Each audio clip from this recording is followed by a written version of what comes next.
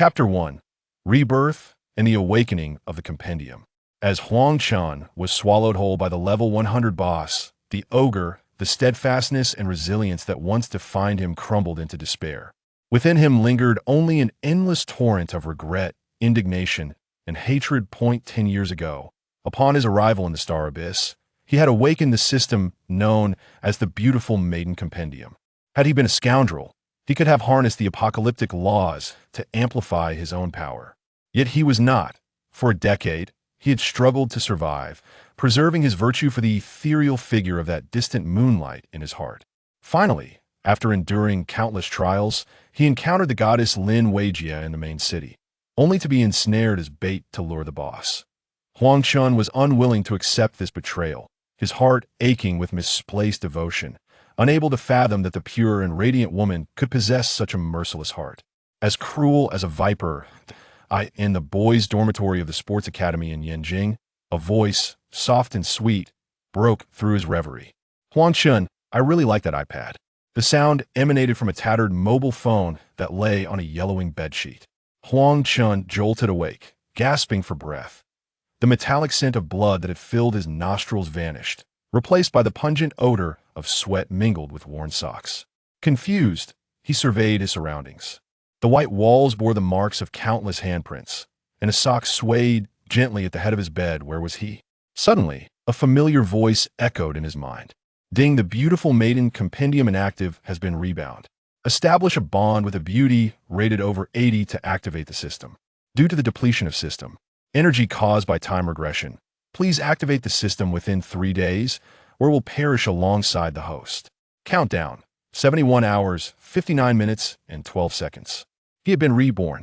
Huang Chen's dazed gaze sharpened as it fell upon the phone. Memories surged forth like a relentless slideshow, merging the image of the pure goddess he had revered for years with that of the treacherous woman she had become. Wait, are you suggesting that ascension is imminent?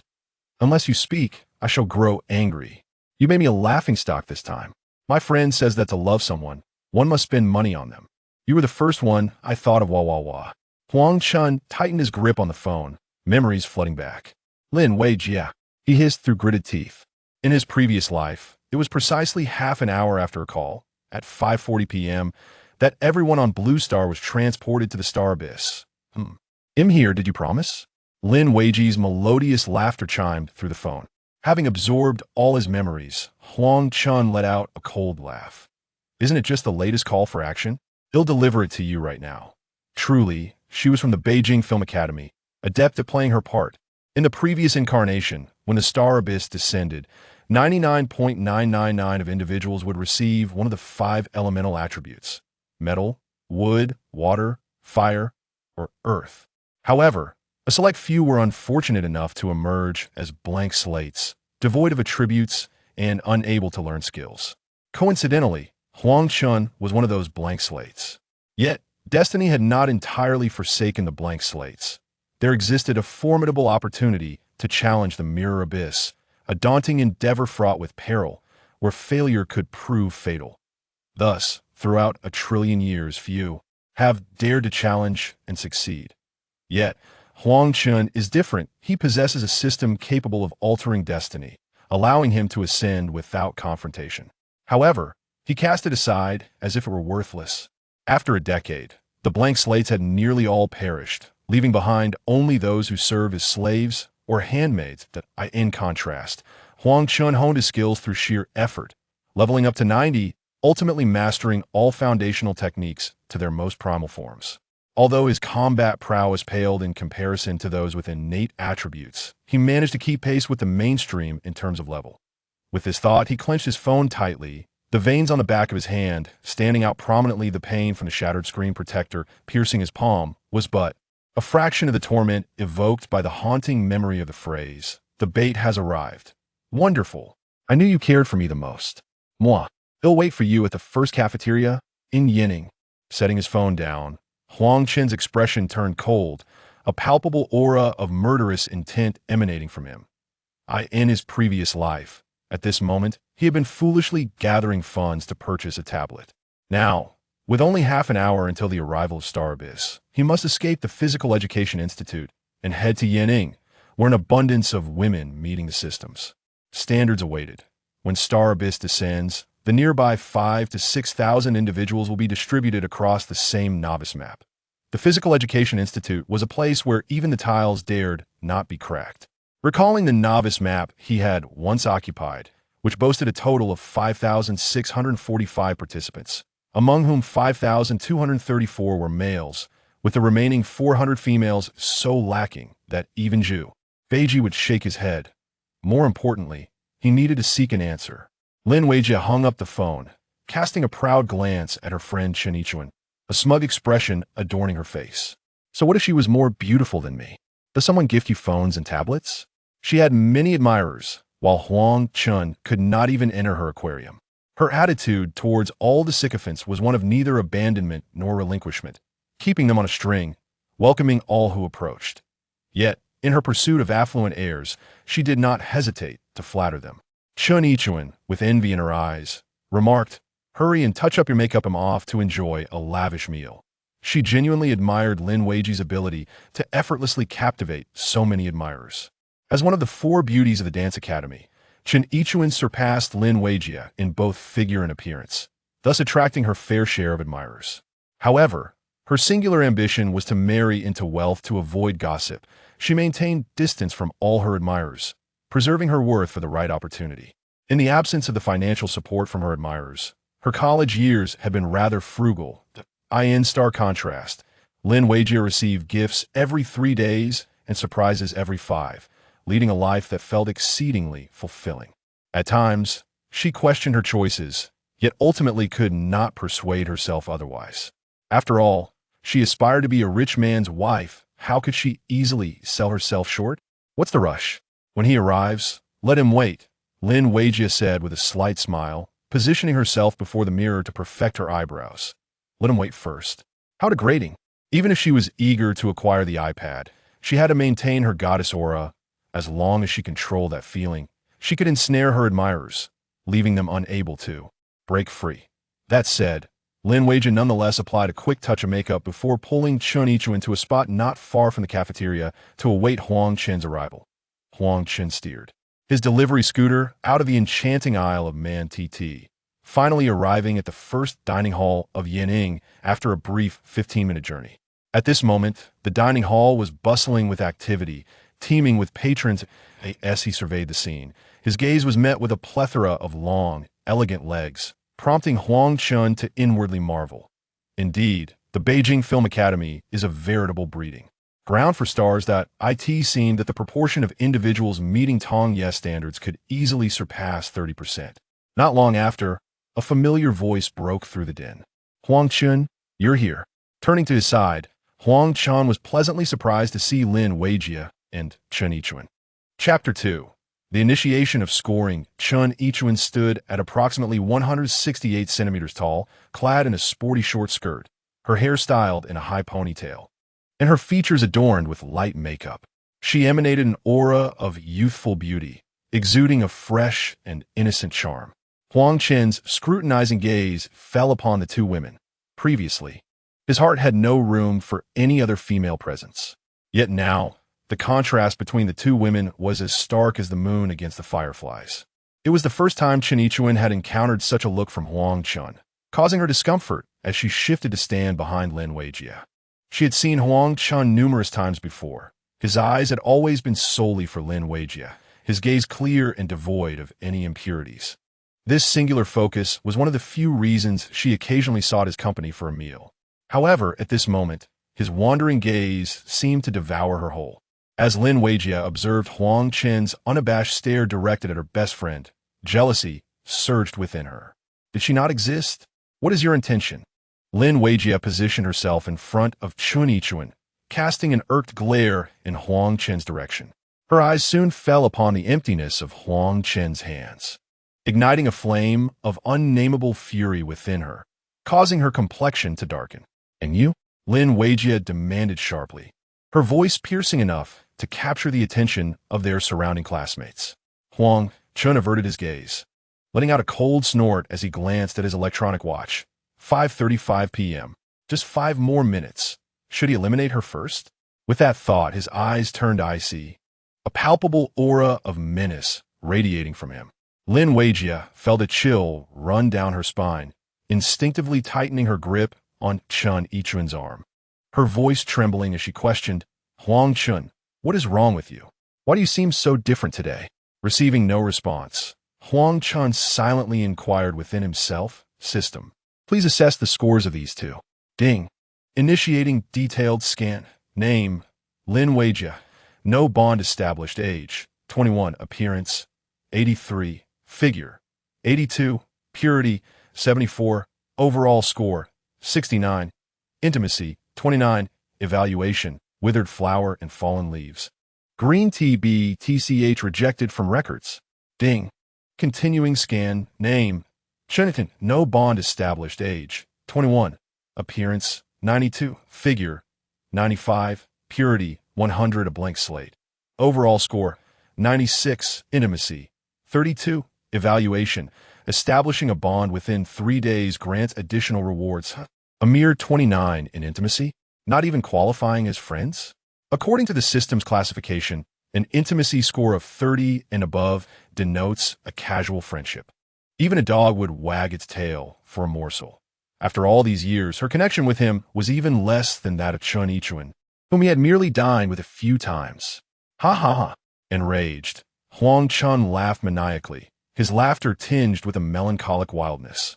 Turning back, Huang Chen's expression morphed into one devoid of any distractions, leaving only raw, unadulterated desire. Lin Weijia, startled by his sudden outburst of laughter, instinctively retreated a couple of steps, positioning herself behind Chen Yichuan, her hand resting on Chen Yichuan's waist. The raucous laughter drew the attention of more students, who began to gather around. Just then, a sharp voice rang out from the crowd. "Hey kid, are you on fire?" As the sound subsided, a man, standing at 6 feet tall and clad in a taekwondo uniform, approached with a muscular physique. The onlookers gasped in surprise. Indeed, it was Chun Hao, the second-generation star. That boy was in for trouble. Chun Hao was known for his propensity to strike even a teacher over trivial disagreements. The woman accompanying him appeared to be his new girlfriend, and given his temperament, it was certain he would resort to violence. Observing their similar builds, one might wonder who would prevail in a confrontation. Unbeknownst to many, Chun Hao was the president of the Taekwondo Association, boasting formidable combat skills. That individual was destined for misfortune. Yet, this was a school. Surely he would not act recklessly. Just watch. Wealth and power do not equate to reason.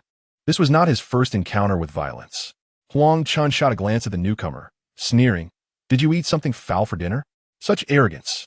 You seek your own demise." Chun Hao, enraged by the remarks, fixed a furious glare on Huang Chen, tightening his black belt. In that fleeting moment, Lin Weijia hesitated, yet her heart swiftly resolved itself. Tears streamed down her face as she shook her head, crying out, "Huang Chen, I have a boyfriend. I love him dearly. Please, do not pursue me any longer." The women from the Beijing Film Academy were undoubtedly adept in the art of performance. A boyfriend? Huang Chen recalled her mentioning a cousin when he brought her milk tea the previous day. Chun Hao was notorious as a pampered playboy from Yenching. Known for his domineering nature, he would throw money around at the slightest provocation. Clearly, in the battle between love and wealth, Lin Weijia had chosen the latter. Chun Hao cast a disdainful glance at Huang Chen's oversized shorts and tattered basketball shoes, his eyes glinting with contempt. "Look in the mirror. Do you think my woman is someone you can covet? Even if I allowed you to, do you have the means to afford a hotel?" Ha ha ha. Laughter erupted among the crowd. Lin Weijia released Chen Yichuan and hurried to Chun Hao's side, linking her arm with his and feigning vulnerability as she said, "Hao, I have rejected him, but he continues to harass me." Chun Hao snorted coldly, pointing at Huang Chen, and barked, "Get lost. If you dare to bother her again, I will strike you every time we meet." In that instant, Chun Hao suddenly struck, delivering a swift kick aimed at Huang Chen's face. Should that kick land, it would surely result in a bruised visage. The surrounding students, eager for entertainment, showed no surprise at Chun Hao's abrupt aggression. However, Huang Chen remained unfazed, his icy gaze fixed on Lin Weijia.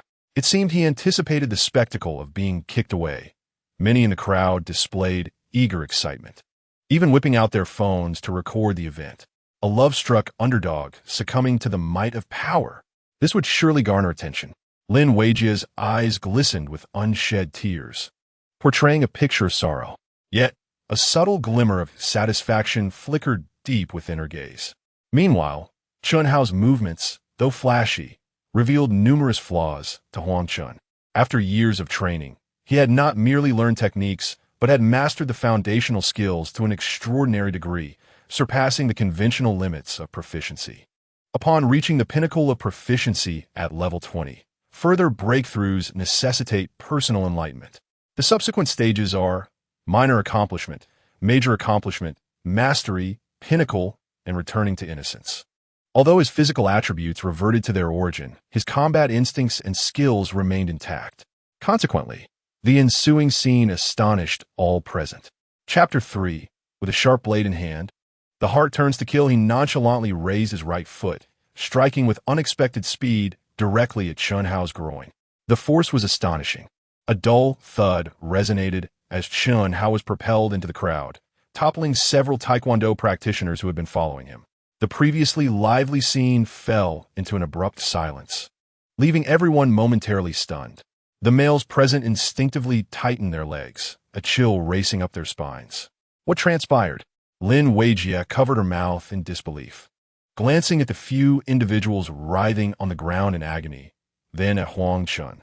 When had he practiced martial arts?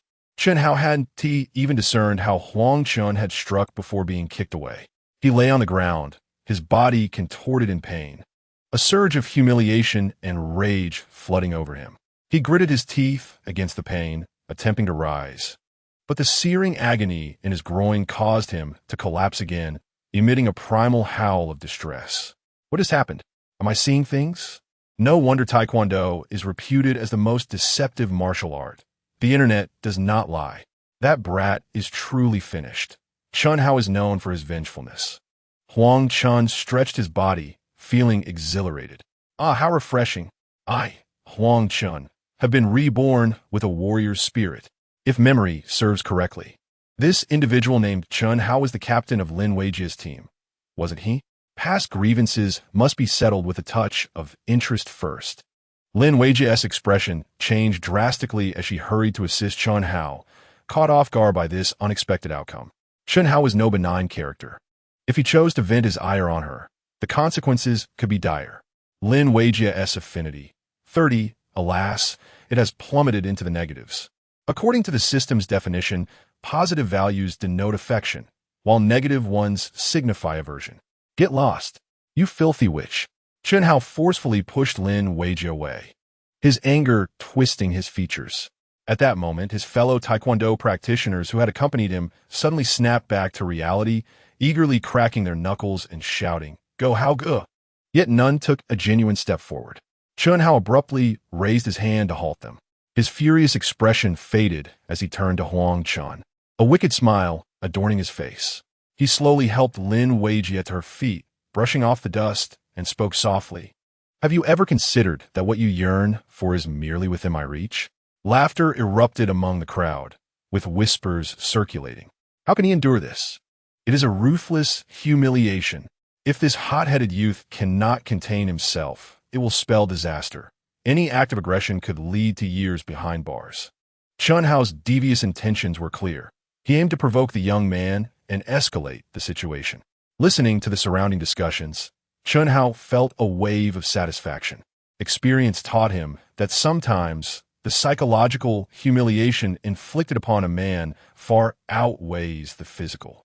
The gentle drizzle had evidently failed to affect Huang Chen.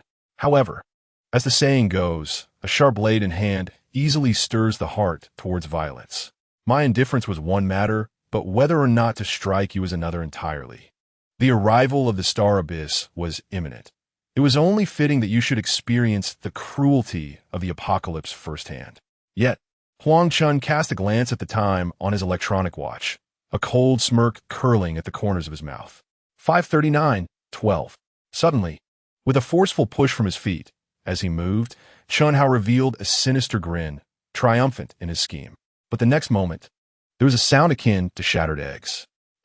Chun Hao's eyes widened, as if they might burst from their sockets, followed by his frantic screams for vengeance. Get him! I want him dead! Stop! At that moment, a woman dressed in a professional white shirt, with a white cup faintly visible, and a form-fitting short skirt emerged from the crowd. Wow! The first goddess of Yenching, teacher by Zhaoning, had arrived. Upon seeing her, the male spectators instinctively swallowed hard. She was simply irresistible. Only 3 seconds remained until the star abyss descended. Huang Chen did not turn around. He merely smiled cruelly. 3, 2, 1, boom! A thunderous roar echoed across the sky, and a pair of enormous, boundless shadows appeared in the heavens above Blue Star. The instant their eyes opened, time froze, and all things stood still. Blue Star. All participants in the multi-universe trial of the 31,415,926th realm. As the voice faded, all humans on Blue Star vanished in an instant. Star Abyss World, Newbie Village 10086. After a flash of white light, over 5,000 individuals clad in unblemished linen garments appeared en masse at the periphery of a forest with a radius of 50 kilometers. Soon after, a colossal light screen materialized in the sky. World announcement: Welcome to the Star Abyss Trial Grounds. This is the 10,086 testing arena. The number of participating tribes is 100 million, with a total of 1 trillion participants. From this day forth, you shall strive to survive within the Star Abyss. This is a grand feast of 1 million tribes competing for supremacy. You will not only battle endless monsters here, but also contend against countless tribes. The victors shall live forever. The vanquished shall descend into oblivion. You must traverse through 50 kilometers of primeval forest to reach the center of the trial ground within 10 days. Then pass through the boundary stone to enter Newbie Village 10086. Failure to arrive by the deadline will result in annihilation. The first 100 million to arrive will receive bountiful rewards. For further details, please consult the 10086 official customer service panel. Next, enjoy your journey through the Star Abyss. As the light screen faded, the 10086 trial ground was immediately filled with cries of despair. Who changed my clothes? Where's this place? Mom, I'm scared. I want to go home. Who knows what just happened? Star Abyss? Multitude of tribes? Exotic beasts? This is too sci-fi. Both inside and outside the trial ground lay untamed forests, sunlight streaming through the layers of branches and casting dappled shadows. Huang Chen took a deep breath, inhaling the damp and decaying scent. He recalled that in his previous life, the fastest individual took just over 5 days to complete the trial. Given his current strength, traversing the 50-kilometer distance should take him merely a day and a half. However, prior to that, the system must first be activated, otherwise it would be futile. Opening the Star Abyss panel, the regional chat interface reveals in the upper right corner, Newbie Village number 10086 population, 5642 male, 1253 female, 4,389. A slight smile graces Huang Chen's lips. Quite impressive. He then accesses his personal attributes panel. Name: Huang Chen, male, talent, none, level, 1 experience points, 0-200 health, 160-160 internal energy, 60-60 stamina, 160-160 physical attack, 9 magic attack, 3 total resistance, 1 movement speed, 9 ms, level. Available potential: 0 stamina, 8 1 point of potential, 20 points of health, 20 points of stamina. Strength: 9 1 point of potential, 1 point of physical attack. Agility: 9 1 point of potential, 1 ms of movement speed, 1 point of attack speed. Internal skill: 3 1 point of potential, 1 point of magic attack, 20 points of internal energy. Resistance: 5 points of potential, 1 point of total resistance, 1 point of basic immunity. Reduces effect durations, 1 point of stun. Slow and burn time. Thanks to years of training as an athlete, many of his potential values far exceed those of the average person, whose stats typically hover around 4 or 5 points. Finally, he opens the skills panel, which is utterly bare. The panel will be simplified or perhaps placed in a segment later. Huang Chen gathers his strength and delivers a punch to a sapling nearby, its trunk snapping in response. Despite feeling the enhancement of a return to basics martial technique, why does it not reflect on the panel? Must one learn the technique anew for it to manifest? Suddenly, Huang Chen breaks into a smile.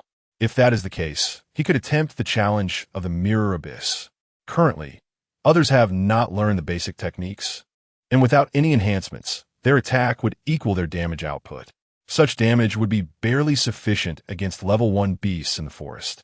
Facing level 2 or 5 would undoubtedly spell disaster. Fortunately, level 1 beasts constitute over 90 of the forest population. Even so, in his previous life during the trial arena, the casualties on Blue Star reached 15. Now, relying on the 100-fold damage enhancement from his techniques, he consistently deals 900 points of damage, coupled with a 10-fold increase in attack speed. Not to mention level 1 beasts, even level 5 ones would struggle to withstand the force of his unleashed punch. The trial arena now feels safer to him than his own backyard. The primitive forest extends over 300 kilometers, with over 5,000 individuals scattered across this expanse. Approximately one person every 500 to 600 meters. Naturally, positions are random, and it is possible for a few to cluster together. However, traversing the outskirts significantly increases the likelihood of encountering others. After all, most individuals are still in a state of bewilderment upon entering Star Abyss, remaining rooted in place. With no time to lose, and the obliteration timer dwindling to 712,823, he must resolve the system activation issue promptly. Selecting a random direction, Huang Chen dashes forth, his form agile in the forest like a nimble ape. Chapter 4. The Perilous Forest and the Heroic Rescue at this moment. Approximately 700 meters from Huang Chen's advancing direction, two women with waist-length hair fled in a state of panic, their elegant forms barely concealed by their simple garments. By a stroke of fortune, Chen Yichuan and Bai Zhaoning found themselves together in this unfamiliar abyss. In such a daunting expanse, having a companion could dispel many fears. Yet, tragically, they had landed right in the domain of the level 2 beast, the shadow monkey. Shadow monkeys are social creatures, typically found in groups ranging from a dozen to several dozen individuals, and they are among the few species that actively engage in attacks within a mist. These creatures possess an innate tendency to bully the weak while fearing the strong. Bang! A pine cone exploded against Chen Yichuan's forehead, causing her to stumble. "Ah!" she cried out, and Bai Zhaoning quickly halted to assist her. As they ran, their bodies were marred with numerous scratches from thorny vines, and their faces bore the bruises inflicted by the relentless onslaught of the shadow monkeys. In that fleeting moment of respite, a barrage of pine cones and stones rained down upon them. The cacophony was intermingled with the excited chattering of the monkeys. Chen Yichuan and Bai Zhaoning shrieked in pain. "Teacher, I can't run anymore." Chen Yichuan gasped, her feet feeling as if they were encased in lead. In a desperate bid to evade the attacks, she buried her head deep between Bai Zhaoning's bosom. At that moment, her life points dwindled to a mere 5580, while her stamina plummeted to 2580. The continuous flight and panic had drained her reserves. Bai Zhaoning cupped Chen Yichuan's head with her hands, leaning over her own in a protective gesture. Her condition was scarcely better. Her life points were reduced to 3880, though her stamina remained at 4,780, having been drained significantly in her efforts to carve a path and shield Chen Yichuan from harm. Suddenly, the relentless barrage ceased. Had the monkey horde retreated? Bai Zhaoning lifted her head in surprise, but her expression quickly turned pale. All around them, shadow monkeys scoured the area for suitable projectiles, each adorned with a 2 above their heads along with a red health bar. At last, Chen Yichuan's emotions shattered, and she burst into tears. "Teacher, I don't want to die. I don't want to die," she wailed. She vowed that if anyone could lead her to safety, she would comply with any request. Despair shone in Bai Zhaoning's eyes. She swallowed hard, unable to muster any comforting words. After all, she was only 28 herself. Suddenly, the monkey horde parted, and a light yellow monkey adorned with a 3 emerged as the leader. The Monkey King observed the two women with a wary gaze. Upon noticing their health bars barely half full, an oddly human-like smile spread across its face. Abruptly, the Monkey King raised its right hand, clutching a stone the size of an infant's fist. As if responding to a command, the entire troop raised their projectiles in unison. Are we to perish? Bai Xiaoning thought bitterly. Chen Yichuan grasped Bai Xiaoning's hand tightly, her tightly shut eyelids fluttering in frantic anticipation. In that instant, poof! The monkeys began to shriek in alarm, scrambling up the trees in a panic. The Monkey King swiftly ascended the tree, his expression a tumult of emotions as he gazed intently at a figure gradually emerging behind the two women. His right hand hung limply, blood dripping from his light-colored fur, the result of a stone that had struck him from that very direction. Creak, creak. In Chen Yichuan's eyes, Huang Chen approached, stepping carefully over the fallen leaves and branches, as if descended from the heavens. Chen Yichuan sank to the ground, her sobs trembling with the relief of survival, her throat constricted as if choked, rendering her speechless. Huang Chen walked slowly to the side of the two women. He had initially intended to casually activate the system, but fate had conspired to present him with a heroic rescue scenario, complete with a 2-for-1 deal. This should significantly reduce the difficulty of winning over Chen Yichuan. Wow! Huang Chen. Chen Yichuan's emotions spiraled as she grasped his hand, rising to bury her face in his chest, weeping uncontrollably. It had been a close call. She thought she was going to die. Chen Yichuan affinity, 10, Bai Xiaoning affinity, 40, only a 10-point increase for saving a damsel in distress. Yet it made sense. The closer one got to the end, the harder it should be to elevate such affinity. Huang Chen was not very familiar with Chen Yichuan, having merely heard Lin Weijia's complaints about her materialistic tendencies. But did it truly matter? As long as the system acknowledged it. He had only 3 days, and there was no time to nurture feelings slowly. It was time to employ some strategies. As for the affinity issue, as the saying goes, feelings grow with time. Affinity could be cultivated gradually. Thank you, classmate. Bai Xiaoning steadied herself against the trunk, her legs quaking uncontrollably, barely able to support her 96-pound frame. At the sound of her voice, even Huang Chen, with his usual composure, was momentarily taken aback. Beautiful. Perfect. The comparisons of beauty, fish sinking, swans alighting, the moon eclipsing, flowers blushing, seemed trivial in her presence. Pure yet alluring, noble yet graceful. Ding! Detected a beauty meeting the criteria. Would you like to view detailed information? View. Initiating detailed scan. Name, Bai Xiaoning. Age, 28. Appearance, 95 points. Figure, 95 points. Purity, 99 points. Overall score, 97 points. Affinity, 40. Evaluation, the quintessential beauty at the peak of ripeness. Capture, double rewards. A score of 97? Aside from the 99 points of the Vermilion Bird Empress he had glimpsed in his past life, Bai Xiaoning was the most impressive beauty he had encountered in a decade, and he had merely caught a distant glance of the Vermilion Bird Empress. How could that compare to the proximity of Bai Xiaoning? Classmate. Bai Xiaoning half-turned, brushing her bangs from her forehead, accustomed to the reactions of men by now. Huang Chen regained his composure, maintaining his stoic demeanor, merely nodding slightly. Then, Bai Xiaoning shifted her gaze to the surroundings. The monkey troop had not retreated. They remained perched silently in the trees, seemingly waiting for something. What should we do now? Bai Xiaoning inquired, her voice tinged with anxiety. Huang Chen remained silent, gently pushing aside Chen Yichuan before bending down to pick up a stone, weighing it in his hand. Monkeys are notorious for preying on the weak. Their reluctance to retreat stemmed from their assessment of their opponent's strength. In such circumstances, demonstrating sufficient deterrence would naturally compel them to withdraw. With a swift motion, the stone sliced through the air, precisely embedding itself in the Monkey King's forehead and exiting from the back of its skull. The accuracy and lethality of the basic concealed weapon, enhanced by a return to simplicity, were indeed formidable. Even in death, the Monkey King retained an expression of wariness on its face.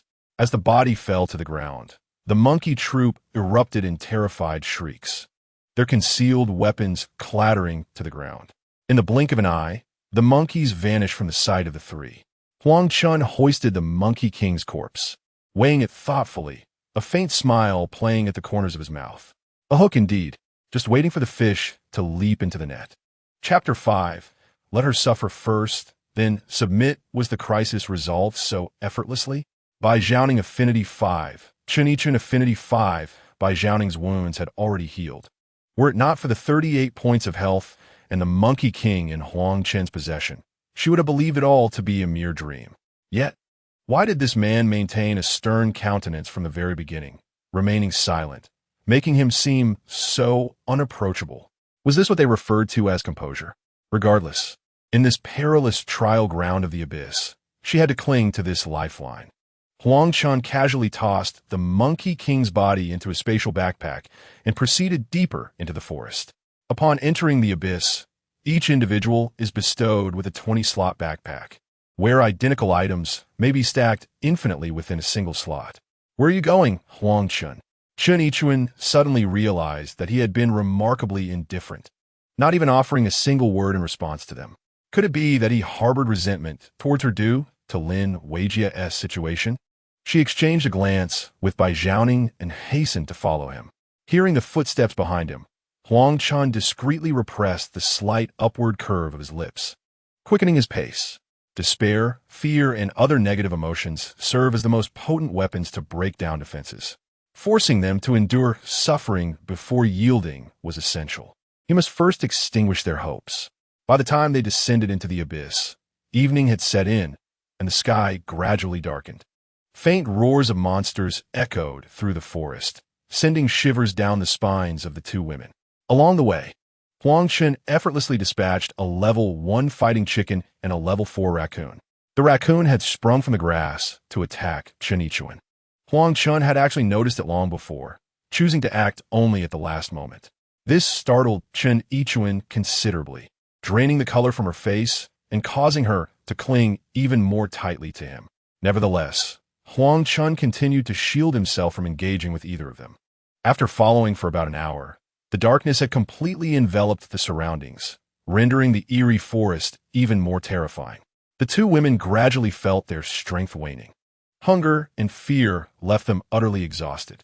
Seeing that Huang Chen showed no signs of halting, Chen Yichuan could no longer contain herself and grasped his arm, saying, "Huang Chen, I'm scared." And then, Huang Chen paused, looking at Chen Yichuan with keen interest. As Huang Chen finally spoke, Bai Zhaoning gazed at him with anticipation and said, "Classmate, we are utterly exhausted. We simply cannot keep up with you. May we rest for a while before continuing?" Noticing Huang Chen's gaze upon her, Bai Jia added, "I am Bai Zhaoning, a pure counselor. What does it matter to me if you choose to stop?" Huang Chen retorted dismissively. Chen Yichuan's voice rose an octave. "What do you mean? Are you going to abandon us here? Are you not a man?" She mused that Huang Chen was ignoring her due to his grievances with Lin Weijia, yet she never fathomed that he would leave them stranded in such a desolate place. Softening her tone, she pleaded, "I assure you, the matter with Weijia has nothing to do with me. Please, don't leave me behind." Huang Chen coldly scoffed. "What concerns you has nothing to do with me. And what do I have to do with you? If you delay my arrival at the boundary marker, who will compensate for my losses?" Disappointment flooded Bai Zhaoning's eyes. She had not anticipated that this man could be so selfish. Tears glimmered in Chen Yichuan's eyes as she asked, her voice trembling, "Why don't you care about me? Why have you rescued me time and again?" Huang Chen brushed Chen Yichuan's hand away, replying nonchalantly, "It was merely a matter of convenience. They were not yet desperate enough." He thought it best to let them linger a while longer. "Huang Chen, I know you harbor resentment." Before she could finish, he had already turned and pushed through the underbrush, striding ahead. As time passed, the forest grew darker, making progress arduous. Huang Chen contemplated. Nightfall is the hunting hour for high-level monsters. The beast's lurking methods are manifold, rendering travel unsuitable. I must find a place to rest, preferably a cave. After all, attending to serious matters is paramount. Having lost the candlelight, at the very least, we should secure a proper shelter. Fearing that the two women might lag behind due to fatigue, Huang Chen slowed his pace. At last, after 20 minutes, he discovered a cave. Huang Chen gathered some dry twigs and began roasting a chicken at the cave's entrance. In no time, the aroma of roasted chicken wafted through the air. The two women sat across from Huang Chen, eyes fixated on the dripping grease, swallowing hard. Though missing a meal was typically inconsequential, today's tension, fear, and the prolonged journey had left them ravenous. Shortly, Huang Chen tore off a chicken leg, its fragrance intoxicating. Then, under the expectant gazes of the two women, Huang Chen slurped the dripping juices as he walked further into the cave. Huang Chen, Chun called out, "Is there something you need? Could you share some with us?" "I am truly starving." "Ah, that is not possible," he replied. Within the interface, Bai Zhaoning's intimacy level had dwindled to a mere 5 points, teetering on the brink of disdain. Yet what did it matter? Huang Chen gazed at their exquisite features and well-proportioned figures, realizing he had been blind before. Now, with clarity, he found them undeniably captivating. Noticing the chicken was nearly ready, he cleared his throat and said, "I might be willing to share, but only under one condition." Chun, who had been despondent, perked up and asked what condition. She, an exalted goddess, has repeatedly lowered herself, yet it is simply impossible for her to beg. Bai Zhaoning, too, finds herself in a similar predicament, especially since she is not well acquainted with Huang Chen, leaving Chun to handle all communications. Huang Chen's lips curled into a smirk as he calmly declared, "Be my woman." The two women were momentarily taken aback, their faces flushing crimson. How could he utter such words?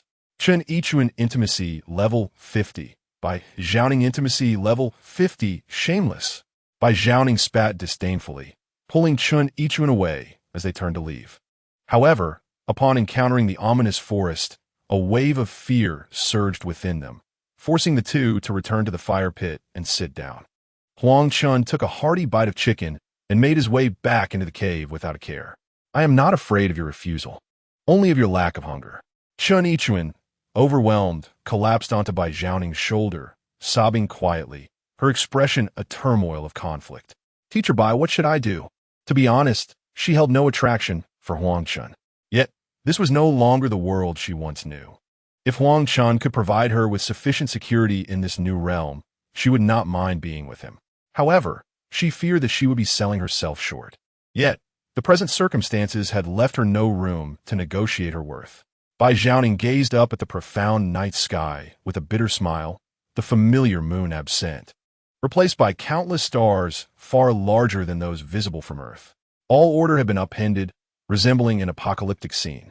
An apocalypse, a graveyard for heroes, a hell for beauties. As night deepened and the hour grew late, Chun gradually found her resolve amidst her struggles and rose to enter the cave. Inside, her cheeks flushed, her gaze inadvertently drifting to the roasted chicken hanging from the branches. After a moment, seemingly rekindling her determination, she fixed her fervent gaze on Huang Chen and softly murmured, "Just this once." Huang Chen did not expect her to yield so quickly. The tales of my former friends were indeed true. In the early stages of this starry abyss, beauty was the most inexpensive commodity. Watching Huang Chen lost in thought, Chun's toes nearly dug into the ground in anxiety. Why hadn't he agreed? Had he changed his mind? What should she do? Without his protection, she couldn't even survive 2 days, let alone reach the boundary stone. No. She stole another glance at the roasted chicken, her expression hardening. "I am truly starving. I beg you, will 2 times suffice?" Huang Chen suddenly laughed with his supercar. "Who needs a bicycle?" Just then, a voice floated in from the cave entrance. "Wait, I'm coming." Huang Chen stared in astonishment at the graceful figure illuminated by the dim firelight. "Teacher." Chun had finally mustered her courage to enter after waiting for Bai Zhaoning to fall asleep.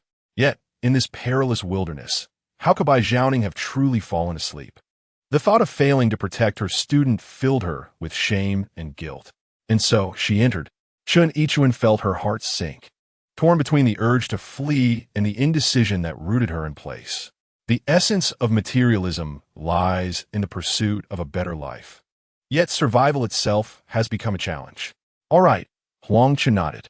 "Congratulations to the host for successfully establishing an emotional bond with Bai Zhaoning, activating the system. Initiating mutual bond. The life force and magical energy of one party will be restored while simultaneously benefiting the other. One party's potential will increase, and the other will receive a corresponding boost.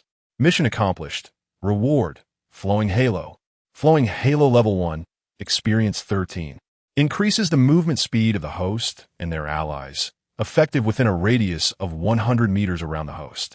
Movement speed is enhanced by 5 meters per second for every beautiful figure within that range. System warning: if intimacy remains negative for 10 consecutive days, the bond will be dissolved and rewards retracted. The halo that enhances movement speed can also be upgraded. This is an extraordinary boon. In the Star Abyss, active skills are largely homogenized. Once the level is attained, anyone can learn them. However, passive skills like halos are exceedingly rare, with stringent upgrading conditions. Only a select few will ever emerge. In the previous life, those who possessed halos were coveted by all major factions. Even the most modest flowing halo, which merely increases speed by 1 meter per second, could elevate one to the status of a distinguished guest. Currently, Huang Chen boasts an agility of 9, resulting in a movement speed of 9 meters per second. With a halo, this escalates to 14 meters per second. In the early stages, evading monsters will be immensely gratifying. However, in later phases, as goddesses become more abundant, even frail mages within the halo could transform into swift harbingers of death. Imagine mobile turrets on the battlefield, evading assassins while casting forbidden spells. Such a sight would be utterly shameless. Yet, what does it mean to dissolve the bond? In this new life, he has resolved to seek desire rather than emotion. What was that notification about the bond? Bai Zhaoning rose and inquired softly. Huang Chen replied slowly, "This is my unique system. Any woman connected to me can attain this bond. With this bond, our strength will mutually enhance each other." There was nothing to conceal about this matter. The benefits of the bond were tangible. Bai Zhaoning appeared astonished. Is there really such an unorthodox system? Does that mean as long as the bond is strong enough, you become invincible? Invincible? Huang Chen shook his head, not by a long shot. In the Star Abyss, among billions of races, some high-level martial worlds possess innate attributes nearing 1,000, with potential increases of dozens or even hundreds at each level. Those individuals hold a significant advantage in the Star Abyss compared to Blue Star.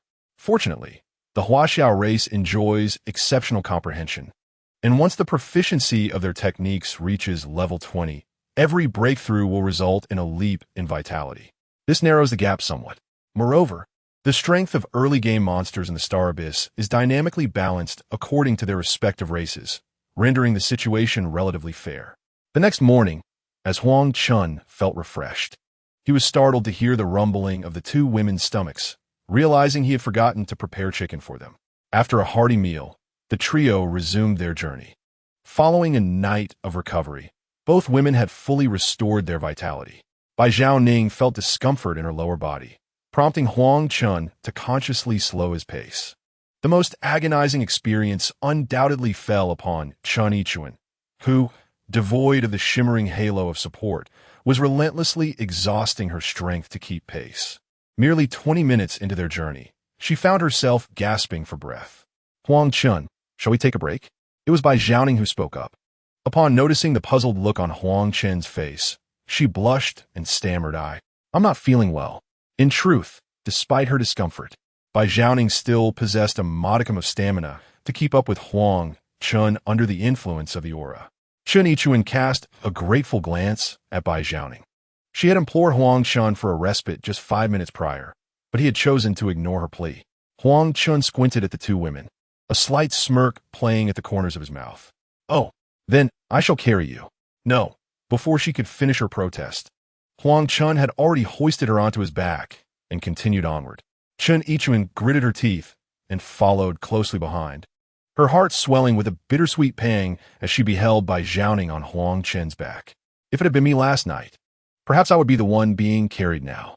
Bai Zhaoning cast Chen Yichuan a look filled with guilt, but Chen Yichuan averted her gaze, unable to shake the feeling of loss that lingered in her heart. At that moment, a hissing sound echoed ahead, and a formidable python stood erect, blocking the trio's path. Its head crowned with a glaring numeral 5. A startled cry erupted, piercing Huang Chen's eardrums. The ten-devouring python, known for its tough hide and ferocious attacks. It was a rather troublesome, low-level monster. In his previous life, it typically required a small team of 5 to safely defeat such a creature. However, in the present, this beast appeared rather insignificant before Huang Chen. Yet, noticing the pale faces of the two women out of the corner of his eye. A plan began to crystallize in his mind. Before he could think further, the 10-devouring python lunged, its mouth agape, striking towards them with blinding speed. Huang Chen sidestepped, delivering a powerful kick to the snake's head. However, the snake retaliated with a sweeping tail. He could have easily caught it, yet he exposed himself, stepping forward to shield the two women. Crack! The python's tail struck Huang Chen's waist with tremendous force, sending him flying. As he rose, he found his health diminished by 80 points instantaneously. Damn it, I've overestimated my abilities. His current strength relied entirely on his techniques, and his fundamental attributes remained woefully low. A second hit could very well spell his demise. Huang Chen. The frantic cries of the two women rang out simultaneously, their wide eyes brimming with terror. Ding! By Zhouning Affinity 35. Chen Yichuan Affinity 35. After sending Huang Chen flying, the python turned its attention to Chen Yichuan, its cold eyes glimmering with a hint of excitement as it lunged to bite her. Terrified, Chen Yichuan's legs turned to jelly, and she collapsed to the ground, her mouth agape, but unable to produce a sound. Just as the serpent's jaws were about to close around her, a stone struck its eye with pinpoint accuracy, deflecting its head and causing it to crash into a nearby towering tree. The 10-devouring python let out a pained hiss, swiftly coiling its body, dark red. Foul-smelling blood oozing from the wound.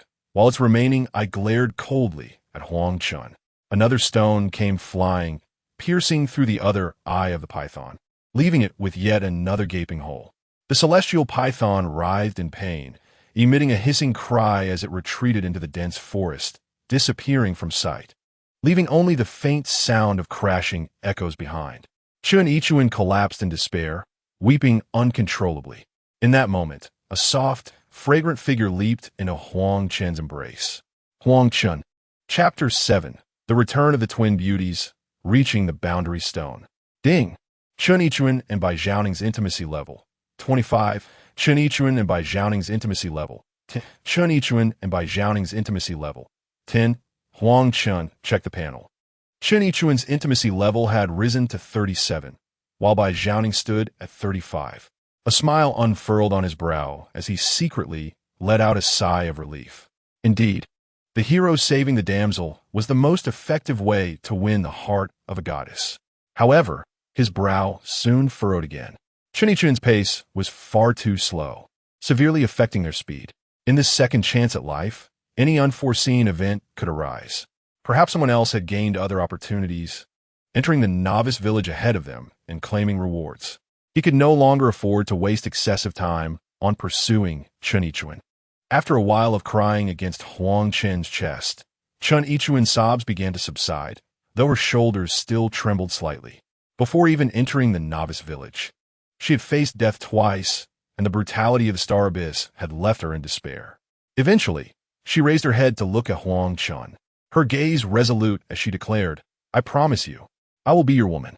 Upon hearing this, Huang Chen lowered his head, noticing the glistening tears on her eyelashes and the slight redness at the tip of her nose, a sight so enchanting that it stirred a sense of compassion within him. It should have been this way. Why endure such suffering? A mischievous smile crept onto Huang Chen's face as he continued. Then let us not wait for an auspicious day.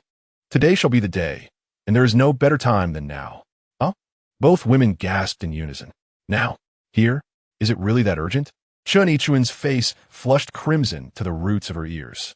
Huang Chen nodded and asked, "Do you know why you struggled to keep up with Zhaoning today?" He assured her, with the authority of the author, that his intentions were purely to grow stronger, not driven by lust. "Why?" She stammered. "Because being with me will make you stronger." As his words fell, his slightly rough hands grazed the delicate, smooth contours of her exquisite face. Chen Yichuan's entire body tensed as if struck by an electric current. The pristine cloth garments were provided by the system, impervious to damage and untainted by external filth, impossible for unwilling outsiders to remove. Yet at that moment, two pieces of attire slipped down, falling to the ground like a carpet. Each inch of her snowy skin touched by Huang Chen's fingertips sent shivers coursing through her. "Ding! Congratulations, host, for successfully establishing a bond with Chen Yichuan, unlocking feedback from the bond with Chen Yichuan. One party's life and mana recovery simultaneously reflects upon the other. One party's potential increases, while the other receives a corresponding boost. Mission complete. Reward. Dream Butterfly Halo. Dream Butterfly Halo Level 1 Experience 23 increases the stamina, life, and mana recovery of the host and their allies by 500 per second for each beautiful person within a radius of 100 meters. Current stamina, life, and internal energy recovery speed 5,210 points per second. What happened? Huang Chen tenderly kissed Chen Yichuan's forehead, the crystalline beads of sweat carrying a hint of youthful fragrance. Chen Yichuan shyly buried her head in Huang Chen's chest, softly murmuring, originally, before encountering the colossal serpent. My stamina was nearly depleted, yet, suddenly, it seems to have replenished completely. Even now, it remains full. Huang Chen chuckled, explaining, that is the effect of the dream butterfly aura. Subsequently, they donned their gear, and Huang Chen elucidated the origins and effects of the two auras to the two women. Both ladies were momentarily taken aback. The effects of the auras were directly proportional to the number of goddesses, with their current life points at 80. Did this imply that possessing 16 goddesses would render them immortal, provided they were not instantly vanquished? Moreover, the greater the number of goddesses, the more auras they would possess, resulting in a myriad of enhanced effects. The upgrading of auras was also linked to the number of goddesses. If Huang Chen were to gather 1,000 goddesses, suddenly, both women widened their eyes, scrutinizing Huang Chen. They sensed that he might be ensnaring them in a trap, yet lacked any evidence. Nonetheless, the harsh environment of the Star Abyss, as exemplified by the trial grounds, made it evident that as vulnerable women, they indeed required the protection of a formidable man to survive until the end. This individual could be Lin Chen or Li Chen. Why could it not be Huang Chen? With this thought, the tension between them eased, and a certain misunderstanding quietly dissipated. Ding! Chen Yichuan's intimacy level, 42, by Zhaoning's intimacy level, 45, remarkably. Their intimacy levels soared to 80. For clarification, an intimacy level below 0 denotes aversion. 0 to 30 indicates strangers. 30 to 50 signifies friends. 50 to 80 represents close friends. Above 80 indicates affection. Above 90 indicates deep fondness. Reaching 100 signifies complete emotional and physical belonging. Time had slipped away for half a day, with both women now fully on board. Huang Chen no longer needed to conceal his prowess. He must hasten to the novice village to prevent any unforeseen complications as night approached. Having recently tasted forbidden fruit, Chen Yichuan had fought for over 3 hours. Although her stamina was now ample, her entire body remained weak, rendering her unable to walk. Thus, Huang Chen carried her onward. With the combined effects of the recovery and the 10-meter per second flow aura, by Zhaoning's speed, reached 15 meters per second, translating to 54 kilometers in an hour. Of course, this speed was on flat terrain. Even so, traversing through the dense forest, the trio maintained a pace of 7 meters per second, completing the remaining distance in under 2 hours. After all, their stamina restoration surpassed their expenditure, eliminating the need for rest. Along the way, when confronted by monsters, Huang Chen swiftly dispatched them with a mere stone. Finally, after over an hour of trudging, a towering boundary stone, carved entirely from a colossal gray-white boulder, loomed before them. Standing approximately 50 meters tall and resembling a solemn, elongated rectangular prism, it exuded an air of grandeur. Huang Chen gently set down Chen Yichuan and approached the boundary stone with deliberate steps. This was his second visit. He vividly recalled his first arrival, fraught with disarray. Today, he stood as the first among millions to reach this place, untouched and unscathed. I shall enter first, followed by Zhaoning, and Yichuan last. Remember to conceal any information. Do not become a target. After Huang Chen spoke, he was the first to place his hand on the boundary stone. Instantly, a brilliant flash of white light surged forth, followed by the emergence of a colossal luminous screen in the sky of Xingyuan. Subsequently, 3 announcements materialized before everyone's eyes. Congratulations to the Huaxia clan, Anonymous, for being the first to reach the novice village, taking 0 days, 19 hours, 20 minutes, and 53 seconds. You have received substantial rewards. Congratulations to the Huaxia clan. Anonymous, for being the second to reach the novice village, taking 0 days, 19 hours, 20 minutes, and 58 seconds. You have received substantial rewards. Congratulations to the Huaxia clan. Anonymous, for being the third to reach the novice village, taking 0 days, 19 hours, 21 minutes, and 3 seconds. You have received substantial rewards. The top 3 of the trial grounds have been determined. Subsequent arrivals will no longer receive announcements.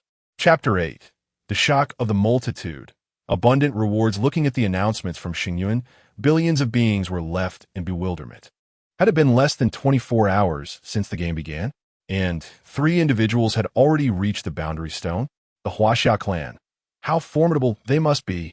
In the 10,000 trial grounds, a young man kicked away an approaching level 2 serrated rat, his gaze cold as he contemplated the vanishing light screen. The Huaxia clan? Their ancestral records made no mention of this race. Could it be a bloodline lost in the source universe from some great emperor? Regardless, if they were to encounter the Huaxia clan in the future, caution was paramount.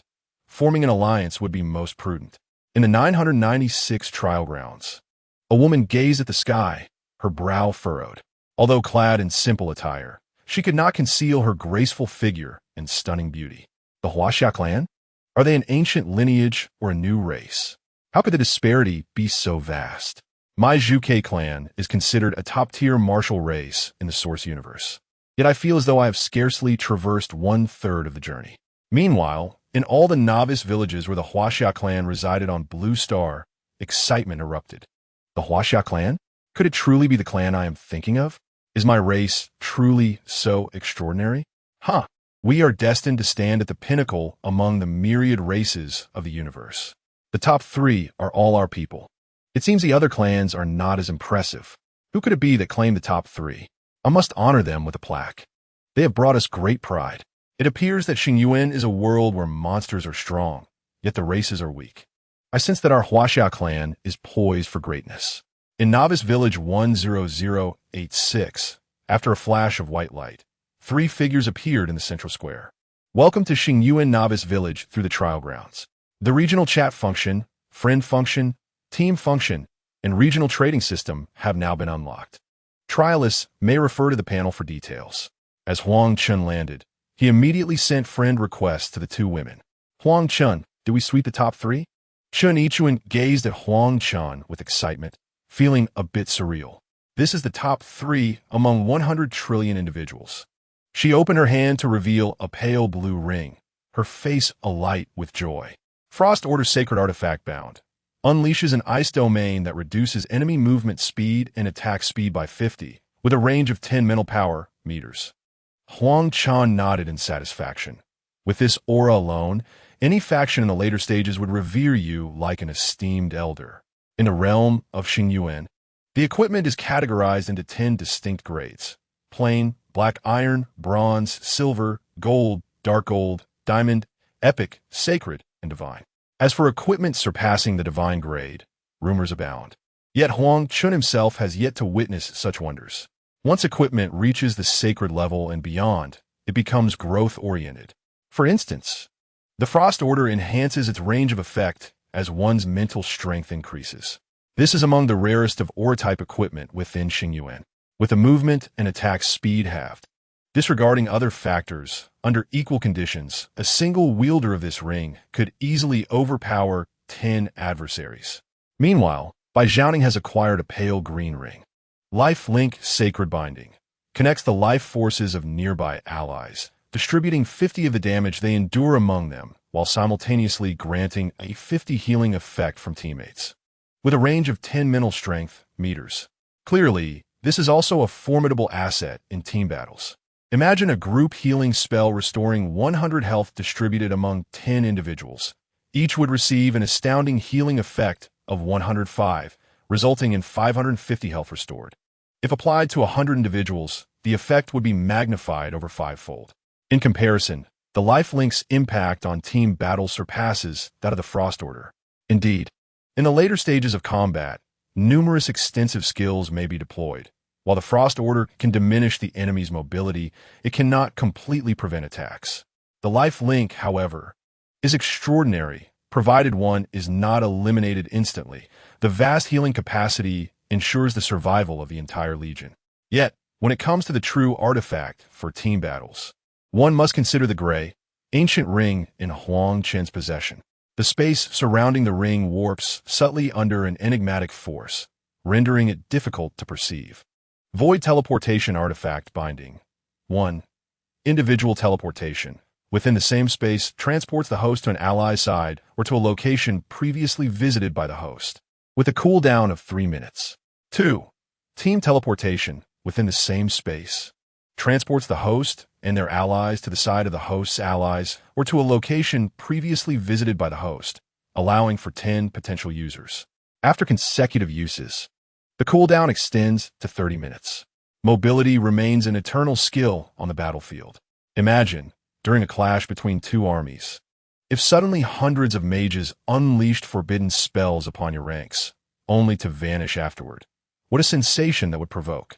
After reviewing the rewards, Huang Chen led the two women to the martial arts pavilion in the novice village to learn fundamental techniques. The pavilion, grand and imposing, occupies a significant portion of the novice village, standing out like a skyscraper in a modest mountain hamlet. Inside, the first room on the left houses the martial instructor. Here, anyone may learn basic techniques. Notably, the entities within Xingyuan are not the cold, mechanical beings one might expect. Rather, they are remnants of tribes that once failed within Xingyuan, now imbued with emotions and thoughts, yet irrevocably part of the order of Xingyuan. The two women, in unison, chose to study basic swordsmanship and basic agility, receiving a non-attribute wooden sword as a gift from the system. To learn skills, one must reach level 10, awaken their talents with the adjacent instructor, and then return to the martial instructor to acquire skills corresponding to their attributes. Before reaching level 50, foundational skills can be acquired from the martial arts master. However, advanced skills are exclusively obtained through dungeons and various achievements. Skills are categorized into 3 primary types: combat, magic, and support. Combat and magic skills are intrinsically linked to strength and internal power, while support skills are solely dependent on proficiency. This results in support players typically investing entirely in physical attributes, rendering them formidable tanks. A trialist endowed with a unique talent can choose to specialize in one direction or pursue multiple disciplines. Yet, diversifying their focus significantly diminishes their combat effectiveness, leading most trialists to select a singular path between combat and magic, with perhaps a few auxiliary skills as a supplement. Huang Chen has yet to learn any basic techniques. The fundamental moves he employs are the highest caliber, yet due to his lack of formal training, the system presumes he is unacquainted with them. This is also the foundation of his resolve to challenge the Mirror Abyss. Glancing at the central building of the dojo, he observed an elderly man, exuding an air of ethereal grace, seated before an ancient mirror. To challenge the Mirror Abyss, one must enlist the elder's aid and subsequently enter the abyss through the mirror. According to the leaderboard, throughout countless ages, only 288 individuals have succeeded in this challenge. The record was established by the 999th generation of the Shili tribe, Duanmu Shi, who triumphed in a mere 12 days, while the 288th ranked individual took a full 30 days to conquer it. Shaking his head, Huang Chen departed the dojo with the two women. He needed to utilize the remaining time today to foster their growth before he could confidently embark on a challenge. Drawing from his experiences in a previous life, he knew that the primary forces of Huaxia would gradually arrive in the novice village after the 7th day. The novice village itself is relatively safe, with only the 1st and 2nd level monster zones posing minimal risk, while venturing into the more distant 3rd level areas could result in perilous encounters. This situation had previously led to a scarcity of novice monsters. In the Star Abyss, resources and food must be procured with gold coins, which are primarily dropped by monsters in the early stages. Consequently, beauty is exceedingly undervalued in these initial phases. As hunger knows no bounds, it is imperative to note that the monsters in the trial arena are genuine, yielding meat upon defeat. However, within the true Star Abyss, the creatures are virtual, and food can only be acquired through gold coins in the marketplace interface. Time is of the essence, and Huang Chen is uncertain about the duration required for his challenge, nor does he know if he will emerge victorious. In his absence, the survival of the two women poses a significant concern. Presently, both women possess sacred-grade equipment, enabling them to tackle first and second-level monsters with relative ease. And they might even dare to explore the third-level regions. With the main forces yet to arrive, it is an opportune moment to assist them in defeating monsters and accumulating some gold coins. Without hesitation, Huang Chen formed a party and led the two women outside the village. The area inhabited by first and second-level monsters was not far, within a mere 10 minutes. The trio arrived at their destination. They beheld a vast expanse of grassland, dotted with scattered first-level battle chickens and second-level bewildered rabbits, with the territory of third and fourth-level monsters looming in the distance. In the Star Abyss, as long as the virtual monsters do not exceed level 5, their data can be accessed through the panel's viewing function. Huang Chen explained the distribution and vulnerabilities of the monsters to the two women while guiding them to review the information. Battle Chicken 1, Health, 5050, Attack Power, 5, Overall Defense, 0, Movement Speed, 6 meters per second. This statistic is slightly lower than that of the average female in Blue Star, yet for a typical individual whose initial health is around 50 to 100, being struck is still quite painful. However, for the two women who possess a certain aura, these figures might seem rather insufficient. Chapter 9. At the moment of departure, this is the lowest tier of monster in the Star Abyss, with relatively low attack and speed, making it perfect for you to hone your skills. Huang Chen stood 10 meters away from the battle chicken, fiddling with a pebble as he spoke to the two women. Chun Yichuan and Bai Zhaoning exchanged glances, each discerning hesitation in the other's eyes. After all, the monsters in the trial grounds had left them with a psychological shadow. Seeing their indecision, Huang Chen encouraged, "Go ahead. I'll be your support." Huang Chen had already provided them with a brief overview during their journey. If they did not seize the opportunity to enhance themselves before the main force arrived, upgrading safely would become increasingly difficult. With a sense of resolve, Bai Zhaoning took the lead and cautiously approached the battle chicken. As a low-level monster, the battle chicken would not attack proactively upon noticing their approach. It merely lifted its head for a moment before returning to pecking at the grass. Once in close proximity, Bai Zhaoning shouted and struck the chicken's comb with her wooden sword, generating a cutting sound. 5. The battle chicken squawked in pain and retaliated with its iron beak, darting towards Bai Zhaoning's wrist like lightning. A sharp pain shot through her hand as she staggered backward, glancing down to see a bruise the size of a coin forming on her forearm. A blood-red 5 floated above her head. Oh no! The battle chicken flapped its wings and pursued her. In the Star Abyss, any monster that receives an attack will lock onto its target, relentlessly pursuing and assaulting them unless they exit a certain range. 5. The crimson numbers continued to flash above Bai Zhaoning's head. If you get hit again, you'll be done for. Activate your domain and utilize the basic sword techniques. Counterattack. Huang Chen could hardly bear to watch. In such a short time, Bai Zhaoning had already lost 25 points of health. Reluctantly, he activated the flowing water and dream butterfly auras. In his previous life, even the weakest monsters in the novice village were not so pitiful. Perhaps it had been a mistake to directly lead them past the trial grounds challenges. Following Huang Chen's guidance, both women activated their equipment effects simultaneously. The battle chicken suddenly appeared as if it had fallen into a swamp, its movements slowing dramatically. With the enhancement of the flowing water aura, Bai Zhaoning began to evade effortlessly. At that moment, the two women wielded their wooden swords, striking the battle chicken repeatedly. In no time, the creature transformed into a beam of white light and vanished. Subsequently, a notification chimed in their ears. Team kill. Level 1 battle chicken. Experience gained, 1. Huang Chen, that chicken's pecs really hurt. Bai Zhaoning complained as she rubbed the bruised area. Although her health had fully recovered, the bruises remained. Huang Chen chuckled and replied, That is the gentlest of monsters. You must swiftly acclimate yourselves, relying primarily on fundamental sword techniques and basic agility during combat. Once your skills reach level 20, each advancement will herald a significant transformation in your vitality. Noticing the puzzled expressions on the faces of the two women, Huang Chen continued with a smile, stating that some concepts would gradually become clear to them, while others he could not elucidate. Indeed, since their arrival in the novice village, they had harbored a lingering curiosity. Huang Chen was exceedingly familiar with all aspects of Xingyuan, akin to the familiarity one has with their own home.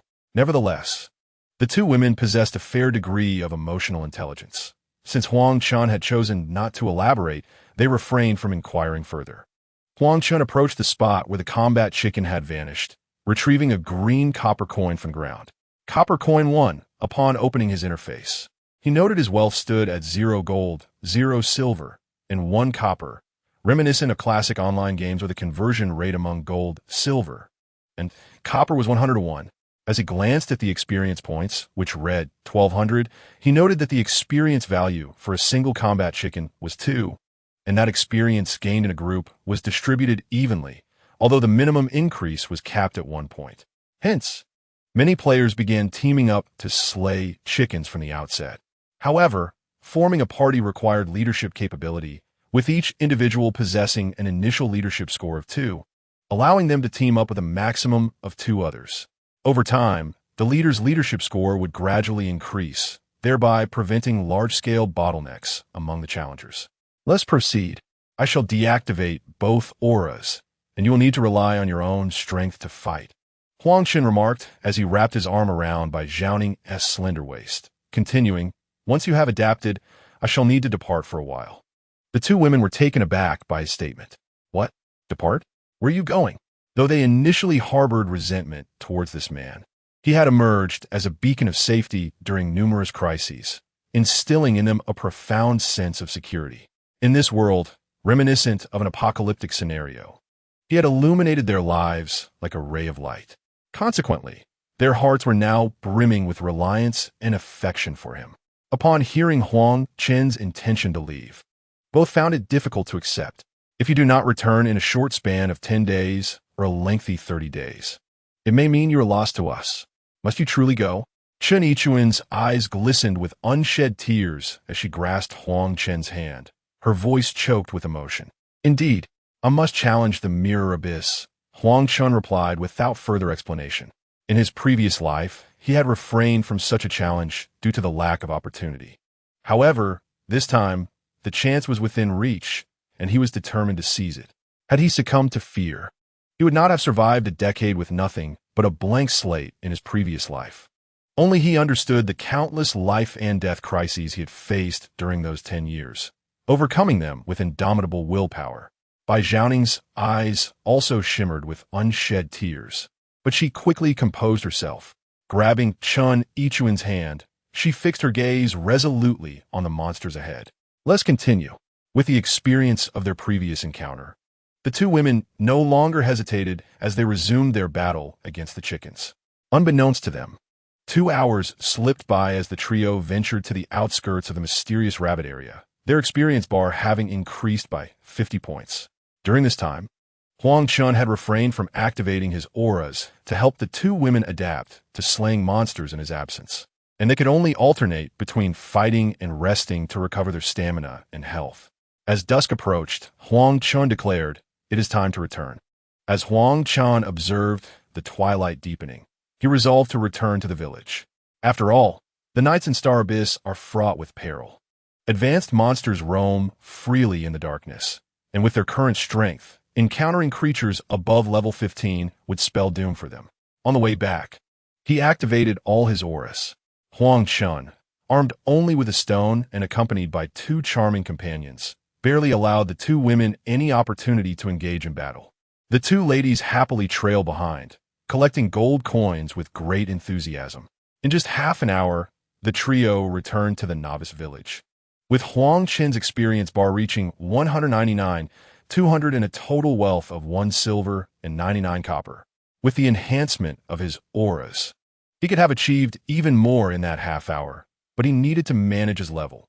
Otherwise, the challenges in the mirror abyss would increase in difficulty. With the two women in tow, Huang Chen gathered some firewood and prepared the 20-odd small animals he had obtained in the trial grounds, storing the cooked meals in his backpack as provisions for his challenge in the mirror abyss. He then spent 20 copper to rent a room at the village inn. Although the novice village was safe at night, sleeping on the streets was hardly a pleasant experience. Ultimately, he divided the remaining 179 copper coins equally between the two women, as this was the last assistance he could provide them before embarking on a challenge. Once inside the novice village, food was primarily obtainable through the marketplace, where 10 copper coins would only suffice for a single loaf of bread, barely enough for a meal. Once the main group arrived, the low-level monsters surrounding the novice village would be insufficient for sustenance, making hunger a common plight in the early stages. However, the main group would not arrive for at least another 5 or 6 days, and with the level advantage and sacred artifacts the two women possessed, Huang Chen was not overly concerned about their survival in the early game. The three settled into the inn. After a hearty meal, Bai Zhaoning felt a sense of unease, knowing that Huang Chen would be leaving the next day. The following day, as the dawn broke, Huang Chen quietly rose and approached the elder at the dojo. The elder, named Wu Yatsi, had all other information obscured. Upon Huang Chen's arrival, Wu Yatsi appeared somewhat taken aback and curious. Over countless years, the fastest record through the trial grounds had been 3 days. Yet, within just over a day of this session's commencement, someone had already reached the novice village. Which tribe possessed such extraordinary talent? After a brief moment of astonishment, Wu Yatsi coolly remarked, "Awakening talents and learning skills can be done in the left room." Huang Chen shook his head, stating, "I am here to challenge the mirror abyss." At his words, a glint of surprise flickered in Wu Yatsi's eyes. A level 1 challenge in the mirror abyss was tantamount to courting death. The mirror abyss consists of 10 levels, each more formidable than the last. Over countless epochs, only 288 challengers had succeeded, none of whom were anything less than the cream of the crop. However, Wu Yatsi merely twitched the corner of his mouth, refraining from dissuasion. Having managed the mirror abyss for over 10,000 sessions, he had long since grown numb to the fates of others. The challenge in the mirror abyss was a matter of life and death, with no concept of failure. Consider it carefully, then place your hand upon this mirror, Wu Yatsi stated, his tone devoid of emotion. Huang Chen took a deep breath, extending his right hand with unwavering determination. Let us begin. Upon his disappearance, a vibrant character, the number 1, materialized on the surface of the mirror. Wu Yatsi shook his head, understanding that the mirror abyss would generate corresponding adversaries based on individual panel data. Faced with the impossibility of utilizing any items and being utterly overwhelmed, the challenge was formidable. He had presided over the assessment passage for countless years and could not conceive of any method to break through. Suddenly, as Wu Yatsi reclined back onto his chair, numerous reflections of himself in the starry abyss widened their eyes, transfixed by the mirror in their hands. The colorful character transformed into the number 2. Remarkably, within a mere 30 seconds, he had successfully navigated the first trial. Within the mirror abyss, a coliseum spanning 400 meters in circumference awaited. Upon entering, Huang Chen found himself in the lower left corner of the arena, where a luminous screen materialized before him. Reading Challenger information. Challenger, Huang Chen 1, Health, 160, 160. Internal Energy, 6060. Stamina, 160, 160. Physical Attack, 9. Magical Attack, 3. All Resistances, 1. Movement Speed, 9 meters per second. Basic Skills, none. Abilities, none. Attributes, none. Please select a weapon. Flying Daggers. You have acquired a level 0. Attribute-less Flying Dagger, unlimited. Matching First Trial Guardian. Match complete. You must defeat 100 level 1 battle chickens within 1 hour. Failure to do so will result in death. A flash of white light revealed 100 level 1 battle chickens evenly distributed throughout the arena. Above, a colossal countdown timer illuminated the sky, ticking down from 1 hour. Indeed, as long as one refrained from learning basic skills, the panel would default to indicating the absence of such skills. Huang Chen quietly exhaled in relief. He had discovered during the universal traversal of the starry abyss that, Despite lacking basic skills on his panel, his attacks were fundamentally enhanced by a return to primal techniques. Thus, he swiftly identified a loophole in the challenge rules of the Mirror Abyss. Fortunately, his gamble paid off.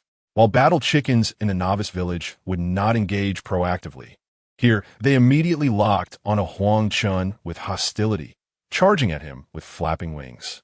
With 4 flying daggers in one hand, he unleashed a flurry of illusions. And in no time, all 100 battle chickens dissipated into white light. Congratulations, Challenger, for passing the first trial. You have 1 hour of rest time. Please indicate whether you wish to continue the challenge. The first trial posed no difficulty, consuming not a shred of Huang Chen's energy, prompting him to decisively commence the second trial. Matching second trial guardian. Match complete. You must defeat 100 level 3 shadow monkeys within 3 hours. Failure to do so will result in death. Huang Chen regarded the notification with a smirk. Shadow monkeys, old friends. At a distance of 50 meters. My projectiles are swift. Within 50 meters, my projectiles are both quick and precise. Meanwhile, in the dojo, Weazi, abandoning his usual languid demeanor, sat upright, intensely focused on the mirror. Xing Yuan safeguards personal privacy. Were it not so, he would be tempted to delve into how this young man managed to surpass the first level. Another 30 seconds elapsed, and the numeral on the mirror gradually transformed from 2 to 3. What a delight! The enhancement from the fundamental concealed weapon is a staggering 100-fold attack. Engaging these monkeys is scarcely different from battling combat chickens. In the third stage, the arena expanded to a radius of 800 meters. The challenge involved confronting 100 level 5 barbarian bulls. Although the bull's charge posed a slight inconvenience, one must not forget that Huang Chen's foundational agility is of the utmost caliber. With precision akin to a phantom, he dispatched each foe with a flying dagger, even managing to complete this stage in an even shorter time due to the bull's rapid charge. As for the fourth stage, the arena's expanse grew to a radius of 1,000 meters, featuring 10 formidable swallowing serpents. 100 beasts, each possessing tenfold strength compared to him, are formidable adversaries in any setting. The 10th level swallowing serpent, with its tough hide and resilient flesh, would require multiple strikes to fell, even if one were to strike its eye. Fortunately, the daggers provided for the challenge, though lacking any enhancements, are leagues beyond mere stones in terms of sharpness and penetrative ability. Utilizing his agility, Huang Chen moved through the throng of serpents like a wraith, each strike expertly finding its mark in the serpent's eyes. Before the mirror, Weazi reclined heavily in a lounge chair. After 20 minutes, should another 30 seconds pass, he would surely be astonished to the point of collapse. Within the inn, Bai Zhaoning gradually awakened, gently pushing aside Chun Yichuan's thigh draped across her abdomen. With a soft sound, Chun Yichuan opened her eyes, still feeling utterly fatigued. After exchanging a glance, Bai Zhaoning blushed and quickly turned her head away. How mortifying! Chun Yichuan shifted on her side, lightly embracing Bai Zhaoning, her gaze glinting with mischief. Bah, how improper! Bai Zhaoning spat, swatting away Chun Yichuan's wandering hand. With a flicker of thought, her unblemished robe donned her frame. From now on, call me sister. Hurry up. After we eat, let us level up. Sister Ning, do you think Huang Chen will return? Miss him? Perhaps. Initially, I found him rather insufferable. Perhaps his injuries have profoundly altered his temperament. Injured so severely? What do you mean? My dear friend Lin Weijia, you know her. Chapter 11. The flying dagger shatters the mirror. 2 maidens defy fate. Huang Chen, having taken over an hour to conquer the 4th stage, listened with curiosity to the system's notification. Why has my intimacy level suddenly increased? Could it be, as the romantic sages say, that affection grows with time? Indeed, last night was rather lengthy. An increase seems reasonable. Huang Chen retrieved a roasted rabbit from his backpack, deciding to rest a moment before challenging the 5th stage.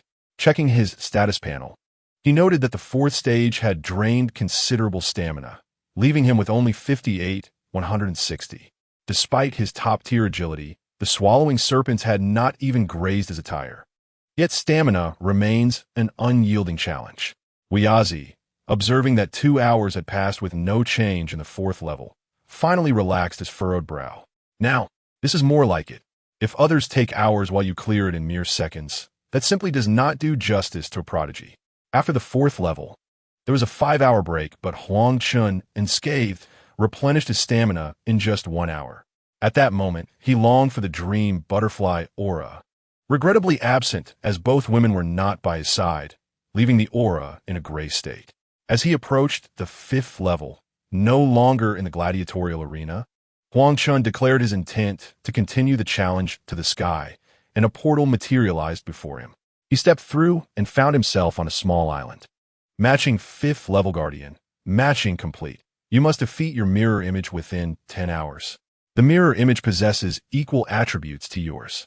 If the countdown ends, the challenge fails, and you will perish. As the system's voice faded, a youth clad in simple garments, identical to Huang Chen, appeared on the beach. The youth twirled a throwing knife, glancing up at Huang Chen with a sly grin. In that fleeting moment, he flicked his right hand, releasing a silver flash from his grasp. Upon witnessing the soft throwing knife land at his feet, Huang Chen's face twitched involuntarily. Am I so weak? One insult. The true potency of Huang Chen's throwing knife stemmed from his unmanifested mastery of techniques. The mirror image, lacking any skills, was akin to a novice attempting to throw a knife from several dozen meters away. One could hardly expect significant force or accuracy. With a swift motion, Huang Chen sent his knife flying, striking true at the center of the forehead. Congratulations on passing the 5th level. Please choose to continue the challenge or rest. Continue. Matching 6th level guardian. Matching complete. You must defeat 2 of your mirror images within 24 hours. Their attributes are double your own. If the countdown ends, the challenge fails, and you will perish. Though the mirror image's attributes had doubled and their numbers increased, Huang Chen perceived them as no more formidable than ordinary level 4 monsters. According to the rules of the Star Abyss, battling 2 adversaries with double one's own strength was certainly more challenging than confronting a swarm of monsters. Yet, the system had failed to consider Huang Chen's shameless exploits. The 6th level concluded in a mere 20 seconds. The onlooker, Wu Yaozi, was utterly stunned. How could it be so swift? Without wasting any time, Huang Chen swiftly advanced to the 7th level. The 7th level remained on the same island. Matching 7th level guardian. Matching complete. You must defeat 3 of your mirror images within 24 hours. Their attributes are quadruple your own. If the countdown ends, the challenge fails, and you will perish. As the system's voice faded, 3 youths donned in simple garments appeared from 3 directions on the beach, each wielding different weapons, a knife, a sword, and a gun. Before Huang Chen could contemplate his next move, the trio charged directly towards him. With a speed of 9 meters per second, and enhanced by his agility, Huang Chen could achieve a velocity of 18 meters per second. In contrast, the 3 adversaries moved at 36 meters per second, equivalent to a speed of 129 kilometers per hour, presenting a formidable twofold disparity. I must not allow them to surround me. A swift calculation formed in Huang Chen's mind as he darted towards the youth bearing the gun. With their base attributes 4 times greater than his own, the distance of 100 meters would close in mere 3 seconds. As the saying goes, a single force can overwhelm 10 foes. Once besieged, his 160 health points would not withstand many blows. One must achieve 2 kills before being encircled. With Huang Chen's prowess, his flying daggers can maintain their assault within an 80-meter range. In but a fleeting second, a dagger hurtles towards his opponent's visage. The gunman hastily evades and raises his weapon in defense. Yet, how can an attack from the realm of simplicity be thwarted by one whose skills are merely of 0 caliber? In an instant, the dagger finds its mark at the opponent's throat. A crimson numeral 640 ascends, and the gunman dissipates into a flash of white light. The 100-fold attack proves formidable, instantly depleting the opponent's life force. Huang Chen pivots, his brow furrowing. The swordsman and the knife wielder are now less than 50 meters away. Should he eliminate one more adversary, the other would inevitably close in. However, with 160 life points, and the enemy's attack being 4 times his own, each strike inflicts 36 damage. allowing him to withstand 4 blows, provided he avoids critical hits. Escaping is futile. He must brave the conflict. A flicker of silver light flashes as the knife wielder transforms into a beam of white, while the swordsman swings downwards, aiming directly for Huang Chen's face. In a moment of dire urgency, Huang Chen sidesteps, simultaneously delivering a powerful punch to the opponent's chest. Thud! The swordsman is sent reeling, the number 640 materializing above him, before he too vanishes into white light. Though Huang Chen exerted himself fully in his evasion, his low agility still results in significant injury to his chest. A red numeral 82 appears. Huang Chen's expression shifts. He had been careless. He had forgotten that when damage exceeds tenfold the target's resistance, it incurs an additional damage coefficient. Congratulations on passing the 7th level challenge. Would you like to continue or rest? Rest. You have 24 hours of recovery time. Upon its completion, you will immediately proceed to the next challenge. With only 79 life points remaining and a natural recovery rate of 20 points per hour, Huang Chen realizes it will take at least 5 hours to return to peak condition. The 7th level has proven so arduous that he cannot fathom how others have managed to overcome the challenge under such oppressive conditions. With 3 more levels ahead, the forthcoming trials will undoubtedly be even more daunting. As Huang Chen settles into a meditative position, a sudden system notification chimes in his ear. Congratulations, host. You have formed a bond with the goddess Chen Yichuan, earning 5 potential points. Reward, 5 potential points. Congratulations, host. You have formed a bond with the goddess by Zhaoning, earning 5 potential points. Reward, 5 potential points. Upon hearing the notifications, a smile spreads across Huang Chen's pale face. Is it time to level up? He has carefully calculated the upgrades of the 2 women. The Mirror Abyss only records the initial data upon entry, using it to match opponents. Therefore, any insights or advancements gained after the challenge commences will not apply to the challengers, having brought along provisions sufficient for over 20 days. Huang Chen anticipates that this will allow the 2 women to reach level 10. Consequently, this would yield him 90 potential points, significantly augmenting his strength. If he cannot overcome the challenge with such enhancements, it would truly be a matter of fate. Satisfied, Huang Chen allocates all potential points to his physical attributes, elevating his life and stamina to a total of 360 points. His attack power is adequate, his agility remains acceptable, yet his life points are his greatest vulnerability. Otherwise, should the forthcoming adversary's offensive power surpass his vitality, it would be akin to a mere brush resulting in injury or a gentle touch leading to demise. After allocating his skill points, Huang Chen settled cross-legged upon the sandy shore, with a health value of 360 points. His recovery rate over the course of an hour stood at 72 points. In just a little over an hour, he could return to his zenith. Yet, he remained unhurried, intent on allowing the full span of 24 hours to elapse. The 2 women were engaged in combat to level up, and he was content to let the bullets fly for a while. This time, Wu Yazi gazed at the mirror that had remained still for several hours, nodding in satisfaction. This was indeed the proper approach to challenging the Mirror Abyss. Reaching the 7th level was commendable. That young man was likely hiding in the jungle on the island, evading pursuers. Facing attributes quadrupled, each adversary was formidable, let alone confronting 3 simultaneously. At times, he even doubted whether the Star Abyss had merely opened a window for novices, or rather, led them down a path of despair. In any case, he hadn't witnessed anyone surpass the 8th level in nearly 10,000 attempts. Chapter 12.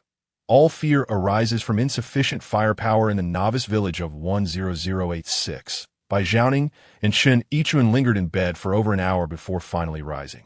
Due to their apprehension regarding the uncertain future, the 2 women shared a single piece of bread. Before setting out, they spent 40 copper coins to purchase 2 bottles of primary revitalizing elixir, restoring 15 health points per second for 20 seconds. Upon re-entering the territory of the combat chickens, both women unleashed their domains simultaneously. Without Huang Chen's protection, they proceeded with utmost caution. However, after yesterday's skirmish, the level 1 combat chickens posed no threat to them whatsoever. In mere seconds, the first combat chicken dissipated into a beam of white light. Simultaneously, a flash of white light enveloped both women, elevating their levels to 2,0,500. Within the star abyss, creatures below level 5 do not drop equipment, and the amount of gold they yield corresponds with their level. They allocated all potential points gained from leveling up into agility. As Huang Chen had said, the higher the agility, the swifter the speed and the better the control over one's body. With 10 points in agility and the suppression of their domains, they could now effortlessly farm the combat chickens without sustaining any damage. Thus, the two women collaborated, their mastery of skills enhancing rapidly. Approximately an hour later, Bai Xiaoning's eyes sparkled as she turned to Chen Yichuan and inquired, "What is your proficiency level now?" After reviewing her panel, Chen Yichuan smiled and replied, "My basic swordsmanship is at level 197, and my basic agility is at level 138. What about you, Ningjia? My basic agility is at 42, and my basic swordsmanship has just reached level 1. In their encounters with monsters, Bai Xiaoning consistently displayed a bolder demeanor than Chen Yichuan, leading to a correspondingly quicker increase in proficiency. Ningjia, how much of a boost did you get from leveling up? Let me check. Basic swordsmanship level 1. Damage dealt during attacks increased by 20, attack speed increased by 2. This means my current attack power is 5 points, which becomes 6 points with the enhancement of basic swordsmanship. Not much, is it? Chen Yichuan pouted slightly in disappointment. Bai Xiaoning replied with a smile. You can't think of it that way. Once we level up further and our attack power rises, combined with the 100-fold enhancement Huang Chen mentioned, our damage will be truly formidable. Now, let's get back to leveling. Huang Chen urged us to upgrade to the best of our abilities over the past few days, as our enhancements would indeed assist him. Chen Yichuan, contemplating Huang Chen's instructions, nodded vigorously like a chick pecking at grain. She certainly did not wish to become a widow shortly after associating with a wealthy patron. As time progressed, the two became increasingly adept, each tackling their respective prey. After 4 hours had elapsed, their experience points soared to 401,500. Chen Yichuan, rubbing her sore arms, remarked, "Sister Ning, I need to take a break. My stamina is nearly depleted at only 2,780. Bai Xiaoning nodded in agreement, stating that her own resources were also running low. They decided to rest and have a bite to eat. Bai Xiaoning then opened the shopping panel, scrolling to the bread section. Just as she was about to make a purchase, Chen Yichuan intervened. "Sister Ning, we have money now. Let us indulge in something else." Noticing her balance had accumulated to over 2 silvers and several coppers, Bai Xiaoning readily concurred. They browsed through the food items in the marketplace. Lobster priced at 10 silvers was beyond their means. Roast chicken at 1 silver seemed redundant since they had just eaten it the day before. Corn on the cob at 15 coppers offered poor value. Thus, they opted against it. Suddenly, Chen Yichuan exclaimed, "Oh, a large hot dog for 30 coppers. This looks delightful." Laughter erupted between them. All fears stemmed from insufficient firepower. Now that their resources were ample, their spirits brightened. After some playful banter, the oppressive gloom that had lingered over them began to dissipate. A moment later, Chen Yichuan tentatively suggested, "Sister Ning, shall we venture into the maze rabbit area?" Bai Xiaoning glanced at the nearby maze rabbit zone, her eyes flickering with hesitation.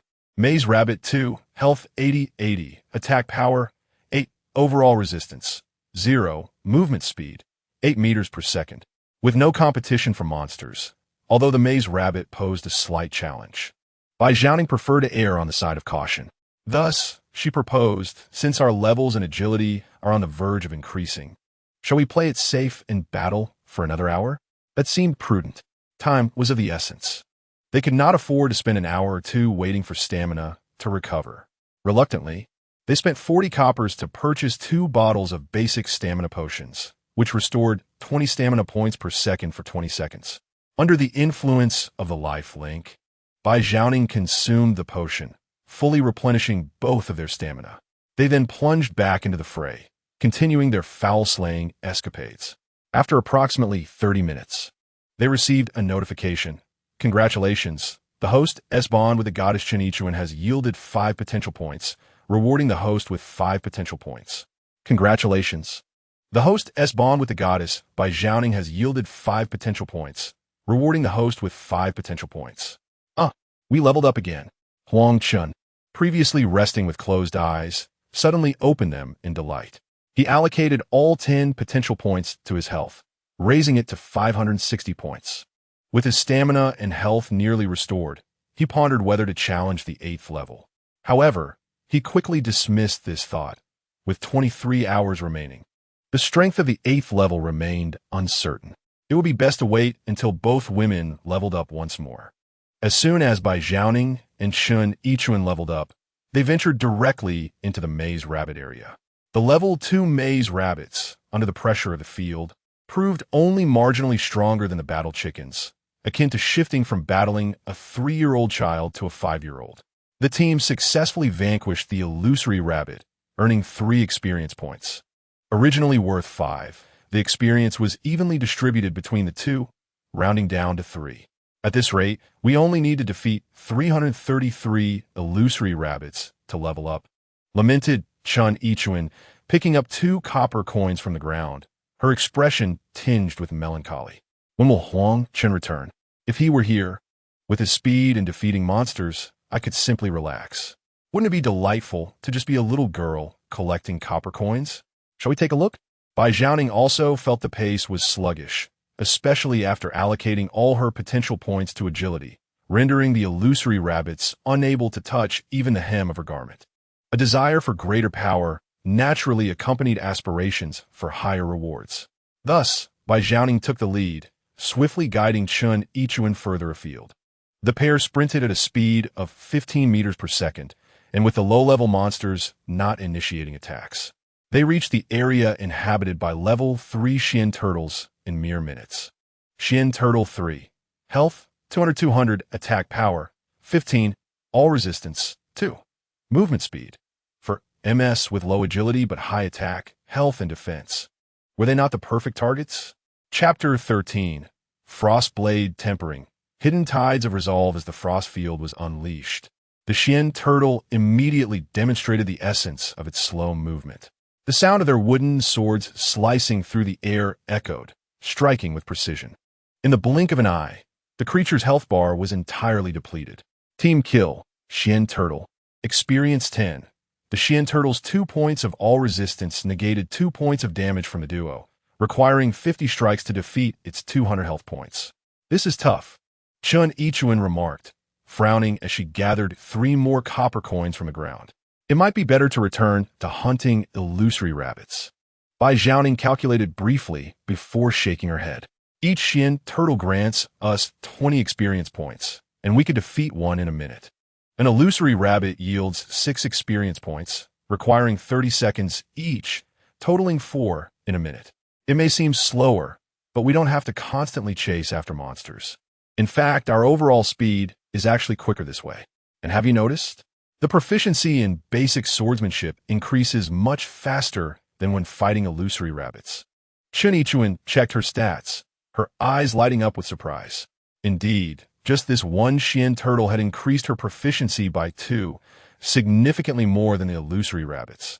At this rate, they would only need to defeat 100 Xian turtles to level up, and with the time spent searching for monsters considered, 3 hours would suffice. By then, they could invest all their potential points into strength, making the grind considerably easier. Confirming their leveling strategy, Chun Yichuan waved her hand decisively. Let us go. The rhythmic sound of wooden swords striking turtle shells resonated across the landscape, gaining 1 tube of experience and 3 copper coins every minute.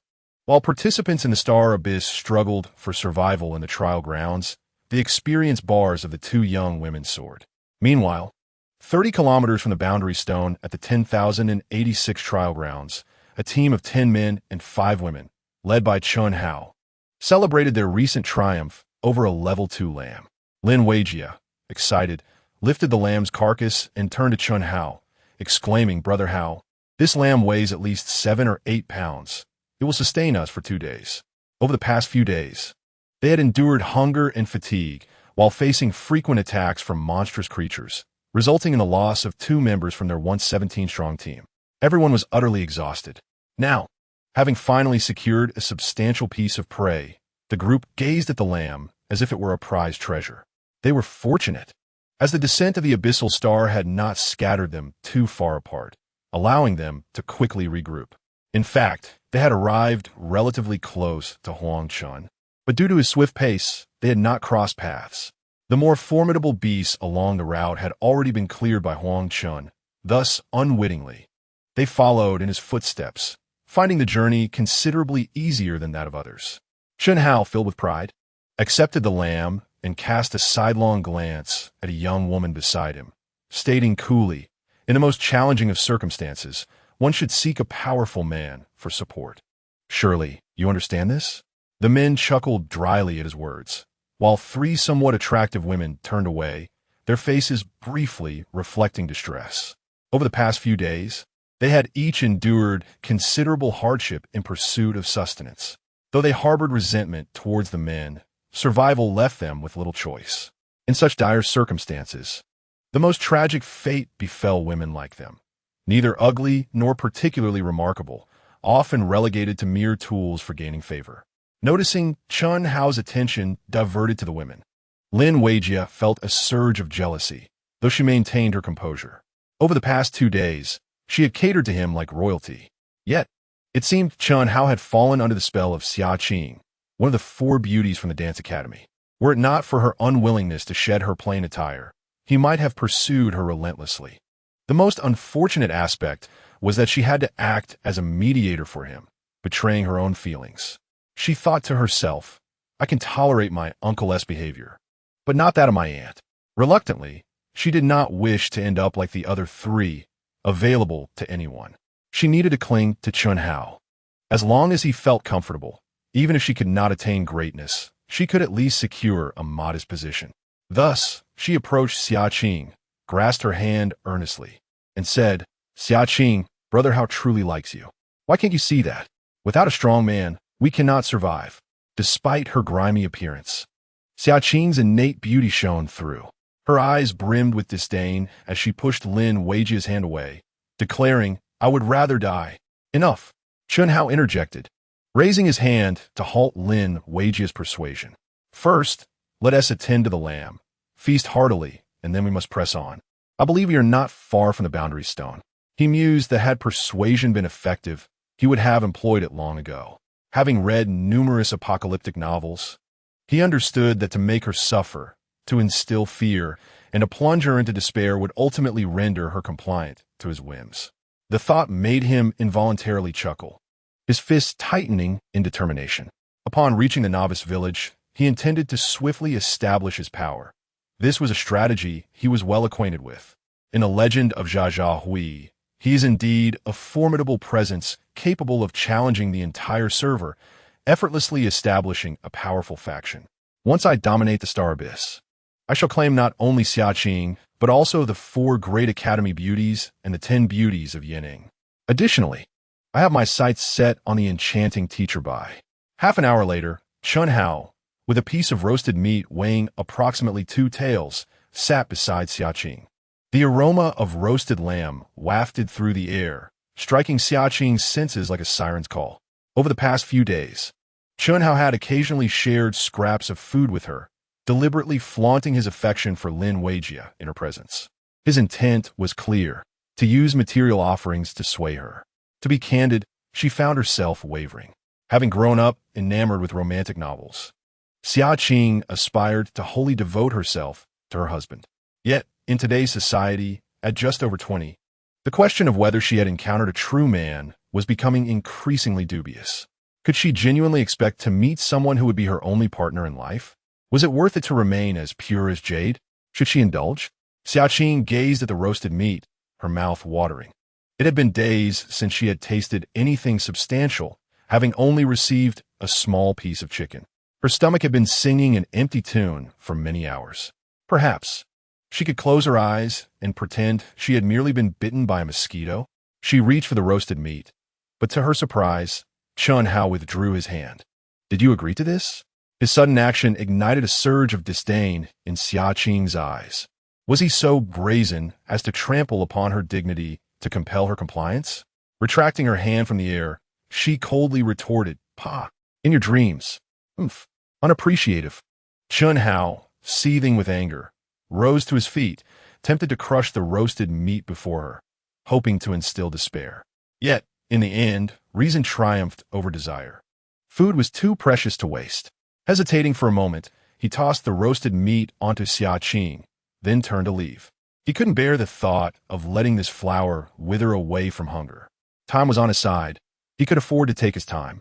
Xiaqing grasped the roasted meat, as if fearing Chun Hao would retract it, and fervently stuffed it into her mouth.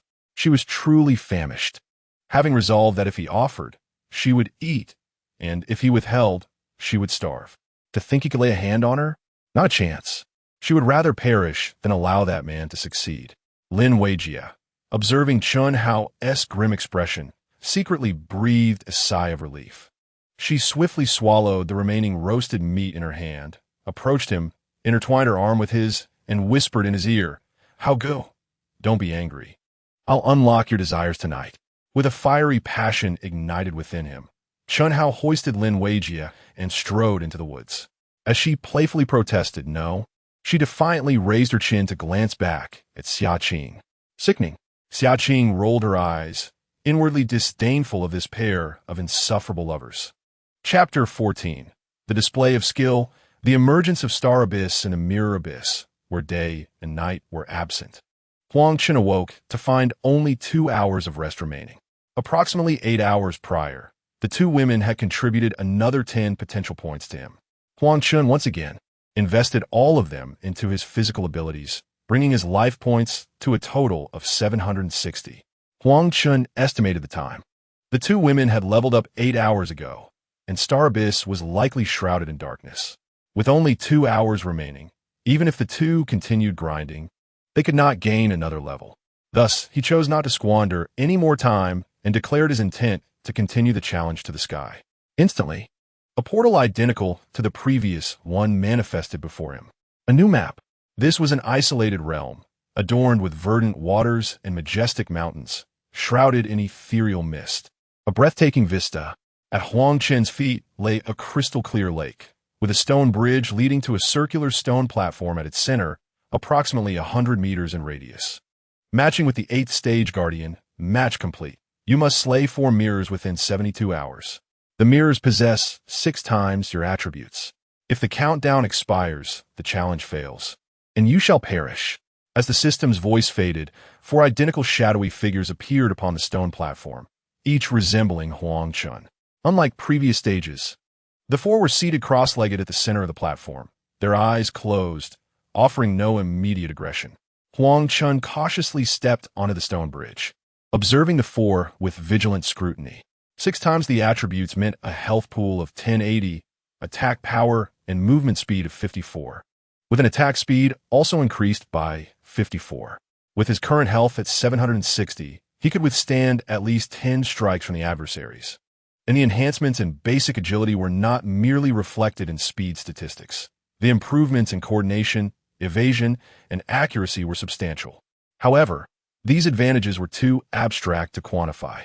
In this scenario, it was unlikely that all 10 attacks would connect with Huang Chen.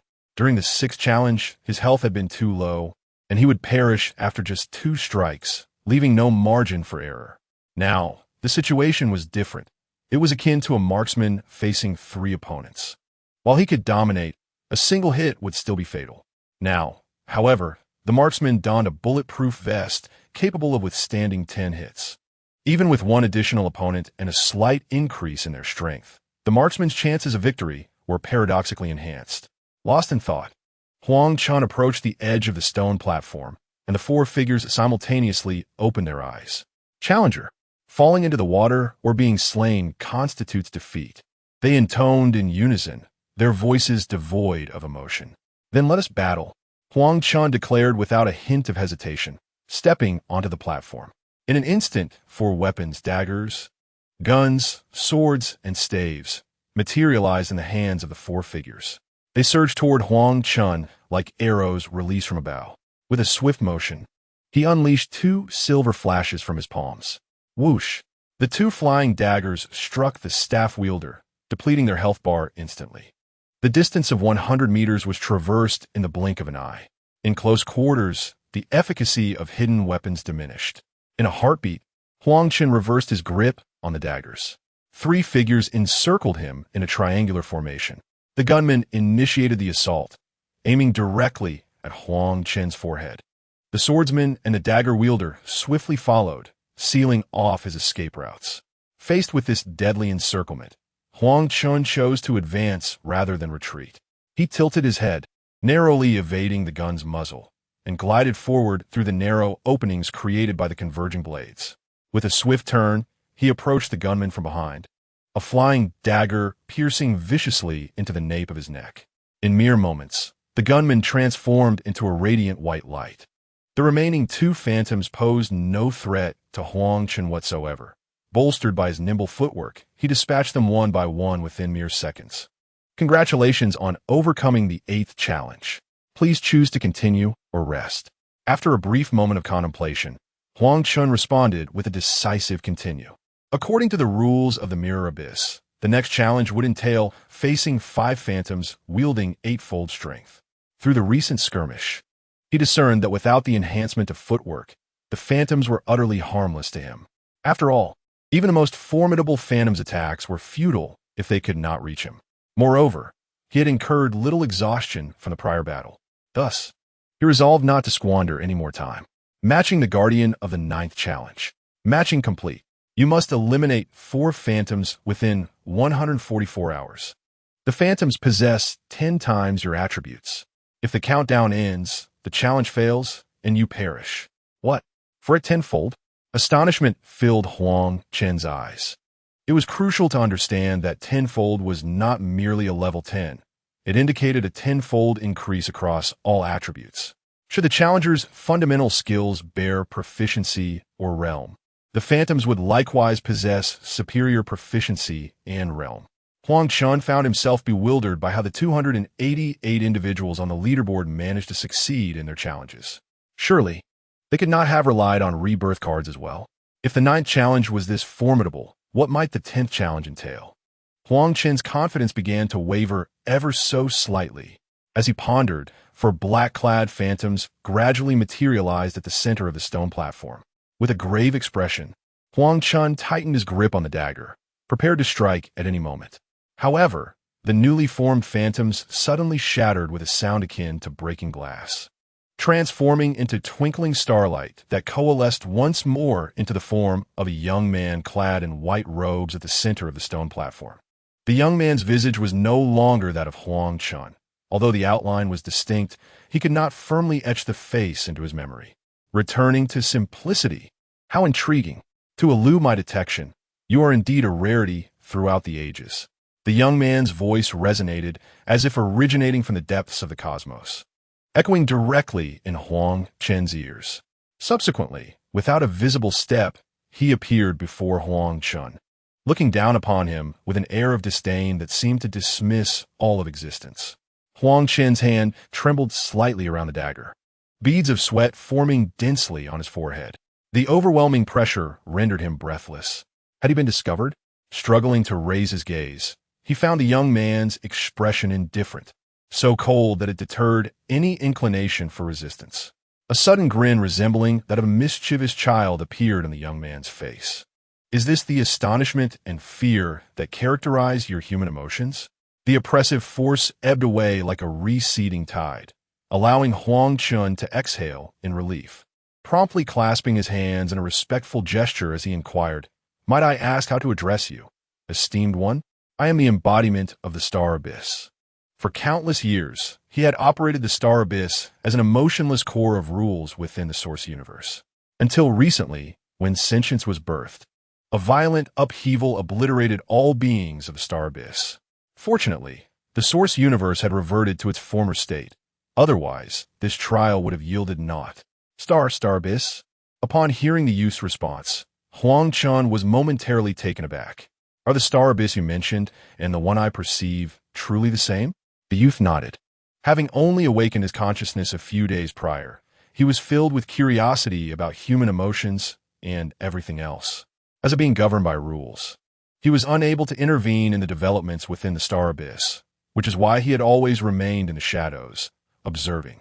It was only because Huang Chen had defied the rules that he was permitted to reveal himself. Noticing Huang Chen's slight apprehension, the Star Abyss offered a smile he deemed amiable and said, "There is no need for you to be nervous. Although you have deceived the rules, existence itself is reasonable. Given your level of cultivation, the 9th trial poses no threat to you. Therefore, there is no necessity for you to attempt it again." "And what about the 10th trial?" Huang Chen inquired tentatively. "The 10th trial does not test combat prowess, but rather perseverance and comprehension. A failure results in utter annihilation." "Perseverance and comprehension?" The youth nodded, explaining. "Being a blank slate by nature makes you the ideal vessel. What you choose to inscribe upon it is entirely up to you." "The ideal vessel?" Huang Chen echoed. "Indeed. Those endowed with attributes resemble colored paper, and adding other hues upon it is exceedingly difficult. Only someone like you, a natural blank slate, has the potential to engrave all 5 elements upon their innate talents. Without further ado, prepare to undergo the baptism of the 5 elements." As the youth's voice faded, Huang Chen found himself immersed in a vibrant realm. Golden, yellow, green, blue, and red light ribbons encircled him. By channeling the laws into his body through intent, achieving balance among the 5 elemental laws within would illuminate the 5-element diagram in his attribute panel. The youth's voice echoed in Huang Chen's ears. Upon hearing the prompt, Huang Chen steadied his mind, attuning himself to the ebb and flow of the elemental forces surrounding him, guiding the laws to permeate his being through his pores. "Hiss!" Huang Chen gasped sharply. The pain was unbearable. His entire body felt as though it were being torn apart. An excess of the gold attribute law sliced through his flesh like a blade, while an overabundance of the fire attribute law scorched his very soul. "Ah!" Huang Chen howled to the heavens. Each overflow of the elemental forces subjected him to a unique torment that made life unbearable. The figure of the Star Abyss flickered before him, its right hand raised several times only to be reluctantly lowered. The will of the Source Universe would not permit him to interfere with the Trial Taker's development, should he dare to act. The Source Universe would obliterate his consciousness in an instant. Finally, the Star Abyss shook his head, sighing inwardly, lamenting, "Alas, his realm is too low. Seeking shortcuts ultimately leads to dubious paths. What a pity." Over countless years, those who had successfully navigated the first 9 trials of the Mirror Abyss had all grasped a modicum of the law's power, enabling them to contend with their mirror selves who were otherwise superior in every aspect. During the 10th trial, they could more accurately channel the laws into their bodies to achieve equilibrium. As we turn our attention to Huang Chen, his internal state resembles a battlefield. When the power of the metal element reaches its zenith, the wood element is subdued to an almost feeble state. As he strives to channel the wood element within, the earth element becomes suppressed in turn. In this delicate balance, each attempt to integrate one element brings forth a new disarray. With the influx of the 5 elemental laws increasing, Huang Chen's form swells like a balloon. He can no longer absorb any more laws. Otherwise, he risks self-detonation before achieving equilibrium. The moment he forcibly ceases the absorption of the laws, it is as though a volcano erupts within him, with the fiery essence of the fire element spiraling out of control. Subsequently, cracks appear upon his skin, and his internal organs are scorched black. Enduring excruciating pain, Huang Chen bites down on his tongue, desperately invoking the water element to extinguish the flames. Alas, his realm is insufficient, his control inadequate, and his comprehension of the law is lacking. Xingyuan shakes his head in dismay. Abruptly halting the absorption of the laws is merely a futile attempt to quench thirst with poison. Throughout countless ages, numerous prodigies have chosen to make a final stand when the elements spiraled into chaos, yet none have been as cowardly as Huang Chen, who simply ceased absorption. Anticipating the outcome, Xingyuan lets out a sigh as his figure gradually dissipates. At this moment, within Huang Chen, although the 5 elemental laws are in disarray, a subtle cycle begins to form unbeknownst to him. Fire generates earth, earth produces metal, metal creates water, water extinguishes fire, water nurtures wood, and what further fuels the flames while simultaneously suppressing the growth of the earth. This cyclical process continues, each law gradually amplifying itself through consumption and being consumed, albeit at varying rates. A day passes, then another, and Huang Chen continues to grit his teeth in perseverance. As the five elements promote one another in a generative manner while simultaneously constraining each other in a conflicting manner, a dynamic microbalance slowly begins to crystallize. On the afternoon of the fifth day, Xingyuan descends upon the new beginner village, 10086. Ha ha ha! I am among the top 80 million of the countless trial seekers. A cacophony of boisterous laughter and shouts fills the square. Brother Hao is wise. Brother Hao is formidable. Brother Hao. Lin Weijia gazes at Chen Hao in disbelief. Are we truly among the top 80 million? Chen Hao basks in the adoration of the crowd, his gaze inadvertently drifting towards Xiaqing. This time, being in the top 80 million earns each of them a reward of 50 potential points from the Xingyuan system, equivalent to a level 10 potential boost, filling Chen Hao with confidence. Brother Hao, what shall we do next? After a brief moment of exhilaration, one of Chen Hao's followers inquires. Being regarded as the pillar of support, Chen Hao feels quite comfortable. Drawing from his gaming experience, he knows that the first order of business upon entering a game is undoubtedly to undertake quests. Reflecting on his past gaming experiences, he clears his throat and confidently states, "Now, of course, we must seek out quests, as this is the most efficient way to progress." Yet, the anticipated chorus of agreement does not materialize. Instead, the crowd voices their opinions. However, we are incredibly hungry right now. Indeed, we haven't eaten in 2 days. Shall we first gather some gold to exchange for food? Once we are well fed, we can thoroughly explore the new beginner village. In any case, there is no one else around now, so there's no need to worry about being outdone. Upon witnessing his proposal being refuted, a flicker of displeasure crossed Chen Hao's eyes. Indeed, food had been quite scarce in recent days, yet this did not extend to him, the one managing the supplies. Even in the final days of famine, his backpack still contained a pound or two of beast meat. Thus, when he made his suggestion, he had not realized that the others were already famished. Clearing his throat once more, Chen Hao spoke solemnly. Sharpening the axe does not delay the work of cutting wood. We should seize the opportunity to enhance ourselves. After a pause, seeing the persistent hesitance on the faces of his companions, he continued, "However, it is true that everyone is exceedingly hungry. So let us first gather some gold coins." "All right, Brother Hao is indeed wise. Let us hurry and hunt monsters." Just as Chen Hao led the way with great enthusiasm toward the outskirts of the novice village, four figures discreetly slipped away from the group, heading in the opposite direction. These four were Xiaqing and 3 girls who had been bullied. Chen Hao harbored no concern about their escape during the trial, for the girls, being physically weaker, had lingered at the back of the group. Thus their departure went unnoticed. Upon arriving at the novice village, the 4 of them added each other as friends, planning to extricate themselves from this tyrannical team. According to the rules of Xingyuan, the village was a safe zone where combat was prohibited. Otherwise, one would be apprehended by the guards and confined for 10 days. Within the village, they could entirely dismiss their fears of oppression, though caution was necessary once they ventured into the wilds. Upon reaching the area of wild monsters, Chen Hao inspected the attributes of the battle chickens and promptly decided to allocate his potential points to strength. After all, possessing 50 potential points provided him with an advantage. Enhancing his attack would allow him to defeat monsters more swiftly, thereby establishing an early lead. With over 50 points of attack, he could dispatch the 50 health battle chickens with a single blow, eliciting excited cheers from the crowd. Xingyuan, doesn't he seem so cruel after all? Chen Hao felt a surge of confidence in his own brilliance. Xingyuan was undeniably a paradise tailored for him. In no time, they had amassed dozens of copper coins and exchanged them for several loaves of bread. However, upon turning around, he discovered that, aside from Lin Weijia, the 4 girls had vanished. Chen Hao was instantly furious, cursing aloud on the grassland. Chapter 16. A New Beginning. The 6 girls shall meet meanwhile.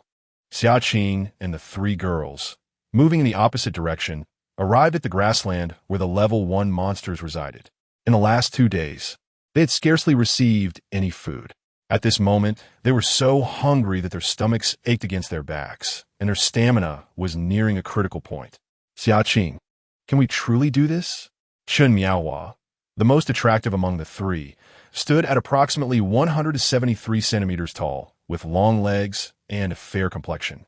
A presence that could be deemed the belle of the class. Of course, in the past few days, her level of fright had been the highest. Gazing at the sparse battled chickens, she felt a tumult within her. She had been reluctant to leave, yet with her close friends resolute, departing alone would seem quite unrefined. Although the first-level monsters in Star Abyss appear harmless, she had witnessed a large rat tear off a chunk of flesh in the trial arena. Following Chun Hao and his group, although they endured bombardments daily, at least she could hide behind them when danger arose. After all, having faced so many challenges already, what difference would a few more make? Xiaqing cast a comforting glance at the three, reassuring them that they would prevail. So how should we allocate the 50 points of potential reward? Another girl, Shu Shi, inquired with a furrowed brow. Star Abyss had provided little more than basic rules, leaving the rest for the trialists to explore on their own. Chen Miaohua looked at the trio in surprise, saying, Haven't you allocated yours yet? I put all mine into vitality. In such a perilous environment, ISNT survival, the top priority? Why allocate elsewhere? Xiaqing remained silent, pondering for a moment before replying. We came here with a reward. This 50-point advantage translates to a 10th level compared to others. I suggest we distribute the points evenly across all attributes. We can save the potential points earned from leveling up until we have a clearer understanding later. The other two girls readily agreed. After distributing the points, Xiaqing examined her panel. Name, Xiaqing, female, talent, none, vitality, 289320, inner strength, 340, stamina, 240320, physical attack, 15, magical attack, 17, overall resistance, 2. Movement speed, 15 ms, attributes, to be activated at level 10, level 1 experience, 0 200, potential points available, 0, stamina, 16, strength, 15, agility, 15, inner skill, 17, resistance, 14, with the allocation complete. The group let out satisfied sighs. The increase in potential points was palpable in the surge of vitality. Armed with 50 points of potential, they found dispatching chickens to be a manageable task.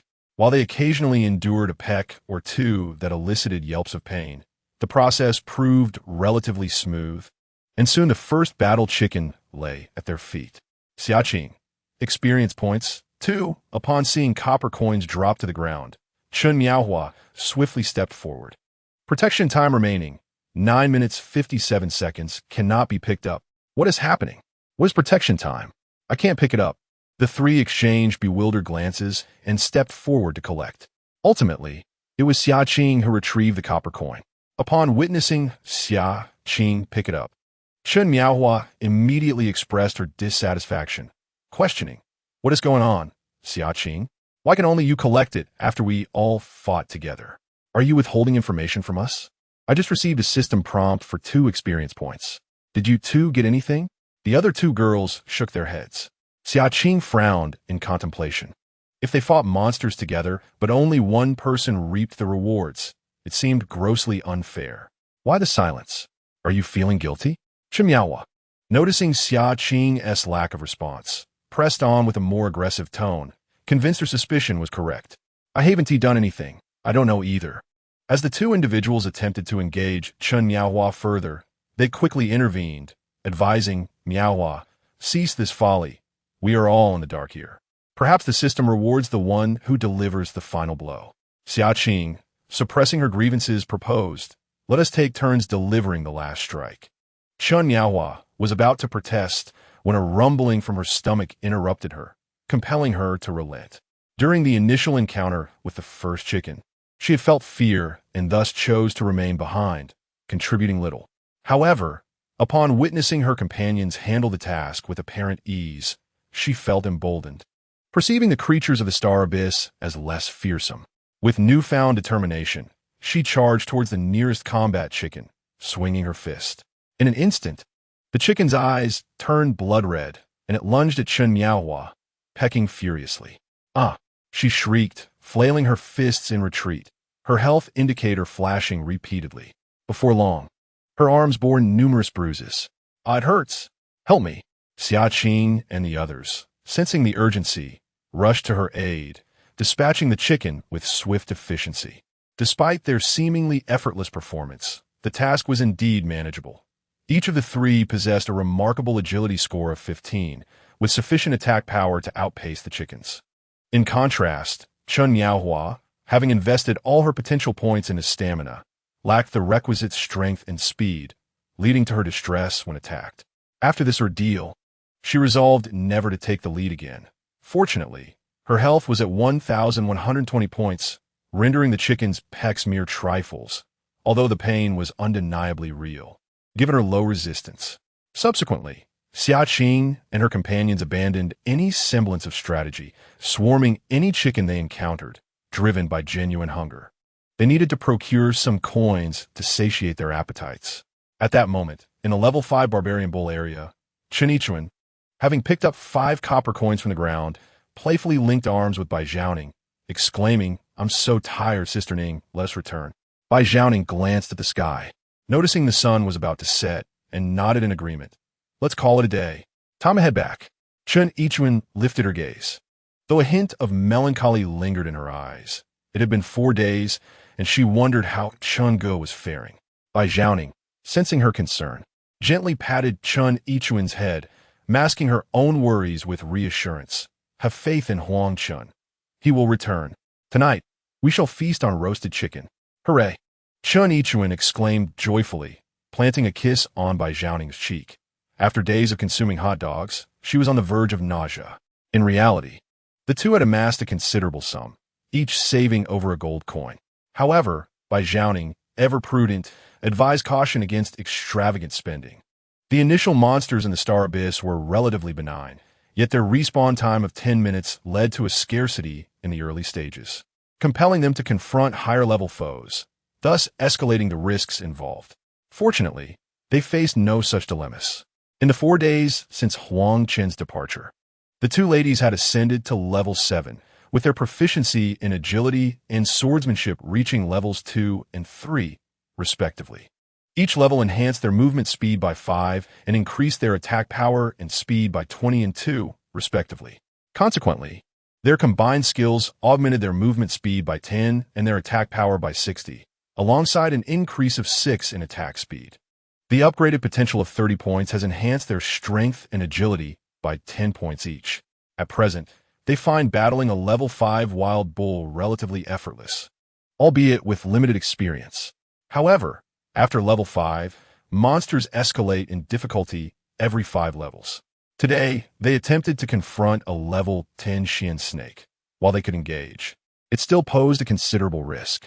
Reluctantly, Bai Zhaoning decided to accompany Chen Yichuan in the level 5 monster zone, waiting for Huang Chen, or perhaps to level up 2 or 3 more times to bolster their vitality before challenging the Xian snake. The two chatted merrily as they walked back, approaching the area of level 1 monsters. Suddenly, Bai Zhaoning halted, gazing towards the southeast. Chapter 17, A Gathering of Novices. Hidden Perils. Chen Yichuan followed Bai Zhaoning's line of sight, where several indistinct figures materialized. "Sister Ning, there are people," she exclaimed. "Indeed," Bai Zhaoning replied, her eyes narrowing with caution as she tightened her grip on the wooden sword. "Let's go take a look." Their current strength was incomparable to before. After all, they had a 4-day head start and 2 pieces of holy grade equipment. Facing a group of level 1 newcomers posed no threat. Nonetheless, a degree of caution was still warranted. Bai Zhaoning and Chen Yichuan approached slowly, soon revealing 4 familiar figures. "Xia Qing?" Chen Yichuan called out from a distance. "Yichuan, Bai Lao Shi." The group was taken aback to encounter anyone other than Chen Hao at this moment. Upon recognizing their familiar friends and teacher, excitement surged within them. And after swiftly dispatching the nearby combat chickens, they rushed towards each other. Yichuan and Xia Qing embraced, tears of pent-up frustration cascading down their cheeks. "Hello, teacher," they greeted. The 3 girls were only slightly acquainted with Bai Zhaoning and Chen Yichuan, so their reactions were subdued. Bai Zhaoning responded politely, hello. You could just call me sister from now on. Here, the distinctions of teacher and student no longer apply. When did you arrive in the novice village? Xiaqing inquired after a moment of crying, noticing that the two girls had already reached level 7. We've been here for about 3 or 4 days, Bai Zhaoning replied. Is it just the two of you? There's also Huang Chen, but he had to leave for a while and will return later. Upon hearing Bai Zhaoning's response, Chen Miaohua's eyes widened in disbelief. 3. You 3 completed the trial ground in just 1 or 2 days. Chen Hao's team consisted of around 20 members, including several male taekwondo experts from their school. Yet, they had taken 5 days to clear the trial ground, with 2 boys perishing along the way. Bai Zhaoning and Chen Yichuan appeared to be helpless girls at school, so it must be that Huang Chen who facilitated their progress. Chen Miaohua felt a stir within her. In any society, clinging tightly to a powerful ally was undoubtedly the simplest route to success. Chen Yichuan nodded at Chen Miaohua, saying it was mainly Huang Chen. He guided us here. Without him, we would have perished at the hands of the monkeys from the very start. She noted the astonishment in Chen Miaohua's eyes, relishing the effect it had on her. Which department is Huang Chen from? Chen Miaohua mused, her mind racing with thoughts. It seems I have not heard of this individual. Upon noticing Chen Miaohua in deep contemplation, Chen Yichuan instantly perceived a flicker of wariness in her eyes. She was all too familiar with this expression. Each time a wealthy heir pursued her, she exhibited the same demeanor, replaying thoughts in her mind. As for Huang Chen, he may not even return. What about you? How did you arrive here? Chen Yichuan interrupted Chen Miaohua's reverie. Not returning? Chen Yichuan nodded resolutely, affirming, yes. He said it is perilous, and he might perish on the journey. Oh, a look of disappointment briefly crossed Chen Miaohua's face. Observing this, Chen Yichuan silently scoffed, playing mind games with me? You still have much to learn. Suddenly, a series of embarrassing sounds emanated from the stomachs of Xiaqing and her companions. In the past half hour, they had only managed to defeat a dozen battle chickens. They exchanged 10 copper coins for a loaf of bread, dividing it into small portions. Yet their stomachs still clamored for sustenance. Xiaqing blushed and offered an apologetic smile. Ah, teacher, you've reached level 7. At that moment, Chen Miaohua noticed the number 7 above by Chen and her companions' heads, her eyes brightening immediately. Indeed, we arrived a few days earlier. You all seem famished. Let us return first. Dinner is on me, sister. Bai Zhaoning waved her hand, beckoning the group towards the novice village. Thank you, teacher Bai, the 4 girls cheered. Call her sister, Ningjia. Very well, thank you, Ningjia. Xiaqing and Chen Yichuan, both renowned beauties from the dance academy, were also good friends. Thus, along the way, Xiaqing vented her grievances to Chen Yichuan. The more Bai Zhaoning and her companion listened, the more their anger swelled. Their gazes towards Chen Miaohua and her companions filled with sympathy. That Chen Hao is truly despicable.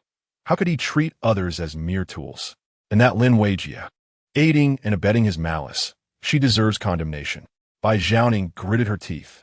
Chen Hao was nothing short of the devil, and if they encountered him, they must teach him a lesson. Suddenly, Bai Zhaoning recalled something, turning to Chen Yichuan and asking, by the way, Yichuan, I remember Lin Weijia as your roommate? Chen Yichuan nodded, stating, yes, she has numerous boyfriends. Numerous? Yes, indeed, many. And Huang Chen. Thereafter, Chen Yichuan recounted the events between Lin Weijia and Huang Chen, prompting a chorus of curses from a group. The first level area was adjacent to the novice village, so it wasn't too long before they returned. Cool, mate. Take a look at what you wish to eat. Order freely. It's on me. Bai Zhaoning rarely exhibited such generosity. Chen Yichuan smiled, stating, I just mentioned I wanted roasted chicken. Then I shall have roasted chicken as well. Xiaqing and her companions naturally followed suit, content with whatever was available. Whatever Chen Yichuan chose, they would have the same. I would like to have lobster. Is that permissible? At that moment, an ill-timed voice rang out. The 5 girls stared in shock at Lin Miaohua, who, lacking any sense of propriety, made her request. 1 lobster could be exchanged for 100 loaves of bread, and Chen Yichuan let out a cold huff, her expression darkening instantly. After laboring as a beast of burden for so long, I dared to request roasted chicken from Sister Ning. Who gave you the audacity to ask for lobster? Miaohua. Shushi hastily grasped Chen Miaohua, blinking furiously. Upon noticing the discomfort on the faces of several individuals, Chen Miaohua hastily adjusted her words, saying, "Then, I shall be like you all." Chen Yichuan, suppressing her anger, turned her head away. Bai Zhaoning, feeling displeased yet maintaining her composure, remarked, "In that case, let us all enjoy roast chicken." Immediately, they exchanged for 3 roast chickens, half for each person. As Chen Miaohua gnawed on the chicken, she felt a surge of indignation. How dare they act so grandiose when they cannot afford it? Shrimp heads. After the meal, Bai Zhaoning led the 4 others to learn basic techniques and subsequently invited them to join her team. The 4 accepted with enthusiasm. Huang Chen was uncertain when he would return, and as more challengers gradually arrive in the novice village, it would become a chaotic mlang. She and Chen Yichuan were well aware of their own appearances. Surviving solely on their own in such tumultuous times would prove exceedingly difficult. Thus, forming a team was essential. Setting aside distant ambitions, it was crucial to be able to resist the oppression of Chun Hao, that lecherous old man. Through Xiaqing, she learned that Chun Hao's entire team had received a reward of 50 potential points. However, with their holy artifacts in hand, albeit as auxiliary equipment for group battles, dealing with these novices would still be relatively simple. After all, reducing movement and attack speed by 50 allowed them to easily outmaneuver their opponents. Yet, with the influx of new players in the novice village, training had to be approached with caution, otherwise, being cornered could be quite troublesome. Chapter 18. Chun Hao's growing influence and exposed movements. The following morning, Bai Zhaoning led the 5 women to the level 5 barbaric bull area for training. Since Chun Hao's team had only just arrived the previous day, it was unlikely they would venture too deep, thereby reducing the chances of an encounter. Although Xia Qing and her companions were only at level 1, the reward of 50 potential points proved immensely beneficial. In combat, they were not at all inferior to Bai and Chun. The level 5 barbaric bulls possessed 500 health points and 20 attack points, excluding Chen Miaohua. The other members of Bai Zhaoning's group had attack values exceeding 15, typically requiring 6 or 7 strikes to defeat one. Each barbaric bull yielded 60 experience points, distributed evenly among the 6, granting each individual 10 points. Xia Qing and her companions progressed rapidly in levels, while Bai and Chen advanced much more slowly, requiring 2,200 experience points to reach level 7. At this pace, a single level would be a challenge to achieve in a day. Under the influence of the frost domain, the barbaric bull speed was reduced to a mere 6 meters per second, making it nearly impossible for them to catch the 5. Only occasionally did Chen Miaohua suffer a couple of bumps, but her tough skin and resilient physique rendered her largely unscathed. During these 2 days, Chun Hao was exceedingly frustrated. He had scoured the entire novice village with his subordinates, but had found no trace of Xia Qing and her group. The cooked duck had flown away, igniting his rage, which Lin Weijia had to endure on a daily basis, facing his wrath multiple times. Nevertheless, the 50 potential points indeed provided him with significant advantages. Within just 2 days, his team had all reached level 4. On the morning of the 7th day since the arrival of the Star Abyss, as Chun Hao prepared to lead his team to the level 4 map for training, a sudden flash of white light flickered across the novice village square, revealing a pale-faced young man. "Huh? Someone has arrived. Let's go take a look." Chun Hao was the first to stride toward the square. With a whoosh, 3 more figures appeared amidst the white light. "Chen Zet Yu Hao Gu," the first young man to land upon this desolate terrain, upon spotting the newcomer, joyfully exclaimed and rushed towards Chun Hao. 7 days had passed. Who could fathom the torment he endured during that time?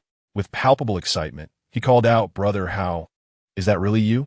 Having encountered no one in that span, each day spent in hunger and dread, the sight of a fellow human stirred his emotions profoundly. Chen Hao nodded. "Indeed, it is I. And you are?" He recognized the young man as Xie Qihong, a well-known second-year photography student and a scion of wealth. It was hardly surprising that he would know him. Oh, upon noticing Chun Hao's level 4 status, the young man realized that even in this apocalyptic world, those of affluence and influence fared significantly better than others. "Brother Hao, do you have any food?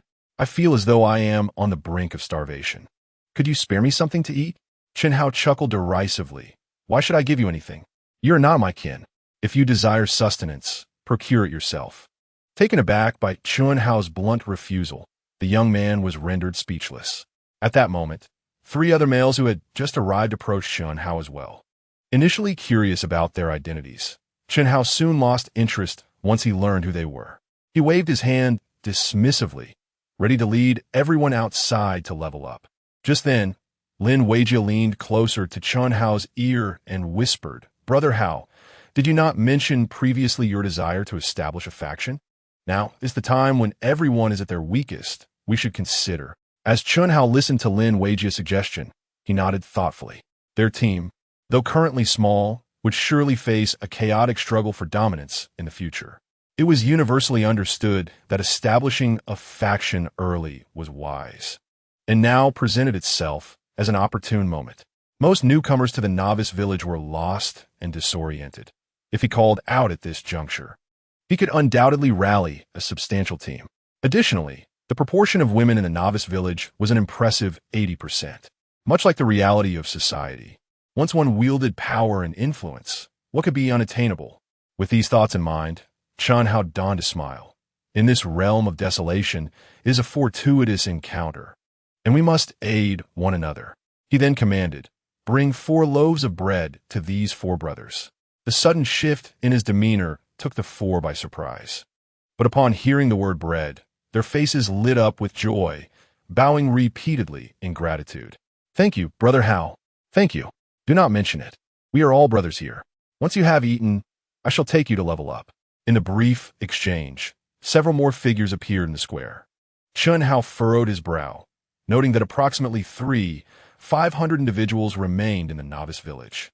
Providing each a loaf of bread would cost him 350,000 copper coins, a price he was unwilling to pay. The old adage rings true. One cannot live off of what they have without replenishing their resources. The solution was straightforward. Newcomers should receive a small amount of resources, which their subordinates could then use to venture out and level up, with the earnings used to support the new arrivals. Thus, under Chen Hao's direction, a subordinate led the 4 individuals outside the village. Chen Hao himself did not remain idle. He assigned his followers to assist the newcomers while he and Lin Weijia made their way towards the level 4 monster zone. Meanwhile, Xie Qihong and his companions followed Lin Dong into the level 1 combat area. Lin Dong unleashed a powerful punch upon a battle chicken, startling several onlookers into exclamations of surprise. The 4 individuals struggled to inflict 8 or 9 points of damage with a single strike, whereas it took them 6 or 7 blows to vanquish a single chicken, often enduring 1 or 2 pecks in return. As Lin Dong absorbed their praise, he felt a sense of elation. With his current stats at level 4, boasting 57 points in strength and 18 in stamina, he found dispatching level 1 battle chickens to be a trivial endeavor. After a mere few minutes, another individual arrived with 3 men and 2 women, entering the level 1 area. Gradually, the number of players in this zone began to swell. Lin Dong's party had a maximum capacity of 8 members, and they quickly reached this limit. However, the monsters became increasingly elusive, prompting him to lead his group to the level 2 zone. To his surprise, this area was also teeming with players. For those endowed with potential rewards, the difficulty of the monsters in the first 3 levels remained consistent. As a result, the 9 adventurers had no choice but to venture deeper into the level 3 zone. Concurrently, other novice areas experienced a surge in population. The level 1 and 2 monster zones were nearly overcrowded, while the creatures in the level 3 zone dealt 12 points of damage and moved at a speed of 9 meters per second. Ordinary newcomers found themselves overwhelmed, often succumbing after just a few hits, as their speed paled in comparison to that of the monsters. This led to a scarcity of monsters in the first 2 zones. On the first day in the novice village, approximately 800 players had joined, and under the guidance of experienced players, the monster zones were less congested compared to other novice villages. As the sun set, Bai Zhaoning and her 5 companions returned to the village, only to discover that the level 1 and 2 wilderness areas were bustling with activity. Upon inquiry, they learned that nearly all had joined Chen Hao's team. A sense of urgency enveloped the group as Chen Miaohua's gaze flickered, seemingly calculating something. With nearly 1,000 newcomers in the novice village, the added strength in numbers began to take shape. As players explored, the mysteries of the Star Abyss gradually unraveled. Basic skills, attribute awakenings, friend functionalities, and chat features. After learning the fundamental skills, Chun Hao felt a pang of regret. Amidst the excitement of monster hunting, he had neglected his tasks. Bai Zhaoning, as per usual, made a beeline for the inn upon returning to the novice village. However, as they entered, a figure on the street eagerly opened a panel to send a message to Chun Hao. Chapter 19. Miaohua's Dilemma. Confrontation at the village entrance inside the inn. Xia Qing wore a grave expression. Sister Ning, if this continues, the entire novice village will be under Chun Hao's control. What shall we do then? Bai Zhaoning furrowed her brow in agreement. We are only 6 in number. We cannot confront them head-on. Moreover, Chun Hao had seized the initiative, monopolizing even the level 3 zone.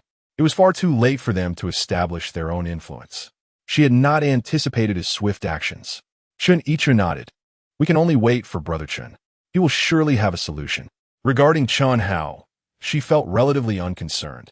After all, her understanding was based solely on hearsay from the 4 girls, lacking any first-hand experience. Was it not merely a matter of using resources to coerce the women? As long as they were strong enough to be self-sufficient, no one could force them into submission.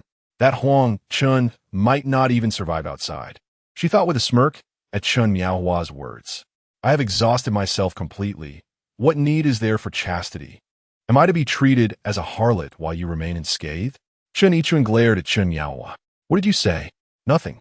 Isn't it true that he may not return? Chun Miaohua had been regretting her decision to heed the counsel of Xia Qing and others in leaving Chun Hao. It was evident that in the Star Abyss, strength reigned supreme. Wouldn't it be better to align oneself with the powerful? Moreover, with the increasing number of women, there would surely be more to share the burden of combat. In fact, these past few days, she had found herself reminiscing about the overwhelming firepower they had enjoyed earlier. All right, let's not fall into discord before we even begin. We must now consider how to confront Chun Hao. Bai Zhaoning interjected, raising her hand to halt the two. Over the past days, she and Chen Yichuan had ascended to level 9, while the other 4 had reached level 5. By tomorrow, they should attain level 10. And with their newly acquired skills, facing the Xian snake would be significantly safer. She believed that Chun Hao was not yet capable of reaching their level. They still had time to wait for Huang Chen's return before devising a proper plan. Chen Miaohua remained non-committal to Bai Zhaoning's words, harboring a slight resentment towards Xia Qing for leading them to flee. Yet, as the situation had become a settled reality, she still depended on Bai Zhaoning and the others. Discontent brewed within her as she averted her gaze and muttered under her breath, what virtue of purity can one seek in a world like this? As if it is more precious here than anywhere else. Chen Miaohua, Chen Yichun exclaimed, annoyance evident in her tone. If you find our situation unsatisfactory, you are free to leave. There is no need for your snide remarks here. Just as Chen Miaohua was about to retort, Bai Zhaoning interrupted. Enough. Let us calm down and depart early tomorrow. Once Yichuan and I reach level 10 and learn our skills, we will confront the Xian snake. With a cold huff, Chen Miaohua rose and departed. Meanwhile, in the realm of the Mirror Abyss, Huang Chen's inflated form had returned to normal, the 5-colored laws swirling within him. Each law, concurrently giving life and suppressing the other 2, created a dynamic of generation and destruction.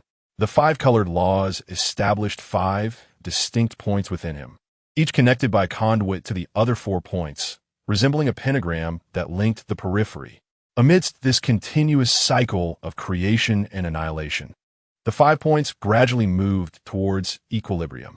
At that moment, the Star Abyss stood before Huang Chen, its expression one of utter astonishment.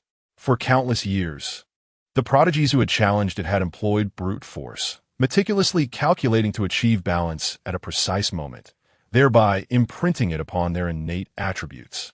The approach that Huang Chen had taken, inviting the laws into his body and allowing them to balance autonomously, was one he had never contemplated. He gazed thoughtfully at the law space. Was the law in the cosmic realm inherently balanced? Clearly not. Then why had the universe not been obliterated by imbalance? If all the prodigies who had previously entered the law space had followed this method, would not the 10th level be easily surmountable by anyone? Perhaps. The previous approaches were misguided. The 10th level had always been a gift rather than trial. In the novice village of 10,086, before dawn had broken, Bai Zhaoning set forth with the 5 women once more towards the Barbarian Bull area. Currently, she had accumulated 128, 200 experience points, needing to slay 500 more Barbarian Bulls to reach level 9. Fortunately, with the Frost Aura and Life Link, they found it exceedingly effortless to tackle the Barbarian Bulls. Furthermore, over the past few days, they had allocated their upgrade potential points entirely to strength, and after several days of rigorous training, their coordination had become quite seamless, allowing them to engage in combat with remarkable speed. Upon arriving in the Barbarian Bull area, the 2 women initiated their domain, and with a collective shout, the 6 of them swiftly surrounded a Barbarian Bull. The 2 women's attack power of 25, combined with the 3 from Xiaqing boasting an attack power of 35, enabled them to dispatch one with just a few strikes, thanks to the enhancements from their skills. They spent an entire day battling, and, as dusk fell, the 2 women finally reached level 10, while the other 4 were nearing level 7. Chen Yichuan, brimming with excitement, declared the day's leveling session concluded and hurried back with Bai Zhaoning. However, as they approached the Battle Rooster area, Bai Zhaoning sensed something amiss. It seemed that the players around them were gravitating toward their group. After a few more minutes at the village entrance, Chun Hao appeared before them, accompanied by a throng of followers. Xiaqing, I've protected you all the way to the novice village, and you just walk away without a word? Chun Hao crossed his arms, his gaze fervent. This was akin to a buy-one-get-two deal. He had long coveted this opportunity during their school days. Now, he was the king of the novice village. Who could dare to refuse him? Who would even think to defy him? Last night, he had truly relished the treatment of an emperor. How many could withstand the dual pressure of intimidation and allure? However, it was regrettable that among the esteemed beauties of the academy, aside from the 3 before him, he was unaware if the others had yet to arrive or had perished on the way. This left him somewhat unfulfilled. Yet, the thought of tonight's prospects, which could potentially yield 3-fold rewards, made him chuckle with delight. Lin Weijia's expression darkened. Seeing Chun Hao smile so lewdly, she could easily discern his intentions. After being completely neglected by Chun Hao the previous night, she feared that if she did not assert herself, she might be marginalized. As her thoughts raced, she linked her arm with Chun Hao's and addressed the others sharply. Xiaqing, you better recognize the favor Hao Ge has shown you. You walk away without a word, and even coax Shu Shi and the others to leave. How can you face Hao Ge? Xing Yuan is not like the Eden of Blue Star. People can die here. Xiaqing shot Lin Weijia a glare. Lin Weijia, if you wish to debase yourself, don't drag me into it. I'm not as lowly as you. Lin Weijia scoffed, oh, you're so high and mighty? Yet in the trial grounds, when Hao Ge provided you with food, you accepted it without hesitation. Enough with the nonsense. Today, you must give Hao Ge an explanation. Bai Zhaoning stepped forward, her voice cold. What kind of explanation do you seek? Lin Weijia's eyebrows arched. Leave Xiaqing behind. Not a chance. Chen Yichuan interjected, positioning herself protectively in front of Xiaqing, her expression stern. Weijia, I advise you to distance yourself from Chun Hao. Huang Chen will return soon, and you don't want to regret it later. At the mention of Huang Chen, Lin Weijia was taken aback, wondering how Chen Yichuan and Huang Chen had become involved. Her intuition had indeed been correct. She had sensed something unusual about Huang Chen's gaze towards Chen Yichuan at the cafeteria entrance. I thought you were my close friend, yet you're stealing my man? Immediately, her gaze toward Chen Yichuan brimmed with hostility. Huang Chen. Chun Hao turned to Lin Weijia. That's the one who's infatuated. Chun Hao, upon hearing these words, was consumed by rage. That wretched lowlife should perish outside. If I ever lay eyes on him, I will ensure he suffers beyond measure. In the meantime, Bai Zhaoning and her companions had already been encircled by Chun Hao's men, forming layers of intimidation with over 100 individuals. Chapter 20, Awakening of Talent. dual attributes upon hearing Chen Hao insult Huang Chen. Chen Yichuan's face flashed with a hint of anger. However, given the overwhelming numbers on the opposing side, it was unwise to provoke them. Thus, she coldly commanded, "Stand aside." Chen Hao surveyed his surroundings and, seeing that his subordinates had effectively cornered them, felt a wave of confidence wash over him. He had initially intended to engage physically upon their first encounter, seeking to subdue them through force, and if they resisted, to use the 4 sacrificial blades as a warning. Yet, upon noticing that Bai and Chun had reached level 10, he felt a twinge of caution. At this moment, the women were trapped with no means of escape. With a disdainful snort, he declared, "Xiaqing deceived me and took away my 4 women. My brothers have been restless over these past few days. Surely, some compensation for our losses is in order." Bai Zhaoning interjected, "What compensation do you seek?" Lin Weijia, clutching Chun Hao's arm, chuckled, "Of course, we expect you to stay and earnestly apologize to Brother Hao." Laughter erupted among the crowd. Xiaqing, infuriated, retorted, "You scoundrel. You shall not think to take advantage of us. Then do not blame me for being impolite." Chun Hao's laughter faded, his gaze sharpening with malice. He raised a wooden sword, pointing it at Chun Miaohua and her 3 companions. "Which one shall I start with?" As the blade pointed at her, Chun Miaohua's legs weakened, and she collapsed to her knees. "Brother Hao, I did not mean to. I was coerced," she cried, grasping Xiaqing's pant leg. "You have led me to ruin this time. Please, agree to Brother Hao." The other 3 women displayed expressions of sheer terror. Had they not feared for their lives, they would not have been reduced to mere playthings. "Get away!" Xiaqing kicked Chun Miaohua aside. Unappreciative, Chun Hao shouted angrily, declaring, "I shall take all 3 of you today. Go, but do not kill them." As his words echoed, the encircling throng tightened their grip. Bai Zhaoning and her companions immediately unleashed their domains. "What is happening? It feels as though I'm sinking in quicksand. My legs are so heavy. I feel the same. I cannot move. What kind of skill is this?" Just as they spoke, Bai Zhaoning swung her wooden sword at Chun Hao.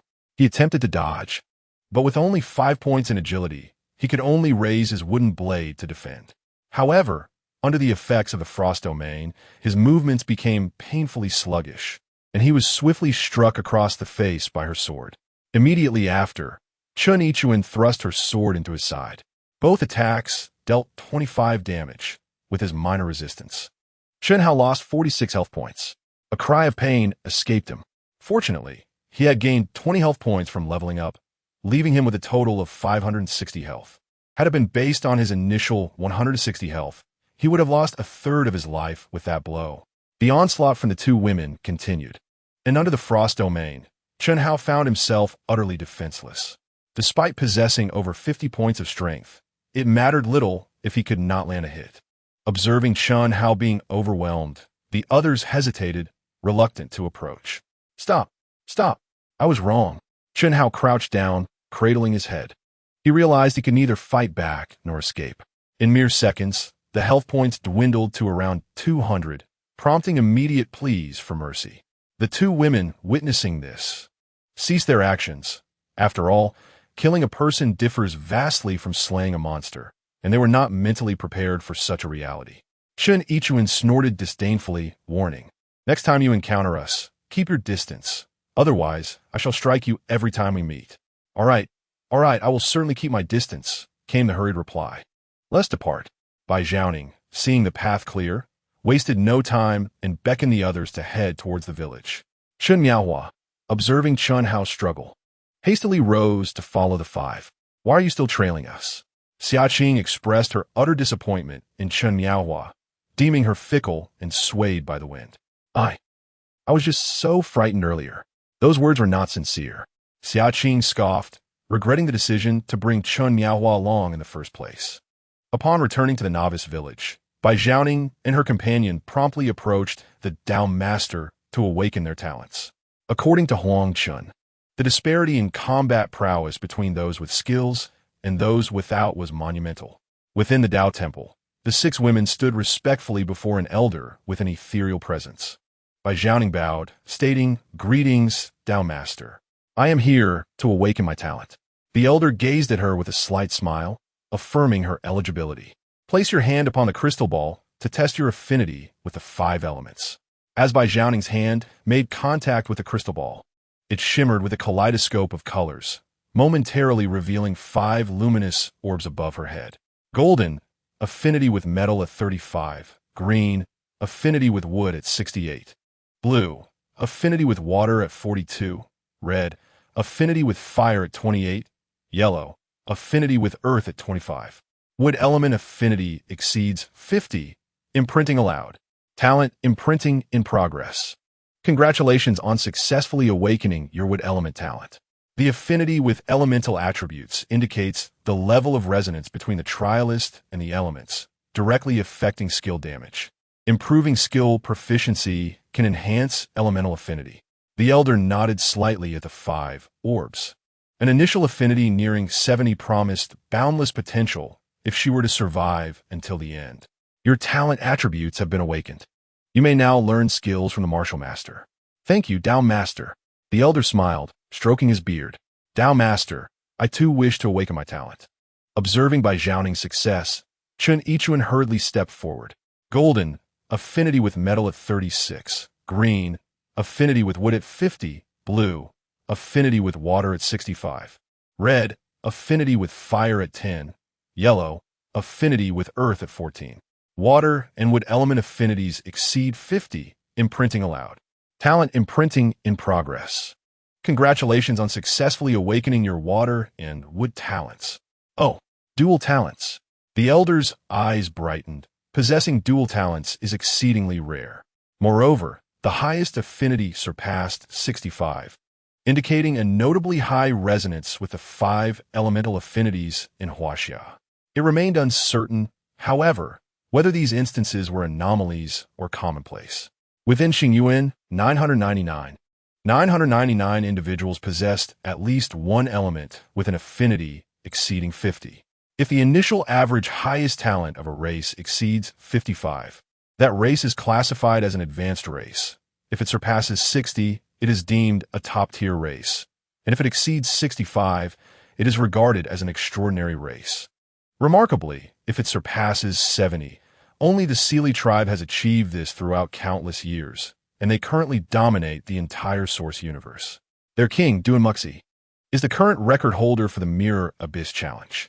Meanwhile, Bai Zhaoning and Chen Yichuan have arrived at the Martial Master's domain to learn skills. With a flash of white light, the corresponding attribute skills materialize on the skill panels of the 2 young women. Upon observing their talents from a distance, the Martial Master's demeanor towards them has notably softened compared to their first encounter.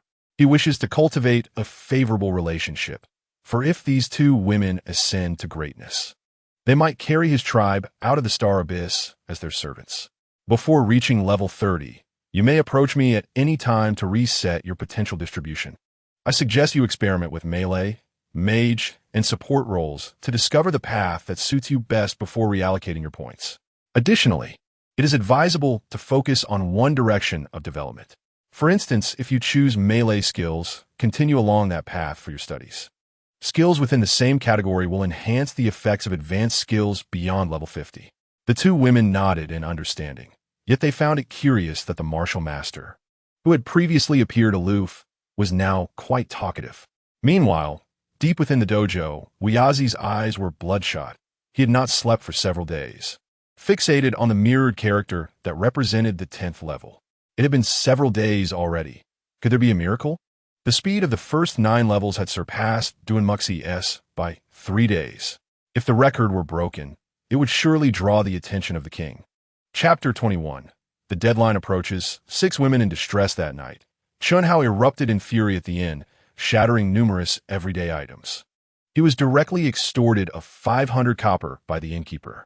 In recent days, his faction had been continuously supplying him with copper, but most of it went towards purchasing resources to win over people's hearts. Had it not been for Lin Weijia's remaining funds, he would likely have been turned over to the authorities by the innkeeper. It had been mentioned before that within the Star Abyss resided countless remnants of past trial failures, each possessing their own lives and social hierarchies.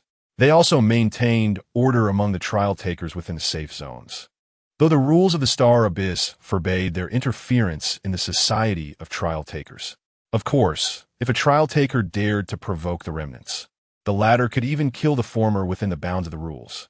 "Brother Hao, calm down," Lin Weijia said as she entered, holding a cup of water. "They have merely gained a slight lead in levels. With the resources we possess now, we will soon catch up." As she entered, she had loosened her belt, her loose garments cascading down to reveal her delicate collarbone, partially obscured by a glimpse of snow-white skin. Upon seeing her, Chun Hao's anger swiftly transformed into a different kind of fire. He stepped forward and swept her into his arms, tossing her onto the wooden bed. Lin Weijia's cheeks flushed crimson, her delicate brows furrowed, and she lightly bit her lip. Chun Hao's roughness made her feel slightly uncomfortable. Yet, amidst the storm, a smile crept upon her lips. As the tempest subsided, Chun Hao lay on the bed, gasping for breath, while Lin Weijia gazed skyward. In the star abyss, Chun Hao is undoubtedly formidable. She must firmly embrace this opportunity, for regardless of how many women he may have, her role as the most significant one remains paramount. Shortly thereafter, Chun Hao, rekindled with fervor, was eager for a second encounter. However, Lin Weijia pressed her hand against his chest and softly murmured, "How go? I cannot continue. A few performers from the drama department have arrived, and their quality is quite commendable. Shall I fetch one for you?" Was she truly unable? Even if 2 more Chun Haos were to arrive, she could undoubtedly exhaust them. She understood the male psyche all too well.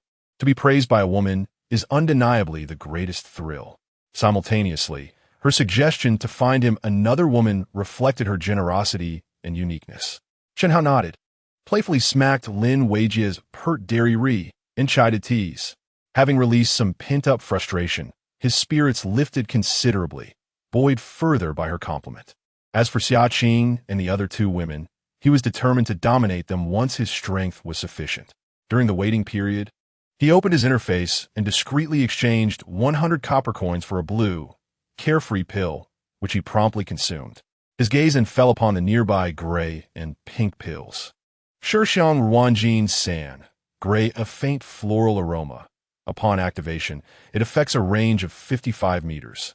Non-elite creatures below level 20 will lose combat capability for 30 minutes, while those above level 20 are unaffected. Price, 50 silver. 8th level large medicine, pink and extreme aphrodisiac, ineffective for those above level 20. Method of use, internal consumption. Price, 1 gold. Note, not to be used in the wild. The marketplace offered an array of peculiar items. With sufficient funds, there was nothing one could not procure.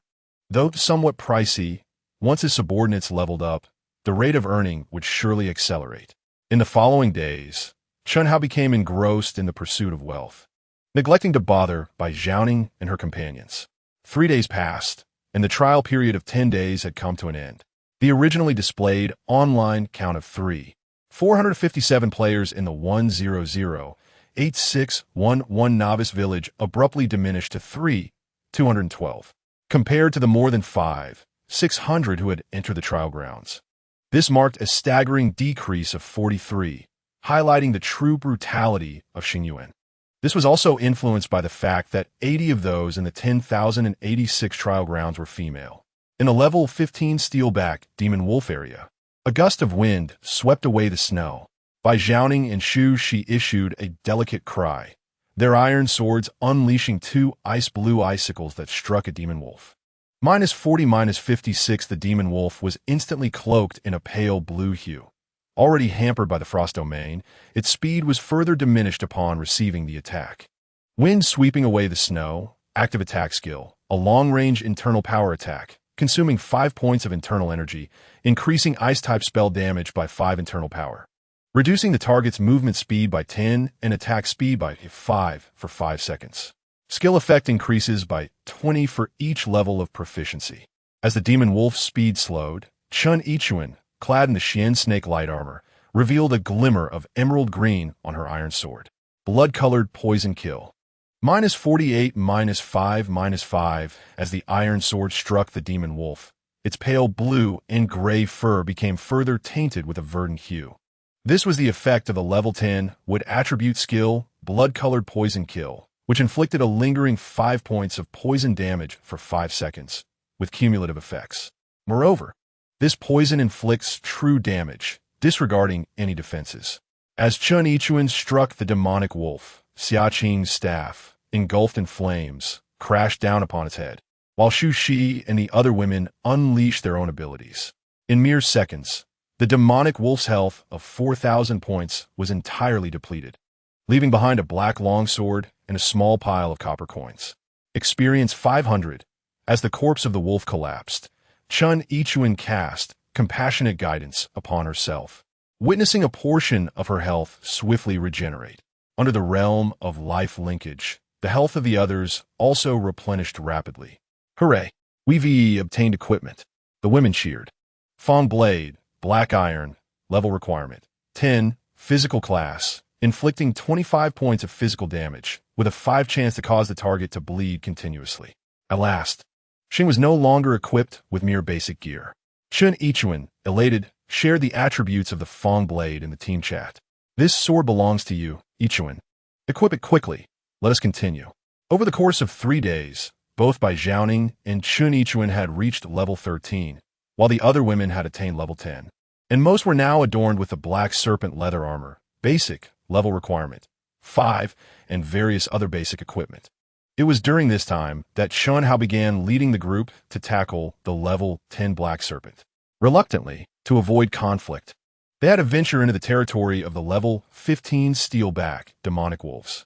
With their skills, the group found it considerably easier to combat the wolves, provided they avoided being surrounded, as creatures above level 10 would attack proactively. Among the 6, Chen Yichuan and Xiaqing opted for the physical class, while the remaining 4 chose the magical class. Due to her dual attributes, Chen Yichuan specialized in wood magic as her primary focus, with water magic as a supplementary skill.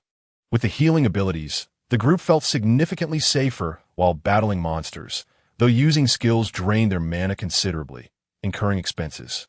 Sister Ning, our leveling speed has slowed down significantly. At this rate, in just a few days, Chen Hao and his team will surpass us. What shall we do then? Chen Yichuan lamented, her anxiety growing stronger as she observed her experience points at 421-22-4880. Leveling up against monsters of a higher tier was already challenging, especially with 4 members relying on internal skills, which consumed resources rapidly. A bottle of mana potion costs 40 copper coins, and fighting 2 demonic wolves would deplete their mana reserves, yielding only 60 copper coins in return. Were it not for the life linkage, they would be a loss financially.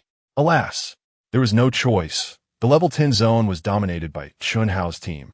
Bai Zhaoning's eyes also reflected a hint of concern. Chen Hao had a large team, and they were far ahead in terms of resources. Huang Chen, where have you gone? It has been 12 days. Will you return?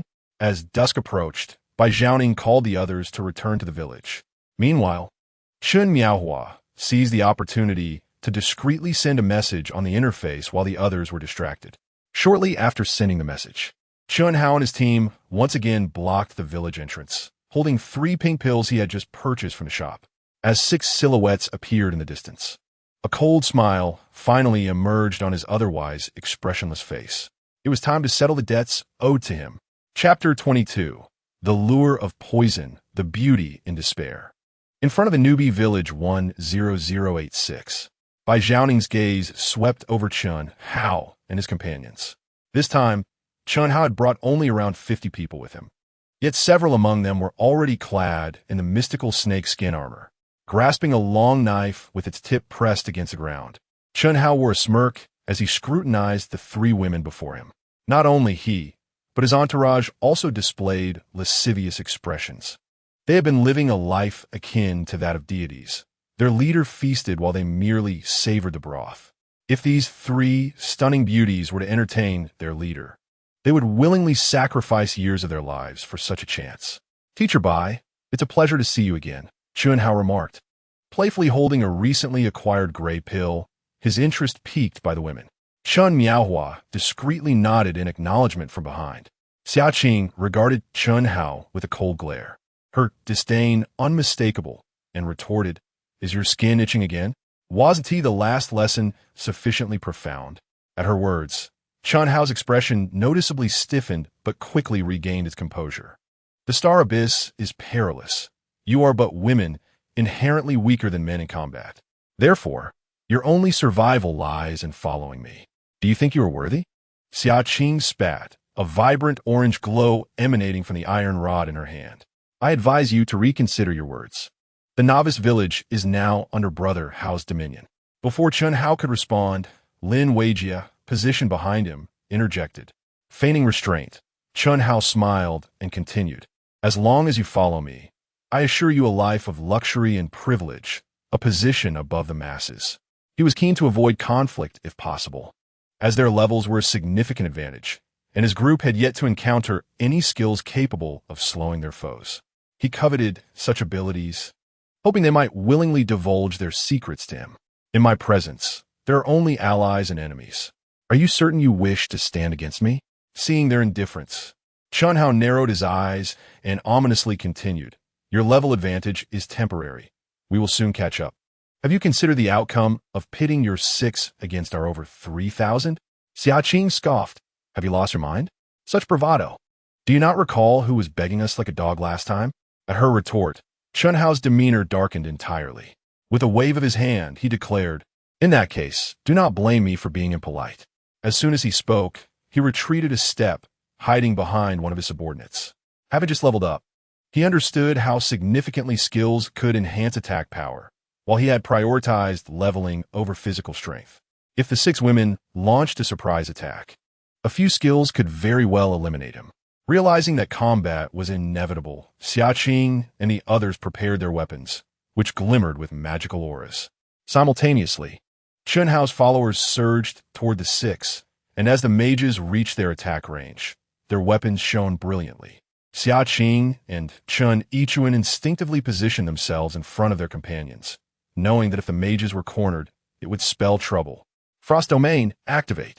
Life Link, activate.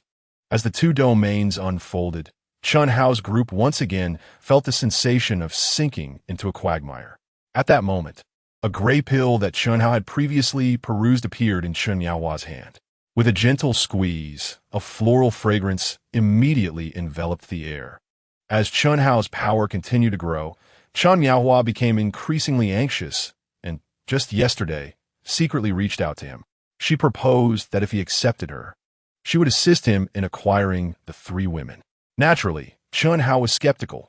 He had his own plans and still possessed another pill, the 10 fragrant soft muscle powder. What a delightful scent, he remarked, momentarily distracted by the fragrance. Chen Yichuan shook her head. She too detected the aroma, but had no time to investigate further. With danger looming, they needed to reach the village for safety. Compassionate guidance. Bai Zhaoning and Chen Yichuan cast the spell simultaneously as they moved. Following them, Xia Qing and Chen Yichuan led the charge directly toward Chen Hao. The 4 women trailed closely behind, unleashing a flurry of spells, ice shards, fireballs, and bolts of lightning. Chen Hao and his companions were forced to leap aside in astonishment. The spells in Star Abyss lacked targeting capabilities, relying solely on the caster's prediction. Although the initial speed of the spells was relatively slow, their density was sufficient for a few to strike the 2 women in front. Notifications of health loss continuously appeared above Chen Yichuan's head, yet she quickly regained it through the effects of compassionate guidance. Meanwhile, Chen Hao and his group found their movements hindered by the Frost Domain, with several individuals at the forefront being struck by ice shards and fireballs, losing over 40 health points in an instant. How is this possible? Chen Hao exclaimed, astonished by the disparity in attack power. Others echoed his disbelief, and a few individuals who prioritized strength but lacked stamina discreetly slowed their pace, retreating to the back. With over 200 health points, they could not withstand concentrated fire. In reality, Bai and Chen's early advancement to level 10 granted them insight into the correlation between spell power and internal energy, allowing them to allocate their potential points primarily to internal energy after reaching level 5. Conversely, Chen Hao's group mostly invested in strength, resulting in a meager initial internal energy of just 3 or 4 points, explaining their diminished attack power. Surround them. Do not allow them any space to cast spells. Someone shouted, charging ahead to confront the 6 women. This individual, named Lin Guang, was among the first to follow Chen Hao. Fearing death, he had primarily allocated his potential points to physical endurance. Chen Yichuan's black iron sword glimmered with a green light, its speed of swing astonishingly swift. -65, -5, -5, -65, -10, -10. Ah, save me. Lin Guang cried out, his face a mask of terror as his health plummeted. Swish, swish, swish. The pale green sword light struck Lin Guang, and in mere seconds, he became the first to perish at the hands of the challengers, dissolving into a wisp of white light. Here, death was absolute. Chen Hao's group, struck by fear, halted in their tracks and began to retreat. Chen Yichuan gasped, her complexion pale. She had not anticipated that, bolstered by the Fang Teeth sword and the accumulation of poison, their assailants would be so formidable. This was her first experience of taking a life. Claiming to be unburdened by guilt would be disingenuous. Get lost, Chen Yichuan began to utter, but suddenly felt her legs weaken, collapsing to the ground. Thud! Bai Zhaoning and the others quickly followed suit. Sister Ning, Xiaqing, they cried in terror. It's that fragrance! In an instant, Chen Yichuan's expression transformed drastically as he realized the dire predicament. The group was utterly defenseless, akin to lambs awaiting slaughter. Ha ha ha! Chen Hao's maniacal laughter resonated through the crowd, urging them to continue their madness. Well done, he declared as he approached the 6 women, addressing Chen Miaohua. How, brother, how? I succeeded. Chen Miaohua collapsed onto the ground, reaching out her hand in hopes that Chen Hao would assist her. The 5 women turned to Chen Miaohua, their faces a tapestry of shock, anger, and disappointment. Chen Hao cast a disdainful glance at Chen Miaohua, ignoring her plight. Xiaqing let out a piercing scream. Why? Chen Miaohua's gaze flickered, then erupted into madness. We cannot contend with Brother Hao. Why do you remain so deluded? We truly were blind, ha. Chen Hao laughed heartily, lifting Xiaqing's chin with a smug expression. Aren't you the most aloof one? Soon, I shall transform you into a woman of desire. He declared, brothers. Soon these 3 shall belong to you. Have your way with them, ha. Brother Hao is mighty, Brother Hao is wise. In the days spent establishing their power, Chen Hao had meticulously crafted an image, restraining his subordinates. Each day, they were tormented by the sight of various beautiful women, yet could not indulge, leaving many exhausted from their desires. At this moment, their appetites could finally be satiated, and each man involuntarily displayed a lewd grin.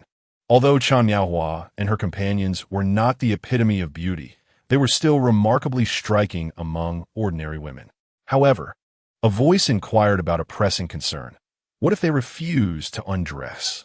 The core issue arose, as the system's clothing could not be forcibly removed against one's will, nor would it wear down, making it impossible to create an opening.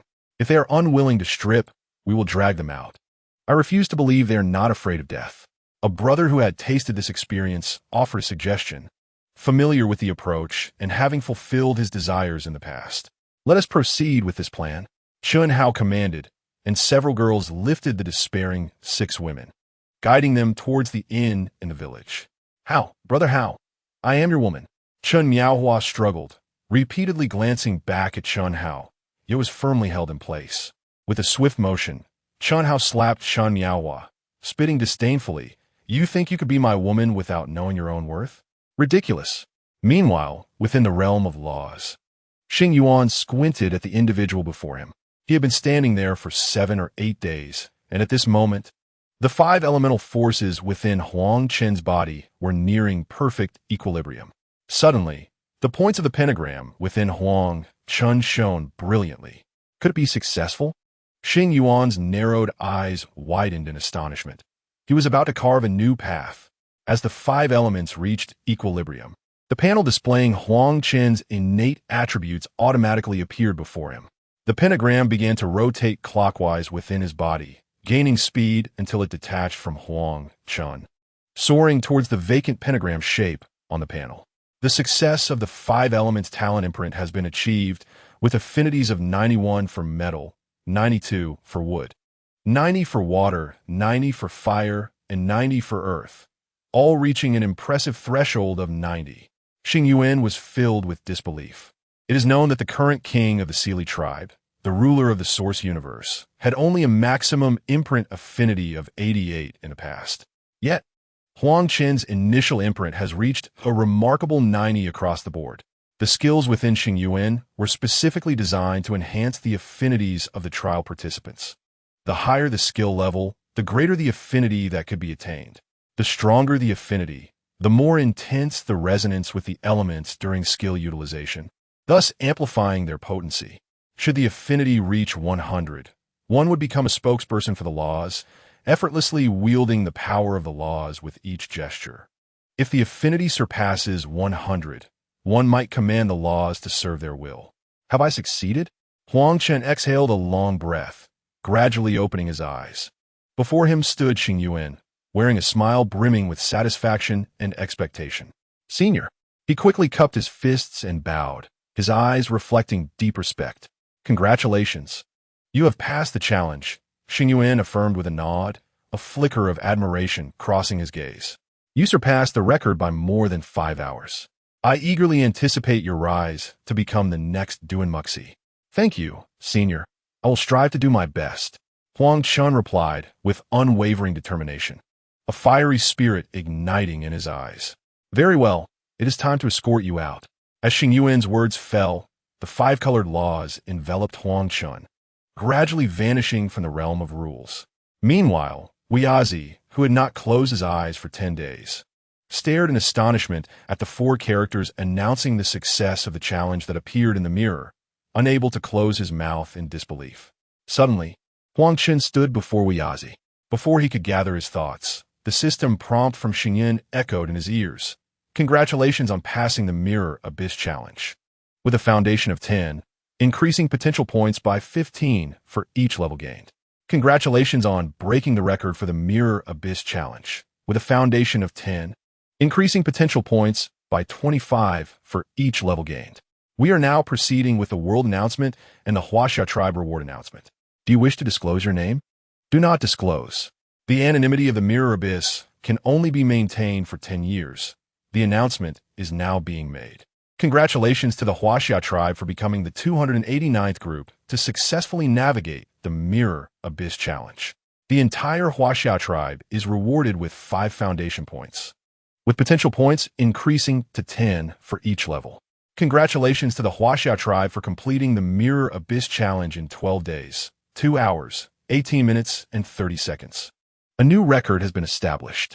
The Huaxia tribe is rewarded with 5 foundation points, with potential points increasing to 15 for each level. Due to the changes in the Huaxia tribe's foundation, Xing Yuan will readjust the corresponding difficulty of combat power. Calculating combat power. Difficulty matching complete. A grand light screen unfolded across the sky of Xing Yuan, causing all present to gaze upward in astonishment. Meanwhile, expressions of ecstatic joy surged across the faces of the Huaxia people. In the Huaxia district, one individual exclaimed in disbelief, "Wow, who is so formidable?" This is indeed a prominent figure from Huaxia, as each time the potential points double. Another individual, flushed with excitement, exclaimed, "Not only that, I have now reached level 8, and the system has granted me an additional 70 potential points, which means the previous upgrades have also been accounted for." Another person, exhilarated, raised a fist in triumph. In the realm of daily life, one lamented, "Oh heavens, has Amaterasu forsaken us? Why must our great nation endure such hardships?" With a face full of resentment, he gritted his teeth. "I have studied history extensively. Our daily lives have always been subservient to Huaxia, and by rights, we should receive our due rewards. The Star Abyss is unjust," another proclaimed, their voice loud with indignation. In the Kimchi district, one declared with an air of superiority, "This individual must be a genius lost from our land to Huaxia. I strongly demand the system to reassess the bloodline." Another echoed, their face awash with envy indeed. "Only our nation produces such prodigies. How could Huaxia possibly compare?" In the newbie village, a youth gazed skyward, his expression filled with trepidation, silently resolving, "The Huaxia tribe. We must advise our leader to cultivate good relations with them. We cannot afford to offend. In another corner of the same village, a stunning woman furrowed her brow. Her eyes clouded with doubt and contemplation, softly murmuring, "Is it still you? Who exactly are you?" Huang Chen was unaware of the commotion he had sparked. Eagerly, he opened his attributes panel after receiving the rewards, a glimmer of surprise flashing in his eyes. Name: Huang Chen, male, root bone 35, talent metal, wood, water, fire. Earth, level 1, experience points 199, 200 life, 560, 560, internal force, 6060, stamina, 560, 560, physical attack, 9, magical attack, 3, overall resistance, 1, movement speed, 9 ms, assignable potential, 340, physical fitness, 28, strength, 9, agility, 9, internal skills, 3, resistance, 5, with 340 assignable potential points, plus the previous 20. That totals 360. It seems that both Yichuan and Zhao Ning have reached level 13. Young friend? Wu Yazi, upon seeing Huang Chen, regarded him with utmost reverence, respectfully clasping his fists in salute, his posture reflecting deep humility. Senior. Huang Chen quickly returned the gesture, a flicker of astonishment in his eyes. I am unworthy. Wu Yazi stepped aside, for this was an existence surpassing even the contemporaneous Duan Mushi. Just as Huang Chen was about to utter words of flattery, suddenly, the chatbox icons of Zhao Ning and Yichuan began to pulsate violently. With a mere glance, his expression shifted dramatically, anxiety flooding his gaze, and in the next moment, his form transformed into a flash of white light, vanishing. As the Star Abyss announcement reverberated through the heavens, Chen Hao and others were escorting Xia Qing towards the inn. The sudden illumination of the sky halted his steps, a hint of confusion crossing his face.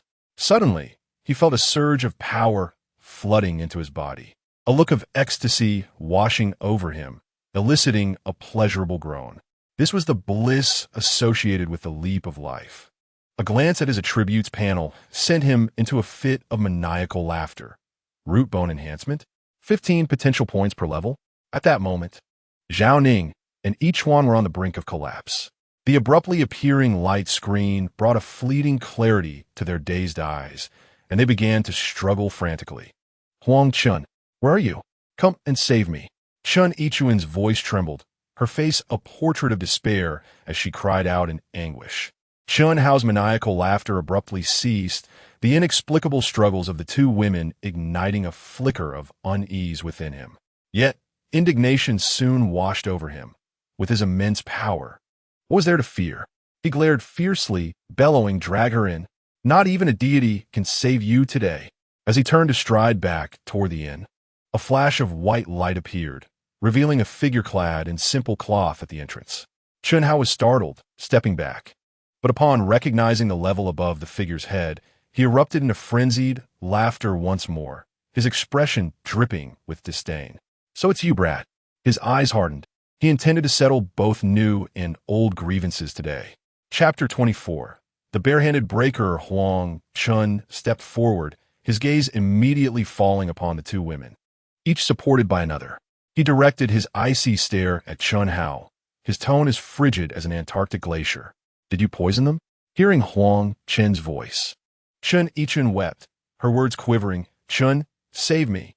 By Zhao Ning, however, reacted differently. Upon noticing the level above Huang Chen's head, she summoned an unexpected strength. Struggling fiercely as she shouted, "Run! Hurry!" Despite Huang Chen's high probability of passing the challenge, he was still only at level 1. There was an insurmountable gap between them. Despair permeated by Zhao Ning's voice. Xia Qing stared blankly at the unfolding scene, surrendering her struggle. Resigned, she lowered her head, muttering, "It's over. Everything is over."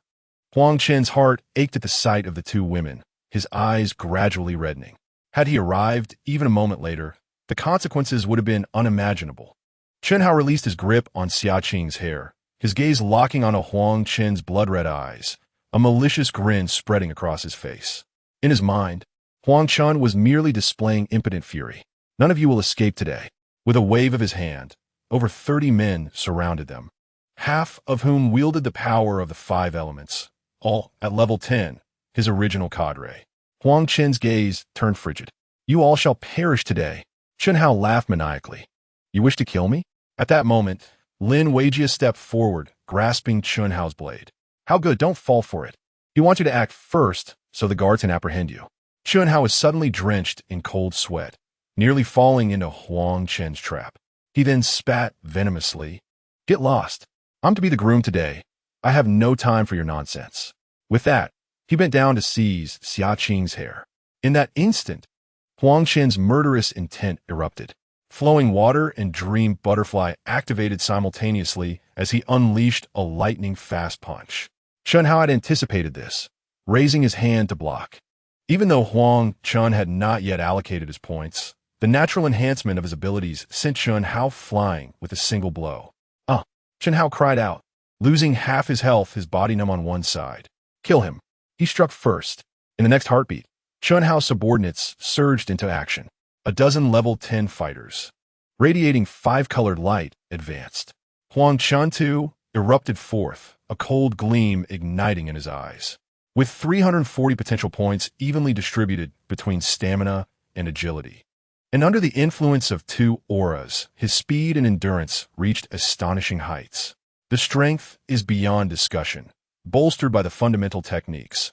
A single punch amplifies 100-fold, resulting in a staggering attack power of 10,000 points.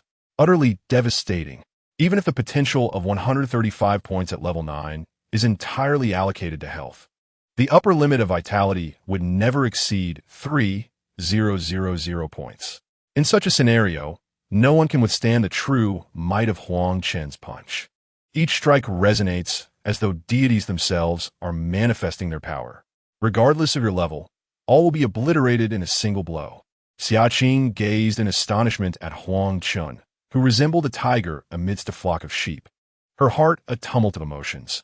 Is this the Huang Chen that Sister Ning spoke of? So powerful, truly formidable. Run. He is a demon. Guards. Where are the guards? There has been a murder. Don't kill me. Bang. Blood blooms forth. The crowd scatters in panic. Chen Hao's eyes widened in terror. Impossible. How could a level 1 be so strong? In mere moments, those remaining at the inn vanished without a trace. What? What do you intend to do? Chen Hao stammered, retreating in fear as Huang Chen approached. Suddenly, he seemed to grasp a lifeline and exclaimed, This is the novice village. You cannot kill here. Huang Chen scoffed, Do you think I care? Just then, footsteps echoed from the street, and an elder accompanied by 8 guards approached Huang Chen. Village chief, guards, help. Chen Hao scrambled behind the elder, clutching the village chief's trousers. Village chief, he has killed someone. Quickly, arrest him. The elder cast a sidelong glance at Chen Hao. Murder? I didn't witness anything. He then clasped his hands in greeting to Huang Chen, saying, Young friend, grant an old man a favor. It is my duty. The village chief had sensed the conflict as soon as it erupted. Huang Chen's potential was immense, and he had no desire to intervene. However, as the responsibility bestowed upon him by the Star Abyss compelled him to maintain order in the novice village, he had meandered his way here, hoping to overlook things as long as there was no clear evidence. Little did he expect Huang Chen had yet to conclude his business. Village chief. Huang Chen returned the greeting with composure and stated, This man drugged my woman. I acted in self-defense. The Star Abyss does not interfere with the development of challengers, yet once they grow, the authority over cities will be entrusted to them. Ultimately, challengers may exist as vassals of the system. In simpler terms, the Star Abyss fears chaos in the early stages, thus retaining these remnants to assist in management. Hence, Huang Chen bore little reverence. However, since the elder had shown him respect, he provided a rationale in return. Oh, is that so? The village chief glanced at Chen Hao and continued, So, what does the young friend propose? With his arrival, it was clear that Huang Chen could not be allowed to kill. Otherwise, the will of the Star Abyss would surely eliminate him. Huang Chen pondered briefly before responding. Then let this person be dealt with by the village chief. Now, his strength cannot rival that of the village chief. Time is of the essence. If he were to be captured, it would be a grave loss. Upon receiving Huang Chen's response, the village chief sighed in relief. If Huang Chen insisted on killing Chen Hao, he could merely imprison him for a few days. However, should Huang Chen grow powerful and seek vengeance in the future, it would be beyond his capacity to endure. The village chief then cast a meaningful glance at the three women before departing with his entourage. When Huang Chen turned back, he noticed that the three women had nearly lost all consciousness. Chen Yaohua had mysteriously vanished, leaving only Xu Shi and another standing there, bewildered. At that moment, Huang Chen finally discerned Xia Qing's appearance, stirring something within him. "My lord, it is time to act." Ding. Initiating detailed scan. Name, Xia Qing. Bond, unestablished. Age, 21. Appearance, 96 points. Figure, 94 points. Purity, 100 points.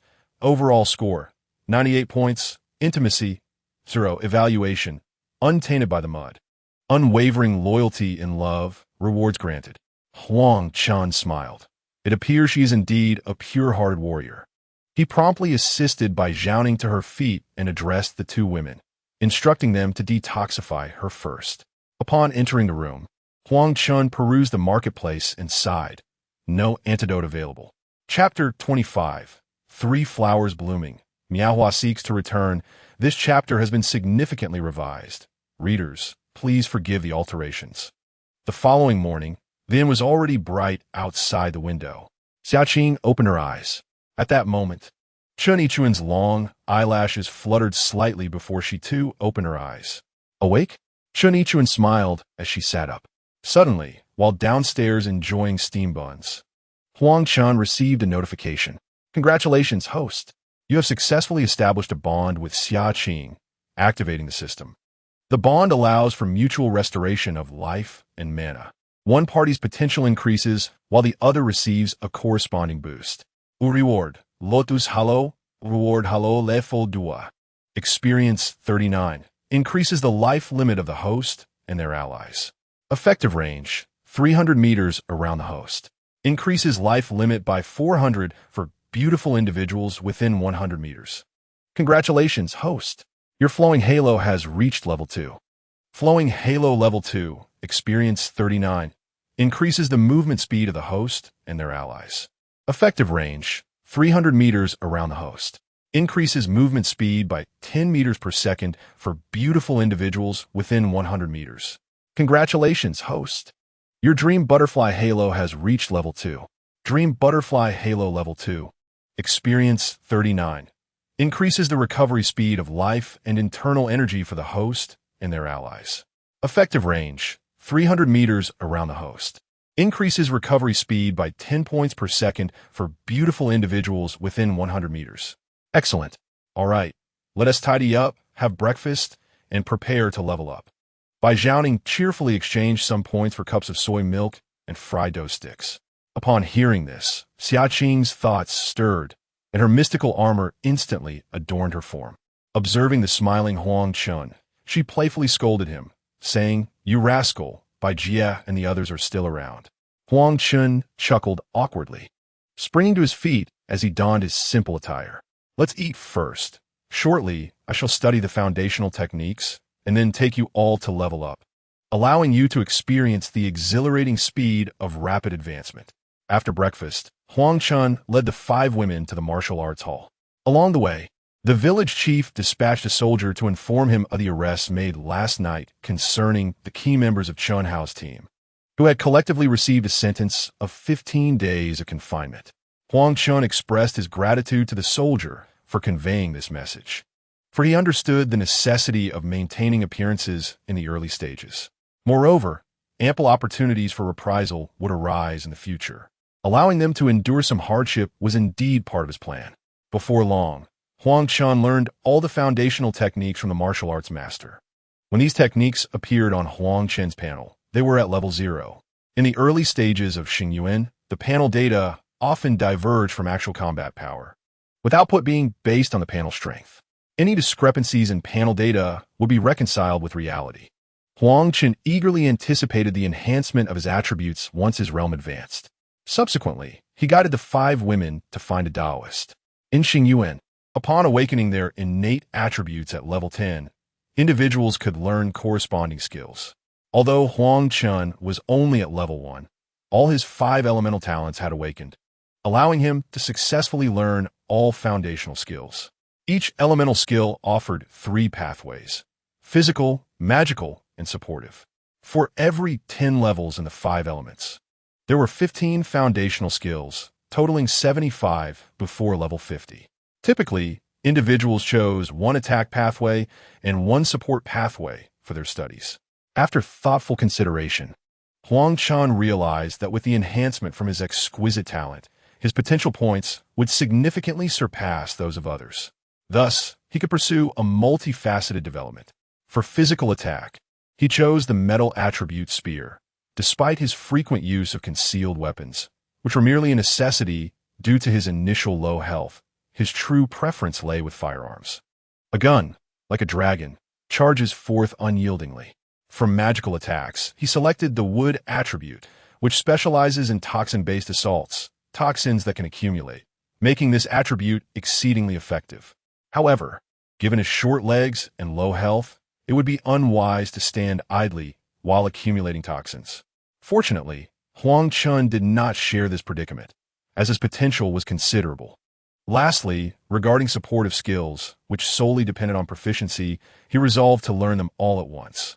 When the time came for combat, he could unleash a barrage of curses upon his foes, while simultaneously bestowing numerous enhancements upon himself. What a delightful thought!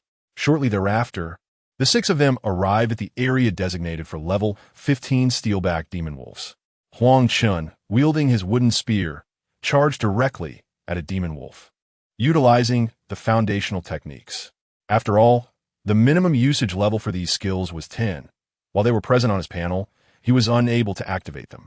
A single demon wolf possessed 4,000 health points, and Huang Chen's strike dealt a mere 130 points of damage, let alone the others. It was evident how unfriendly the monsters in Xingyuan were toward challengers at level 15. Such was the reality. Without skills, combat became significantly slower. However, with Huang Chen's attack speed, the demon wolf succumbed in less than half a minute. Huang Chen observed the experience panel, noting he had accumulated 500 experience points. He was merely 900 points away from reaching level 10, which meant he needed to defeat approximately 55 magic wolves to achieve his goal. At his current pace, he could accomplish this within the hour. Just as Huang Chen was leveling up, the 3 ladies simultaneously received a system notification. Congratulations to the host of the Beautiful Women Gallery for obtaining 40 potential points. Rewarded with the Goddess Bond potential points of 40. The 3 women were momentarily stunned by the notification, but then their eyes sparkled with delight. Xiaqing rushed over, linking her arm with Huang Chen's, and exclaimed, "Wow, Huang Chen, I get a reward for your level up? 40 potential points, that's more than 2 levels for me. How come your potential points from leveling up are so abundant?" Huang Chen chuckled softly, gently stroking Xiaqing's long hair that cascaded down to her waist. "I gained them through challenges. My root bone is now at 40, which is why I receive so many potential points when I level up." Xiaqing's eyes gleamed with excitement. "Then I want to take on challenges too." Huang Chen shook his head with a smile. "Only those without attributes have a minuscule chance of succeeding, and failure can be fatal." Upon hearing this, Xiaqing's excitement instantly waned. In the Star Abyss, a woman who falls behind must face the consequences. She had grown weary of living in fear, and witnessing Huang Chen's strength ignited a fervent desire within her to elevate her own abilities. Xu Shi and the other girl could not hide their envy. They too yearned for progress, but felt hopeless given their current circumstances. Nonetheless, following Huang Chen, surrounded by a myriad of auras, was still far superior to being with others. Thus, Huang Chen led the 5 women in the Steelback Magic Wolf area for a full 2 hours. Bai Chun and the other girl reached level 19, while Xiaqing attained level 17, collectively providing Huang Chen with 285 potential points. Huang Chen himself, now at level 12, had amassed 385 potential points. Together, they totaled a staggering 670 potential points. Huang Chen opened his panel. Name: Huang Chen Male. Root bone 35, talents, metal, wood, water, fire, earth. Level, 12 experience points, 24. 114, 400, health, 376, 025, 601, 200. Inner strength, 6, 060. Stamina, 376, 025, 601, 200. Physical attack, 129. Magical attack, 3. Overall resistance, 1. Movement speed, 109. 30 meters second. Distributable potential, 670. Stamina, 148. Strength, 129. Agility, 109. Inner power, 3. Resistance, 5. Huang Chen did not hesitate and proceeded to distribute his points evenly across the 5 primary attributes. Given his ample attribute points, this averaging would yield far greater results than the average individual. Consequently, after the allocation, his 5 primary attributes stood at stamina, 216, strength, 212, agility, 212, inner power, 212, resistance, 212. For someone with obsessive tendencies, this was exceedingly satisfying. After Huang Chen had learned new skills, the magic wolf area was no longer suitable for his training, just as he prepared to summon the others to delve deeper. A single utterance from Su, she rendered the atmosphere icy, as Chen Yaohua claimed she had been deceived and wished to rejoin the group. Upon hearing this, Xia Qing scoffed, remarking that she hadn't yet settled the score with Chen, yet here she was brazenly approaching them. Chapter 26. The Silver Wolf Weeps at the Moon. Poison pierces the starry sky. Huang Chen noticed Xia Qing's indignation, a fleeting glimmer of sharpness crossing his eyes. Let us level up first. We'll address this later. He believed that the concept of forgiveness was one that the women needed to experience firsthand for it to truly resonate with them. After reaching level 10, Huang Chen began to utilize his skills against the magical wolves. Owing to his previously high rank, he swiftly elevated his proficiency in the gold attribute skill to level 5, far surpassing the 4 levels achieved by Bai Chun and her companion after weeks of practice. Returning Wind, Falling Goose, level 5, active attack skill, close-range gun technique, consumes 5 stamina points, increases ordinary gold attribute strength by 6. Proficiency level 5, skill effect coefficient 249. This meant that Huang Chen's current strength stood at 212 points, and utilizing Returning Wind Falling Goose would result in a damage output of 212, 624, 931, 67. Thus, the pace of leveling in a magical wolf territory felt painfully slow. He could dispatch a wolf with just a couple of strikes, but the creatures were simply insufficient in number. Let us move on to fight the level 25 white-striped tiger, Huang Chen declared, disinterested in continuing his efforts here due to the low efficiency. Are we not going to grind level 20 creatures? Xia Qing inquired. Huang Chen shook his head. No, we're heading straight for level 25. With my current attack power, even level 25 monsters will only take 4 or 5 shots. We possess endurance, and our efficiency will be greater there. With that, Huang Chen led the 5 women deeper into the forest. The magical wolf area was shrouded in trees, and as they progressed, the light dimmed, creating an eerie atmosphere that sent chills down their spines. Strangely, the number of magical wolves encountered along their path was alarmingly sparse. Something feels off. Huang Chen slowed his pace and warned the women to be cautious, suspecting the presence of elite monsters. Based on his past experiences, elite monsters typically attracted lesser creatures to gather around them. Suddenly, a long, mournful howl resonated through the dense forest, followed by rustling sounds emanating from all directions. Be careful. It's a pack of wolves. Huang Chen's expression shifted. In no time, they found themselves encircled by numerous magical wolves at a glance. At least 100 to 180 of them. Soon after, a much larger wolf emerged from the pack, its grayish-white fur glistening. Huang Chen quickly checked its attributes. Magic Wolf King Gold. Silver rank, level. Health. Attack power. All resistances. Movement speed. In the Star Abyss, creatures above level 30 possessed attributes and talents akin to those of challengers, complete with corresponding skills. The gold attribute skills were predominantly melee attacks, indicating that this Magic Wolf King was likely a close combat monster. A grave expression settled on Huang Chen's face. He had initially thought it was merely an elite monster, only to discover it was of a far superior rank. The silver level was already twice that of ordinary monsters. What on earth is this?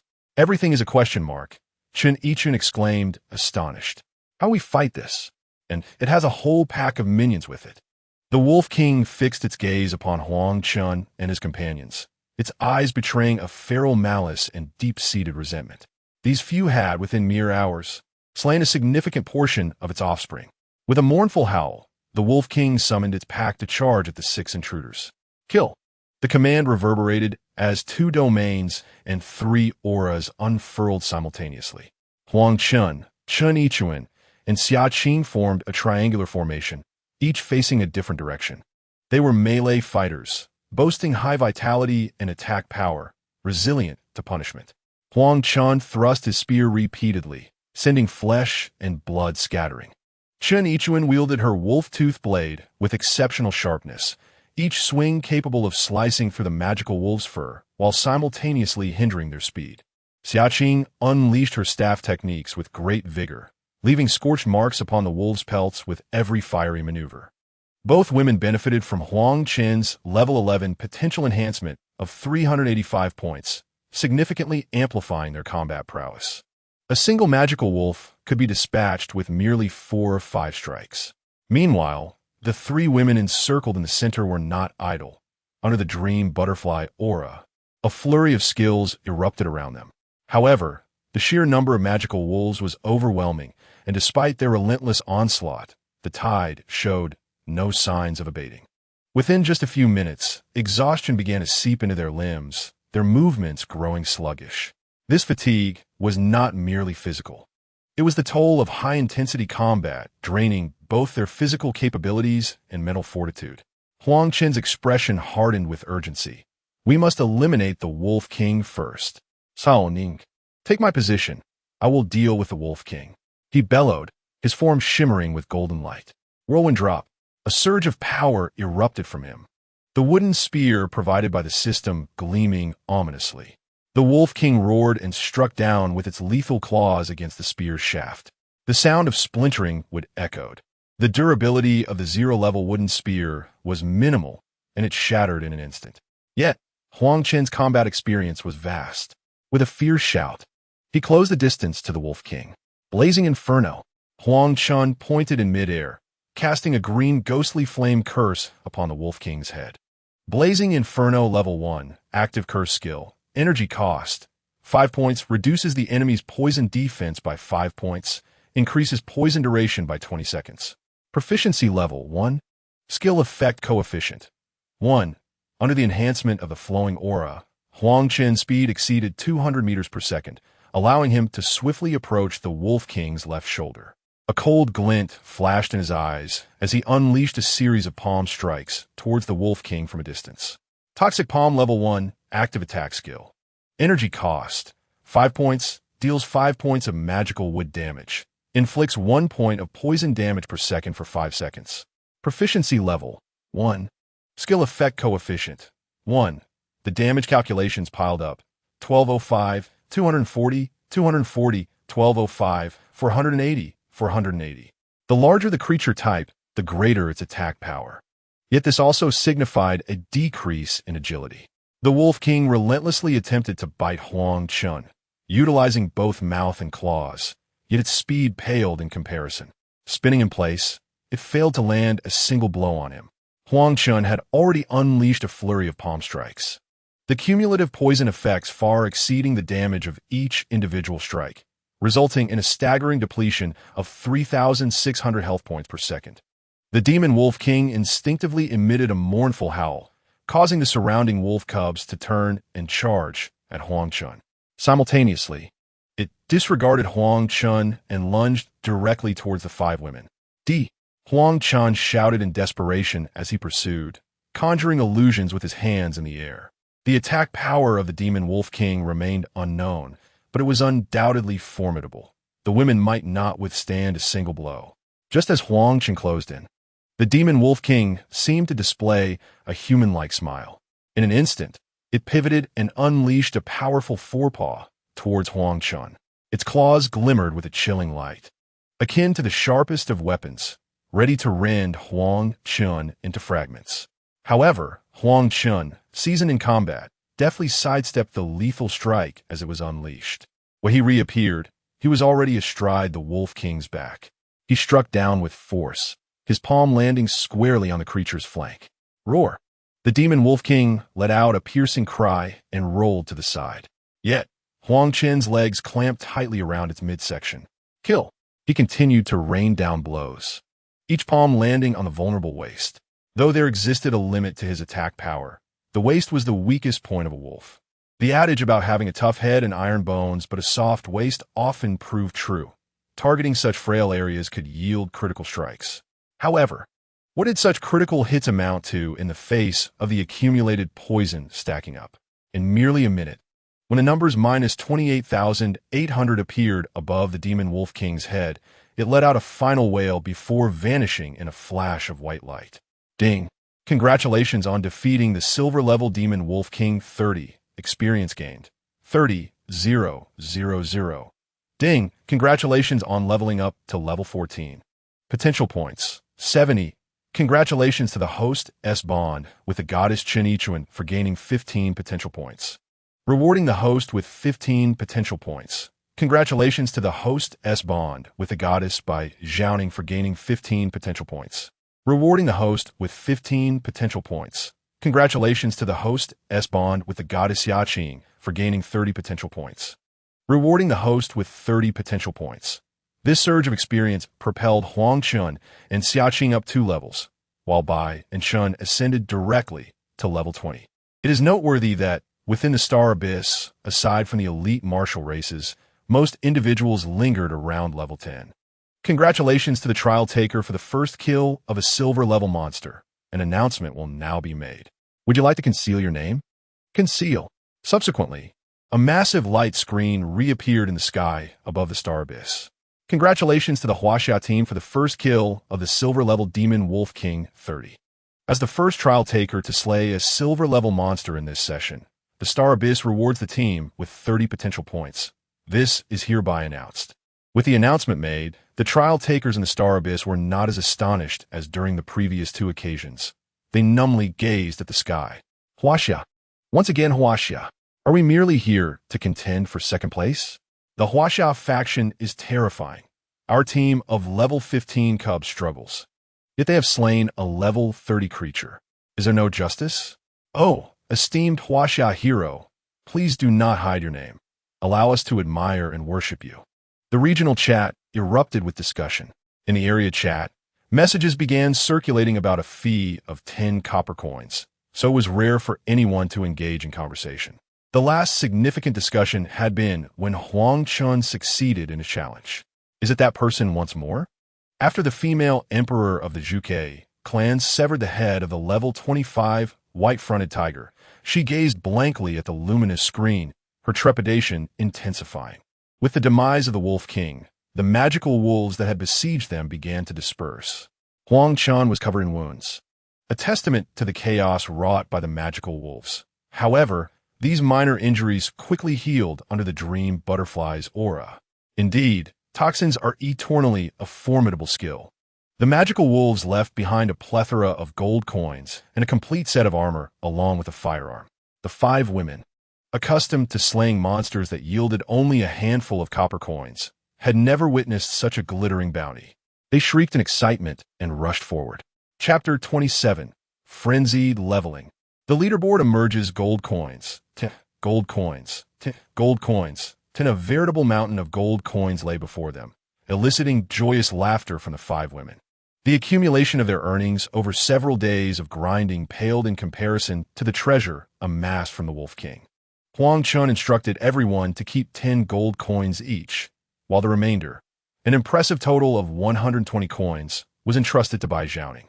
Upon seeing the wealth tally at 127 gold coins, Bai Zhaoning waved her hand exuberantly, declaring a feast for the evening featuring lobster. Chen Yichuan leapt in delight and planted a kiss on Bai Zhaoning's cheek. Huang Chen collected the armor and weapon. Magic Wolf Silver Armor, Silver Grade. 1. Increases health by 2,000. 2. All resistance 15. 3. Reduces poisoning duration by 30. Required level, 30. Greedy Wolf Gun, Silver Grade. 1. Basic attack 800, 2. Damage amplification 20, 3. Knockback chance 5. Required level 30. These two pieces of equipment were indeed suitable for Huang Chen. However, his current level rendered them unusable, so he stored them in his backpack for the time being. In addition to the two silver items, they had acquired a considerable amount of 10th level black iron gear throughout the day, nearly filling Bai Zhaoning's and Chen Yichun's backpacks. Huang Chen skimmed through the items.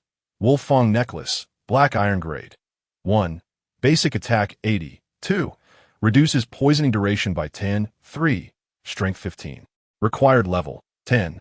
Magic wolf bracers, black iron grade. 1. Health 150. 2. All resistance 2. 3. Reduces poisoning duration by 5. Required level 10. Magic wolf leather boots, black iron grade. 1. Movement speed 50. 2. Physical defense 30. 3. Agility 18. Required level 10. Magic wolf helmet, black iron grade. 1. Health 150. 2. All resistance 5. 3. Stamina 15. Magic wolf armor, black iron grade. 1. Health 300. 2. All resistance 5. 3. Reduces poisoning duration by 10. As the magical wolves were of the gold attribute, the 5 pieces of black iron equipment primarily offered defense against poison, as gold counters would, and wood attacks are predominantly poison-based. Regrettably, after a day of relentless battling, no weapons had dropped. After gathering their spoils, everyone donned the usable gear, with their confidence bolstered. The women, having exchanged their firearms for cannons, swiftly followed Huang Chen towards the white-fronted tiger territory. Huang Chen took a moment to allocate the 130 points of potential he had just acquired to his internal skills. Without a weapon at present, he could only rely on spell casting for damage output. The white-fronted tiger area, like that of the magical wolves, was a dense jungle with sparse monsters, even fewer than the wolf zone. However, the experience points were plentiful. A white-striped tiger boasts 12,000 health points and 9,000 experience points, which translates to approximately 1,500 experience points per person when evenly distributed. Huang Chen currently possesses 342 points in internal strength, with his poison sand palm at level 1, enabling him to inflict nearly 2,000 points of damage after factoring in resistance. With the accumulation of poison, he can dispatch one of these majestic beasts in about 6 or 7 strikes. Meanwhile, Chen Yichun and Bai Zhaoning, the two ladies, have a total of 740 potential points accrued from their own leveling and the contributions from Huang Chen's advancements. However, in such perilous surroundings, they prioritize enhancing their physical capabilities. After some potential points are allocated to evade attacks, they each possess around 150 points dedicated to offense. Although they have learned skills of level 20, their proficiency remains too low, resulting in damage output inferior to a level 10 skill at level 5 proficiency. Nevertheless, when working in tandem, the 5 women can eliminate a white-striped tiger in a time frame comparable to that of Huang Chen. Almost every minute, the collective experience points of the group surge. Thus, they spend a full 5 hours hunting white-striped tigers, successfully vanquishing over 300 of these creatures, earning each participant a total of 450,000 experience points. One might think this is a substantial sum. However, in Xingyuan, leveling up requires 12 times the experience of the previous level. Huang Chen, originally at level 14, needs 736 experience points to advance, meaning that 450,000 experience points would only elevate him to just above level 22. After an exhaustive day of hunting, Huang Chen and his companions were thoroughly fatigued, not merely from physical exertion, but also mental strain. As dusk approached, Huang Chen signaled the 5 women to prepare for their return to the village. At that moment, a colossal light screen manifested in the sky above Xingyuan. This trial has surpassed 50 challengers exceeding level 20, initiating the world-level leaderboard and activating the clan chat function. What? How could there be over 50 individuals surpassing level 20? Shock was evident on Chen Yichun's face. Xia Qing frowned, noting that most villagers were around level 10. If it weren't for Brother Chen today, I doubt I would even reach level 15. Shushi cast a glance at the leaderboard, her expression somber. Indeed, most of our village's populace is still vying for level 5 wild bulls. I thought our speed was unparalleled. Simultaneously, countless trial participants from various novice villages of the Huaxia clan were scrutinizing the leaderboard. 1. Zhuke clan Fengwu, level 28. 2. Yenshu clan Sabiji, level 28. 3. Saya clan Bai G2, level 27. 100. Ling Tung clan Wirui, level 27, as soon as the clan chat function was activated. The Huaxia chat box erupted. What? How is this possible? Not a single Huaxia player on the list. Were we not leading from the very start? Level 28. I can hardly believe it. I'm only at level 11, and the highest in our village is merely level 12. This is absurd. Our highest is just level 14. What, that ever-present expert on television? Why is he not on the list? Out of 100 players, not a single one from Huaxia. Bai Zhaoning turned to Huang Chen, who remained composed. He had anticipated that the leaderboard would be unveiled on this day. Observing the puzzled expressions of the women, Huang Chen smiled gently, explaining that nearly 1 billion participants were involved in the trial, with 5 hailing from the high martial world, 35 from the medium martial world, 55 from the low martial world, and a mere 5 from the weak martial world. In the realm of Huaxia, it is characterized as a world of feeble martial prowess. High martial, weak martial? Xiaqing's expression was one of confusion. In a weak martial world, initial attributes generally remain below 10, with potential upgrade points also limited to within 10. Conversely, in a high martial world, some individuals possess attributes nearing 1,000 upon adulthood, with potential upgrades reaching into the dozens.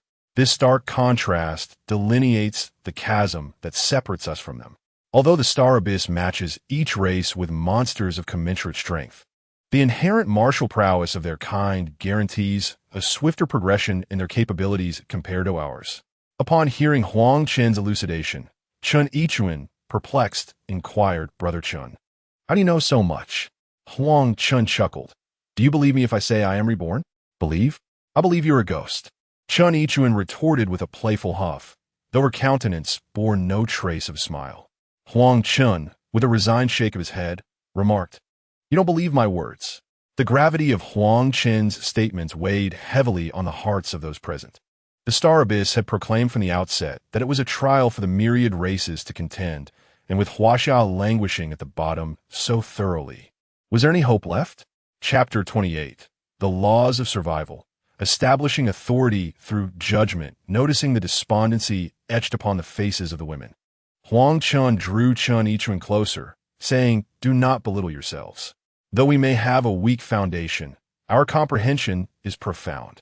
Once our skill proficiency surpasses level 20, our innate abilities will enhance. At that point, the disparity shall diminish significantly."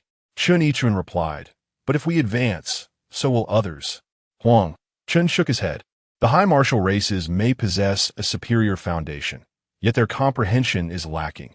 It is exceedingly challenging for them to elevate their skills beyond level 20. In contrast, while our foundation may be low, there are many among us in Huaxia capable of achieving proficiency beyond level 20. Suddenly, Xiaqing's eyes sparkled with realization as she asked, "Is it similar to the distinction between dragons and humans in novels?"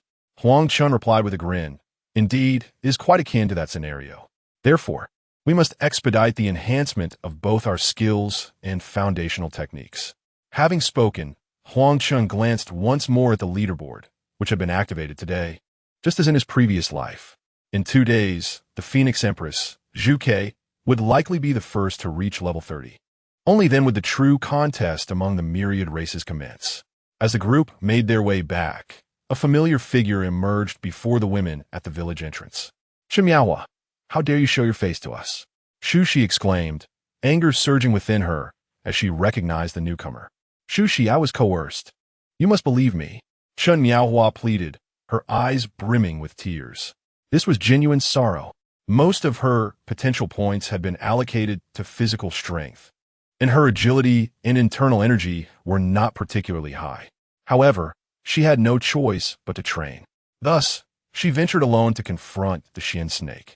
Having previously brushed against it with Bai Zhaoning and the others, which had not seemed overly daunting. Moreover, she had reached level 10 with ample vitality. As long as she did not attract too many monsters, it should not pose a significant issue.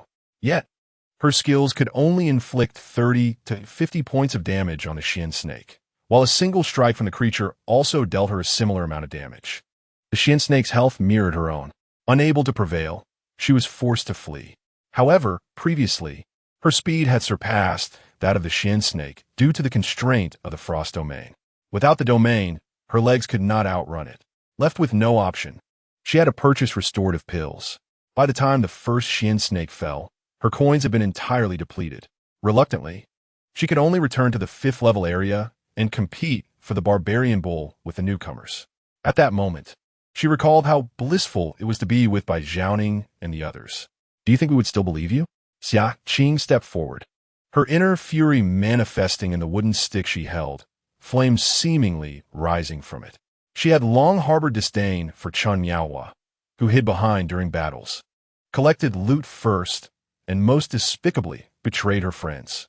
Today, she was determined to teach her a profound lesson. Seeing Xia Qing activate her elemental powers, Chen Miaohua instinctively took a few steps back, exclaiming, "Xia Qing, don't be impulsive. Let me explain." Suddenly, upon noticing Xia Qing's level of 23, Chen Miaohua gasped, "Why you? How can your level be so high?" Her gaze then swiftly locked onto Huang Chen, her mind racing. It must be this man. Casually, Chen Miaohua threw a flirtatious glance at Huang Chen. However, such a gesture could hardly deceive a seasoned player like Xia Qing. Furious, Xia Qing shouted, swinging her wooden stick at Chen Miaohua. Chen Miaohua attempted to evade, but the disparity between them was too great to escape. With a resounding thud, Chen Miaohua was sent flying by the blow, losing a 5th of her health instantly. She rolled on the ground twice before collapsing, crying out, "Xia Qing, please, please spare me, have mercy." At that moment, she was genuinely terrified, having truly felt Xia Qing's murderous intent. As Xia Qing looked at the groveling Chen Miaohua, her anger subsided significantly. Just as she contemplated delivering another blow, Huang Chen spoke, his tone indifferent and devoid of emotion. "Xia Qing, what you are doing is wrong." Huh? Xia Qing and the others looked at Huang Chen in confusion. Yes, yes. Chen Miaohua's eyes lit up as she crawled over to Huang Chen's side, clutching his pants, and lamented, "I had no choice. Young Master Huang, they have always ostracized me, always." Hearing Chen Miaohua's words, Xia Qing's wooden stick ignited with fury once more. "Chen Miaohua, you are speaking nonsense." "Hey!" Huang Chen raised a hand to stop Xia Qing, stating, "You have been in the wrong from the very beginning." Chen Miaohua nodded fervently, exclaiming, "Yes, yes. They should not have treated me that way. Deal with traitors." Huang Chen's tone turned colder. At this moment, Chen Miaohua sensed the underlying tension in Huang Chen's words. "Xiaoti no." She scrambled towards the village. "If you spare her, she will only bite back." As soon as the words left his mouth, Huang Chen struck out with a palm. Suddenly, Chen Miaohua found herself enveloped in green, and her health bar depleted in an instant. She widened her eyes, unable to emit a sound before vanishing into a burst of white light. Upon her death, a pile of equipment fell to the ground, items she had acquired while mingling with Bai Zhaoning and her group. In the novice village, with over 3,000 people present, many gathered to watch, yet no one dared to approach and collect Chen Miaohua's dropped items. They had all heard tales of a murderous fiend in the 10086 novice village, one that even the guards feared. Having witnessed it today, they confirmed that the rumors were not unfounded. Huang Chen surveyed his surroundings, noting that he was predominantly in the company of women, their gazes laden with trepidation. There were certainly a number who had achieved scores of 80 or above. Yet with the arrival of a supercar at home, his interest in bicycles had waned significantly. Summer Qing, upon encountering 5 women, found herself utterly intimidated by Huang Chen's presence. Was this truly a life or death situation? Even in her fury, Summer Qing had never contemplated taking a life. Her intention was merely to strike Chen Miaohua hard enough to vent her frustrations. She was completely unprepared for Huang Chen's decisive action that resulted in a fatality. Strange, indeed. Huang Chen turned around, smiling at the 5 women. He had resolved to impart a valuable lesson to them. In the abyss of the stars, one must contend with monsters, rival humans, foreign tribes, and even the forces of nature. In this perilous journey, a single misstep could lead to irreparable ruin. To thrive and survive, one must eradicate all potential threats in their infancy. The abyss of stars does not heed tears, but rather values strength.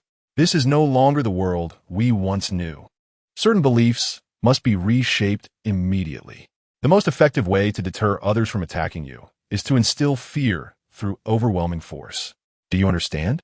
The women responded mechanically, needing time to absorb Huang Chen's words. He had anticipated that his recent actions would inspire a profound respect among the villagers. However, he had gravely underestimated the confidence and admiration the women of Yenching held for him. Ever since he had checked into the inn, there had been a steady stream of knocks on his door, each offering their services. Yet, his tastes had become rather refined, and the three women who had scored 95 failed to pique his interest in the least. To his dismay, even in the late hours of the night, knocks continued to disturb his rest. He found himself changing in and out of his trousers repeatedly, never managing to achieve a complete state of relaxation throughout the night. As dawn broke, Chun Ichuan, with a mischievous grin, patted his head and, imitating the tone of the character Rong Mama, declared, "All right, the sun has risen. You slept enough. We can begin anew." Chapter 29. Another beauty joins, aiming for the rankings. Ding, ding, ding. Since the previous night, Huang Chen's communication panel had been incessantly buzzing. The number of friend requests in his contact list had escalated to 99, prompting him to disable notifications out of sheer exasperation. Just as they prepared to set off once more for training, Chen Yichuan hesitantly approached Huang Chen, saying, "Brother Chen, a friend sought me out last night. She mentioned wanting to join us." As soon as her words left her lips, the other women looked at Huang Chen with eager anticipation. They had discussed this matter the previous evening. Huang Chen's system was destined to attract many women. Rather than allowing him to wander and gather wildflowers indiscriminately, it would be far better for them to take the initiative in selecting companions. Moreover, this strategy would further solidify their positions in Huang Chen's heart. Indeed, many had reached out to them after their return, expressing a desire to join Huang Chen's team. Among them was Chen Yichuan's close friend, Li Ruo, the celebrated beauty of the Performing Arts Academy. Huang Chen furrowed his brow and inquired, "A woman?" "Yes, indeed. The beauty from the Performing Arts Academy, Li Ruo. She possesses a rather, unique appearance," Chen Yichuan replied. Upon hearing this, Huang Chen's expression softened, and he glanced at the women, realizing their intentions. It seemed they were proactively seeking companions to fortify the status of their burgeoning harem. As long as one does not succumb to excessive empathy, it can help avert the unfolding of a grand harem drama in the future. "Let us call her over to take a look," Huang Chen remarked. Without much delay, Shushi brought Li Ruo before Huang Chen. Li Ruo possessed a style entirely distinct from that of Chen Yichuan and the others. She stood at a mere 150 centimeters, her youthful visage rendering her uniquely enchanting figure. Ding. Beauty meeting standards detected. Would you like to view detailed information? View. Initiating detailed scan. Name, Li Ruo, bond not established. Age, 22. Appearance, 92 points. Figure, 90 points. Purity, 100 points. Overall score, 94 points. Intimacy, 40. Evaluation, meet standards. Can be recorded. Huang Chen stared at the prompt in astonishment, then inquired within, "System, is there no reward for this?" "Only women with a score of 95 or above receive additional rewards." "I see. According to the system standards, a composite score of 80 suffices to meet criteria. Though 80 represents the minimum, such beauty would rank among the finest in the realm of ordinary individuals." Furthermore, Li Ruo achieved a score of 94, tantalizingly close to triggering an additional reward.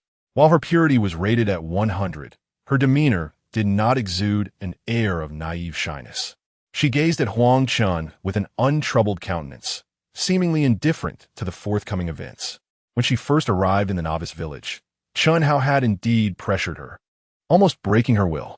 Yet, after Chen Yichuan spoke to her about the benefits of aligning with Huang Chen, she had agreed without a moment's hesitation.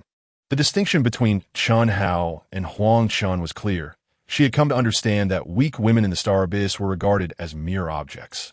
Therefore, why not aspire to become a more esteemed object? Especially after enduring a period of hardship, she recognized the imperative to empower herself. Her yearning for progress was palpable. What are the terms? Li Ruo inquired proactively as Huang Chen remained silent. The terms. Huang Chen faltered. If you have something to say, just say it. We still need to level up afterward. Li Ruo pouted, finding the delay tedious. Ha ha! Huang Chen was immediately amused, striding forward. An hour later, as Li Ruo received a system notification, Huang Chen also received one. Li Ruo Intimacy. 30. Congratulations, host, for successfully establishing a bond with Li Ruo. Bond activated. One party's life and mana recovery will be reciprocated to the other. As one party's potential increases, the other will gain an equivalent augmentation. Flowing Radiance Aura Level 2, Experience of 49. Dream Butterfly Aura Level 2, Experience 49. Lotus Aura Level 2, Experience 49. Everything is settled. Huang Chen. Hurry and level up. Ichun informed me that they leveled up 10 times yesterday. You aren't here just for a fleeting encounter, are you? Once the matter was concluded, Li Ruo eagerly donned her attire, pulling Huang Chen along to commence leveling up. Let's go then. Huang Chen was exceedingly pleased with the recent experience, particularly dazzled by her captivating allure. He is indifferent to the reasons behind Li Ruo's companionship. As long as it grants him strength, that is sufficient. As long as she remains unentangled with other men after joining him, it suffices. As the team was formed, Huang Chen waved his hand, and the 7 of them materialized in the white-striped tiger region. This marked Huang Chen's inaugural use of the team teleportation feature since acquiring the Void Teleportation Ring. The group experienced only a slight dizziness, with no other sensations to report. Upon landing, Li Ruo's eyes instantly sparkled with brilliance. This man is indeed formidable, possessing even such divine artifacts. Are we still going to fight? Bai Zhaoning inquired, glancing at Huang Chen after touching down. The few of them had surpassed level 20 yesterday, and to be frank, under the influence of their auras and domains. The white-striped tiger seemed somewhat lacking as a challenge. Huang Chen shook his head, a grave expression crossing his face as he replied, Today, I wish to test whether we can conquer the mine. Currently, the highest level among them had reached 28, and those who ascend to level 30 within the top 100 of the Star Abyss would receive a bone reward. Huang Chen did not wish to forfeit this opportunity. Yet the mere thought of a mine sent chills down his spine. What level are the monsters in the mine? Li Ruo speculated, eyeing the nearby level 25 white-striped tiger. It can't be a level 30 area, can it? Huang Chen nodded affirmatively. Can we defeat them? Li Ruo found it hard to believe. In the Star Abyss, it was notoriously challenging to face monsters of higher levels, and now Huang Chen intended to challenge foes 6 or 7 levels above. Huang Chen shook his head, noting, There are quite a few monsters there, and they are rather unique. We will give it a try. My void ability has one more use before it cools down, and if the situation turns dire, we will retreat immediately. This was the first time Chen Yichuan had heard Huang Chen mention retreating, which piqued her curiosity about the mine. She pressed for information. Please tell us what is so special about this mine, so we can prepare ourselves mentally. Huang Chen's expression grew reminiscent as he recalled his previous life, when he and a few friends ventured inside, just once, only to flee in terror. He later heard from those in the high martial world that they had assembled a team of hundreds to gradually progress through it. The reason Huang Chen dared to contemplate entering the mine now was due to his level 20 wood-type AoE skill, Heavenly Flower Language. His health was sufficiently robust, and his overall resistance was around several dozen points. For clarification, within the total resistance setting, each point up to 50 reduces damage by 1, while exceeding 50 results in diminishing marginal returns, ultimately approaching an 80-point damage reduction, with a life link and bonds in place. As long as a few water-type allies continuously used Merciful Voyage, he had a high chance of enduring the onslaught. The monsters in that place were unique because they were humanoid, resembling zombies from films. Furthermore, the density of monsters was so great that there was scarcely room to stand. and there were also ranged spellcaster monsters among them. It was akin to a hell on earth. Apart from the faint excitement on Li Ruo's face, the others turned pale at the mention of zombies. Perhaps we should continue battling the white tiger instead? Chen Yichuan tentatively suggested. Huang Chen smiled. If we stick to the white tiger, we will definitely be unable to reach level 30 within the top 100. And the top 100 grants a bone reward. Are you certain you do not wish to give it a try? What? A bone reward? The potential advantages brought by the enhancement of one's innate qualities are indeed remarkable, especially for Bai Zhaoning and her companions, whose eyes sparkled with excitement at the thought. We must engage. The mere mention of the reward for enhancing their innate qualities sent Li Ruo into a fervent state. She vividly recalled the powerful sensation from receiving a 10-point reward previously from Huaxia, an experience that lingered in her memory. With unwavering determination, she resolved that if conditions permitted, they would fight. If not, they would create the conditions necessary to engage. Chapter 30. A frightening encounter in the mine, leveling up under the shimmering aura of flowing light. Huang Chen and his group had scarcely run for 5 minutes when a dark, cavernous mouth appeared before them. The cave stood over 3 meters tall, with a dilapidated railway extending into its depths, shrouded in mystery. Peering into the cave, they noticed that both sides of the walls were embedded with rows of sunlight stones, preventing it from being overly dim. Is this the mine? Li Ruo craned her neck to look around, yet saw no zombies. Huang Chen replied, the monsters in the mine are relatively scarce.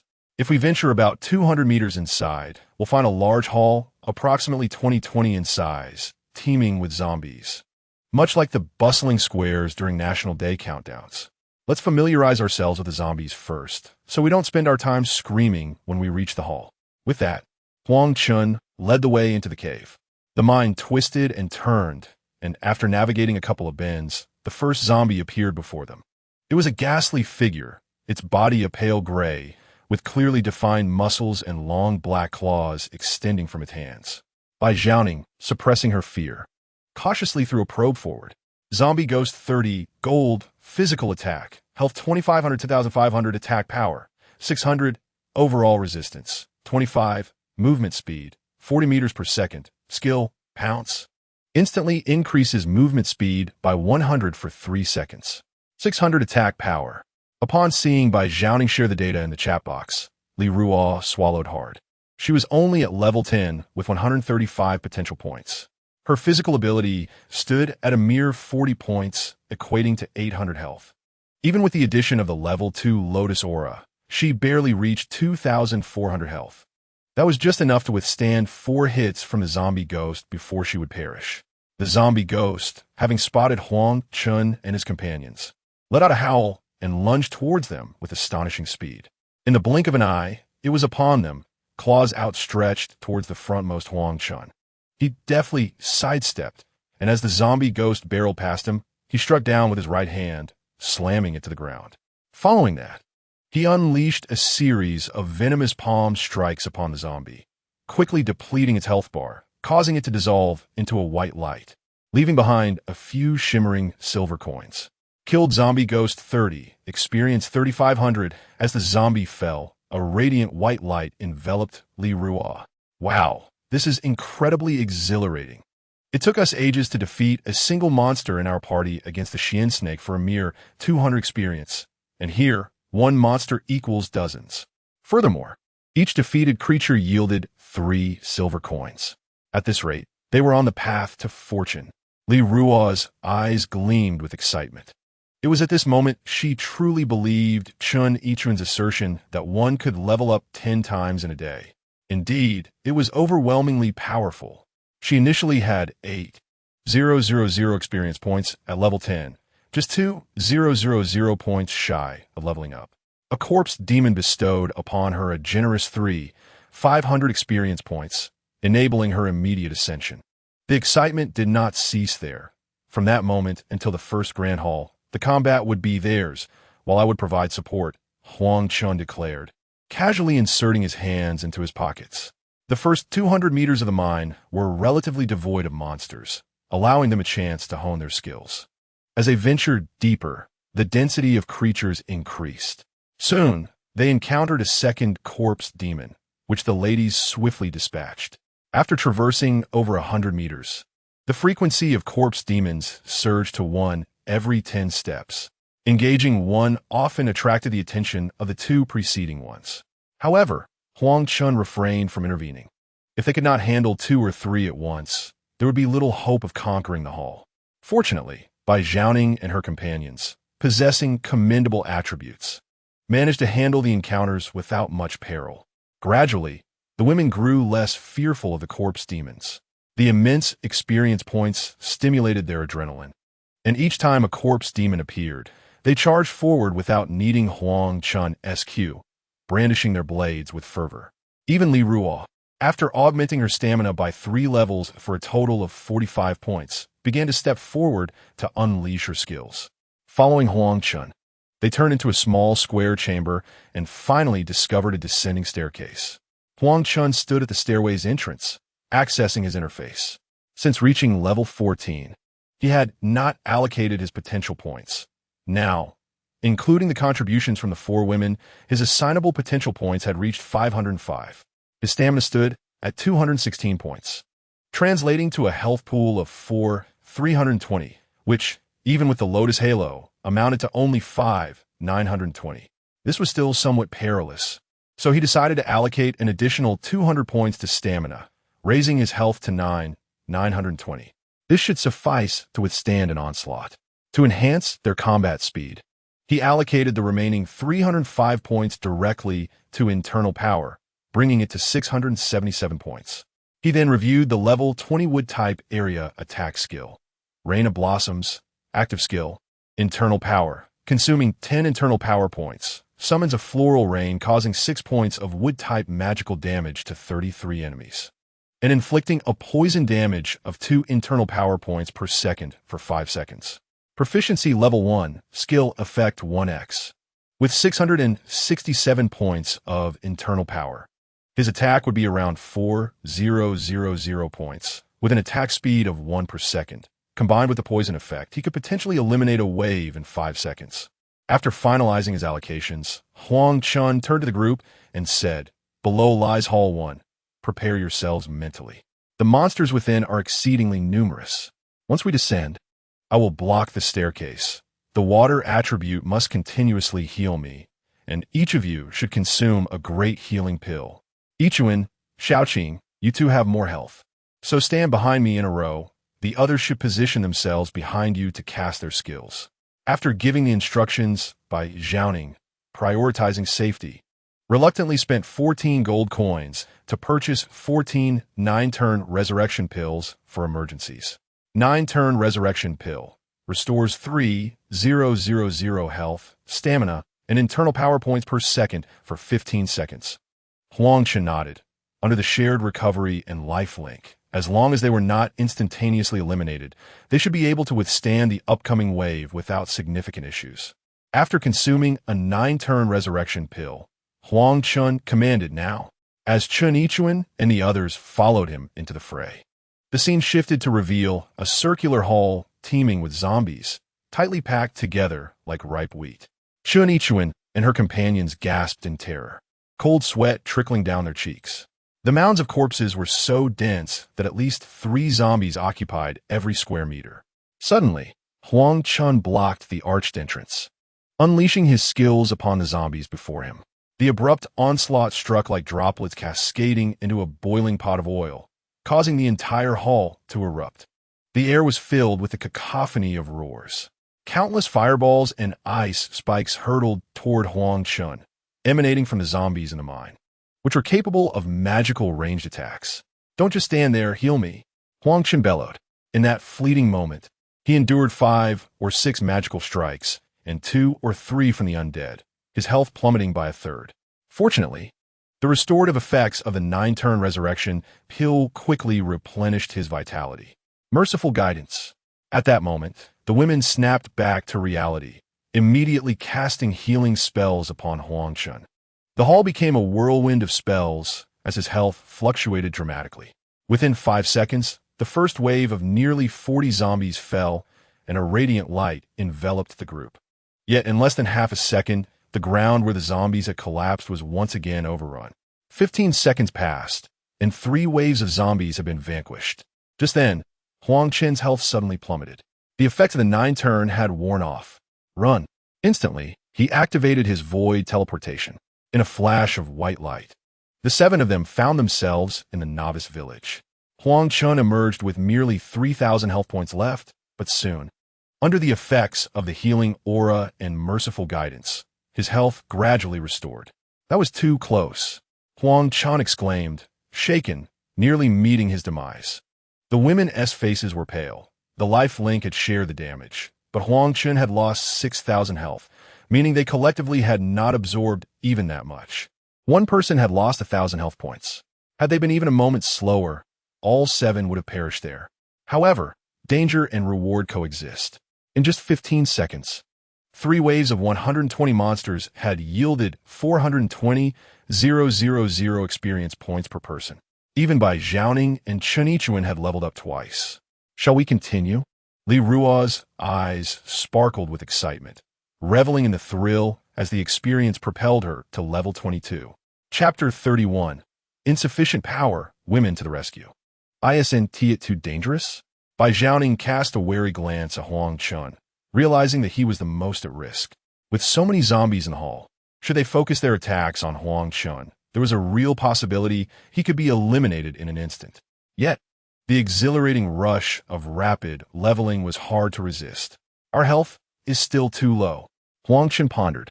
What should we do? Li Ruo opened the leaderboard, noting that the top-ranked Feng Wu had already reached level 29. Without venturing into the mine, they would never catch up. Yet, an alternative strategy lingered in his mind. Bai Zhaoning cast a glance at Huang Chen and continued, the upgrades of Huang Chen's Bond Goddess will bestow upon him potential points. With sufficient accumulation, wouldn't life itself be enhanced? Currently, the inhabitants of the novice village hover around level 10. A mere investment of time could easily elevate them to level 20. Moreover, I recall that Huang Chen's Lotus Halo only requires 5 more individuals for an upgrade. Chen Yichuan and the other's eyes brightened at these words. Are you suggesting? Bai Zhaoning smiled and nodded. Many must have approached you yesterday, right? Yes. The group nodded eagerly, their gazes towards Huang Chen tinged with mischief.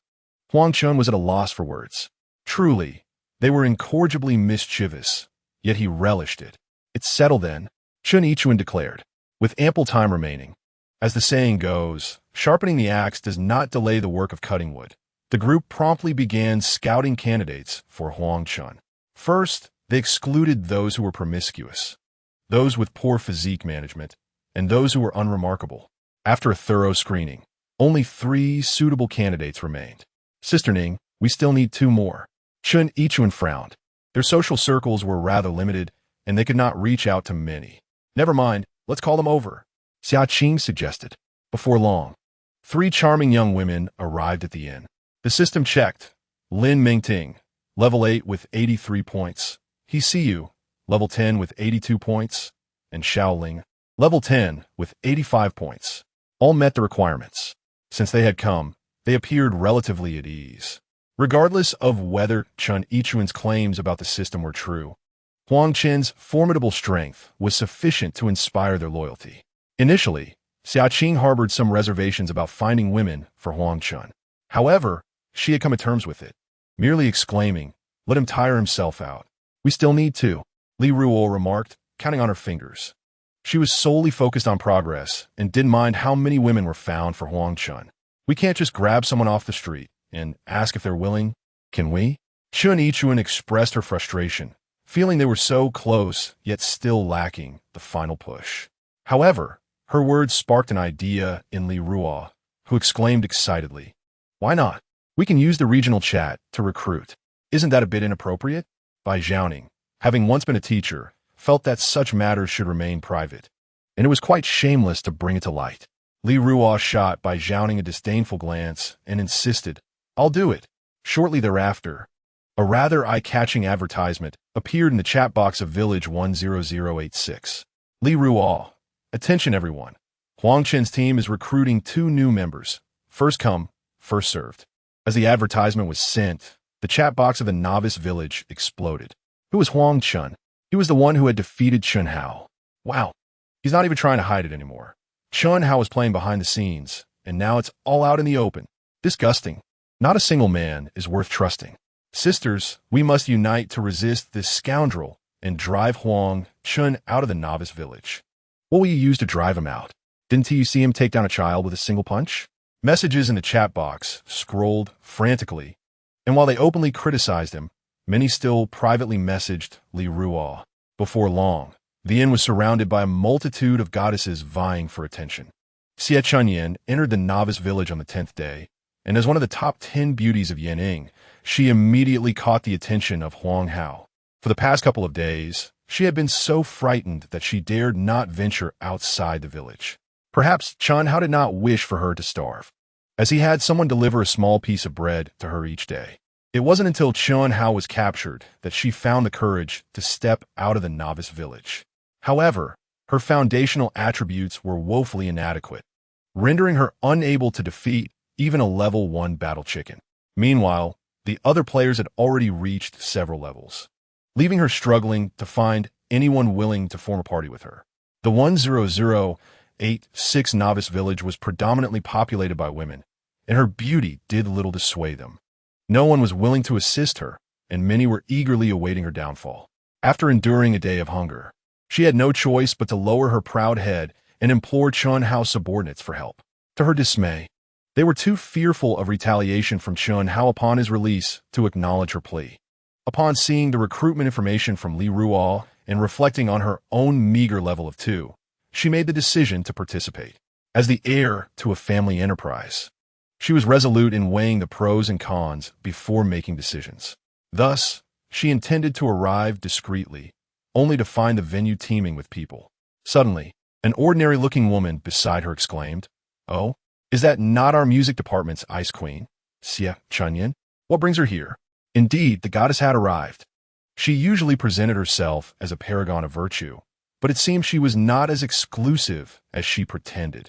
Li Ruo and her companions were taken aback by the commotion stirred by a mere advertisement, momentarily dazzled and unsure where to focus their attention. After all, the students of Yenching, aside from a few exceptionally outstanding individuals, were all quite similar in appearance. The sudden cacophony drew the attention of several onlookers. "It's Xie Chunyan," Li Ruo exclaimed with delight. As one of Yenching's top 10, she was on par with beauties like Chen Yichuan and Xiaqing. Although they did not know each other personally, they had seen one another. Li Ruo called out, "Xie Chunyan, come here. You've been selected." Embarrassed at being recognized, Xie Chunyan felt utterly humiliated. Upon hearing Li Ruo's call, she hurriedly made her way away from the crowd. The girl beside her, upon hearing Li Ruo, was instantly incensed.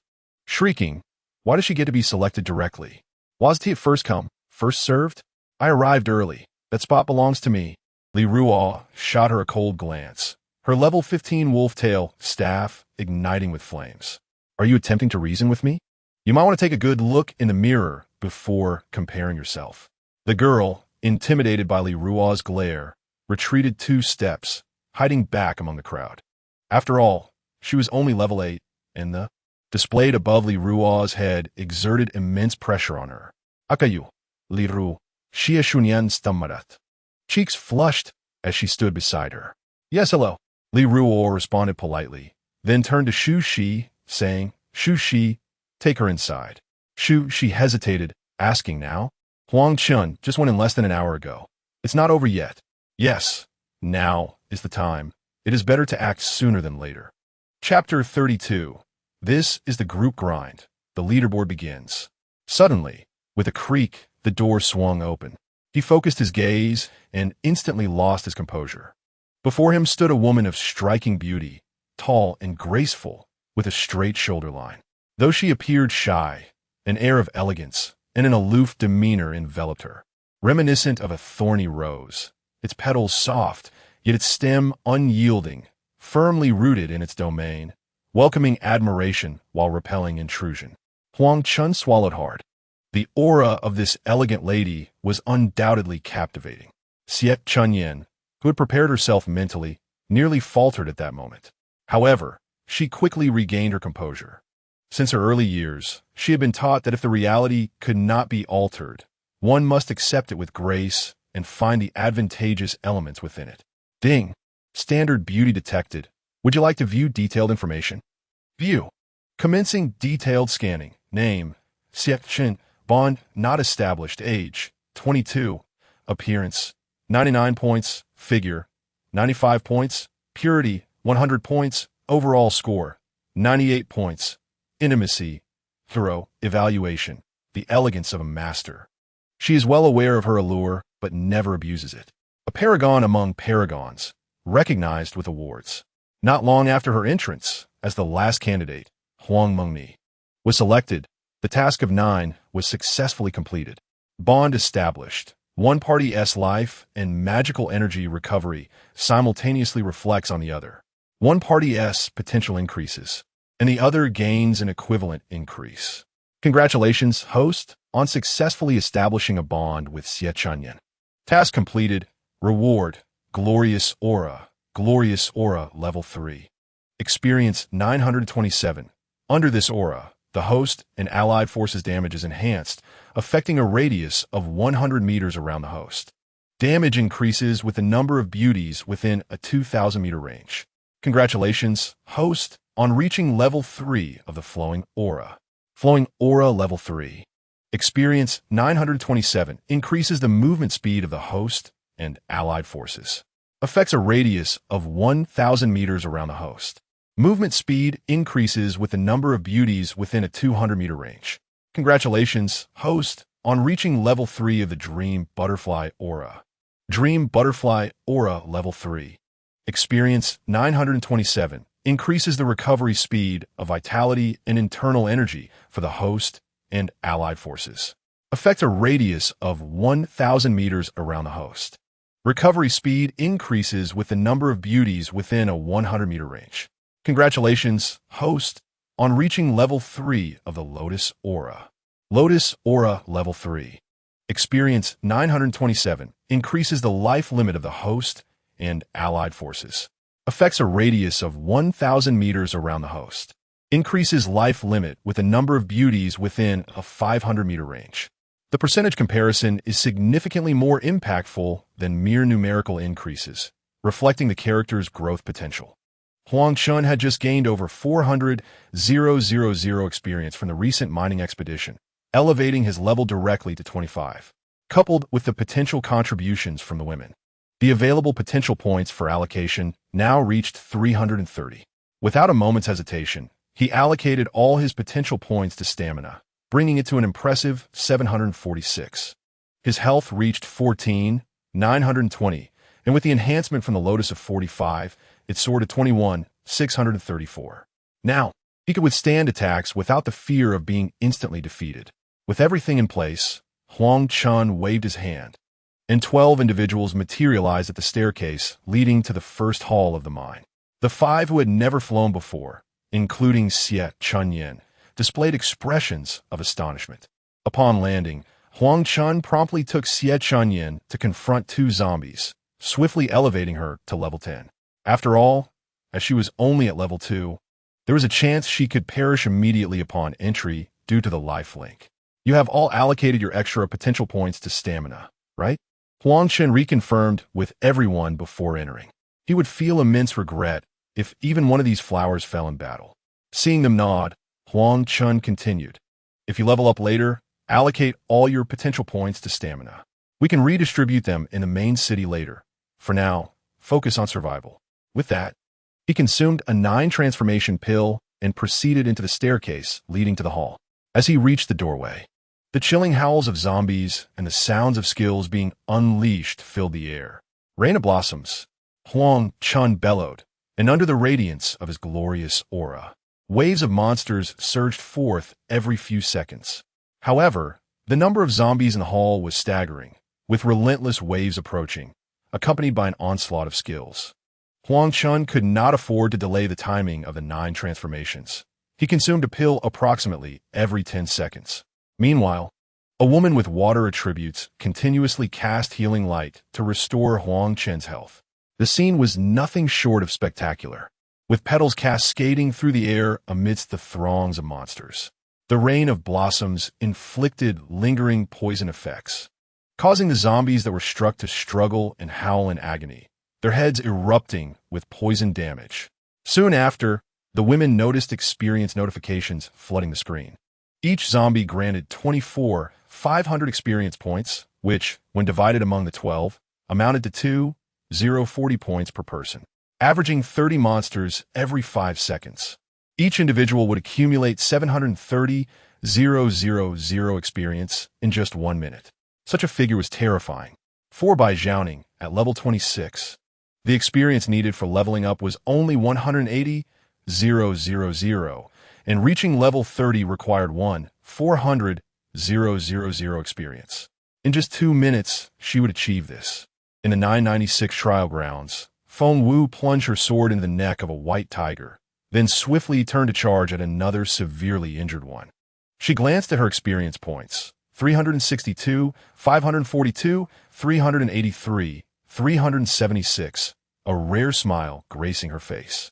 She was merely 20,000 experience points away from level 30. 10 minutes prior, she had checked the leaderboard.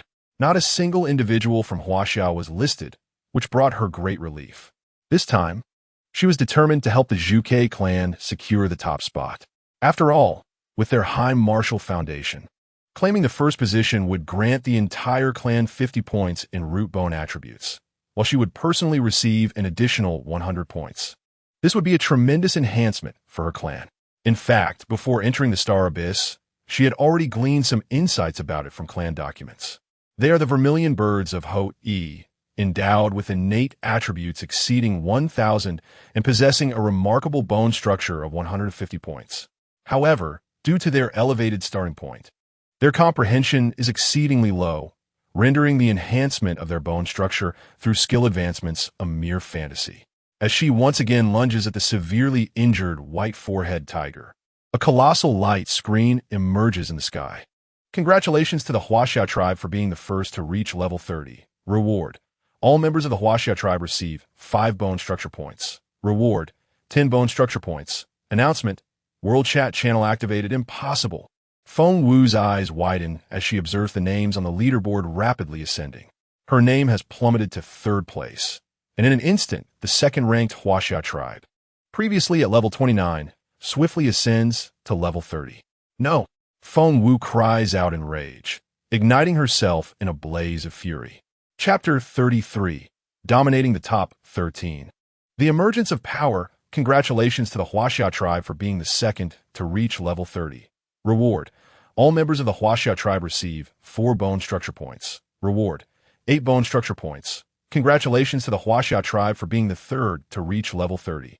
Reward: all members of the Huaxia tribe receive 3 bone structure points. Reward: 6 bone structure points. Congratulations to the Huaxia tribe for being the 13th to reach level 30. Reward: all members of the Huaxia tribe receive 2 bone structure points. Reward: 5 bone structure points. A series of 12 announcements follow. The first place grants the Huaxia tribe a total of 5 bone structure points. The second place 4 points. The third place 3 points. And from the 4th to the 13th places, 2 points each, summing to a staggering 32 bone structure points. In the Star Abyss, monsters are matched according to the strength of the races, and correspondingly, rewards are dispensed based on that strength. For instance, had Feng Wu secured the first position, the Vermilion Bird tribe would have received a reward of 50 points for their bone structure, whereas for Huaxia, it is merely 5 points. Otherwise, with Huaxia's comprehension, once their skill levels rise in the later stages, the rewards would render them invincible. With the world channel now opened, it remains surprisingly silent. After all, the other tribes are in a state of shock, and sending a message in the world channel costs 10 gold. Who among them would squander their wealth merely to voice a complaint? However, the regional channel continues to buzz with activity, a detail I shall not elaborate further. After the bone structure rewards, the potential points of the ladies have seen a significant enhancement. Observing the abundance of silver coins and equipment strewn across the ground, Huang Chen steels himself and urges everyone to allocate all potential points into stamina, subsequently consuming 2 9 turns and directly channeling everything into the empty space of 33. Silver coin 3, silver coin 3. Acquired corpse demon armor, bronze 1, 2, 3. Acquired corpse mage robe, bronze 1 2. 3. Acquired corpse slayer blade, bronze 1. After collecting the items, Huang Chen hesitates no longer and teleports back to town. Upon his return, he opens his attribute panel, and his expression darkens instantly. Stamina, 11,877. Strength, 212. Agility, 212. Internal power, 677. Resistance, 212. Potential reached an astounding 13, 190 points. A combination of his foundational attributes and contributions from his companions, including and. Despite the rapid pace of his advancement, he barely had time to comprehend the changes, immediately allocating his gains towards enhancing his physical capabilities. The sheer vitality of 230,000, augmented by the Lotus effect, allowed him to navigate through hordes of monsters with minimal loss of health. The Dream Butterfly Aura, with 9 women present, restored 18 health points per second, accumulating nearly 40,000 in total. The 9 women, though displaying a sense of helplessness with their modest health points ranging from 10 to 20,000, still felt a touch of strength compared to others, albeit their attacks were still pitifully low. Suddenly, noticed something amiss. Questioning why her experience was maxed at level 30 without ascension to level 31. Could it be that the novice village capped at level 30? Glanced at the leaderboard, noting that even the 100th rank had achieved level 28.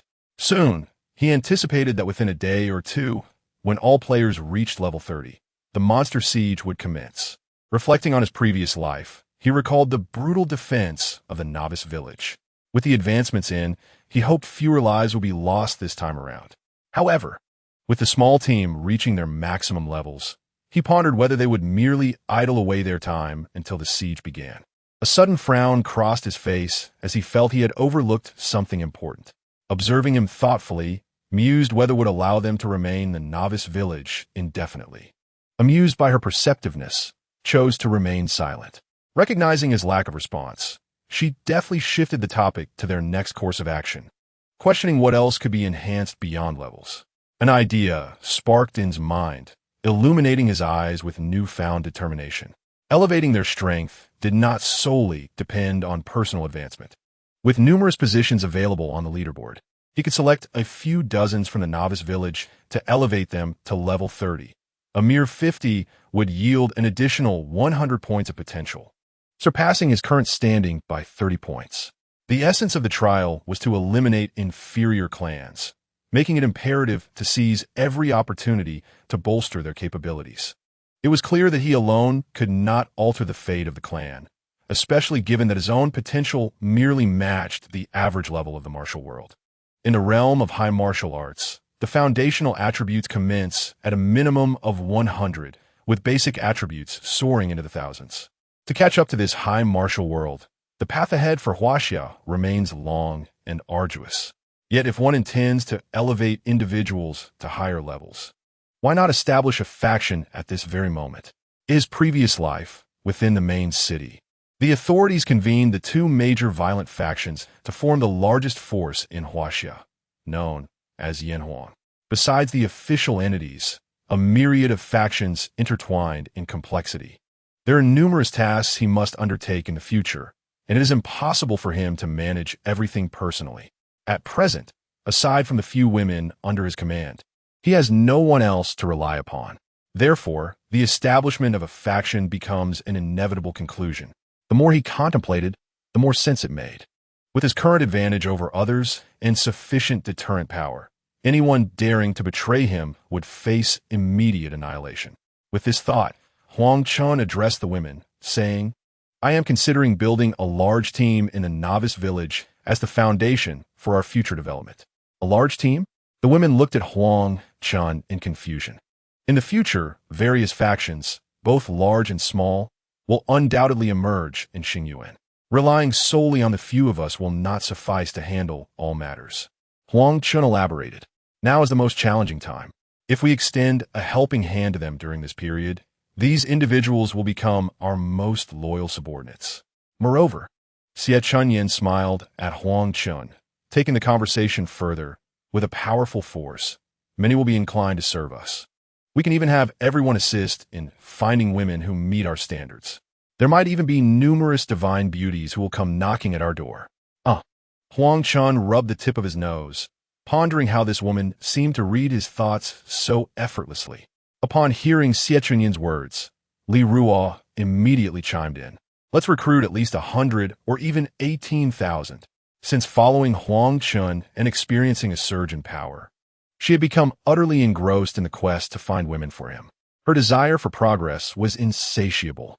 Li Ruo's execution was undoubtedly exceptional. Before they had even discussed the details, she had already posted an advertisement in a regional channel. Attention all members. We are currently in need of 100 beautiful women to expand the harem. All expenses covered, with a daily gain of 30 levels. Interested applicants should come to the inn for interviews.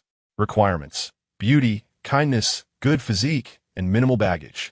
Looking at Li Ruo's announcement, Huang Chen felt a wave of exasperation. Is this how you promote? What about my dignity as the leader? Unlike before, this time the tide of public opinion had shifted dramatically.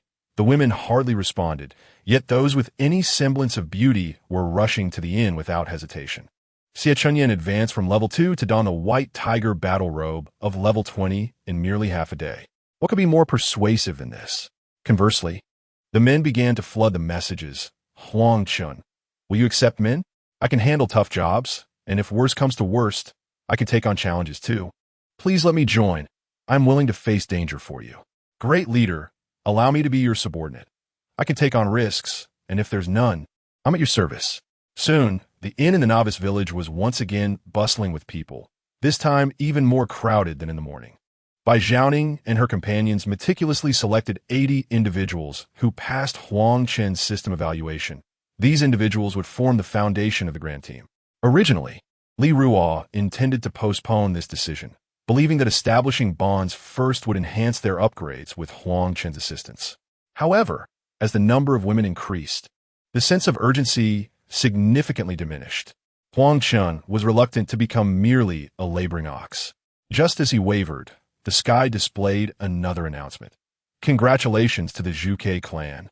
Feng Wu, for being the 14th to reach level 30. Reward: 20 root bone for the Zhuke clan. Reward: 50 root bone for Feng Wu. In that instant, Huang Chen resolved that he could not delay any longer.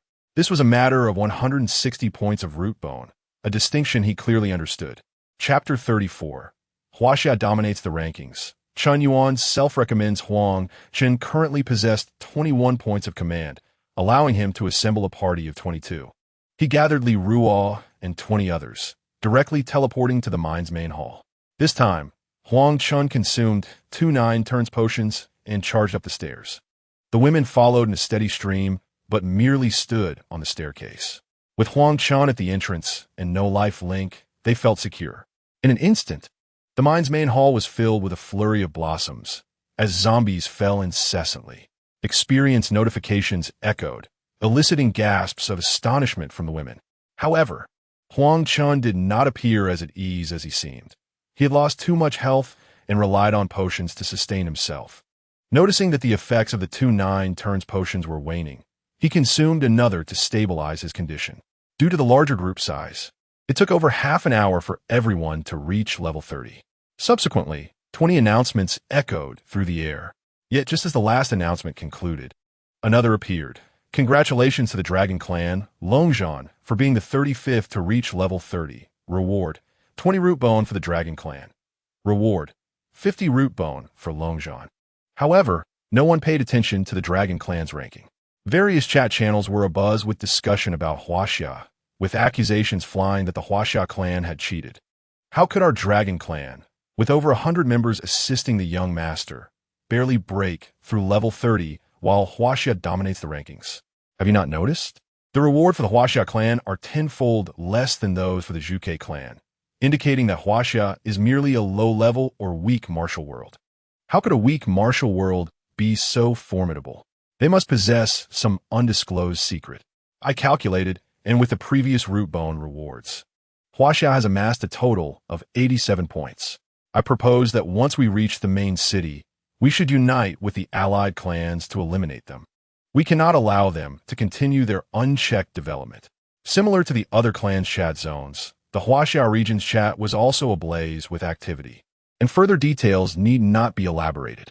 Returning to Huang Chen, the 40 points of root bone he received elevated his total to 112 points.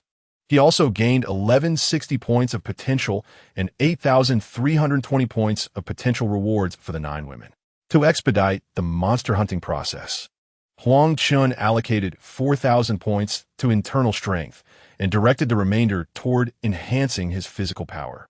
Half an hour had passed when Huang Chen swiftly led the group back to the novice village, regrouping with 20 others before setting off directly to the mine.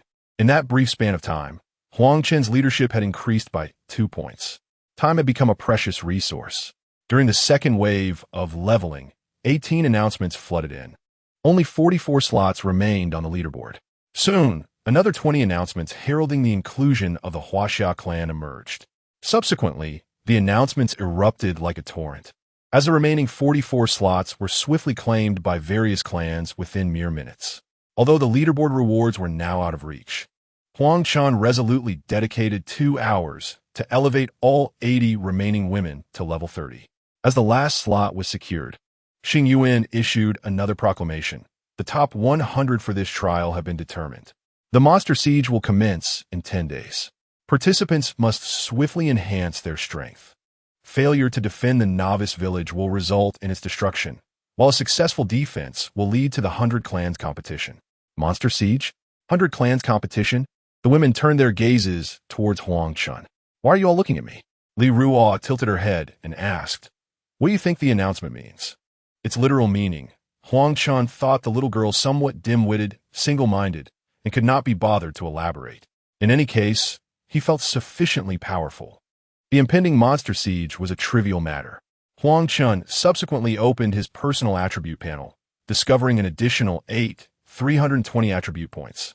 The sudden influx of happiness left him momentarily at a loss regarding how to allocate the points.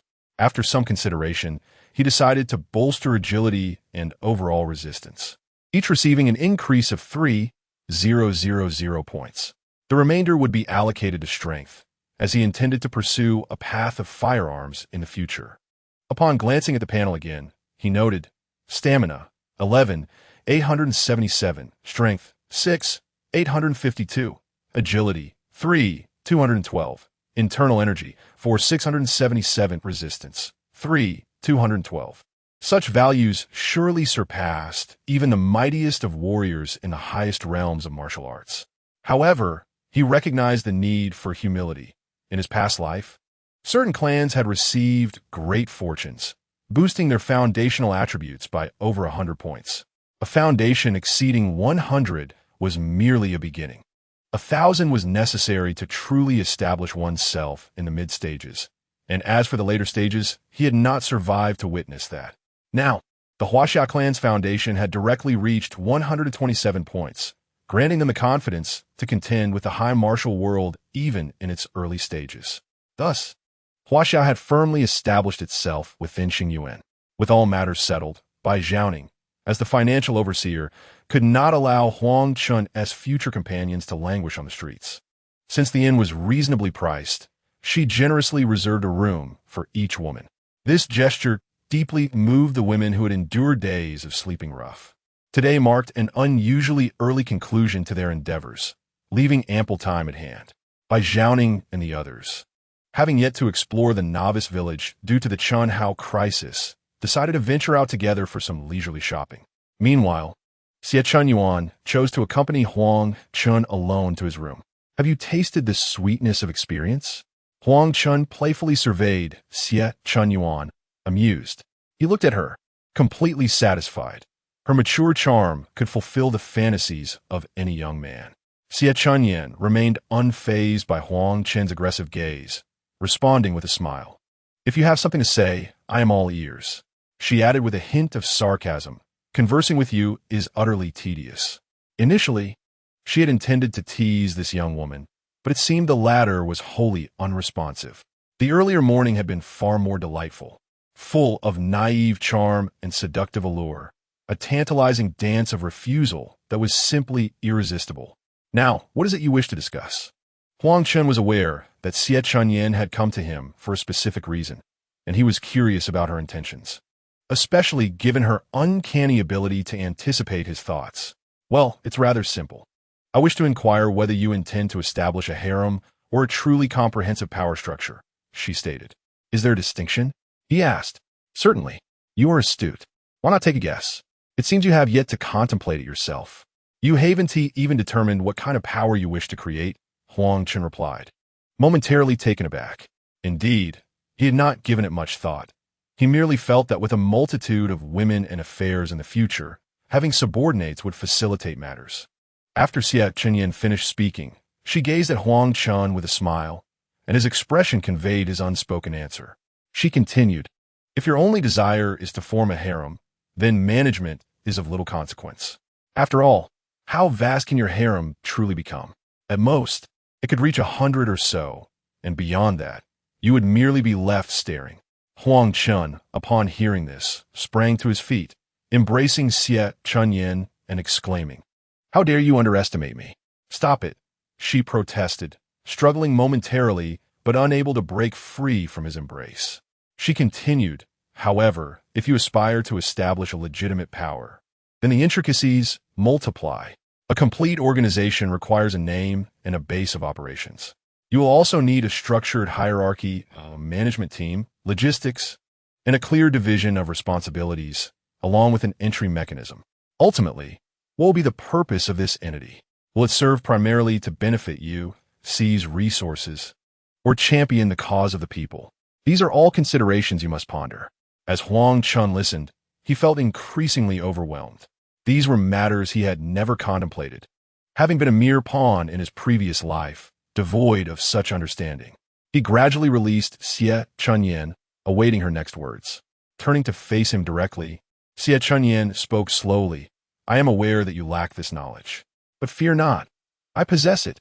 I have been groomed for this role since childhood. If you place your trust in me, I can take charge of this endeavor.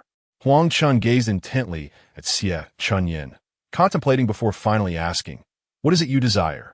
With a soft smile, she replied, second only to your power and status. Chapter 35. Naming the Forbidden Purple, Secret to the Mines, give me a reason to choose you. Because none of the others are suitable. It is undeniable that among Huang Chen's women, Xie Chunyan is indeed the most fitting leader. As for Bai Zhaoning, she merely possesses a few more years than the rest. In terms of decision-making and insight, she pales in comparison to Xie Chunyan. Moreover, Bai Zhaoning utterly lacks the aura of an authority figure. Given enough time, it is inevitable that others may resist her leadership. Contemplating this, Huang Chen's expression relaxed, and within his heart, a resolution began to take form. Xie Chunyan, perceiving the change in Huang Chen's demeanor, understood that the matter was essentially settled, and thus remarked, I shall first draft a preliminary framework and later present it to you for review. In the evening, within Huang Chen's chamber, Bai Zhaoning was busy organizing dinner for the group, while Li Ruo and her 4 companions gathered to munch on snacks, engaged in a discussion of unknown topics. Chen Yichuan and Xia Qing, obediently, were giving Huang Chen a shoulder massage and leg rub. As Xie Chunyan pushed open the door, the tranquil and harmonious atmosphere of the room struck her as somewhat surreal. Observing the entire novice village, it was evident that the majority struggled under the oppressive weight of life and death, where a simple meal was an absolute luxury. Despite the seemingly adequate coins dropped by monsters, leveling up and battling would deplete health and mana, necessitating expenditure on potions for swift advancement. Should one succumb to the temptation of spending their hard-earned coins on momentary pleasures, the progression of leveling would descend into a vicious cycle, leaving them increasingly behind others. Furthermore, despite the Huaxia clan boasting numerous roots in the Star Abyss Novice Village, monsters dynamically enhance their strength in accordance with the increase in roots. With the effectiveness of potions remaining unchanged, the Huaxia clan would find themselves in an even more arduous predicament. Yet here they were, carefree and jovial, basking in security and abundance, thanks to the man before them. Huang Chen, I have prepared a preliminary framework for you to review, Xie Chunyan announced as she approached with a notebook. Her efficiency was remarkable, completing the outline in less than an hour. Indeed, Huang Chen nodded, gesturing for Xie Chunyan to sit beside him, before taking the notebook and perusing its contents. It must be said that Xie Chunyan had crafted the framework with exceptional detail. Firstly, she delineated the roles of the women accompanying Huang Chen. Bai Zhaoning was assigned to logistics, while Lin Mengting, Hsiu, Xiaolin, and Huang Mengni were designated as assistants. Chen Yichuan and Xiaqing would serve as Huang Chen's secretaries, primarily responsible for communication and his care. Li Ruo and Xie Chunyan would temporarily oversee recruitment, with the 3 assisting women. Secondly, regarding recruitment criteria, it was anticipated that approximately 800 young and beautiful women would be enlisted from the novice village.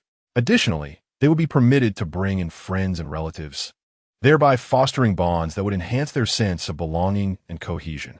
Furthermore, around 100 men would be recruited to form a special operations group, tasked with handling dangerous and laborious duties under Huang Chen's direct command. Each group would consist of 10 individuals, with the 80 members of the harem forming 11 small teams, directly obeying Huang Chen's orders. It was assured that many among these 800 would meet the system's requirements, a consideration made entirely for Huang Chen's benefit. Once the personnel were on board, 80 individuals would be assigned to their respective teams for leveling, striving to reach level 30 before the monsters besiege their stronghold. The remaining 20 members of the harem would be allocated as needed, filling gaps wherever there was a shortage. Upon joining the faction, one willingly acknowledges Huang Chen as the supreme leader, whose commands must be executed unconditionally by all. Any act of defiance will be met with immediate extermination. Such is the nature of his authority. This stipulation simultaneously defines the faction's objective, to serve Huang Chen entirely. After perusing this clause, Huang Chen cast a satisfied glance at Xie Chunyan. Bai Zhaoning and the other women appeared relatively feeble, and trusting them with the framework would inevitably lead to considerations for others' feelings. However, Xie Chunyan was different, exhibiting extreme rationality and a capitalist mindset. Anything detrimental to her interests would be ruthlessly suppressed. Huang Chen continued reading. The third point established that, as the paramount leader, he would be addressed as chief by all except those in his harem. The fourth point dictated that all members of the harem would refer to Huang Chen as husband. The fifth point concerned the naming of the faction. Due to its phonetic similarity to the imperial city, Huang Chen proposed the name Forbidden City. Finally, the mechanisms for rewards and punishments would be refined when critical junctures arose. He suggested a modification to the power structure, appointing Li Ruo and a couple of others to oversee operations, while Shushi would manage the male contingent as the deputy commander, overseeing 80 squad leaders. Huang Chen indicated his notebook, expressing his fondness for the name Forbidden City. Xie Chunyan nodded in immediate agreement. Thus, it was settled, with further details to be refined later. Establishing a faction is relatively straightforward, yet managing it effectively poses significant challenges. Huang Chen was not inherently suited for such leadership, but fortunately, he had capable women among him to assist in the management. His primary focus was to ensure that his strength remained unparalleled. The establishment of the faction was ultimately a means to attract goddesses. Huang Chen decisively announced the founding of the first faction, Forbidden City, which emerged in the newbie village of 10,086, 15 days after its inception in Xingyuan. The following morning, Li Ruo's recruitment announcements ignited excitement in the newbie village. The 100 newcomers from the previous day had many friends, although they had yet to receive personal attention. They all lodged in an inn together, enjoying a communal dinner of roast chicken. This reflected Huang Chen's formidable power. Meanwhile, Huang Chen was not idle.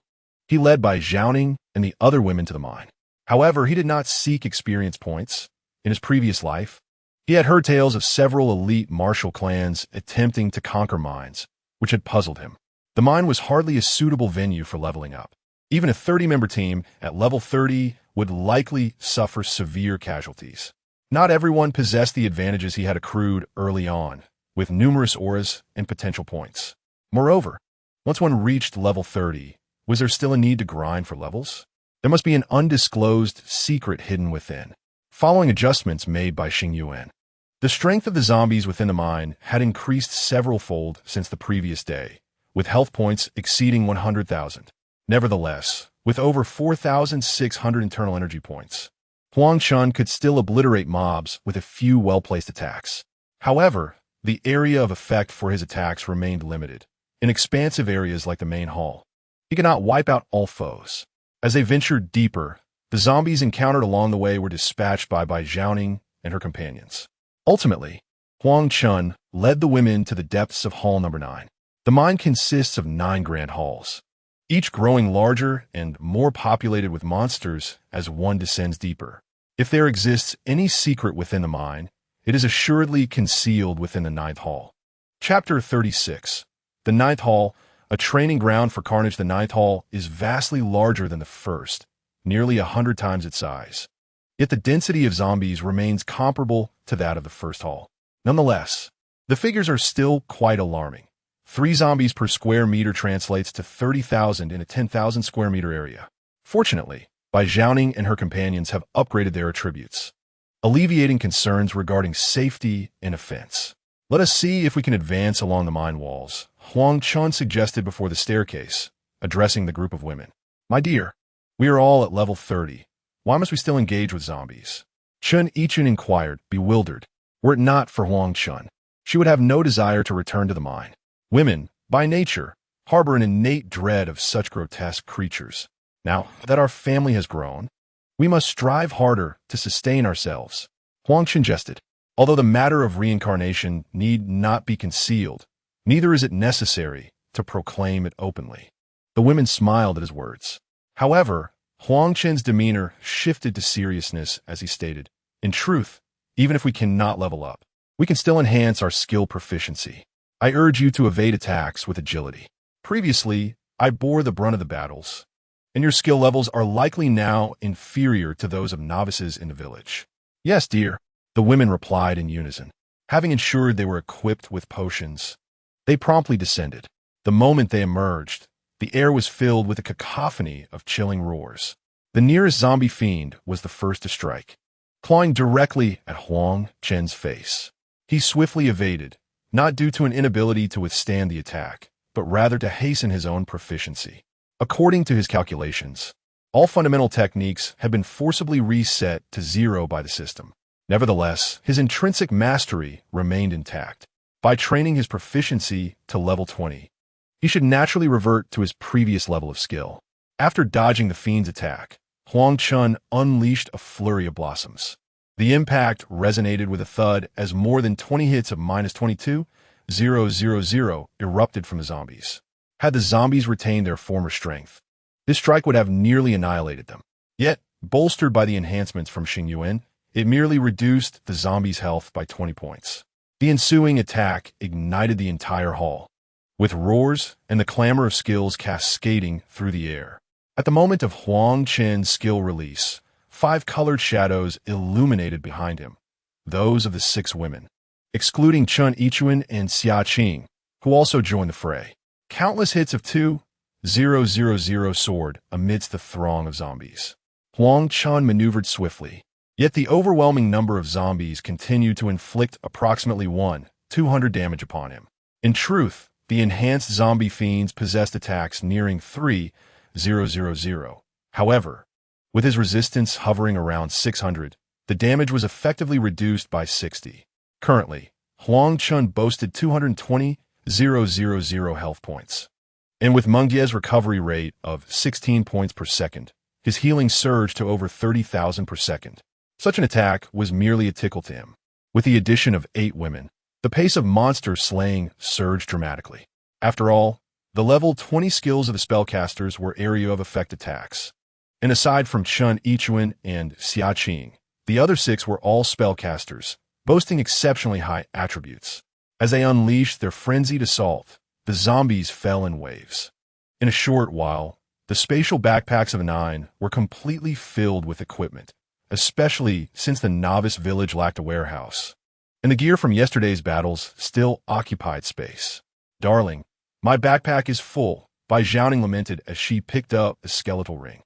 I'm full too, echoed Chen Yichun and the others, casting helpless glances at Huang Chen.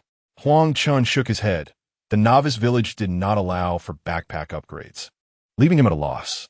At that moment, Xie eyes lit up, and she suggested, why not check how many people Li Ruo has recruited? We could have them come over. Not only would it serve as a temporary storage solution, but we could also help them level up. Indeed, the women nodded in agreement, especially those who had joined later. Those accustomed to hardship could not bear to see waste. All right, Huang Chen nodded. That sounds like a good plan. He then led the group back to the mine, landing directly in front of the inn. Around them, people were bustling about. Yet they formed an orderly queue in 4 columns. Queue up. We, from the Purple Forbidden, do not accept rule breakers. Who is that? Have you looked in a mirror? What level do you think you are to apply? Hurry and go level up. What? You have a boyfriend? But you haven't done anything? Well then, you can only be with my husband from now on. If you agree, register. And you, with a backside that ample, my husband will surely like you. What? You've had several boyfriends? Then you should take your worn-out shoes elsewhere. My husband doesn't want those. At that moment, Li Ruo was bustling between several registration points, addressing the various issues faced by the harem group. Huang Chen's sudden appearance startled her. Darling, what brings you here? You should rest at the inn. I'm quite busy here. I had to come. My reputation was on the verge of being tarnished, Huang Chen said, playfully tapping Li Ruo on the head. We are recruiting subordinates, not selecting concubines. How many have you recruited so far? Li Ruo rubbed her head. We've only just begun. There are currently around 40 people. The harem group is getting ready to take them to the white-striped tiger area for leveling. There's no need for that. Call them all over here. Why? Darling, shouldn't we start with the harem group? Every matter has its order. Enough with that. Huang Chen kicked Li Ruo gently. I will take them to level up. He was somewhat exhausted. Were it not for Li Ruo's unique qualities, he might have relegated her to the sidelines. Soon, Li Ruo brought over the more than 40 newly recruited women to Huang Chen. He organized 20 of them, instructed Xu Shi to arrange for the newcomers to be brought to the mine's entrance, and then flew off with Li Ruo. He could not bear to leave her behind again. Upon returning to the mine, aside from the 20 who had come, Huang Chen only grouped Shun Yichuan and Xia Qing before entering Hall 9 with the others. The remaining women were dispatched to the cave entrance to welcome newcomers. As 20 women entered the hall, they were nearly petrified by the throng of zombies that awaited them on the staircase. However, what transpired next was even more astonishing. Huang Chen charged directly into the horde, dispatching zombies with ruthless efficiency, as if he were a merciless harvester. Within a mere half hour, all 20 individuals reached level 30 simultaneously. Following this, those who had leveled up withdrew, making room for new arrivals to join the group. As Huang Chen's leadership skills increased, the number of individuals he could recruit also expanded. After an entire day of relentless effort, he successfully elevated 200 people to level 30, and his leadership skill ascended to 58. Simultaneously, his proficiency in the Rain of Flowers skill reached level 8, resulting in a direct increase of 160 to his attack power. In the cavern, monsters respawned every half hour, allowing Huang Chen to merely position himself at the staircase, where zombies would continuously pour in, alleviating any concerns about depleting their numbers. However, this also meant that Huang Chen could not delve deeper into the hall. Yet, time was on his side. Once he had elevated everyone to level 30, he could orchestrate an event to decisively conquer Hall 9 and uncover its mysteries. Chapter 37. Conquering the Hall. The Bluestone altar. It took Huang Chen a full 3 days to bring 900 individuals to level 30. These 3 days nearly drained him. Upon a final individual achieving their upgrade, he resolved to rest for a day before embarking on the conquest of Hall 9. Continuing in his previous manner was unfeasible. With monsters respawning every half hour, he simply could not push forward. Glancing at his leadership stat, which had now reached 232, he realized that his harem and subordinates had amassed over 1,000 individuals at level 30. Perhaps he could draw inspiration from the high martial world of his past life. Organizing a 1,000-person team for a full-scale assault was not out of the question. He could lead with his several high-attribute women, who would attract enemy fire alongside him. Forming a secondary tier of 100 from his harem to unleash their skills on the front line of the zombies would likely be a relatively safe strategy. The remaining 900 level 30 individuals could simply stay back and cast their skills from a distance. As the great scientist once stated, quantitative changes can lead to qualitative transformations. Even if their attack power was lacking, a carpet bombing of spells would surely obliterate the monsters in their path. While Huang Chen reclined on the sofa, deep in thought, Xie Chunyan and Bai Zhaoning entered the room. "Darling, this morning I compiled our recent gains," Bai Zhaoning announced, taking a seat beside him with a notebook in hand. "Over the past few days, our earnings in currency crystals totaled 524 gold. Additionally, in the mines over 4 days, we acquired 83 sets of zombie gear and 68 sets of corpse demon gear. Each set consists of 10 pieces of equipment: a headpiece, weapon, armor, belt, jade pendant, 2 rings, shoes, bracers, and a necklace. Moreover, they had also obtained several pieces of black iron and bronze gear from previous encounters." Huang Chen, feeling somewhat disinterested, accepted the notebook. His attributes were currently so high that the gear would not significantly enhance his abilities. However, this did not imply that the equipment was of little value. He recalled that in his past life, at level 30, he possessed only 2 level 15 black iron items. He turned to Bai Zhaoning and inquired, "Have you decided how to allocate this equipment?" Bai Zhaoning's expression shifted slightly as she replied, "I initially intended to equip the harem team first, reserving the rest as reserves to reward our subordinates later." "However, what is it?" Huang Chen inquired. "But they find the equipment unsightly and refuse to use it," Xie Chunyan interjected. "They believe that with your presence, their own strength is of little consequence." "Oh," Huang Chen frowned. "It has barely been a few days since we alleviated poverty, and they are already becoming choosy. Moreover, some members of the harem, emboldened by their status as your women, are domineering towards their subordinates." Xie Chunyan continued indignantly, "Sister Ning is far too lenient. If this continues, our team will inevitably fall apart." Huang Chen asked, "What do you propose we do about this matter?" "Make an example of them," Xie Chunyan replied coldly. "They need to understand who they are now." Huang Chen nodded and said, "All right, I leave this matter in your hands. Select a few suitable individuals to assist Sister Ning. Her temperament is too gentle." Upon hearing this, Bai Zhaoxing nodded and, feeling dejected, said, "Husband, perhaps we should let someone else handle this. I am simply not suited for management, and I fear I may ruin it." "It's all right. Even if you mess up, I am here to support you," Huang Chen reassured with a smile. "Just entrust this to Chun Yin and learn from her." After receiving Huang Chen's authorization, Xie Chunyan swiftly took charge of the team. She first gathered everyone together and directly allocated the equipment to the selected individuals. Upon receiving the gear, the ladies expressed their grievances. However, silence fell over the crowd of 1,000 when Xie Chunyan publicly announced the expulsion of 2 particularly unruly members from the harem. It was not until they were truly dismissed that they realized Xie Chunyan was not as accommodating as Bai Zhaoxing. They pleaded for mercy, but Xie Chunyan remained unmoved. Through this intervention, Xie Chunyan conveyed a singular message: if Huang Chen does not provide it, you cannot have it. If he does provide it, you must accept it. Anyone who refuses to follow orders will be dismissed immediately. After the tumultuous restructuring, Bai Zhaoxing and her companions donned the zombie outfits, setting an example for the members of Zijin. Instantly, the square was filled with over 100 beautiful women adorned with skull caps. The scene was undeniably striking.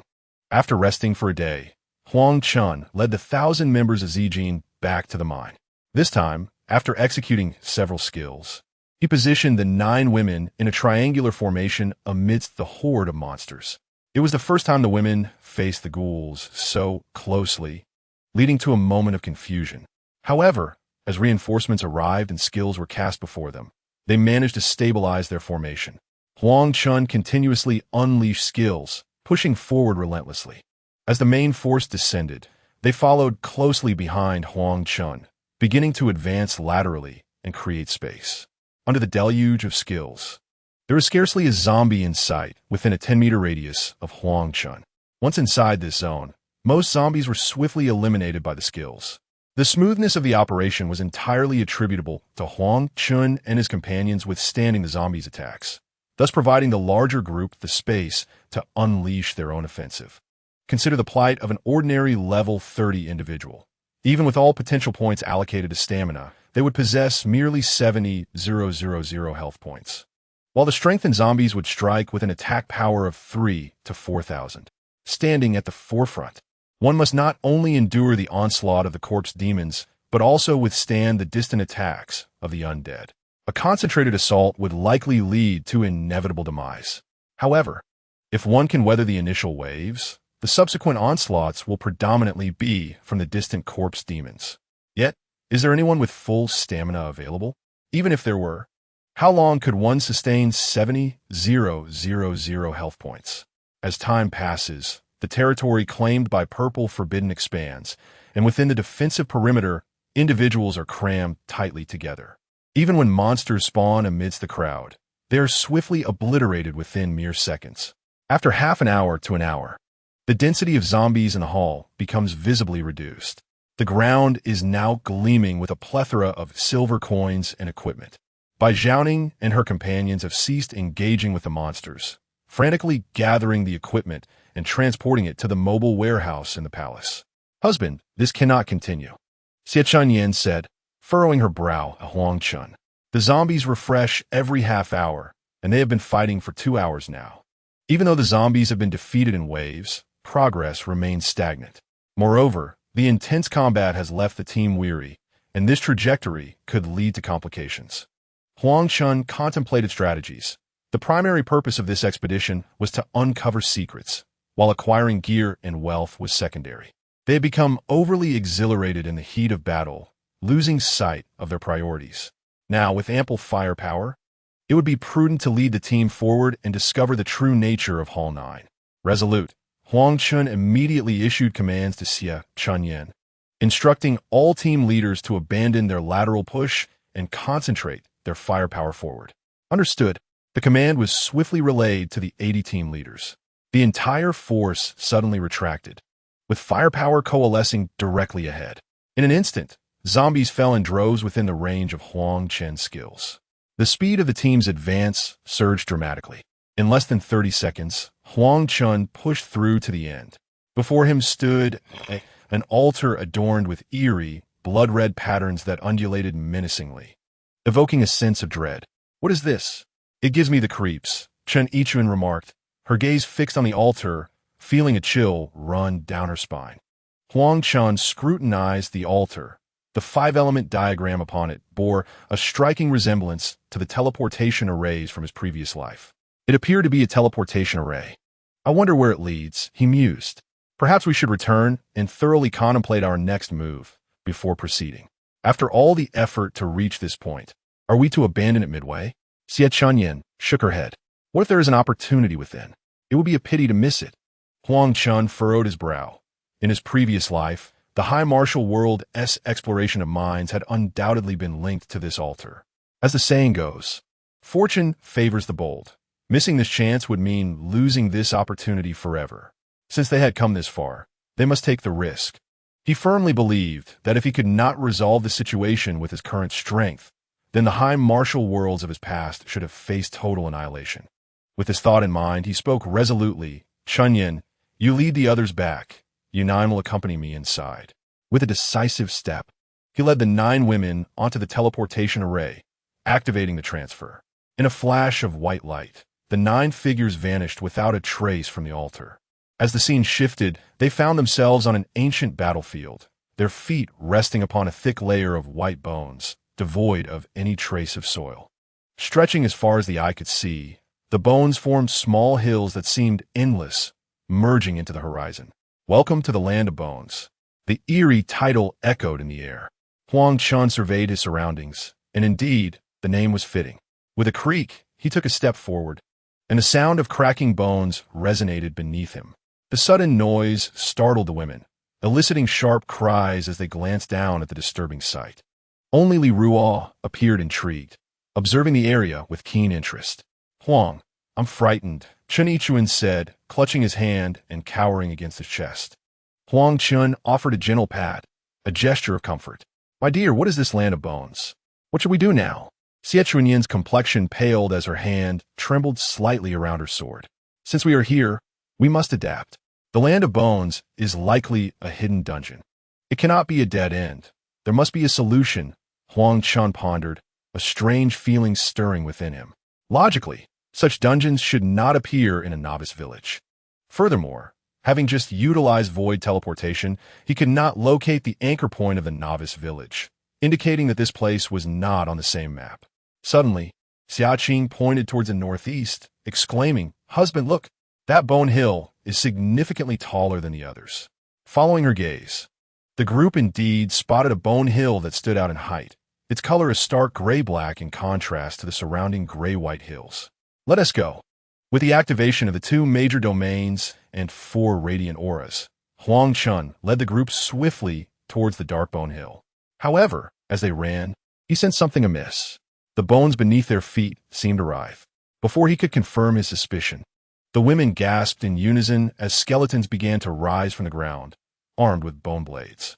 The skeletal warriors were grotesquely formed due to their free assembly. Some had mismatched limbs, while others bore only half a head. By the heavens! Huang Chen was taken aback and quickly cast a probing spell. Bone Soldier, 25, health, 2,500, attack power, 325, all resistance, 34, movement speed. Tim-S, skill 1, throw, hurls the weapon at the enemy, dealing triple damage. Skill 2, reassemble. If the head remains intact, the skeleton can reconstruct its body. Note, randomly assembled skeletons will scatter upon charge. Fortunately, these skeletal warriors were but diminished versions of ordinary foes. Huang Chen breathed a sigh of relief. Their attributes were clearly inferior to those of typical level 25 monsters. He promptly donned the magic wolf armor and wielded the magic wolf spear. Regardless of the circumstances, monsters devoid of physical forms in the Star Abyss typically possess high magical defenses. Moreover, the system indicated that these skeletons would disperse upon charging, making the 30-level gold attribute spear technique a charge skill, ideal for honing his proficiency. The Soul Piercer level 1. Charge forward 200 meters, increasing speed by 20, amplifying damage by 20, and stunning the target for 1 second. Weapon restriction, gun. Keep up. With the sight of an ever-growing horde of skeletons, Huang Chen immediately ceased his hesitation and roared. Soul Piercer. In an instant, he propelled himself forward 200 meters, leaving a scattering of bones in his wake. Though the skeletal soldiers were weak, their numbers posed a significant threat with their flying bone blades. The women followed closely along the path Huang Chen had forged, dodging the flurry of bone blades that soared through the air. Above their heads, the damaging prompts appeared, indicating a loss of health. But thanks to the restorative powers of Meng Dai and the Life Link, they quickly regained their vitality. However, the pain was undeniably real. With no other choice, they ran while skillfully evading the bone blades, though it was uncertain how many they could successfully dodge. Unbeknownst to them, their agility was rapidly improving. In the blink of an eye, Huang Chen's proficiency soared from level 10 to level 12. What kind of monstrous creature is this? It's utterly revolting, Li Ru exclaimed. Her skull emblem atop her head a testament to the chaos. She swung her corpse-slicing blade vigorously to fend off the incoming bone blades. It still felt as if stars were dancing before her eyes. Why won't these wretched skeletons drop even a single hair? She continued to grumble. Look closely. It's a wonder if they even have any hair, Xie Chunyan replied with a wry smile, yet her pace never faltered. There's simply too many. We can't possibly kill them all. Chen Yichun expressed her despair. Although their recovery abilities kept them safe for now, the endless sea of skeletons surrounding them was daunting. Even if they couldn't be killed, the relentless onslaught could wear them down. As they vented their frustrations, they pressed on, following Huang Chen. He calculated the distance to the Bone Mountain and turned back to encourage his companions. Hang in there. We should reach the Bone Mountain in a few hours. Just then, Bai Zhaoning suddenly exclaimed, Darling, look at this. She held up a small, grayish-white orb the size of a marble. Soul Crystal absorbs to quickly restore mental fatigue. Huang Chen's eyes widened as he took it from her. This was a valuable find. In the Star Abyss, attacking required stamina. And mental energy, elusive and rare, was crucial for alleviating mental fatigue. At that moment, Yenching handed over another orb, this one a dark gray hue. They had been so focused on fleeing that they nearly overlooked these two types of orbs amidst the sea of bones. With Bai Zhaoning's keen observation, the others began to notice similar objects scattered beneath their feet. Body essence, absorbing it greatly alleviates physical fatigue. Goodness. Mental and physical fatigue have always been two major challenges in the Star Abyss. If these two items could be supplied infinitely, he could become an unstoppable force, a mere machine of destruction. Looking back at the skeletal soldiers, Huang Chen suddenly found them rather endearing. No longer in a rush to escape, he bellowed. Smash their skulls to prevent their resurrection. Let's annihilate them. And so, they began to gradually advance towards the ominous Black Bone Mountain while battling the relentless horde. Chapter 39. Power vacuums give rise to internal strife after a day of waiting for Huang Chen and his companions to return from the Forbidden City. The anticipated figures had yet to appear. Shushi once again accessed her friend list, noting that the avatars of Huang Chen and his associates remained vibrant in color. Yet the messages she sent forth seemed to vanish into the abyss. With a soft sigh, she lamented that the coins left to them by Zhaoning were scant, placing immense pressure on her to cover the expenses of the 1,000 individuals. At that moment, a striking woman entered, revealing herself to be Lin Han, Bai Zhaoning's assistant and one of Huang Chen's consorts. Lin Han managed a portion of Bai Zhaoning's coins as operational funds. After Huang Chen's absence yesterday, she had promptly sought out Shu Shi to discuss strategies, given that Shu Shi was among the first to follow Huang Chen. Shu Shi, have you received any news from your husband? Lin Han inquired. Shu Shi shook her head, speculating that communications might be blocked in their leader's location. Lin Han's expression turned serious. Currently, the funds we possess are only sufficient for 2 days' expenses. We must devise a plan. I am aware, Shu Shi replied, furrowing her brow. She was not Huang Chen's fabled goddess of bonds, her strength merely akin to an average level 30 player, albeit with slightly superior equipment.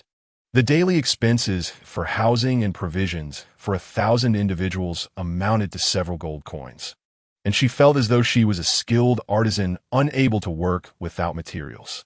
Perhaps we should consult the harem, as we are all consorts of the leader, Shu Shi suggested. No, Lin Han firmly refuted. Even if we were to do so now, the news of the leader's disappearance would likely incite chaos within our ranks. With a sigh, Shu Shi expressed her bewilderment. We can only find a way to mobilize everyone to earn some gold. Lin Han proposed, Shu Shi, you are among the first to follow our husband. Your words still hold weight. I suggest we invoke his name, claiming it is necessary to combat a monster siege, and request everyone assist the newcomers in leveling up. This way, we can recoup some gold coins, allowing us to sustain ourselves for a few more days. Moreover, should our husband not return before the siege, strengthening our new village would better prepare us for the threat. Shu Shi pondered this. Recognizing the high feasibility of Lin Han's suggestion, the only hurdle remained how to persuade the harem to heed her authority. Noticing Shu Shi's lingering hesitation, Lin Han asserted, we no longer have the luxury of time for indecision. You must be assertive, much like Chun Yan, as long as they lack evidence. They will likely act upon our directives out of caution. I believe our husband would support our actions upon his return. Had Lin Han been in Shu Shi's position, she would have already taken action. However, like the others, she had only recently joined the ranks. Although she bore the title of consort, it was largely nominal, and her credibility would be diminished should she take the lead in this matter. Shu Shi met Lin Han's gaze, finding her eyes filled with determination, and she nodded resolutely in agreement. Suddenly, Shu Shi's expression hardened as she declared, let us proceed as you suggested. First, summon the harem. After concluding their conversation, both individuals bore unusually grave expressions. This course of action was not without its risks. If executed well, it could yield favorable results, but should it falter, it would lead to the grave offense of falsely conveying imperial edicts. Before long, Huang Chen's 98 concubines, along with Shu Shi and 2 others, gathered in the main hall of the inn. Outside, 100 newly recruited guards stood vigilant, preventing anyone from approaching. Greetings, everyone. The leader is currently engaged in a dungeon raid and cannot be present, so I shall convey the arrangements for the coming days. Shushi announced loudly from the bar once she saw the assembly was complete. She then relayed the matters discussed with Lin Han, prompting a lively buzz of conversation throughout the hall. At that moment, a voluptuous woman raised a skeptical question. Shushi, did the leader assign this to you? Indeed. According to our organizational structure, shouldn't this order come from Captain Xie? Another interjected. Yes, we report directly to Captain Xie. How is it that you are the one communicating this? When will the leader return? Where has he gone? The crowd of women murmured in discontent. Silence. She commanded, and the room fell silent. I am here to oversee the work on behalf of the leader.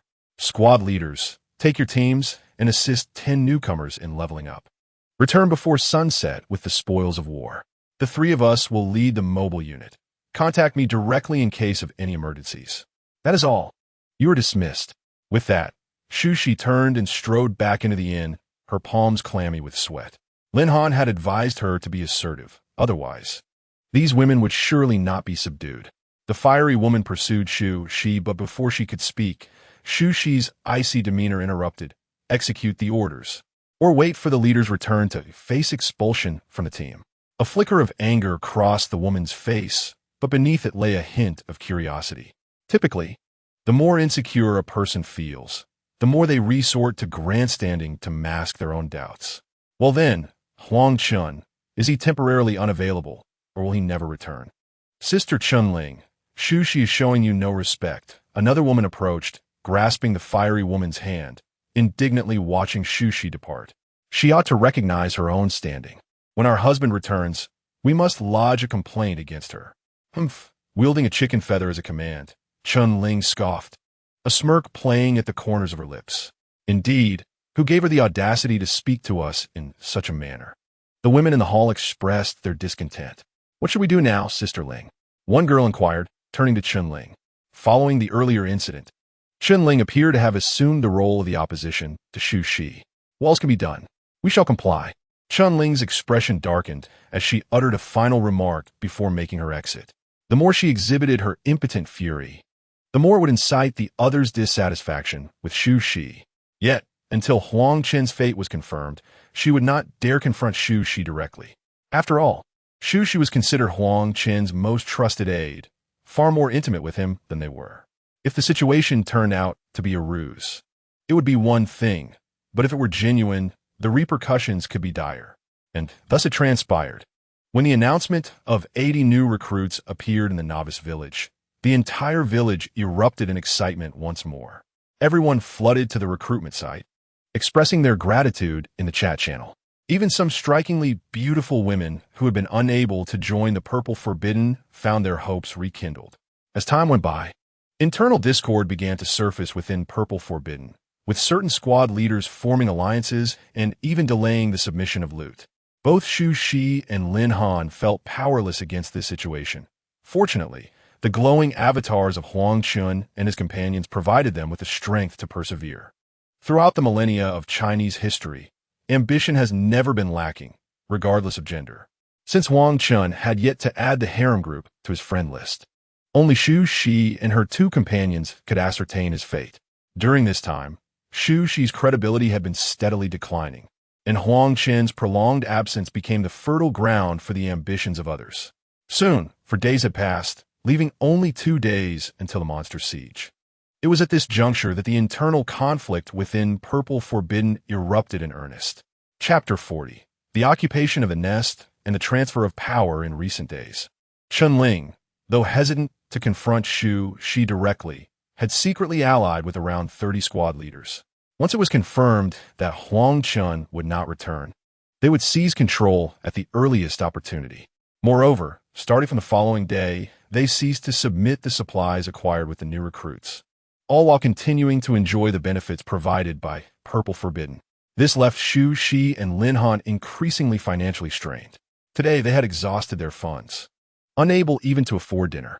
Sister Shu-Shi, is there still no news about my husband? Lin Han inquired. Shu-Shi shook her head, wishing there were news. especially with only 3 days remaining until the monster siege. Yet, at this critical moment, the leader had gone missing. In the inn's hall, voices rose in concern. What is Shushi doing? Haven't the funds for today been distributed? Then hasn't been booked. Surely she hasn't fled with the funds now that her husband is absent? Humph. I say we should restrain her and let Sister Chenling take charge, another voice chimed in. What authority does she have to give us orders? Call her down and demand clarity on the distribution of supplies. Yes, bring her down. We need to know what has happened to her husband. Let her explain. Chenling watched with satisfaction as the harem members fervently debated in the hall, the effects of her covert instigation beginning to manifest. Lin Han, what should we do now? In their room, Shushi wore an anxious expression. The situation had escalated significantly. Don't worry, I will think of a solution. Lin Han replied, equally troubled. In recent days, she had privately reached out to a few well-connected squad leaders, but the reality was that very few stood by her side. Just then, Shushi's contact list chimed again. There's no other option. Let's go down and clarify matters with them. Hearing Shushi's words, Lin Han sighed helplessly and followed her and the others downstairs. Shushi, how are you managing things? Where are today's supplies? When will your husband return? Clarify this for us. As Shushi and her companions arrived, the chaotic scene grew even more tumultuous. Everyone, please quiet down. Today, I will clarify the situation for you, Shushi declared, instantly silencing the crowd. The leader is still in the dungeon and cannot return for the time being. I also have been unable to contact him, and the funds Sister Ning left with me have been exhausted. It appears that something has indeed happened to my husband. What? You've run out of money? It seems you have been embezzling funds. A voice retorted. So were your previous orders merely your own intentions? Are you attempting to amass power for yourself? Such treachery. Shushi's words stirred a wave of indignation among the crowd once more. At that moment, Lin Han stepped forward and said, All right, my husband is currently missing, and Shushi and I have no choice but to take action. If we do not step up to lead, Zijin will surely descend into chaos. What gives you the right to lead us? A girl beside Chenling scoffed. If anyone should lead, it should be Sister Chenling. Right, everyone? Yes, exactly. Hand over the money. You are unworthy. In an instant, the women turned their ire towards Lin Han and Shushi. Shushi's face flushed as she implored. I'm only looking out for everyone. If we unite and endure this challenging period together, everything will be well once the leader returns. Yet, her words fell on deaf ears, drowned out by the cacophony of dissent. A girl near Chenling shot a scornful glance at Shushi and proclaimed loudly, It seems Huang Chen is unlikely to return. This is merely your delaying tactic, isn't it? No wonder you've been aggressively collecting supplies from us these past few days. Are you planning to abscond with the loot? Hand everything over. Shushi's expression shifted dramatically. No, I haven't tea. She protested, but Chenling maintained her composed demeanor, arms crossed and smiling as she scrutinized Shushi's face. Upon witnessing Shushi's distress, she was finally convinced that the man would not return. With the situation now clarified, Chenling abandoned her pretense. She cleared her throat and coldly stated, Shushi, you have betrayed our trust. Let us see how you will defend yourself today. Shushi opened her mouth but could not utter a word. Lin Han, recognizing the futility of the situation, resolutely declared, We are leaving. My husband will deal with them upon his return. Attempt to leave? Leave the supplies behind. At that moment, Lin Liang, the captain of the mobile forces, approached Chenling, and together they coldly regarded Shushi and her group. Lin Liang and Chenling were a couple in school, but due to circumstances, Chenling had allied herself with Huang Chen's harem, igniting Lin Liang's deep-seated resentment towards Huang Chen. However, Huang Chen's formidable presence deterred Lin Liang from any thoughts of revenge. The recent disappearance of Huang Chen, however, provided him with an excellent opportunity. With the 100 boys Huang Chen had recruited, Lin Liang, as the captain, could easily collaborate with Chenling to seize power. Once the dust settled, what would Huang Chen's return mean? Could he withstand another onslaught? As Lin Liang approached, a woman beside Chenling immediately turned to the crowd and exclaimed, The facts are quite clear. Shushi and her companions have embezzled and plotted betrayal. I suggest we execute them immediately. As throughout history, usurpation must be justified. Yes, indeed. As soon as the woman's voice faded, a kaleidoscope of lights flickered through the crowd. At that moment, the inn's young attendant, who had been watching the spectacle from the bar, coldly remarked, "In a novice village, those who harm others are imprisoned for 15 days, while murderers pay with their lives." His words sent a chill down Chun-Ling and her companion's spines, as they had momentarily forgotten about the village's regulations. The situation had turned dire. Lin Han and Shu Shi exchanged glances, both recognizing the profound sense of helplessness reflected in each other's eyes. They realized that they were powerless against the prevailing circumstances and could only retreat from the inn, planning to reassess once Huang Chen returned. After Shu Shi departed, the small team leader whom Chun-Ling had been secretly courting immediately instigated a commotion, nominating Chun-Ling as their leader and Lin Liang as her deputy. Despite their initial reluctance, Chun-Ling and Lin Liang feigned acceptance. As for those who remained silent, their opinions were inconsequential. Once Shu Shi and her trio exited the inn, Chun-Ling discreetly signaled to a nearby woman, who promptly led a few others to stealthily follow them. Upon being elected leader, Chun-Ling swiftly commanded the male faction to begin recruiting members from the novice village. In her view, expanding their influence was paramount, both to prepare for the impending monster siege and to ensure that if Huang Chen returned, they would have sufficient strength to confront him. Although many were dissatisfied with Chun-Ling's ascension, the long-standing subservience made it difficult for them to assert themselves. This group was largely swayed by the tide, lacking any sense of autonomy. Chun-Ling's recruitment efforts were extensive, nearly encompassing the entire populace of the novice village. Those of lower levels eagerly sought the protection of the new faction, clamoring to join. Consequently, the 10,086 novice village now boasted 151 members, with the exception of Shu Shi and her 3 companions, who were under strict surveillance and dared not leave the village. Within the inn's room, after a tumultuous encounter, Chun-Ling lay breathless against Lin Liang's chest, tracing circles with her finger. "Linger, are you certain Huang Chen won't return?" Despite the swift and decisive power grab, Lin Liang harbored considerable fear of Huang Chen, a man who had once charged into a horde of corpses alone. Could they truly stand against him? What if he does come back? Are we really afraid of him? Chun-Ling's eyes gleamed with a fierce determination. "It will be best if you perish outside. Anyone daring to return shall meet a fate worse than death." At that moment, Huang Chen, engrossed in slaying monsters in the land of bones, received a system notification. Ding! Chun-Ling's intimacy level, 80. Who is Chun-Ling? Huang Chen pondered, somewhat bewildered, casting a questioning glance at the women around him. "She asked one of the squad leaders in your harem. What is the matter?" Xiet Chunyan chimed in, recalling that she had attempted to offer herself to Huang Chen on several occasions. "A squad leader, you say?" A ruthless glint flashed in Huang Chen's eyes. It seemed that someone was plotting mischief in his absence. He then turned his gaze towards the towering Black Bone Mountain behind him, standing about 100 meters high. Constructed entirely from black bones, with a shimmering array of colors at its peak. Evidently the location of the teleportation array leading out of this place. Chapter 41. The Supreme Deity Chris. For 3 consecutive days and nights, Huang Chen and his companions tirelessly traversed the land of bones, amassing over 50,000 soul crystals and 60,000 body essences. Countless skeletons fell before them, yet the numbers seemed inexhaustible. Whenever fatigue beset them, they would consume a soul crystal. When their bodies ached, they would take a body essence. Unbeknownst to them, their resilience surged at an astonishing pace. Even Huang Chen failed to notice that they had evolved from needing to consume a potion every 20 minutes to requiring one only after 2 hours of combat. "Everyone, it's time to depart," Huang Chen declared, his demon wolf spear vibrating as he unleashed a powerful level 20 skill, Spring's Triple Resonance, reducing a skeleton before him to mere fragments.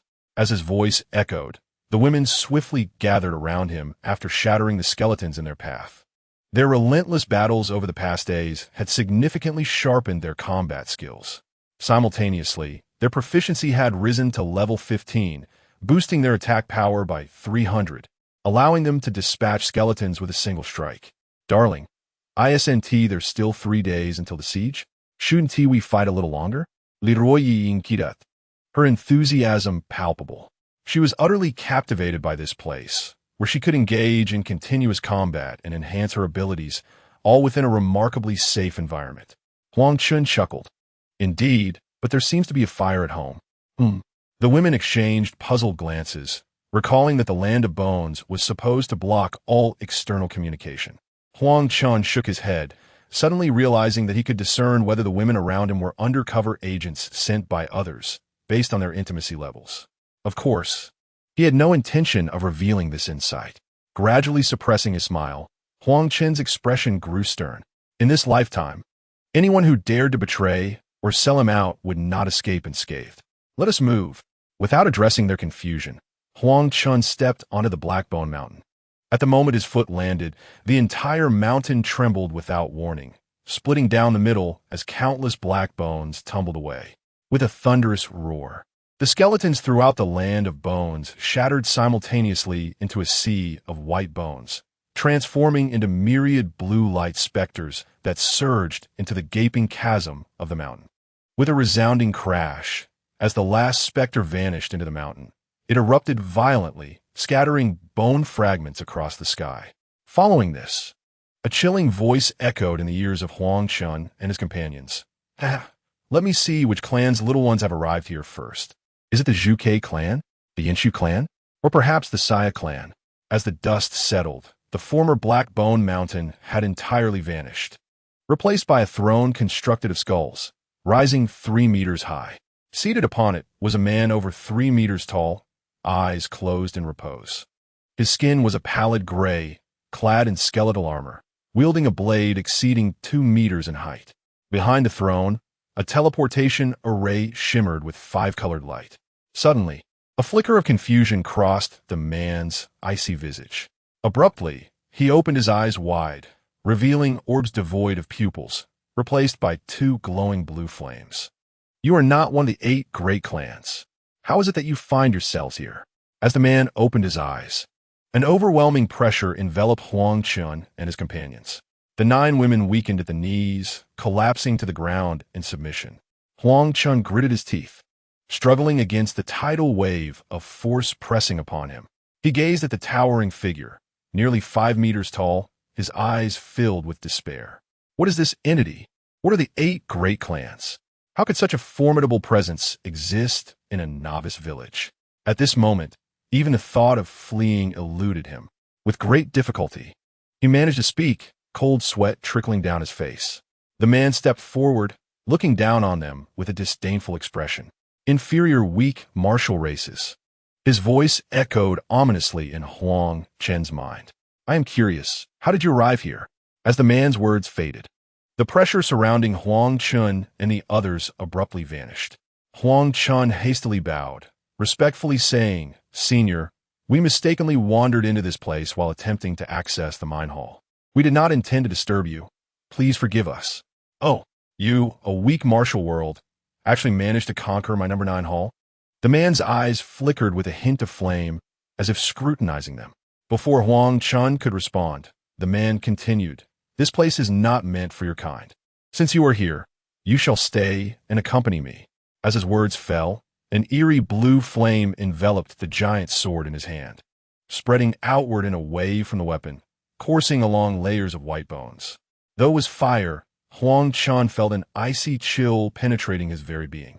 In a panic, Huang Chen attempted to flee, but his feet felt as though they were nailed to the ground, immovable as the flames crept ever closer. Just then, the sky above the Land of Bones split open, and a beam of white light pierced through the rift, illuminating the man. His expression shifted dramatically, anger directed towards the heavens. Is it the Star Abyss? I have heard that it has gained self-awareness. No monster or level in the Novice Village may exceed the tester's level by more than 10. Novice Village protection mechanism activated, level suppression in effect. In stark contrast to the man, Huang Chen's face lit up with unrestrained joy upon hearing the mechanical voices.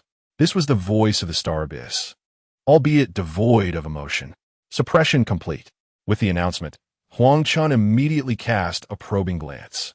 Chris, Lord of Bones, melee level, 40 health, 1 billion attack power, 500, 0, 0, 0. Full resistance, 500, 0, 0, 0. Movement speed, 800 meters per second. Skill, a self-created skill of the god level. Details undisclosed.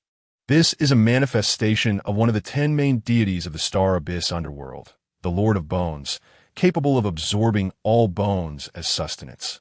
What the hell is this Lord of Bones, this god? Is this something I can contend with? In the Star Abyss, aside from the remnants of the previous generation, various powerful races from the Source universe dispatch experts of differing levels to oversee matters, with the highest ranking among them being the gods themselves. In his previous life, Huang Chen had heard from individuals of the high martial world that the Lord God, when converted into levels, could be quantified as a staggering 1 million. Such beings possessed the power to annihilate the world with but a mere gesture. To speak plainly, Chris has been suppressed to level 40. Yet his attributes are based on the Lord God template. Just the sheer magnitude of his 500,000 defense, Huang Chen surmised, would be insurmountable. Fortunately, Chris's movement speed is rather modest, only 800, while Huang Chen's speed is naturally unremarkable to mention. Although the women's speeds hover around 4 to 500, one must not forget their frost aura. Under its influence, Chris's maximum speed is comparable to theirs. Run! Before Chris could recover from his fury, Huang Chen bellowed, leading the women in a frantic dash away.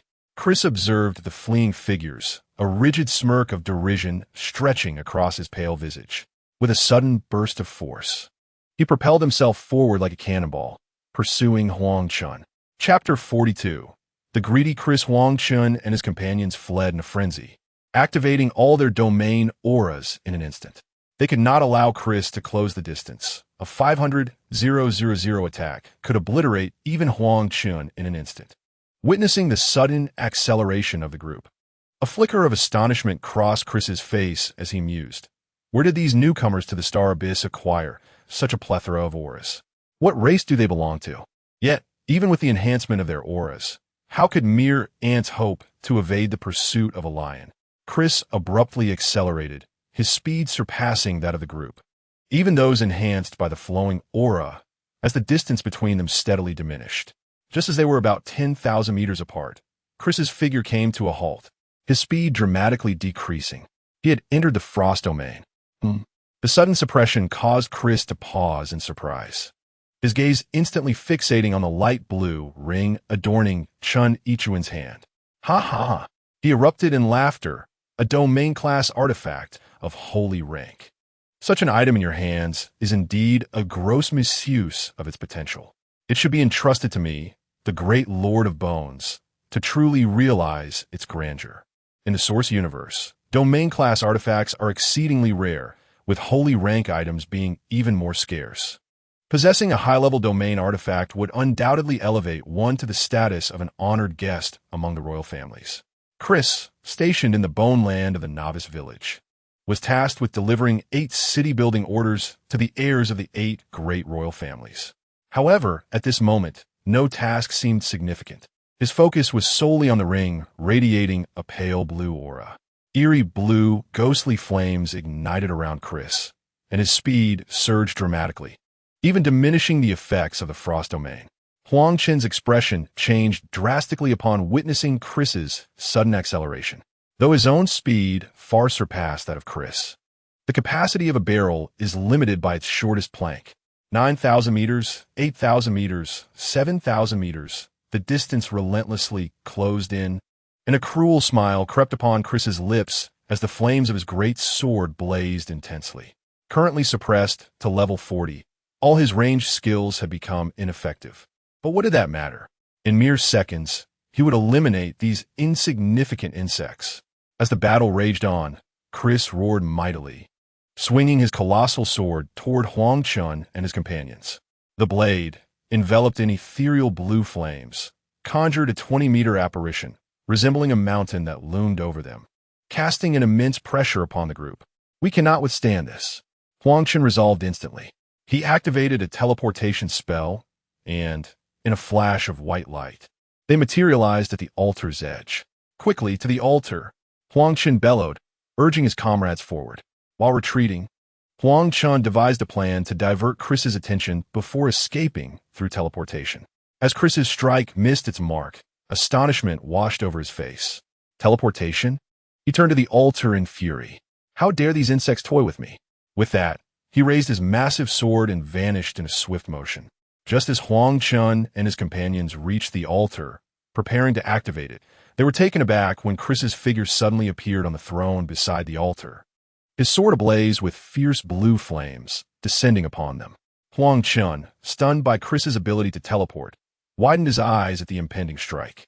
If he initiated the altar's teleportation now, there was a 50% chance of escape, but equally a 50% risk of being cleaved by Chris's sword. Time was running out. In another blinding flash, Huang Chen and his companions found themselves back in the Bone Land. The colossal sword struck the altar with a thunderous crash, scattering bones everywhere. As the smoke cleared, the altar remained unscathed. Chris, gazing at the empty altar, furrowed his brow. Have they teleported away? No. There are no signs of activation. It must be that teleportation equipment. They are still in the Bone Land. Closing his eyes, the entire Bone Land trembled in response. Upon opening his eyes, he focused on the southwestern direction, for the Bone Land was his dominion, allowing him to sense everything through the bones beneath. Moreover, he could teleport back to the throne from any point within the Bone Land. Ha ha! Chris cackled, his face a mask of greed. To think there are still holy artifacts and divine implements. Heaven's been kind to me, Chris. As long as they remain in the Bone Land, they cannot escape my grasp.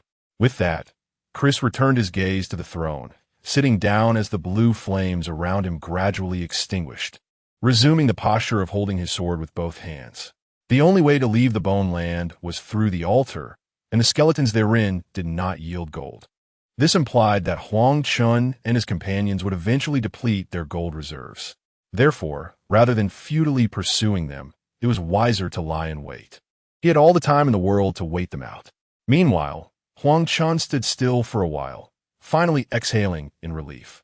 If Chris could teleport infinitely, no one besides Huang Chen would escape. However, Chris was likely guarding the altar now, trapping them within the Bone Land. What do we do now, dear? Xie Yichun asked, her face clouded with worry. Huang Chen shook his head, his expression despondent. Chris was far too powerful. He was simply beyond their means to contend with.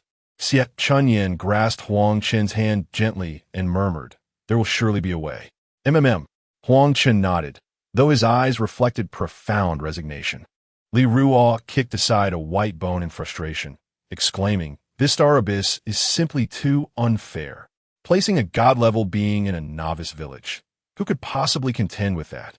After a round of complaints, the group despondently settled upon the heap of bones, the atmosphere heavy with despair. It was a stalemate. At that moment, Xie Chunyan's eyes suddenly sparkled with inspiration. "Why must we always run away?" she proposed. "Chris is a melee fighter. Perhaps we could employ a kite strategy." The others paused, their breaths hitching. But to fight?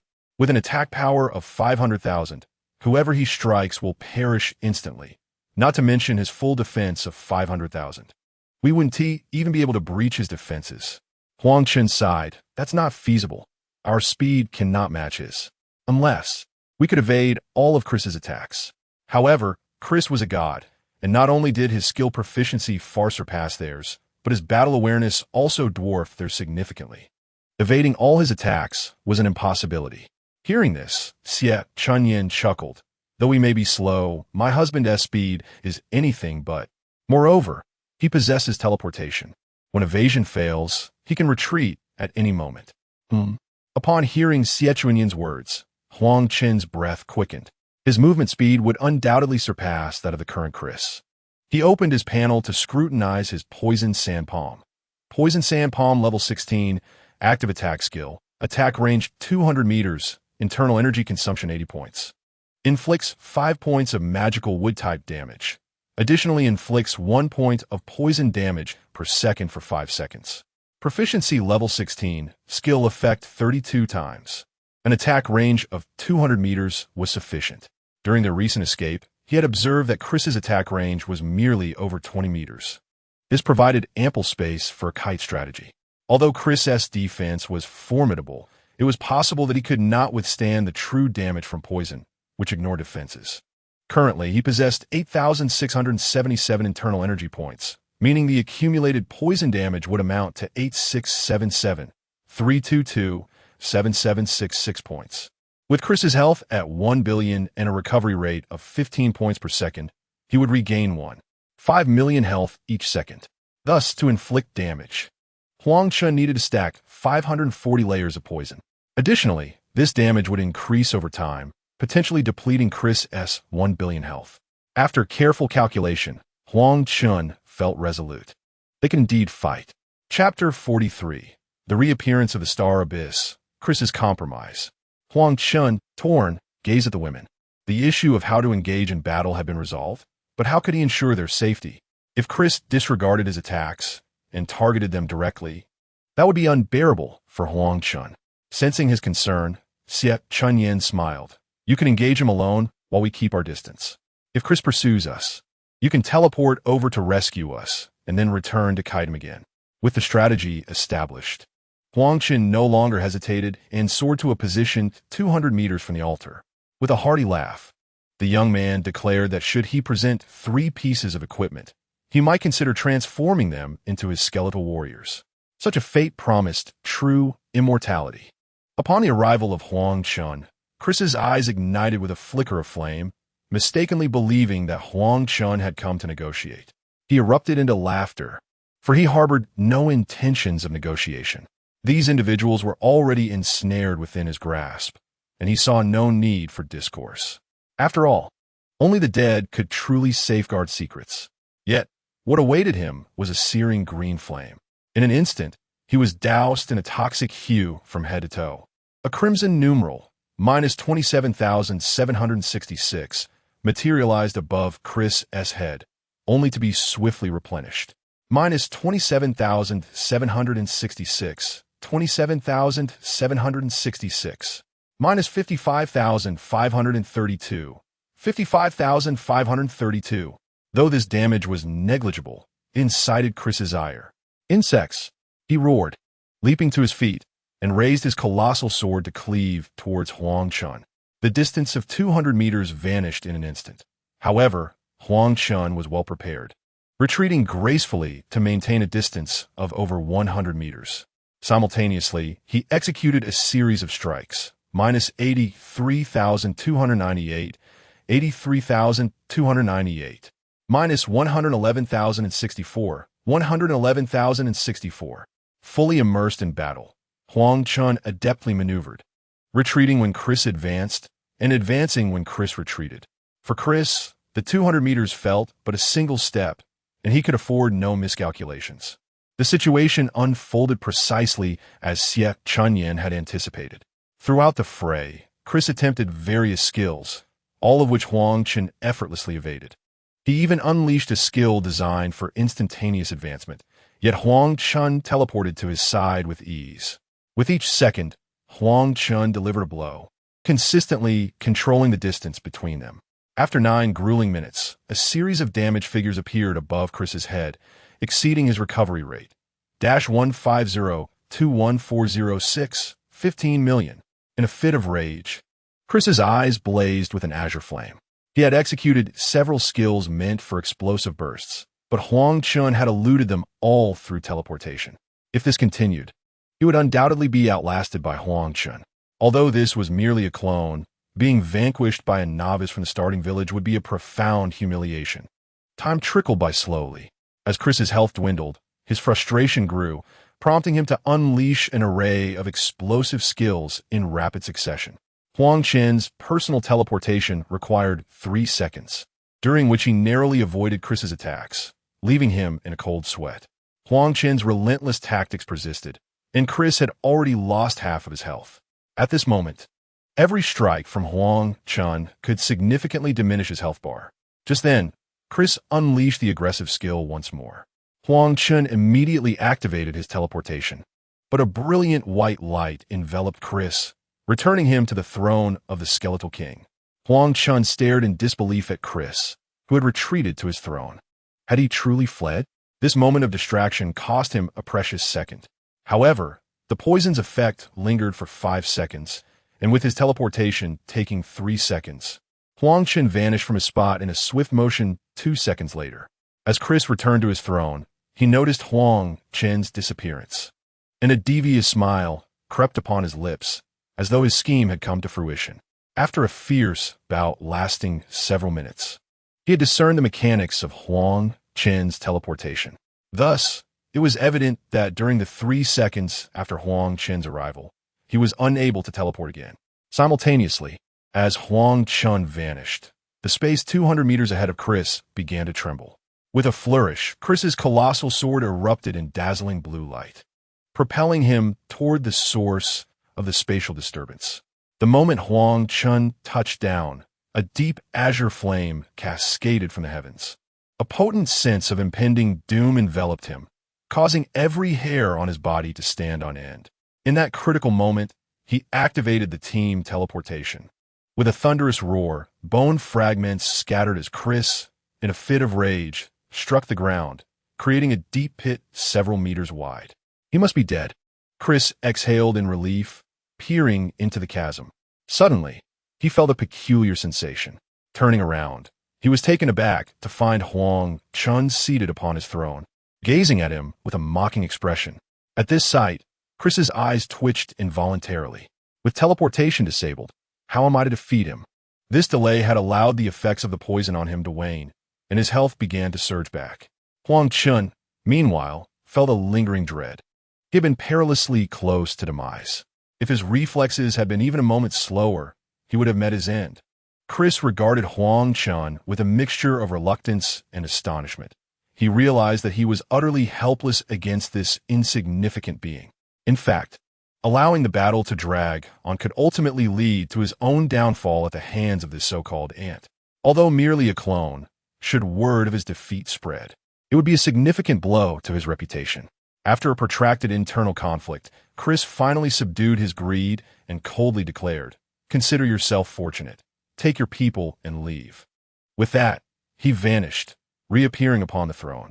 Huang Chen, anticipating Chris's movement, had already retreated 100 meters.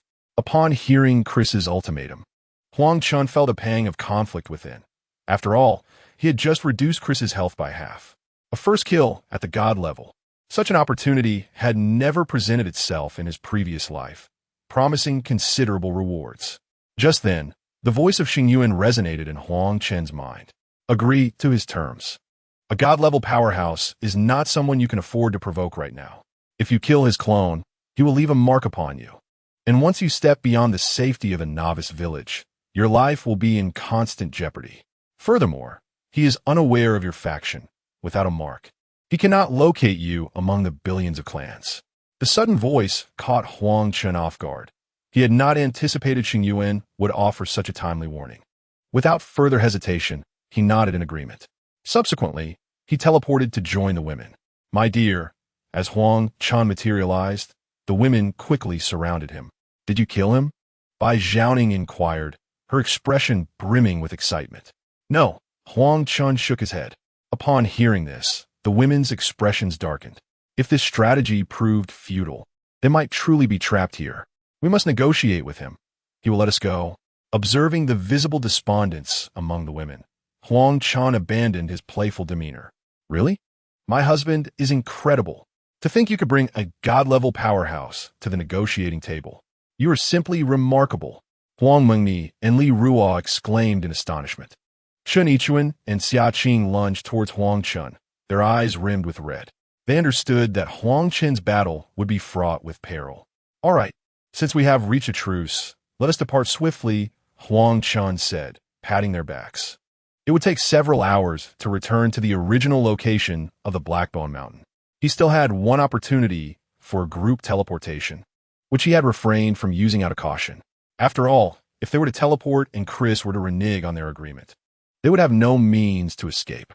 Of course, waiting half an hour before flying over was an option, but Huang Chen preferred to conserve his teleportation chances in case Chris had further schemes. Chapter 44. The City Building Order as Huang Chen and his companions journeyed onward. Their conversation flowed freely, and this time, no skeletal soldiers appeared.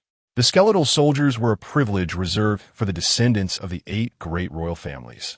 And since Chris harbored a deep-seated resentment towards Huang Chen, he certainly would not extend any further benefits to them. After several hours, they finally arrived once more at the location of the altar. Chris showed no sign of disturbance at their arrival.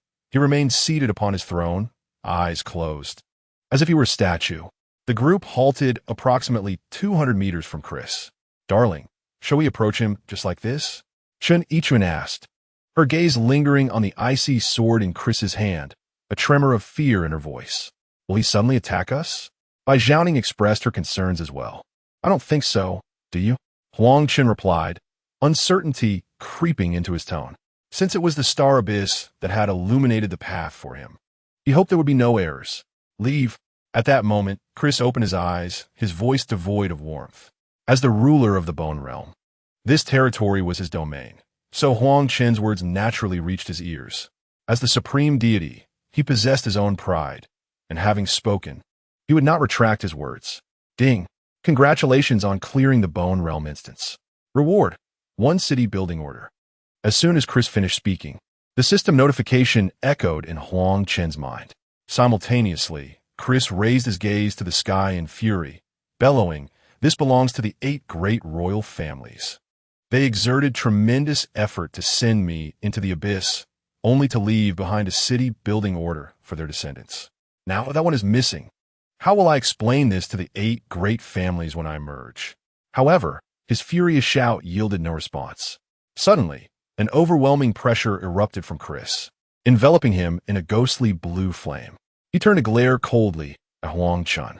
Observing this, Huang Chen quickly retreated with the women, thinking to himself that this old man truly was duplicitous. Just as he prepared to activate his teleportation ring, the flame surrounding Chris receded like a tide. It appeared as though Chris had sustained a severe blow, his entire demeanor sagging. He knelt on one knee, his right hand gripping the sword to prevent himself from collapsing. A mixture of reluctance and horror etched upon his face. He had indeed harbored murderous intent for a fleeting moment, but both he and his true form were simultaneously struck by the catastrophic force of the cosmic rules. Then, the cold voice of the star abyss echoed in his mind. "Interfering with the trial participants is against the rules. This is your first warning. Further violations will result in immediate annihilation. The trial grounds are manifestations of the will of the source universe, where all beings not engaged in the trials must abide by its rules.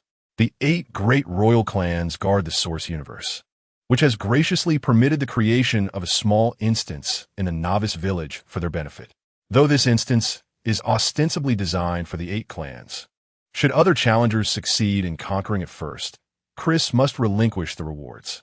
Struggling, Chris lifted his head, extending his left hand, from which a quaint token floated, inscribed with a decree to establish a city.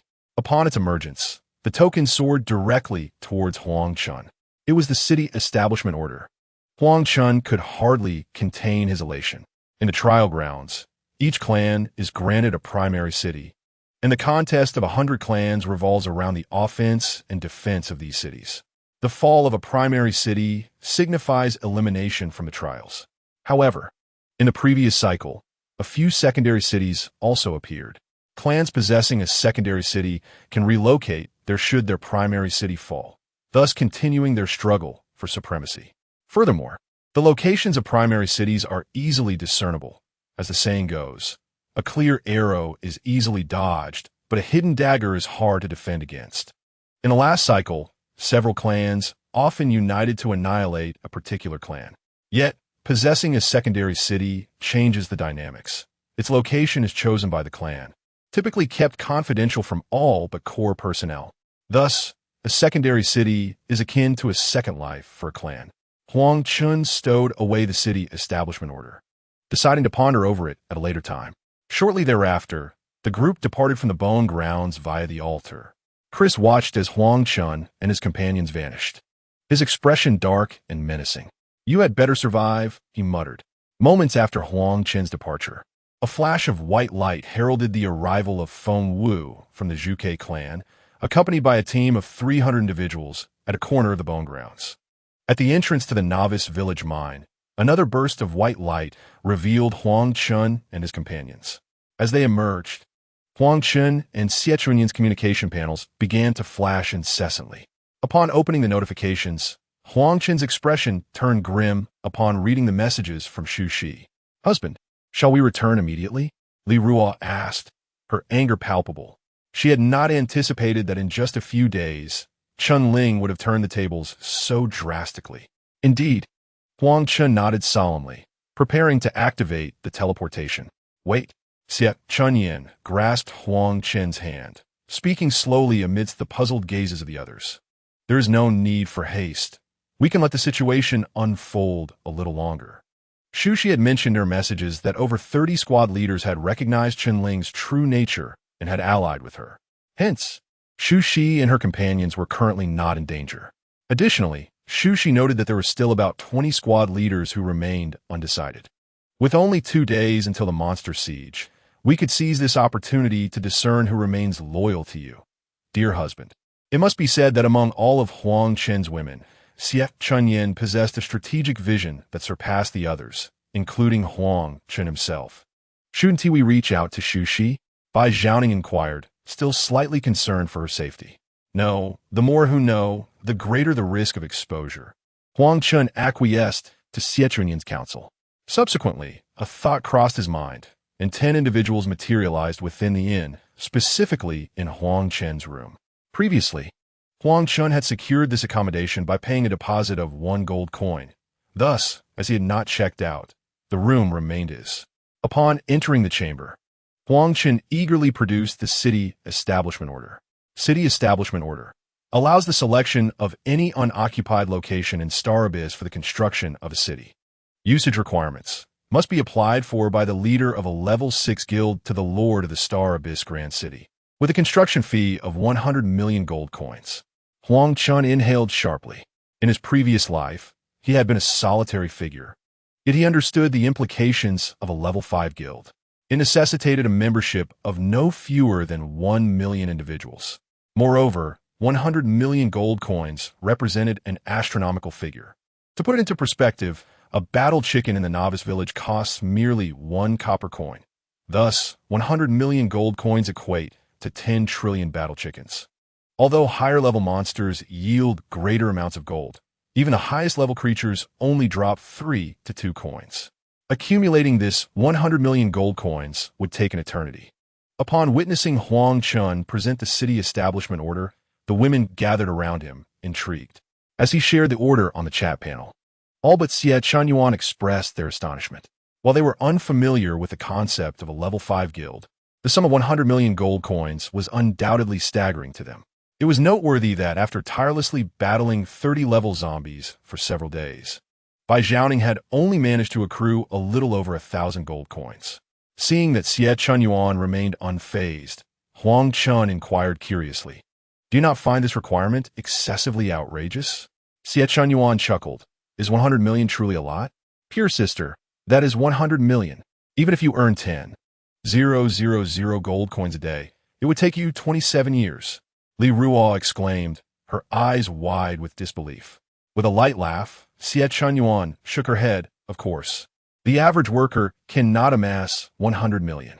I recall a capitalist once saying, to become a billionaire, one must first establish a modest goal, such as earning 100 million today." Her words elicited a chorus of disdain from the others. After reflecting on Xie Chunyuan's statement, Huang Chen fell into contemplation. His initial intention in establishing Forbidden City was merely to gain experience in building a team. However, he was utterly inexperienced in team management and operations. Additionally, upon arriving in the main city, numerous opportunities would require his attention. He could not afford to dedicate excessive time to managing a team. Recalling his past life, he recognized that the apparent leaders of various factions were often mere puppets, while the true power brokers were those engaged in the relentless pursuit of opportunities. In this regard, factions served merely as tools for the resource acquisition of their controllers. Coincidentally, Xie Chunyuan had demonstrated exceptional talent during this period. Thus, it was only fitting for her to serve as the public face of the organization. With this in mind, he directly addressed Xie Chunyuan. I entrust you with the task of generating profits. The entire city establishment plan for Forbidden City will be executed by you, and from now on, everyone will report to you. Upon hearing this, Xie Chunyuan nodded excitedly, her eyes sparkling with enthusiasm. Chapter 45. The situation in Novice Village 10086. In contrast to Xie Chunyuan's reaction, the expressions of the other women varied greatly. Bai Zhao Ning let out a sigh of relief, her face displaying a look of serenity. She truly was not cut out for management. While she could follow orders and perform tasks, formulating strategies on her own proved to be somewhat beyond her capabilities. In truth, she had always aspired to be a cherished little woman, pampered and cared for. Chun Yichun and Xia Qing exchanged glances between Bai Zhao Ning and Huang Chen, their mouths opening as if to speak, yet ultimately they remained silent. In their minds, Bai Zhao Ning had always been the sovereign of the harem, but this time, Huang Chen had evidently chosen to directly elevate Xie Chunyuan to prominence. This was a source of mild discontent for the two who had initially followed Huang Chen. Nevertheless, they understood that Huang Chen's decision was indeed the most fitting. As for Li Ruo, she appeared indifferent. As long as her advancement in strength was not hindered, it mattered little to her who held the title of leader. Meanwhile, Huang Ming'an and her three companions had lingered by Huang Chen's side, feeling somewhat invisible. After all, in terms of beauty and talent, they fell short compared to others. In the context of a harem, the wisdom of survival lay in not vying for attention. Thus, their expressions remained placid. Huang Chen observed the reactions of the women, but he chose not to offer any explanations. The pressing issue before him was the impending 48 hours, 2 full days. In this long, protracted night, how could he enrich the lives of these 9 women? With this thought in mind, he cast a discerning gaze towards Xie Chunyuan. On the morning of the 3rd day after Huang Chen's return, at 5 o'clock, most of the testers in the Star Abyss were still in deep slumber. Suddenly, a voice echoed in everyone's minds. The 10-day deadline has expired. The monster siege will commence in 3 hours. All novice villages are in evacuation. Crystal pillars are being generated. The shattering of crystal pillars signifies the failure of the defense. All testers in the novice villages that fail will face annihilation. The multi-species scoreboard is now active. The multi-species scoreboard aggregates the scores of all testers from various races, with a bottom 1 million ranked races facing elimination each year. There are numerous ways to earn points: ranking matches, ascending the heavenly ladder, completing dungeons, and so forth. In the previous life, in the early stages, the Huaxia race lingered around the 3 million mark in the rankings, barely avoiding the dreaded bottom 1 million on several occasions. It was only after significant breakthroughs in skill levels that they managed to ascend to the 6 million mark. Yet this still placed them among the lowest tier in the Star Abyss. Inside the room, Lin Han abruptly opened her eyes and turned to Xu Shi, exclaiming, "Xu Shi, the monster siege is about to begin." Xu Shi, with a grave expression, nodded in acknowledgement. Lin Han, in anguish, closed her eyes once more. Could it be that Huang Chen and the others would not return? Yet she remained hopeful, asking, "Is there still no news from my husband?" Xu Shi, with a pained expression, shook her head and glanced at her friend list. The avatars of Huang Chen and his 10 companions were all illuminated. But what trials has our leader encountered? With a monster siege imminent, why has he not returned? Seeing Xu Shi's demeanor, disappointment crept back on Lin Han's brow. She had confidently assured those she had recently gathered that Huang Chen would return before the monster siege commenced. It seemed her wager had gone awry. Yet, her expression steeled with determination as she declared, "Inform everyone. Assemble. Defend the city." Meanwhile, Chun Ling and Lin Liang were awakened from their slumber. "Gather the troops immediately," Chun Ling declared, fully dressed. "Shouldn't we take some action before the city is besieged?" Lin Liang spoke with a hint of humility. Ever since Chun Ling seized power, her demeanor had become increasingly domineering, and their relationship had unconsciously shifted from a romantic one to a master-servant dynamic. "What do you mean?" Lin Liang continued. "The novice village has around 3,000 inhabitants left. We control approximately 200, while Xu Shi has managed to rally less than 800 with Lin Han's assistance. It would be wise to seize the opportunity while we can, He gestured with a hand across his throat. Chun-Ling furrowed her brow. Although she was reluctant to admit it, she still feared that man might suddenly reappear. During this time, Shu Shi had been opposing her openly. And with Lin Han's proclamations that Huang Chen would undoubtedly return, many wavering souls had flocked to her side. Having tasted the allure of power, she could hardly tolerate dissent lingering around her. After much contemplation, she finally resolved, let Lin Yufei find an opportunity to eliminate her. Understood, Lin Liang said with a smile as he exited the room. Chun-Ling opened the wooden window of the inn, observing the challengers converging from all directions towards the square of the novice village. Her gaze quickly fell upon Shu Shi's group gathering in the southeast corner. She was not concerned about the impending defense of the 10086 novice village. According to the usual progression, most of the Huaxia people were around level 20. However, after two significant surges in levels and subsequent assistance, there were 900 individuals at level 30, while the remainder mostly hovered around their 20s. If they could not defend this village, it would bode ill for Huaxia's ability to protect any novice village. Her primary concern was whether she could absorb Shu Shi's 800 followers without bloodshed. In the square, a woman pointed at Lin Han's face and shouted, Lin Han, didn't you claim the leader would certainly return? Where's the leader? Lin Han's expression shifted as she prepared to respond, only to be interrupted by the woman. Don't tell me the leader has been delayed again. I won't buy that excuse. You must provide us with an explanation today. Yes, we deserve an explanation. Several women echoed in support. In truth, most of these rowdy women have been planted by Chun-Ling as insiders, their aim to sow discord. Seeing that few echoed her sentiments, the woman's expression hardened as she continued. I see you are using the leader's banner to establish your own rule. Lin Yufei, be silent. Another woman from Shu Shi's group retorted. Stop your scheming. Do you think we don't know your history with Chun-Ling before the apocalypse? Indeed, even if the leader does not return, Shu Shi and Lin Han would make far better leaders than that wretched Chun-Ling. Lin Yufei, I knew you had ulterior motives. Return to Chun-Ling and prepare for her wrath upon the leader's return. Unexpectedly, Lin Yufei's attempts at incitement backfired, leading more individuals to rally in support of Shu Shi. This development was, in fact, quite natural. When Chun-Ling usurped power, she did so from a position that seemed to resonate with the masses, leaving most bewildered and unable to discern the truth. However, as soon as she turned her back on them and took up residence with another man, it became evident to those not lacking in discernment what the reality was. Moreover, in her quest to win over the male faction, Chun-Ling resorted to the same tactics as Chun Hao. After all, the only means to ensnare men lies in the dual allure of power and seduction. Desiring authority herself, she had no choice but to exploit the charms of her subordinates.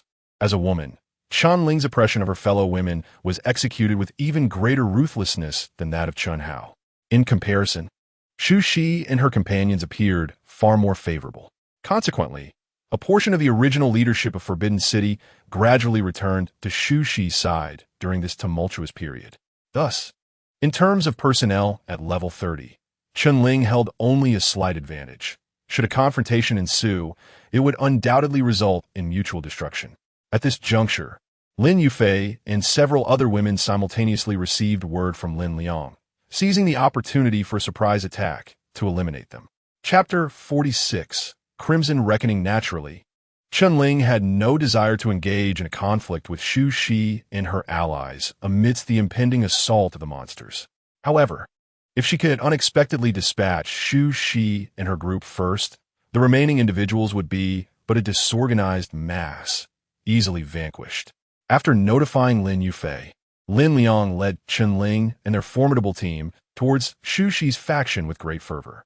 Upon witnessing their approach, Shu Shi and her companions ceased their struggle with Lin Yufei, all gripping their weapons tightly, ready for confrontation. Today was the day for Shu Shi to settle the score.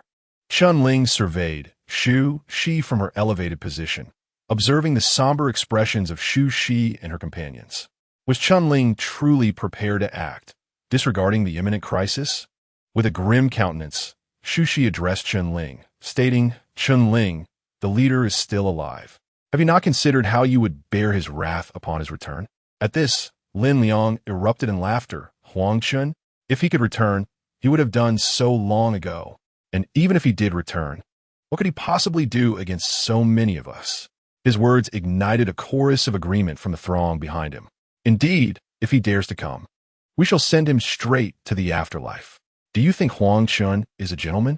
He has taken all the benefits for himself, indulging in his own pleasures. Does he deserve to be a leader? Better to follow Sister Ling and Brother Liang. They feast upon the meat while we can savor the broth.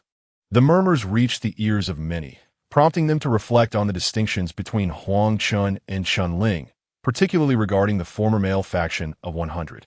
Upon further contemplation, it seemed Huang Chen had always acted in self-interest, neglecting the welfare of his subordinates. In this light, Chen Ling appeared a more suitable leader, as she at least considered their physiological needs. You ungrateful wretches! Even so, without a leader, how did you manage to reach level 30? Lin Han retorted angrily. At that moment, Lin Yufei and her companions stealthily approached Xu Shi and her group. Lin Liang maintained a smile until Lin Yufei and her allies positioned themselves behind Xu Shi, at which point his expression turned cold. Attack! He bellowed.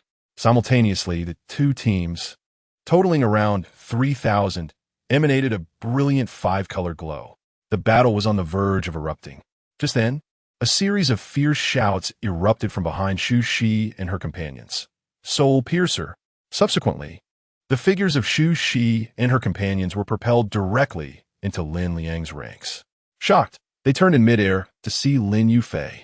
As the skill guardian of the 30th level was activated, a protective shield enveloped several individuals in the air.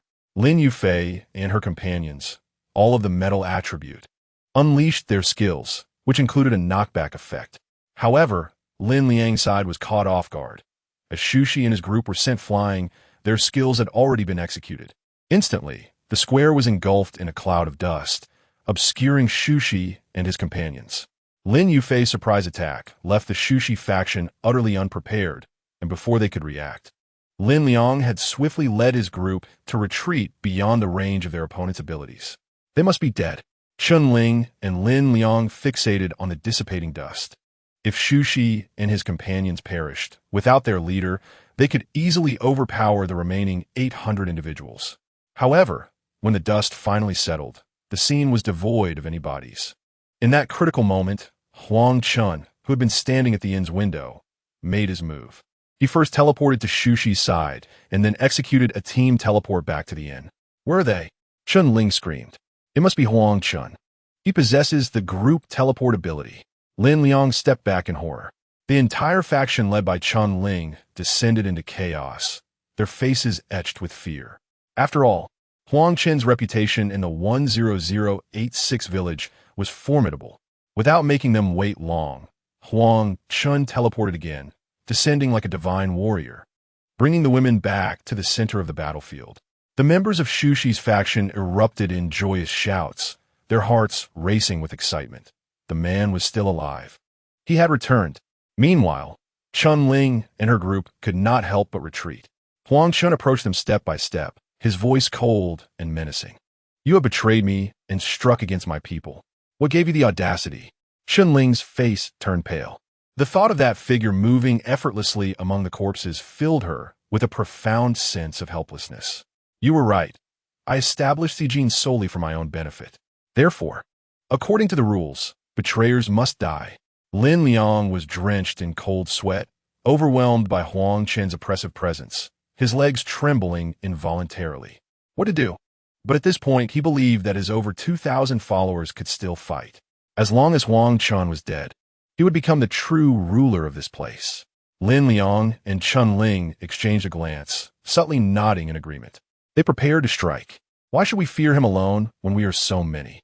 Lin Liang shouted, launching a spear of ice towards Huang Chen. Huang Chen smiled slightly, sidestepping the ice spear with ease. His agility had nearly reached the 20th level, rendering low proficiency skills nearly ineffective against him. In the next moment, Huang Chen vanished, only to reappear before Lin Liang.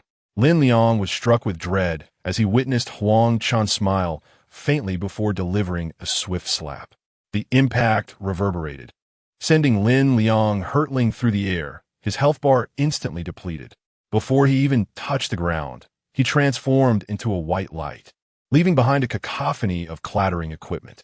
Is this how he dies?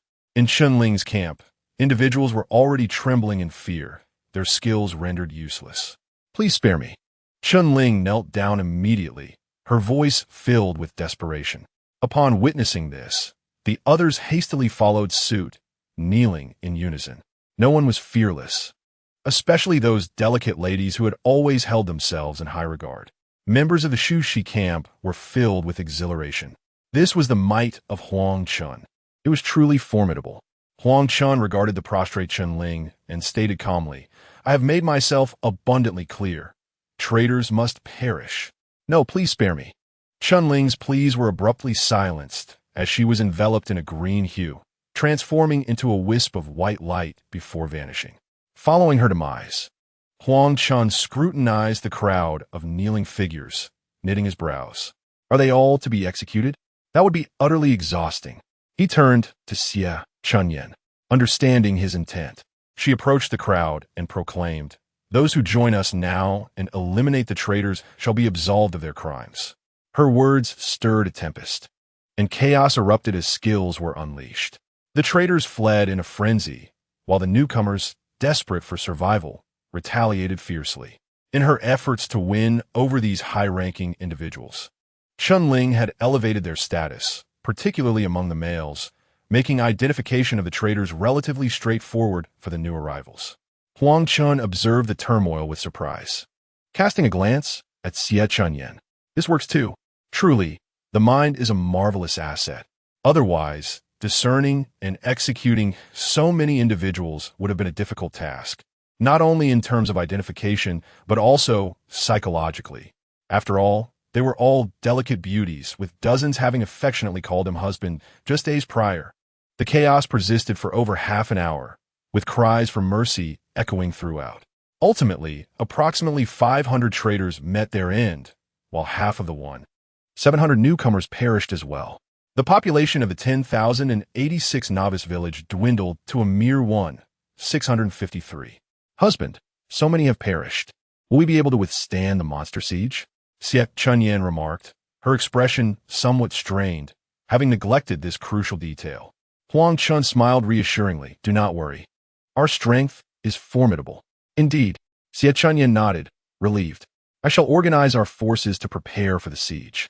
Chapter 47. Preparation for the defense. I believe we need not complicate matters. Huang Chen interjected, holding Xie Chunyan back. Let us simply defend the crystal column in the square. Having experienced the brutal monster siege in his previous life, Huang Chen knew it was one of the most devastating encounters, resulting in significant losses for the Huaxia tribe upon their arrival in Xingyuan. However, at that time, the defending Huaxia tribe consisted mostly of individuals in their teens level-wise, with only a scant few exceeding level 20. Now, surveying the 10086 novice village, there were over 300 individuals at level 30, and the remainder were nearing level 20. Although the numbers had decreased by 70, the quality of the remaining force was exceptional. Xie Chunyan inquired in surprise, Are we not blocking the doors? Huang Chen shook his head. Blocking the monsters at the entrance and gradually eliminating them was the defensive strategy employed by most novice villages in my previous life in Xingyuan. However, this time a monster siege comes with a points reward. The faster one clears all 10 waves of monsters, the more points one will earn. Furthermore, the top 10,000 groups that succeed will also receive points rewards. It is not to say that Huang Chen is particularly noble, but rather that Star Abyss tightly binds the individual and the collective together. One may choose to be a lone wolf, yet one must also consider the interests of the group. Otherwise, no matter how high one's personal achievements, when the collective score lags behind, Star Abyss's rules will ruthlessly erase you without a hint of negotiation. Observing Xie Chunyan's puzzled expression, Huang Chen explained, to expedite our completion and secure rewards, we should strive to gather the monsters together for the quickest farming. But wouldn't that be too risky? Xie Chunyan voiced her concerns. You are utterly unaware of your own strength. Huang Chen chuckled. You go arrange it. Shu Shi will take her 800 people to guard the south side of the crystal pillar. The remaining 850 will defend the north. The 9 of you will secure the west, while I will man the east. Us 9? Can we manage that? Have faith in yourself. If it proves too challenging, retreat to the crystal pillar. I will intervene. All right. After nodding, Xie Chunyin sought out Shu Shi to begin organizing the defensive tasks as per Huang Chen's directives. Many among Chen Ling's remaining group held differing opinions regarding Huang Chen's strategy, as the safest option seemed to be blocking the entrance at the village gate. However, in the current 10086 novice village, Huang Chen's word was law. With a single declaration that anyone wishing to block could do so, he silenced all dissent. With over 2 hours remaining until the monster siege, Xie Chunyin and a few others were busy arranging the finer details of their tasks. Huang Chen, feeling somewhat aimless, took a leisurely stroll before returning to the inn, feeling rather bored and leaning against his waist. The inn had also been evacuated, with all rooms available for free, allowing guests to stay as long as they wished. Indeed, throughout all the novice villages in Star Abyss, only Huang Chen dared to return to the inn for a good rest. The past 2 days had nearly exhausted him. Just as Huang Chen was settling down on his bed, having stored away his magic wolf armor, Li Ruo arrived with Lin Han to seek him out. Upon entering the room, Li Ruo exclaimed loudly, her words instantly flushing Lin Han's cheeks. Huang Chen, struggling to open his eyes, grimaced and asked, "What does Chunyin mean? Can it wait until after the siege?" He was desperately in need of a moment's respite. "Oh," Li Ruo squinted, questioning, "is that not possible?" Her query seemed to strike a chord with Lin Han, leaving her momentarily at a loss. Huang Chen had previously inquired about Lin Han when she was selected, discovering her unblemished purity and an impressive overall score of 90, which would place her among the elite in any ordinary academy. Intrigued by why Xie Chunyin would send her at such a critical time, he learned that during a recent conversation with Shu Shi, Chunyin had come to know of Lin Han. Coincidentally, she was in urgent need of capable management personnel, making Lin Han's recruitment a natural choice. To ensure Lin Han's loyalty, the best approach would be to make her one of Huang Chen's women. Lin Han, already one of his harem members, readily accepted the suggestion from Xie Chunyin.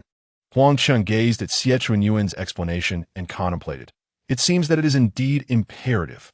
Within his harem, there were many adept at pretense and performance. Yet those truly capable of management were exceedingly rare. A woman like Lin Han, who was both beautiful and competent, deserved to forge a bond. Beep. Congratulations. Host, established mutual bond. One party's life force and magical energy restoration will simultaneously reflect upon the other. The host's potential increases, and Lin Han receives a corresponding enhancement. Flowing Aura Level 3, Experience 1027. Dream Butterfly Aura Level 3, Experience 1027. Lotus Aura Level 3, Experience 1027. Brilliant Aura Level 3, Experience 1027. Wait a moment, system. Huang Chen thought, looking at the panel. Why has the potential bond become unidirectional? Beep. The Beauty Codex is currently at Level 3, allowing for only 9 goddesses with mutual bonds. Conditions to upgrade the Beauty Codex to Level 4. 1. Establish bonds with at least 27 goddesses rated above 80. 2. Establish bonds with at least 9 goddesses rated above 95. No, why didn't you mention this earlier? Please, host, embrace the spirit of humble inquiry. With no recourse, Huang Chen resigned himself to the system's declarations. The road ahead was long and arduous. He must press on. The trio tidied themselves and returned to the novice village square. Everyone had steadfastly remained at their posts. Upon Huang Chen's arrival, a massive screen appeared in the starry abyss. 30 minutes remaining until the monster siege. All challengers, please prepare.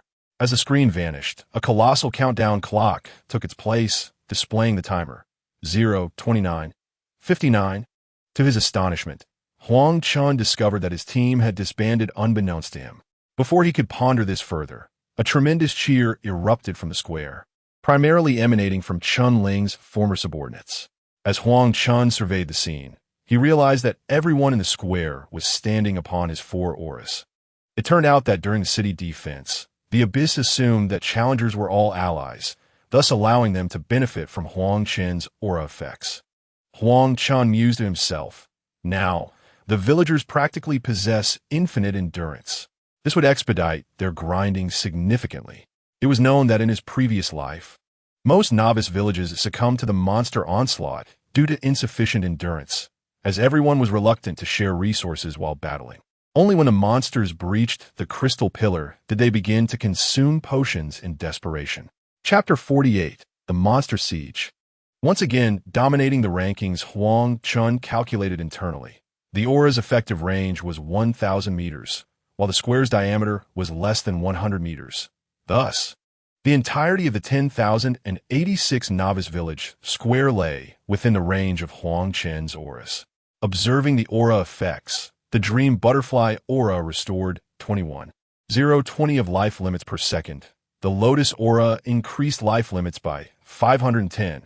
The flowing aura enhanced movement speed by 21,020. And the brilliant aura amplified damage by 210.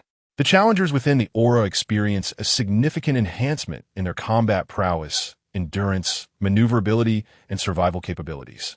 While the percentage increases for each attribute may seem modest, the cumulative effect results in a power augmentation of more than double.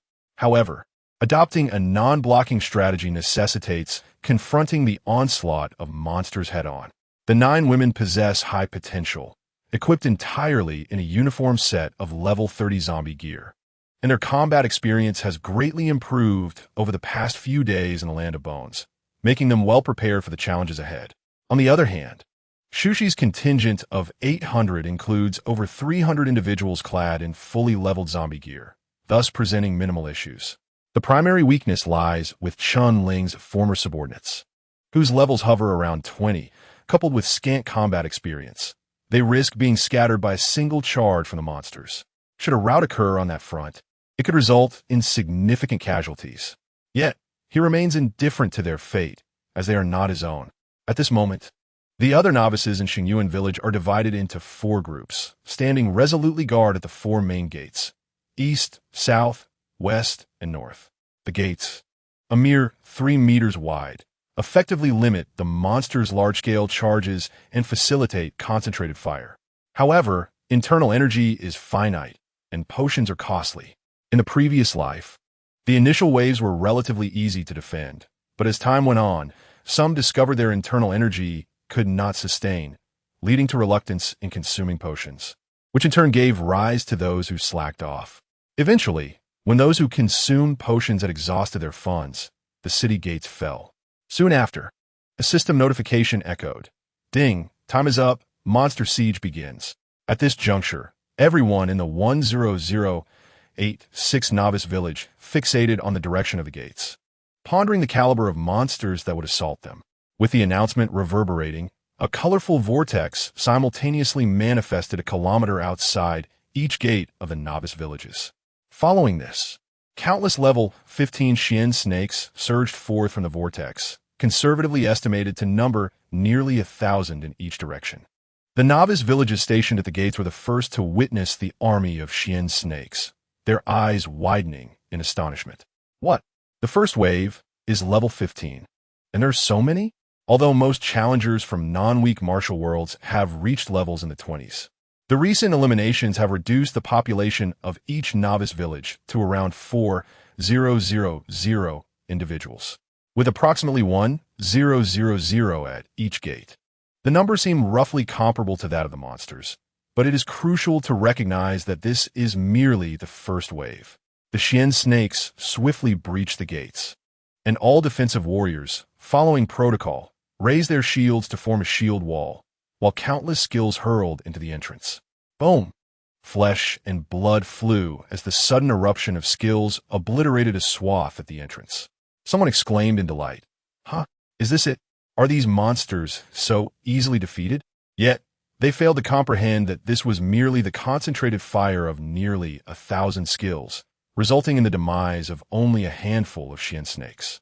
The gates could accommodate only 3 or 4 Xian snakes at a time, leading to an increasing congregation of snakes at the entrance. Following closely behind the Xian snakes were level 20 demon wolves and then level 25 white tiger beasts. Fortunately, although the monster levels escalated, their numbers dwindled. In the 10086 novice village, the Xian snakes surged forth unabated, heading straight for the crystal pillar in the square. Before the battle commenced, Xie Chunyan approached Huang Chen to inquire about the formation needed to confront the enemy. However, Huang Chen dismissed the need for a formation, suggesting they simply unleash their skills. As the Xian snake breached the city gates, its advance was significantly hampered by the frost domain. Yet, the distance from the gates to the square was merely a few hundred meters, and the two sides soon clashed. Although Huang Chen had not organized a formation, the defensive warriors took the front line, while melee fighters positioned themselves alongside to inflict damage, with all water-type warriors stationed at the back to provide healing. Central to the formation were the magic users, who, unburdened by concerns for stamina, began casting area of effect spells before the Xian snake could reach them.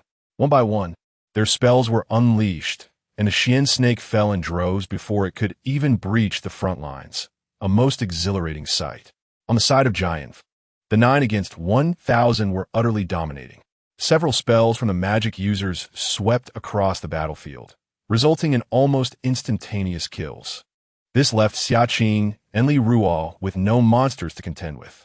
Meanwhile, Huang Chen had already departed from that location. Clad in shimmering silver wolf demon armor and wielding the greedy wolf spear, he executed a soul-severing thrust, charging towards the city gates. Anyone witnessing this would surely be left in awe. While the soul-severing thrust was inherently offensive, it was primarily employed as a means of mobility, useful for pursuit or evasion. The impact of the thrust would decelerate upon encountering obstacles. Naturally, as levels increased, some would use it to flaunt their prowess against weaker foes. However, at this moment, they were besieging a city, and many from the novice village were only at levels 10 to 20. To utilize a mobility skill as a group damage skill?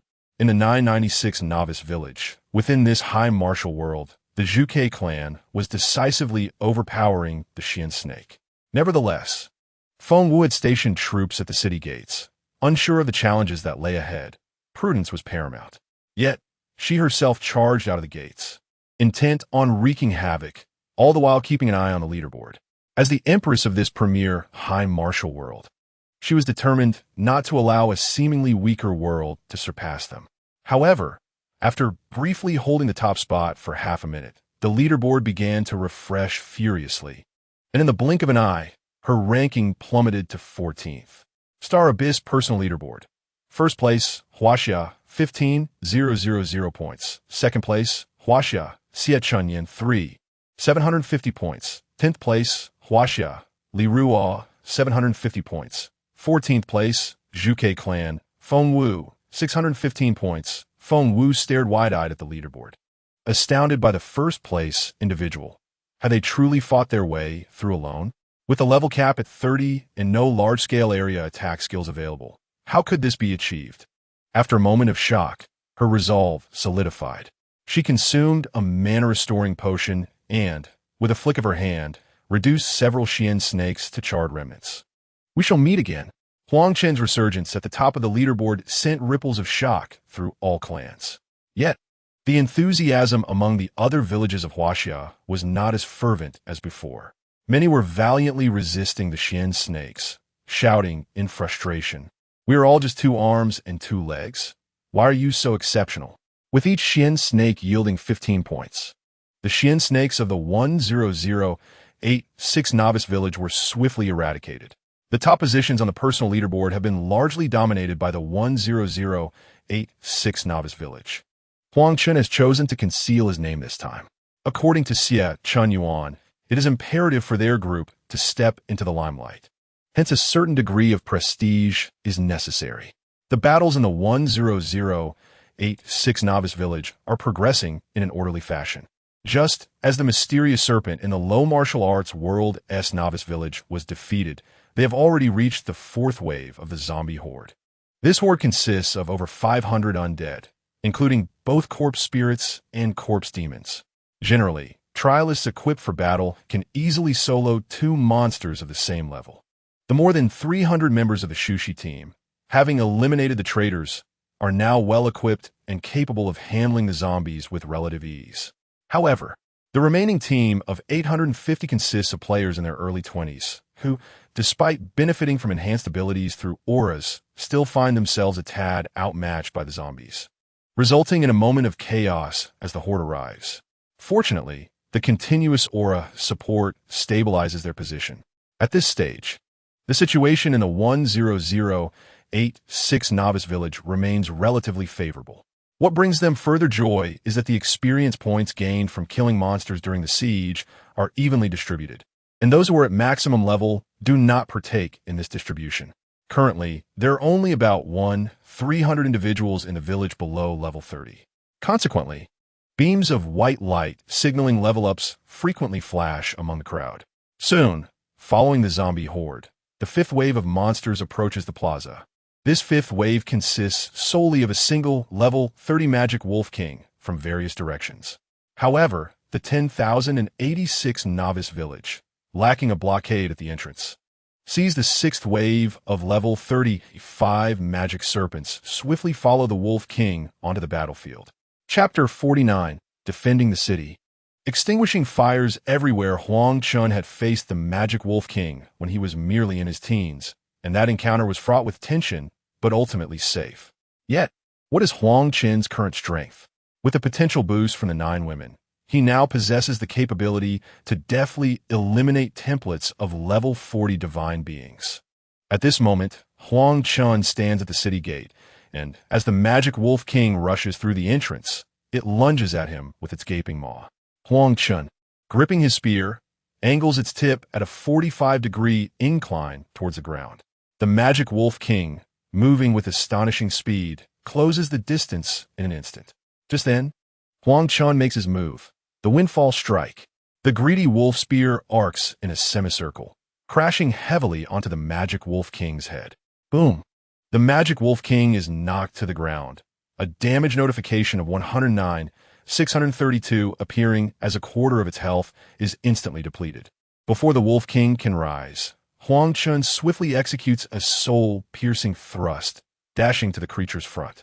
Sunlight Triad, Huang Chen shouts, and in a mere heartbeat, the greedy wolf spear performs a thrust, a lift, and a smash in rapid succession. 109, 632, 131, 558, 157. 869, the magic wolf king's health bar is instantly cleared. Sunlight Triad, level 16, stamina cost 160 points, a series of 3 attacks on the opponent. Base damage, 5 strength. Each successive attack increases damage by 20, proficiency level. 16, skill effect multiplier, 32 times. With the demise of the Demon Wolf King, Huang Chen's score on the leaderboard surged to 150,000, far surpassing the second-place competitor, Xie Chunyan, by a staggering 350,000 points. At this moment, Hua Xiao's score stands at 3,674, positioning them at an abysmal rank of 74, 521, 243, placing them 255th from the bottom. The score for a race is calculated by summing the scores of all trialists within the group and then dividing by the number of participants. Currently, most of Hua Xiao's novice villages have just completed the second wave, with the average siege monsters per person being just over 2. Thus, their total score remains modest. However, this is a significant improvement compared to the previous life, where Hua Xiao ranked a mere 98, 120,000 after the monster siege, nearly facing elimination. In this life, although Hua Xiao has dominated the leaderboard several times, enhancing their foundational growth to a higher level in the martial world, the strength of the monsters in the Xingyuan novice village is proportionally adjusted based on the race's foundational growth. Thus, the situation has improved considerably compared to the last life. Huang Chen closed the leaderboard and turned his attention to the fireball-spitting demon dragon, smiling slightly as he plunged into the horde with a soul piercer. At this moment, Feng Wu of the Zhuke clan was also observing the leaderboard, yet she felt completely numb. They had just completed the third wave, and Hua Xiao's top score already had more points than the combined total of the first 3 waves. What manner of monster is this? However, it seems that only a minuscule fraction of the Hua Xiao race possesses significant strength, as the top 10,000 on the leaderboard bore no trace of Hua Xiao. Currently, the highest ranked was her Zhuke clan, with 185 points, reflecting that the Zhuge clan is progressing the fastest as a whole. While surpassing Huaxia's individual scores seemed hopeless, as long as each novice village within the Zhuge clan maintained a leading pace in their strategies, their collective score would undoubtedly surpass that of other races by the time rewards were calculated. The bounty for being the top race is remarkably generous. Contemplating this, a smile finally graced Feng Wu's lips. Individual strength is indeed vital. Yet in Xingyuan, the strength of a race holds paramount importance. The scene shifted back to the 10,086 novice village. Initially, Chun Ling's contingent, consisting of so many members, should have managed the Demon Wolf King without much difficulty. However, with an additional 200 level 35 demon dragons, the pressure escalated dramatically. Moreover, they found themselves in a vast square. The demon dragons, being fire attribute magic attackers, began exchanging skills with the trialists from a distance of merely a few dozen meters. Fireballs erupted among the crowd, and soon casualties began to mount. One Earth-type defensive trialist, in a bid to evade a fireball, inadvertently fell victim to the Demon Wolf King. With a ferocious howl, the Demon Wolf King savagely tore into the unfortunate individual, who vanished into a flash of white light in mere seconds. After claiming its first victim, the Demon Wolf King set its gaze upon the crowd. Those in the center, particularly the magic users, felt an immediate chill as they met its gaze, and some began to surreptitiously retreat, preparing to flee. After all, even the most robust among them could not withstand more than a few seconds. If the Wolf King closed in, these fragile ones would surely be devoured one by one. As some retreated, the formation of Chun Ling's former troops was instantly disrupted. At that moment, the sixth wave of monsters arrived at the square. 3 level 35 black iron azure lions, all melee fighters, surged forward rapidly. Upon contact, several defensive warriors were immediately sent flying. The level disparity of nearly 10 levels proving insurmountable, especially against such formidable foes. Chun Ling's former troops' water-based healers often did not respond in time before their frontline warriors transformed into beams of white light. While the magic-based skills continued to bombard the enemies, their damage was significantly limited against opponents of higher levels. The defense line was almost instantly shattered, and the water-based healing could scarcely keep up, resulting in an ever-increasing number of players fading into white light.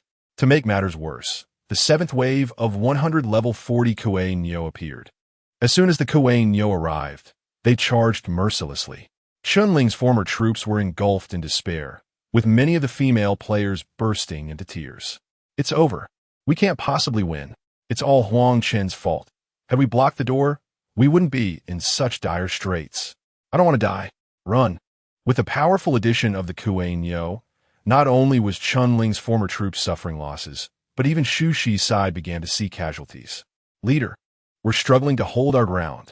Shu Shi sensed the dire situation and immediately sent a message to Huang Chen. On Huang Chen's side, he was effortlessly dispatching waves of monsters, entirely oblivious to the struggles in other directions. Upon receiving Shu Shi's message, his expression changed, and he quickly glanced toward Jionu. Fortunately, Jionu's potential points and skill proficiency were exceptionally high, and she was managing well. The most formidable among them was Li Ruo, a melee fighter who, having previously failed to secure many monsters, now charged through the Kuei Nyo, her high attack and health allowing her to wreak havoc amidst their ranks. She appeared as an indomitable warrior. After confirming Jionu's safety, Huang Chen shifted his focus to the other two fronts. While Shu Shi and her team were still valiantly holding on, Chun Ling's former troops were in disarray, fleeing in every direction. With a thought, Huang Chen teleported directly in front of Shu Shi's magical wolf. Triple sunlight. Triple sunlight. Few monsters could withstand even a single strike of his triple sunlight. If they could, he would simply unleash it once more. In an instant, the monstrous horde before Shu Shi was reduced by more than half. "The rest is up to you." Huang Chen left those words before vanishing, reappearing amidst the panicked crowd. As the players watched Huang Chen's disappearing figure, the females in Shu Shi's team had their eyes turned into hearts. What just happened? For taken out by the leader in an instant. Is this for real? What level of power does our leader possess? He is truly impressive. The leader's attacks are as effortless as our meals. You're mistaken. Can you eat as quickly as our leader fights? With a single triple sunlight, he struck thrice, and they were gone. Surely not even a second passed. Huang Chen remained oblivious to the discussions among the women. He soared into the midst of the defeated crowd, continuing his onslaught. Soon, the monstrous foes from the north were effortlessly vanquished by Huang Chen. Meanwhile, the disheartened throng had been reorganized under Lin Han's leadership. This tumult resulted in the loss of approximately 300 individuals from the northern front, leaving only around 500, all bearing expressions of despondency. Bai Zhaoning quickly dispatched the Kuei Niu and was now preparing to confront the eighth wave of monsters. Unexpectedly, a flash of light heralded Huang Chen's appearance before them. Li Ruo, you, and the four from Huang Mengni must head north to provide support. Otherwise, that group will not withstand the impending onslaught. Chapter 50. The White-Striped Tiger King, with the addition of Li Ruo and her four companions. The northern front was stabilized. The eighth wave consisted of level 35 foes, this time replaced by the elite monsters, the War Ma, with only 4 appearing from each direction. Bai Zhaoning's group, augmented by the foundational strength of Huang Chen, wielded the finest equipment and demonstrated combat prowess honed in the Bonelands, resulting in a terrifying display of power. Among them, Xia Qing was a fire element mage, while Xia Chunyin wielded wood element magic, both serving as primary attackers. Chen Yichuan abandoned her wood element output, teaming up with Bai Zhaoning to employ the water element skill Wind Sweeps the Snow in conjunction with Frost Domain to minimize the War Ma's speed. Although the War Ma were 5 levels higher, their potential had long surpassed that of their own 30-plus levels, and their skills were highly refined. Particularly, Xie Chunyin's stacking poison allowed her to unleash her attacks without concern for her own life, making her a formidable force. In mere moments, the 4 War Ma were defeated. With Li Ruo and her team bolstering their ranks, the battle became relatively manageable. However, the situation remained challenging for Shushi, which, despite boasting 800 members, suffered from low attack power, with sufficient damage only reaching double digits. Even with Lianhua's enhancements, a single breath attack from the War Ma could deplete a third of their health. If they were unfortunate enough to be targeted by 3 or more simultaneously, their demise was imminent. In light of this, Lin Han promptly instructed everyone to disperse. Thus, with insufficient output, they compensated with numbers. Under the effects of various water element skills aimed at slowing down their foes, the 4 War Ma were ultimately ground down. One can only imagine the immense difficulty faced by other novice villages across Huaxia, struggling to withstand 10 waves of monster assaults with inadequate levels, equipment, and auras. Fortunately, monsters could only enter through the city gates, and the massive War Ma could only pass through one at a time, granting them a chance to dispatch these foes. Moreover, the abundance of gaming experts in Huaxia allowed some novice villages to devise strategies utilizing meat shields to block lower-level monsters at the gates, subsequently allowing mages to eliminate the higher-level threats behind them to achieve victory. Naturally, such a method of clearing levels was exceedingly slow. Initially, after Huang Chen had dispatched his 4 War Ma, he contemplated offering assistance. However, he recalled that these individuals had skyrocketed in levels, severely lacking in combat experience. As the cornerstone of his future city, this state was untenable. Thus, he chose to remain at the city gates, observing intently, ready to provide support at the first sign of danger. It must be said that directly unleashing monsters into the city indeed expedites the gameplay. As Huang Chen faced the formidable level 40 silver white-striped Tiger King at the culmination of the ultimate 10th wave, Feng Wu's novice village had barely reached the 7th wave of the Kuei Niu. When the white-striped Tiger King arrived at the square, every onlooker was taken aback by its terrifying presence. The creature emanated an aura of dread, its physique several times more robust than that of a typical white tiger. Towering a height of 2 meters and stretching nearly 6 meters in length, its amber eyes glowed like 2 burning specters, radiating a chilling light.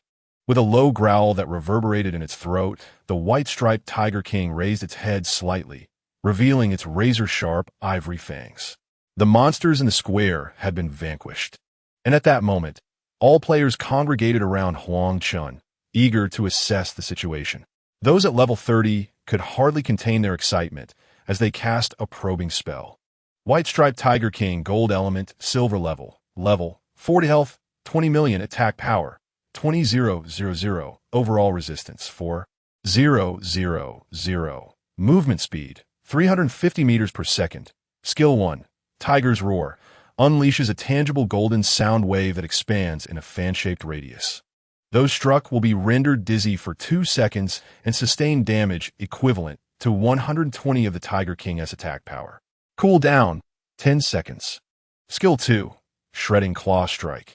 The Tiger King charges a powerful blow, sending enemies flying and dealing damage equal to 300 of its attack power, stunning them for 2 seconds. Cool down, 5 seconds. Skill 3, Blood Battle. When the Tiger King's health falls below 50, its bloodlust is unleashed, tripling its overall resistance, attack, and health regeneration speed for 120 seconds.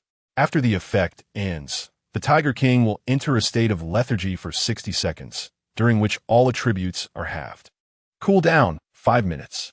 After someone shared the Tiger King's attributes in the regional chat, gasps of disbelief filled the air. How on earth can we defeat this? One lamented, I am currently at level 30 with 668 potential points, having allocated 800 points to internal power. My skills barely deal around 4,000 damage. Could I even breach the Tiger King's defenses? Even if I could, I doubt I could inflict damage faster than it can heal. With an attack power of 20,000 and a single skill dealing 60,000 damage, my 500 stamina and 30,000 health would falter under a single hit. Direct confrontation is unthinkable. Perhaps we should attempt to kite it? But how? Its speed would obliterate us. Whoever it targets shall surely perish. This is truly the end. Huang Chen, however, paid no heed to the chat box. In his previous life, the emergence of the Tiger King had indeed wrought significant casualties. Yet, once players discerned its behavioral patterns, slaying it became relatively straightforward. The Tiger King would fixate on the last player to assault it. In the previous instance, Huang Chen's village had lured the Tiger King to the street before the inn, where would elementals position themselves at either end, employing skills to gradually poison and wear it down. The Tiger King was ultimately defeated while dashing back and forth between the two sides. Otherwise, in accordance with the output balance of the Star Abyss, other attributes could only inflict a few hundred points of damage per hit, while the Tiger King's regeneration rate was 15, healing 300,000 health per second, meaning that players would inflict less damage than the creature could recover. However, this time, the endeavor promised to be less cumbersome. Huang Chen, with a stamina of 16, 197, and a health pool of 4,85 million due to the enhancement of the Lotus, can regenerate 97, 182 health points per second. This means he can withstand even the fiercest attacks from the Tiger King without fear of death. The Tiger King, swift and relentless, charges toward Huang Chen in an instant. Upon their encounter, the Tiger King unleashes a thunderous roar, employing the skill Tiger's Howl. Before Huang Chen can react, he is momentarily stunned, a crimson -21, 215 appearing above his head, leaving him disoriented and dazed. However, equipped with gear that mitigates dizziness, he recovers after only a brief moment, drawing upon his extensive battle experience. Seizing the opportunity presented by the Tiger King's skill cooldown, he retaliates with a powerful Sunshine Triple Strike, forcing the Tiger King back 2 paces. Following this, he delivers a series of rapid strikes, applying the Toxic Sand Palm skill with fervor after bestowing a green hat upon the Tiger King. The Tiger King, undeterred, lunges forward, raising a paw to strike Huang Chen. With deft agility, Huang Chen sidesteps the attack, evading a flurry of subsequent blows.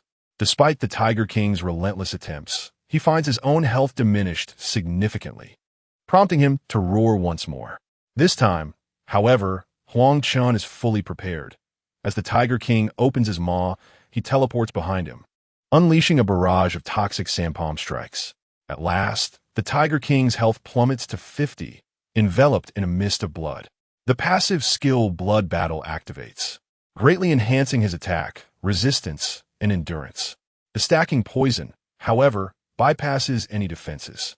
With the Tiger King unable to control him, Huang Chen delivers the final toxic sand palm, depleting the Tiger King's health entirely. A notification chimes in Huang Chen's ears. Congratulations, you have slain a level 40 silver tiger for 10 million points. A grand display materializes in the sky. Congratulations to Huaxia 10086 Beginner Village for successfully defending the city first. Rewards: 1 million points for each defender. Additionally, 5 roots of the Huaxia tribe. Your potential points have increased by 145. Your bond with the goddess has granted you 1,035 potential points.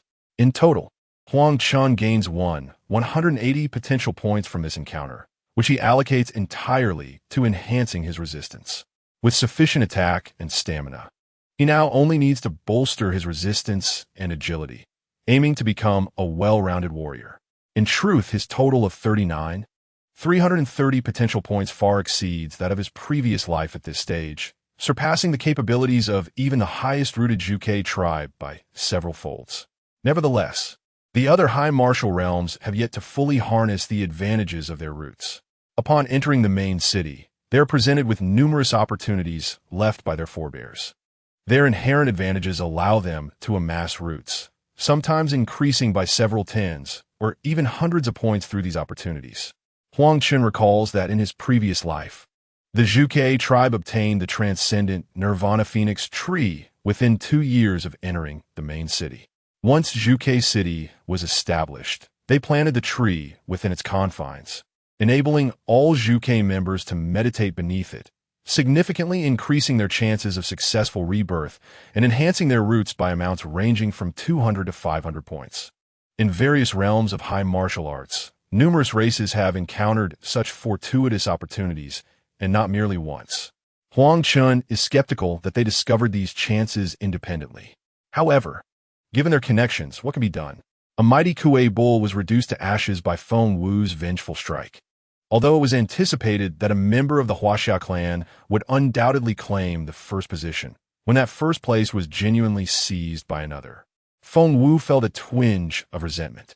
She had fought fiercely to secure her standing, and thus her points were relatively high. Yet at this moment, she found herself ranked beyond 1630. It was evident that she could not single-handedly conquer the 10th level. At most, she would be permitted a final strike, which would likely yield around 100,000 points, coupled with the additional 500,000 points from successfully breaching the city. Surpassing those 1629 competitors should not pose a challenge. Nevertheless, gazing at the first place with its staggering 12 million points, Feng Wu felt an overwhelming sense of helplessness. What manner of individual could possess such prowess? The rewards from Huaxia's several trials revealed that this was a fundamentally weak martial world. Yet, such individuals are indeed products of a weak martial environment. Feng Wu. Just as Feng Wu was lost in thought, an elderly woman gently called to her. "Grandmother, what brings you here?" Upon recognizing the visitor, Feng Wu immediately offered her respects. This was Feng Fei Huang, the former empress of the Zhuge clan. Due to Feng Wu's unparalleled talent within the clan, Feng Fei Huang had chosen to pass the throne not to her daughter, but to Feng Wu instead. Still contemplating the Huaxia clan, Feng Fei Huang inquired. Feng Wu nodded in affirmation. Sigh, a flicker of hesitation crossed Feng Fei Huang's eyes, followed by a deep sigh. There are matters that are perhaps not suited for you to know at this moment, but I fear that continuing down this path may influence your resolve. You must understand that the trial grounds are designated for the clans emerging from the primordial realm. Each powerful race in the source universe originally developed from a weak martial world within that primordial land. The primordial realm nurtures countless beings, and every newly birthed race is a child of fate. The true significance of the trial grounds lies in the selection of these nascent clans. As for us, the bloodlines sent back into the primordial realm by our ancestors through great powers are, in truth, unqualified to contend for the ultimate rankings of the trial grounds. Our mission has never been to vie for the top position in the trials, The source universe would not permit us to do so. To put it plainly, we are merely bloodlines sent by our ancestors to seize a meager portion of fate for the entire Zhuge clan. As for how to contend for this threat of fate, Feng Fei Huang narrowed her eyes, opened her mouth to speak, but ultimately shook her head. You will come to understand in due time. Discussing it now serves no purpose. However, one thing to bear in mind. Should you encounter the Huaxia clan in the future, strive to build amicable relations with them. At this point, Feng Fei Huang paused, her expression hardening as she continued. If enmity arises, we must eradicate them before they can mature. After hearing Feng Fei Huang's words, Feng Wu nodded thoughtfully. What Feng Fei Huang spoke of had indeed been glimpsed in some fragmented ancient texts, yet those texts had not elucidated how to contend for fate. With the fall of the white-browed Tiger King, a wave of exultation erupted within the 10086 novice village. Following the successful defense of the city, a magnificent altar manifested at the center of the square, serving as the portal to depart from the novice village. However, this portal remained dormant, awaiting the conclusion of all monster assaults on the village before allowing any exits. Seizing this opportunity, Huang Chen instructed Xie Chunyan and Lin Han to reorganize their 800 subordinates. After this recent betrayal, these 800 individuals had demonstrated their loyalty, proving themselves as a solid foundation for the construction of a guild. This time, Huang Chen exhibited wisdom by having the system filter out those with a friendship level below 0. To his surprise, none fell short. The lowest friendship level recorded was 50. Following Huang Chen's counsel, the harem group was disbanded, for the paramount task was to locate 4 goddesses with scores exceeding 95, which would facilitate the system's evolution to level 4. This path was indeed Huang Chen's avenue to greater strength. Before long, Xie Chunyan presented her reorganization plan to Huang Chen. As he had previously mentioned the establishment of a guild upon entering the main city, she structured the reorganization around this framework. She selected 200 individuals from the 300 former subordinates to form the elite guard, assigning a group leader for every 10 members, with Xu Shi at the helm. The remaining 100 were divided into a combat division, comprising 50 individuals and their respective leaders, with Li Ruo overseeing them, while the other 50 were assigned to logistics. Managed by Lin Mengting, He Siyu, Xiao Linger, and Huang Mengni, with specific responsibilities to be determined once the guild was established. Naturally, Huang Chen was to be the guild leader, albeit from behind scenes. The vice presidents would be by Zhaoning, Chen Yichuan, Xia Qing, Li Ruo, and Xie Chunyan, with Xie Chunyan taking the lead in overseeing all operations on Huang Chen's behalf. The other women had come to respect Xie Chunyan's capabilities. As for Chun Ling and the rebellious faction, Huang Chen had no desire to incorporate them into his ranks, nor to eradicate them entirely, allowing them to go their own way. In the previous life, approximately 600 million individuals entered the main city of Huaxia, and with several enhancements this time around, a conservative estimate would suggest there were around 1 billion. Naturally, such a multitude could not be accommodated within a single city. Thus, Huaxia's main city was surrounded by 100 satellite cities, allowing everyone the liberty to choose their destination upon transportation. Finally, Huang Chen instructed Xie Chunyan to ensure that all were conveyed to the 21st satellite city of Huaxia before he himself teleported directly to the prison entrance. Chapter 52, Revenge Achieved. Departing for the 21st satellite city upon leaving, the prison's gates stood wide open. Chen Hao promptly accessed the panel to purchase food. During their 10 days in the prison, their marketplace panel had been locked, and daily sustenance consisted of stale food delivered by guards. In the earlier days, several individuals suffered from severe gastrointestinal distress, cursing Huang Chen countless times each day. After a hearty meal, the group stealthily made their way outside, only to be startled by the third wave of white-browed tigers entering the city, nearly causing them to lose control of their bladders. Over these 10 days, their levels had significantly lagged behind. The swarming white-browed tigers were far beyond their capacity to confront. Reluctantly, they retreated back into the prison. Huang Chen, I cannot coexist with you. The mere thought of my promising future being entirely destroyed by this man sends Chen Hao into a fit of rage. The others, witnessing his fury, fall into a hushed silence. Only Lin Weijia stands aside, her gaze flickering. Upon entering the star abyss, all worldly wealth has dissipated into nothingness. Chen Hao is no longer the privileged heir he once was. In the star abyss, strength reigns supreme. In stark contrast to Huang Chen, Chen Hao now appears insignificant. With this thought, Lin Weijia's resolve gradually solidifies. Huang Chen has loved her for many years. Everything she desires will be fulfilled by him. Surely, his current anger stems from feeling betrayed, as no man can endure such humiliation. All she needs to do is utter a few soft words, act a little coy, or even shift the blame onto Chen Hao's threats. Undoubtedly, Huang Chen will return to her side. After all, true love cannot simply vanish over trivial matters. Suddenly, a furious roar echoes. Lin Weijia, what are you thinking? Chen Hao strides towards her with purpose. With a resounding slap, a foolish jest leads Lin Weijia to spin in place. You must be yearning to return to Huang Chen, aren't you? Chen Hao's rage is palpable. It is evident that this woman is contemplating how to reunite with that man, and he cannot tolerate it. Chen Hao's fists rain down upon her, and Lin Weijia cries out for mercy. At that moment, Huang Chen, who has been listening outside the prison, smiles faintly and walks slowly inside. Upon hearing the footsteps, Chen Hao and his companions become alert. Chen Hao ceases his assault on Lin Weijia and turns to the entrance. Who is it?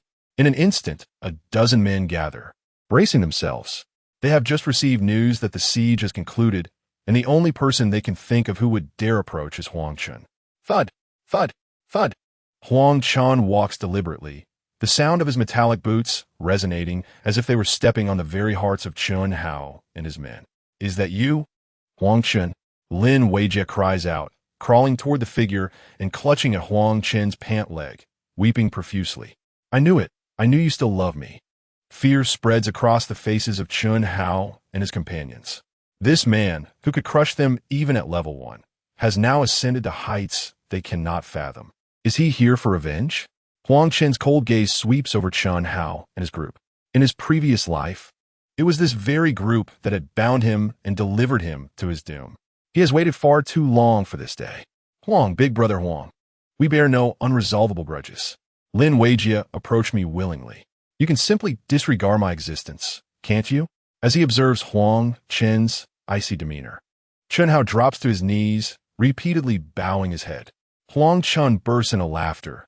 You misunderstand. Our enmity does not lie with Lin Weijia. Then, what about Teacher Bai and the others?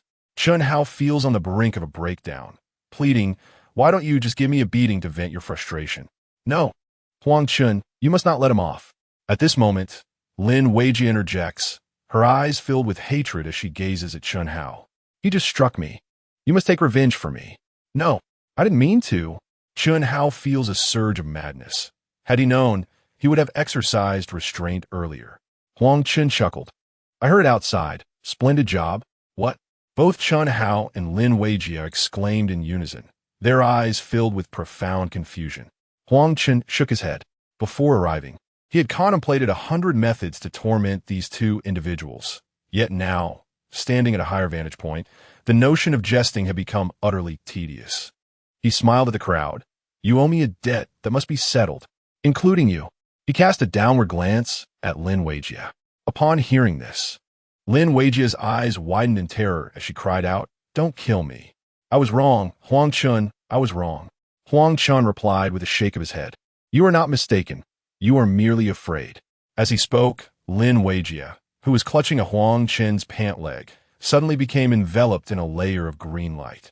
In an instant, she transformed into a beam of white light and vanished, departing in serene tranquility. Boss Huang, spare us. We were all coerced. Chen Hao's subordinates wailed, witnessing Huang Chen's unwavering resolve. Spare me, Chen Hao pleaded, repeatedly bowing his head. Not a chance. Huang Chen responded coldly. Let us fight. Chen Hao roared. Then, a multitude of colorful skills erupted from the hands of over 10 individuals, hurtling toward Huang Chen. However, their attacks merely ricocheted off him, failing to breach his defenses. In his previous life, he had begged for mercy, yet these individuals had shown him no clemency, their faces only adorned with mockery and disdain. With a wave of his hand, Huang Chen unleashed a torrent of searing flames, instantly engulfing Chen Hao and his companions, whose screams echoed amidst the inferno. Huang Chen closed his eyes, allowing the flames to rage for several moments before extinguishing them. When he reopened his eyes, he felt an overwhelming sense of relief. Lin Weijia, our past grievances are settled. Between us, there are no debts left. Turning, Huang Chen reappeared in the square. At that moment, the starry void announced that all siege battles had concluded and that rewards were to be calculated. Congratulations to the Huaxiao faction for achieving the highest individual score. Reward: 1 skill book for the 80-level elemental mastery. Attributes selectable. Congratulations to the Zhuke faction for achieving the second highest individual score. Reward: 1 skill book for the 70 level. Attributes selectable. Xie Chunyin and her companions, ranked among the hundreds, also received 60-level skill books. Simultaneously, Huang Chen received a system notification. Please select your reward. For the 80-level elemental mastery, 5 books were available: gold, wood, water, fire, and earth. Given their designation as elemental mastery, they undoubtedly surpassed other skills of level 100 and below. Moreover, the scarcity of these 5 tomes had reached legendary status in his previous life, with rumors suggesting that one had to defeat level 100 epic foes for a chance to obtain them. Huang Chen was well aware of the significance of these 5 tomes from his past experiences. In this life, he practiced both gold and poison, yet he chose not to select the skill books corresponding to these attributes. For the Earth Elemental Mastery held a divine status in his previous life. Without further deliberation, he promptly chose the Earth Elemental Mastery, Wang Wu, an Earth Elemental Mastery skill that allows the user to negate damage using internal energy. This skill was nothing short of extraordinary for Huang Chen, who cultivated both internal and external energies. At higher realms, the damage negation was far from a simple 1-to-1 ratio. At its pinnacle, it could even reach a staggering 1-to-100 ratio in damage absorption. His internal prowess is so formidable. By that time, will there be anyone capable of defeating him? After the individual rewards were settled, Xing Yuan began to tally the tribal rewards. Congratulations to the Zhuke tribe for achieving a total score of 12,124, securing first place for this phase. A complete set of Qian Kuan formation will be awarded to the highest scorer. The Zhuke tribe, having successfully cleared the novice village as a whole, ranked among the top, accumulating over 10,000 points through rewards. In contrast, the Huaxiao tribe, aside from the basic 5 million points from each novice village, has only received the first clear reward from Huang Chen's side. Consequently, the current tribal points for Huaxiao stand at approximately 3,200, placing them at the 7,215,000 position. However, this is already a significant improvement compared to the previous life. With everything concluded, Huang Chen, accompanied by the 800 members of the Zijin team, stepped onto the teleportation array. Satellite City number 21, here I come. Huang Chen gazed at the teleportation panel displaying Satellite City number 21, a sinister smile curling at the corners of his mouth. There lies a secret passage leading to the Sakura Nation. In the previous life, the Sakura Nation was the first to discover this passage, uniting with other races to catch Huaxiao off guard. In this life, I hope you all remain warm in your main city, Tokyo. The novice village storyline has concluded. The novice's writing may be somewhat chaotic. I ask for your understanding. I will diligently study and strive for improvement. The next storyline will lead into a 100-nation war. Huaxia is fortunate to once again be paired with the Sakura Nation. This time, let us reckon with both national grievances and personal vendettas. Chapter 53, Satellite City number 21. You have chosen Huaxia's Satellite City number 21. Would you like to proceed? Yes. Huang Chen promptly clicked yes. As his figure vanished, the personnel on the teleportation array gradually disappeared. Chenling's former subordinates were unaware of Huang Chen's teleportation point, and most opted for the main city. This was the choice of the vast majority of trial takers. The influx of nearly hundreds of millions of people quickly overwhelmed the Huaxiao main city. Of course, many chose the opposite route and opted for the satellite city. Upon their arrival, they were nearly struck dumb by the scene before them. They immediately attempted to teleport back to the main city, But the cost of teleportation was a staggering 1 gold piece.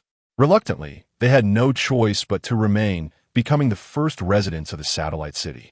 Risks and rewards have always been proportional. Those who can establish a foothold in the satellite city will likely develop a formidable force in the future. Huaxia's satellite city No. 21. Huang Chen was the first to step out of the teleportation array, followed closely by the 800 members of Yenching. The moment they landed, prompts echoed in their minds. Welcome to the 100 Races competition, District 49101. The 100 Races chat function is now activated. You can check the matched races through the panel. Huang Chen silently invoked the query. The races in District 49101 are as follows. 1. Zhuke Tribe 49. Huaxia Tribe 92. Sakura Tribe. The duration of this competition is 10 years, with an expected elimination rate of 20. Trial takers, strive to enhance yourselves. Fight for your tribe and battle for survival. As Sakura Tribe, Huang Chen couldn't help but smile slyly. Subsequently, he cast a glance at the surrounding environment, both familiar and alien, and mused to himself. Indeed, it is just as in my previous life. In that prior existence, he had first ventured to the main city, arriving at the satellite city only when its development was nearly complete. After all, resources in the main city were utterly inadequate, and many factions would migrate to the satellite city to cultivate the land once they had established themselves in the initial phase. The 21st satellite city, where Huang Chen resided, sprawled across nearly 10,000 square kilometers, capable of accommodating around 10 to 20 million trial participants. This place would not only serve as a bastion for the Huaxia tribe against foreign incursions, but also as a stronghold for their outward expansion. The entire colossal city was characterized by towering walls reaching heights of 100 meters, while the remainder consisted of dilapidated, sci-fi remnants of once grand structures, resembling a desolate ruin abandoned for a century after the ravages of war. Yet, these ruins were not devoid of inhabitants. They were home to a myriad of monstrous creatures. The endeavor of cultivating the satellite city involved purging these beasts and clearing the architectural debris, after which the trial participants could occupy the buildings and hire craftsmen from the main city for restoration.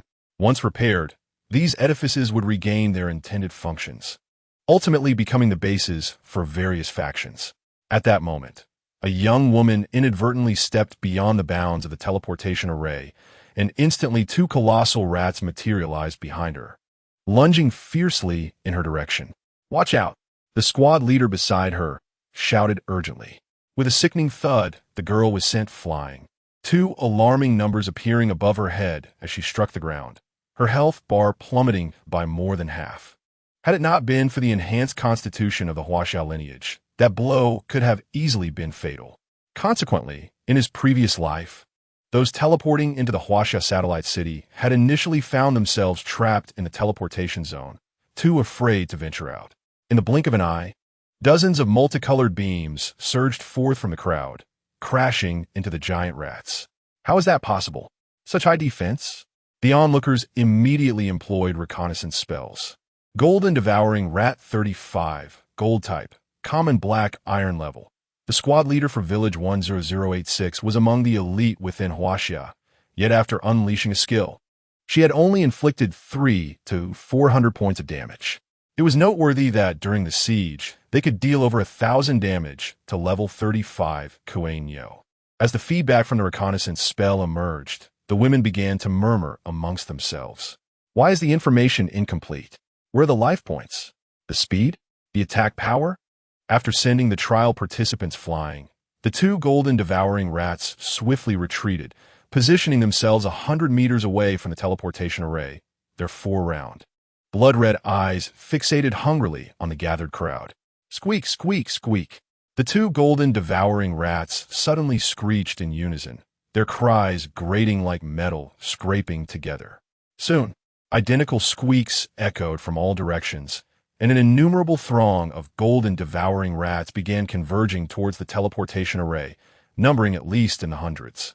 The women from Yenching were instantly struck with terror, their faces paling as they instinctively took several steps back. High attack, high defense, and thick health. How can we combat this? Are we destined to perish here today? The golden devouring rats gathered 100 meters from the teleportation array, yet did not initiate an assault. At that moment, Huang Chen teleported, bringing 10 women towards the direction where the golden devouring rats had amassed. Upon the arrival of Huang Chen, the expressions of the gathered women shifted from fear to a glimmer of hope. The president is here. The president must have a solution. Xie Chunyuan and her companions gazed nervously at the multitude of large rats, feeling a chill run down their spines. After all, there exists an innate trepidation among women towards such creatures. Darling, why aren't those large rats attacking us?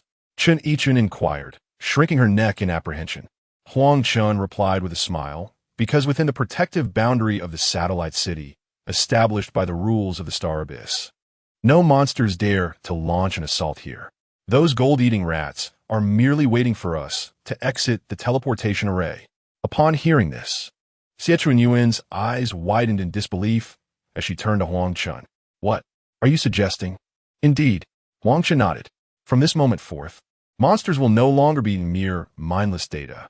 Some of the higher tier ones possess intelligence comparable to that of humans.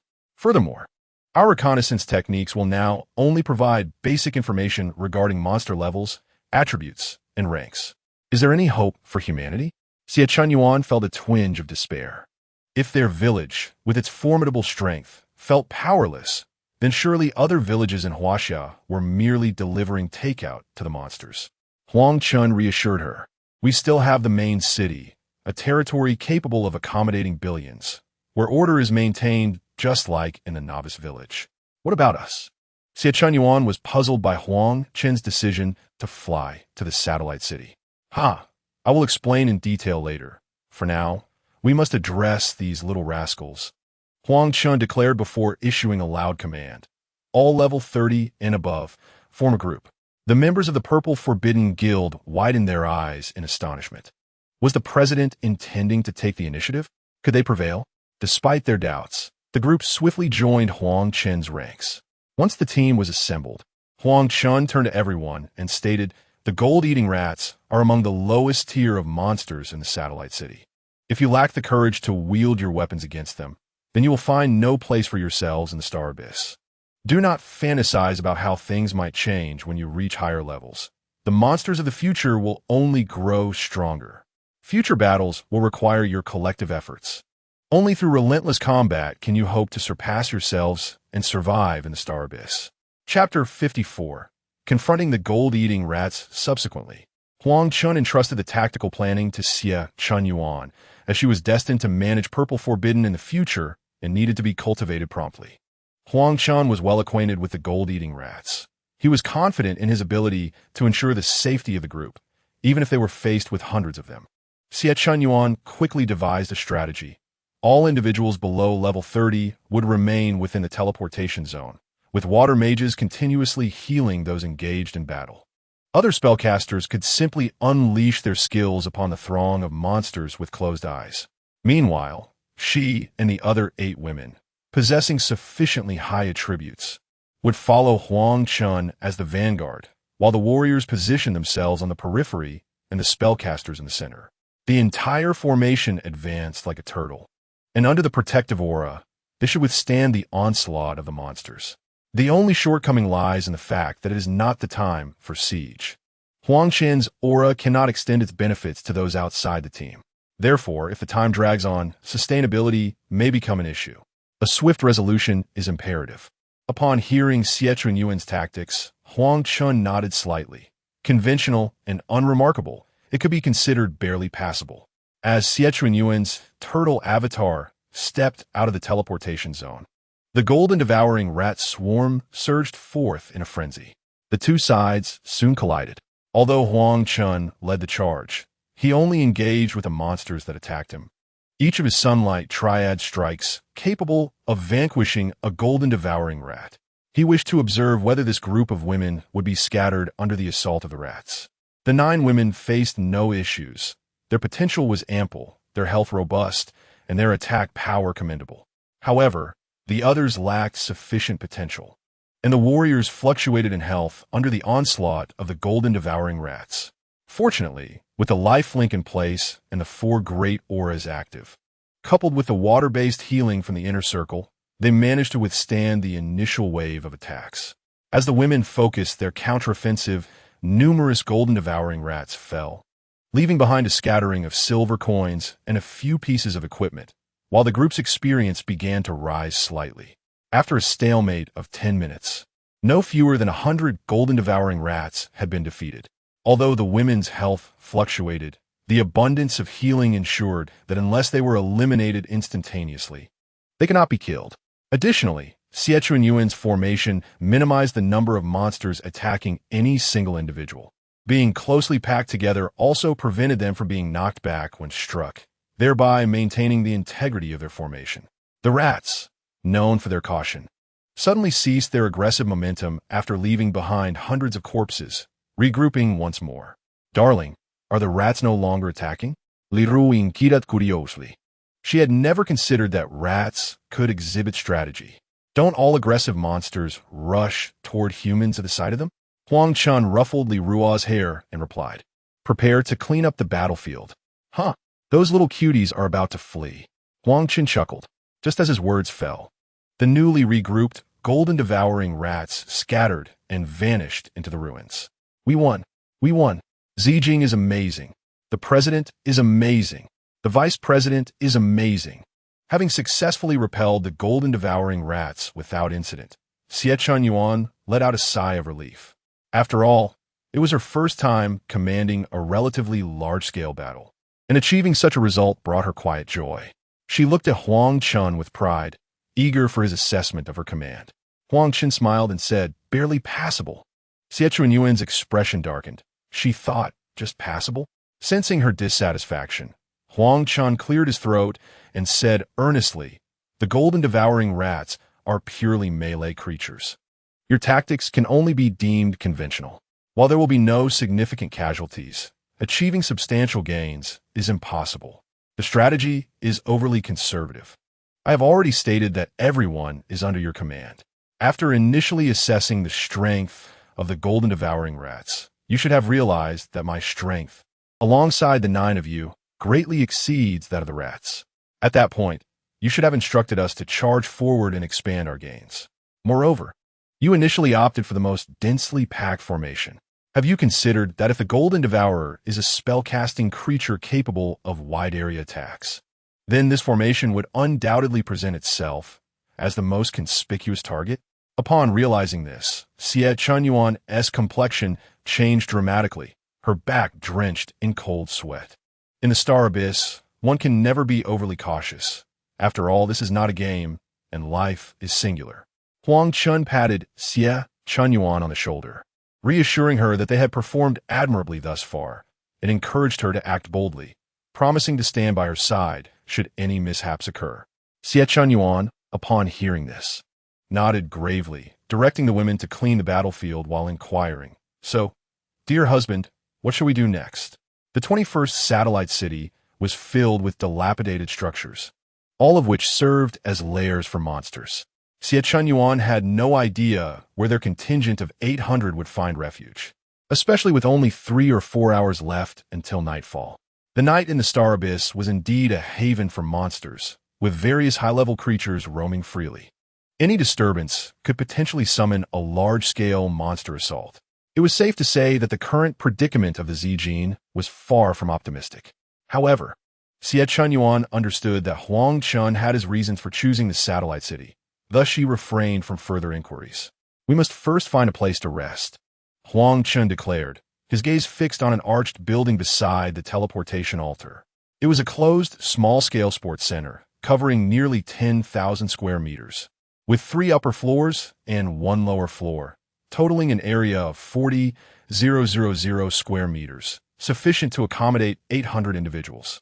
Moreover, the monsters within the sports center range from levels 35 to 40, making it one of the more easily conquerable locations in the satellite city.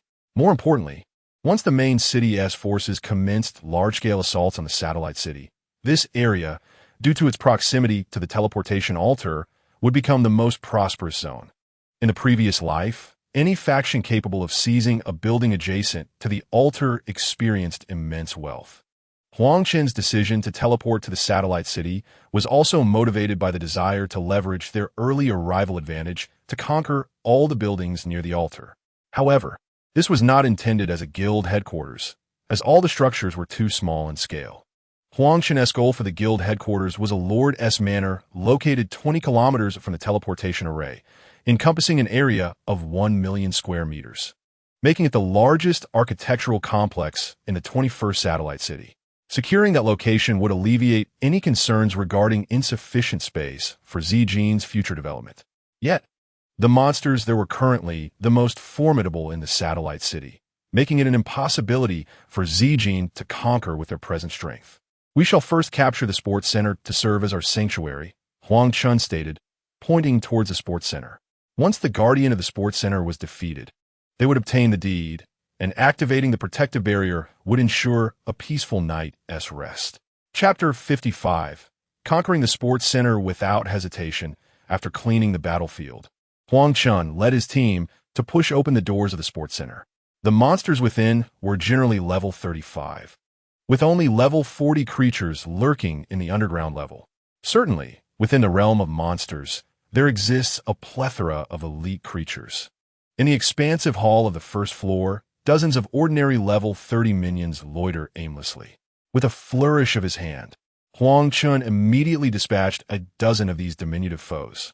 The howling of his skills reverberated throughout the hall, summoning forth an unending tide of additional minions from the corridors. With a swift thrust, he plunged into the throng of monsters, and once again, with a mere 2 strikes, he vanquished several more. However, a barrage of multicolored skills from the ranged creatures descended upon him like a torrential storm. Huang Chen skillfully evaded, yet still found himself caught in the explosions of several attacks, causing him to lose a couple of 100 health points. Nevertheless, this was of little consequence for him. With the dream butterfly aura in effect, he could stand still and allow the minions to strike without fear of demise.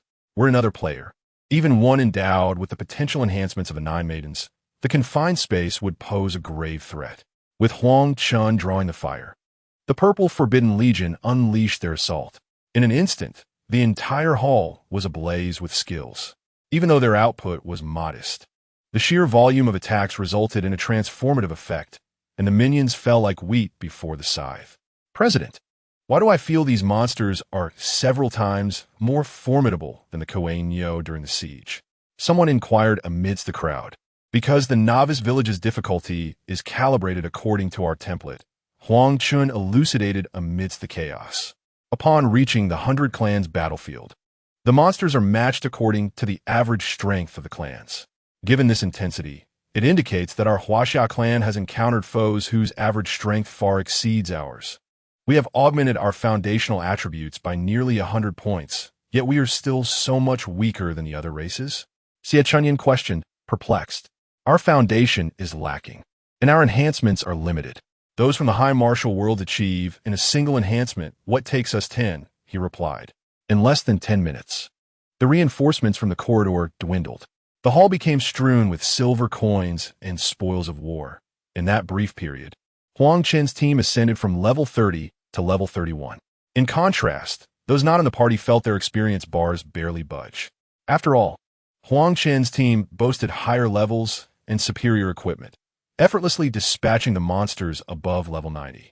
Noticing that the corridor had run dry of monsters, Huang Chen turned to his companions and declared, "Those in my team, follow me to the second floor to clear the monsters. The rest should ensure the first floor's rooms are thoroughly cleansed." Given the number of monsters in the gym, once cleared, his team should reach level 33. Once they had solidified their standing, it was imperative to allow others to gain experience as well. It was unreasonable for the boss to do all the work for the employees, after all, with Huang Chen acting as a formidable artillery piece. The second and third floors were cleared in no time.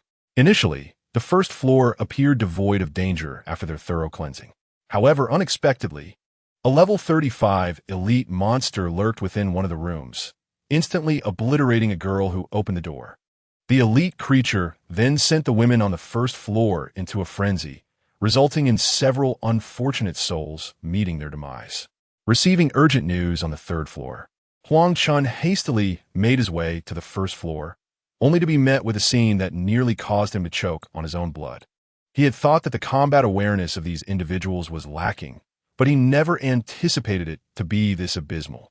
With over 500 people present, could they only flee?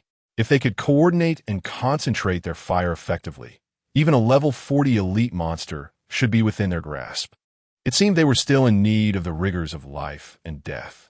Huang Chen arrived, bearing the elite monster on his shoulders, along with a dozen toxic palm strikes.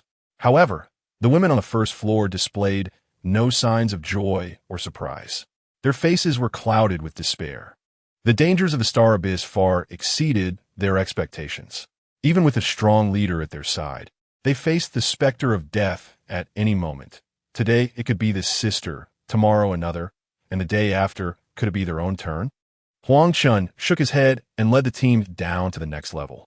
Only when they reached the staircase did he turn to the women and say, "If you cannot pass this trial, then it would be a mercy to perish now. I will leave the cleanup on the second and third floors to you. I hope you can grow quickly." With that, he walked away without looking back. The harsh realities of the Star Abyss needed to be experienced by them firsthand. Shortly after Huang Chen departed, a girl in the crowd seemed to have an epiphany and exclaimed, "What has happened to us? People are dying in the Star Abyss every moment. With the President's assistance, we already have a significant advantage. Must we continue to wallow in despair?" Upon hearing her words, the women in the hall began to light up with renewed vigor, echoing her sentiments. Indeed, far too many had perished before meeting their leader. It was the President's overwhelming strength that had lulled them into complacency, allowing such tragedies to occur. They needed to strengthen themselves. That was the essence of survival. Yes, let's head to the second floor. When we encounter a closed door again, we will break it down with our skills. We are past the most difficult moments. Can anything be more challenging than our initial arrival in the Star Abyss? The words reached Huang Chen's ears, and he exchanged a knowing smile with Xie Chunyan beside him. From now on, Huang Chen would certainly reduce large-scale leveling sessions. The repercussions of such premature growth could be quite daunting. The first underground level had likely served as a parking lot. The monsters here were all level 40, yet they were not densely packed. As everyone descended, Huang Chen and the 9 women took the lead, unleashing their full firepower. The monsters surged towards Huang Chen in response to the noise. But under the relentless barrage of skills, they fell in droves, including several elite monsters. After 30 minutes, the lesser beasts were nearly eradicated, and everyone had reached level 33. At that moment, Huang Chen heard a crackling sound in his ears. It was earth element spells. Instantly, he made a decision. "Spread out," Huang Chen shouted, rushing towards the source of the electrical sound. The women quickly dispersed in all directions. Earth-type practitioners typically wield magic, controlling electricity, and most possessed area of effects spells with stunning effects. If they all stood together, a single area attack could stun them all, rendering them unable to heal or recover, potentially leading to their demise from just a few spells. Of course, Huang Chen was not among those at risk. Huang Chen's speed was remarkable. He dashed forward a mere few dozen meters when a towering figure, resembling a 2-meter-tall monstrosity, materialized before him.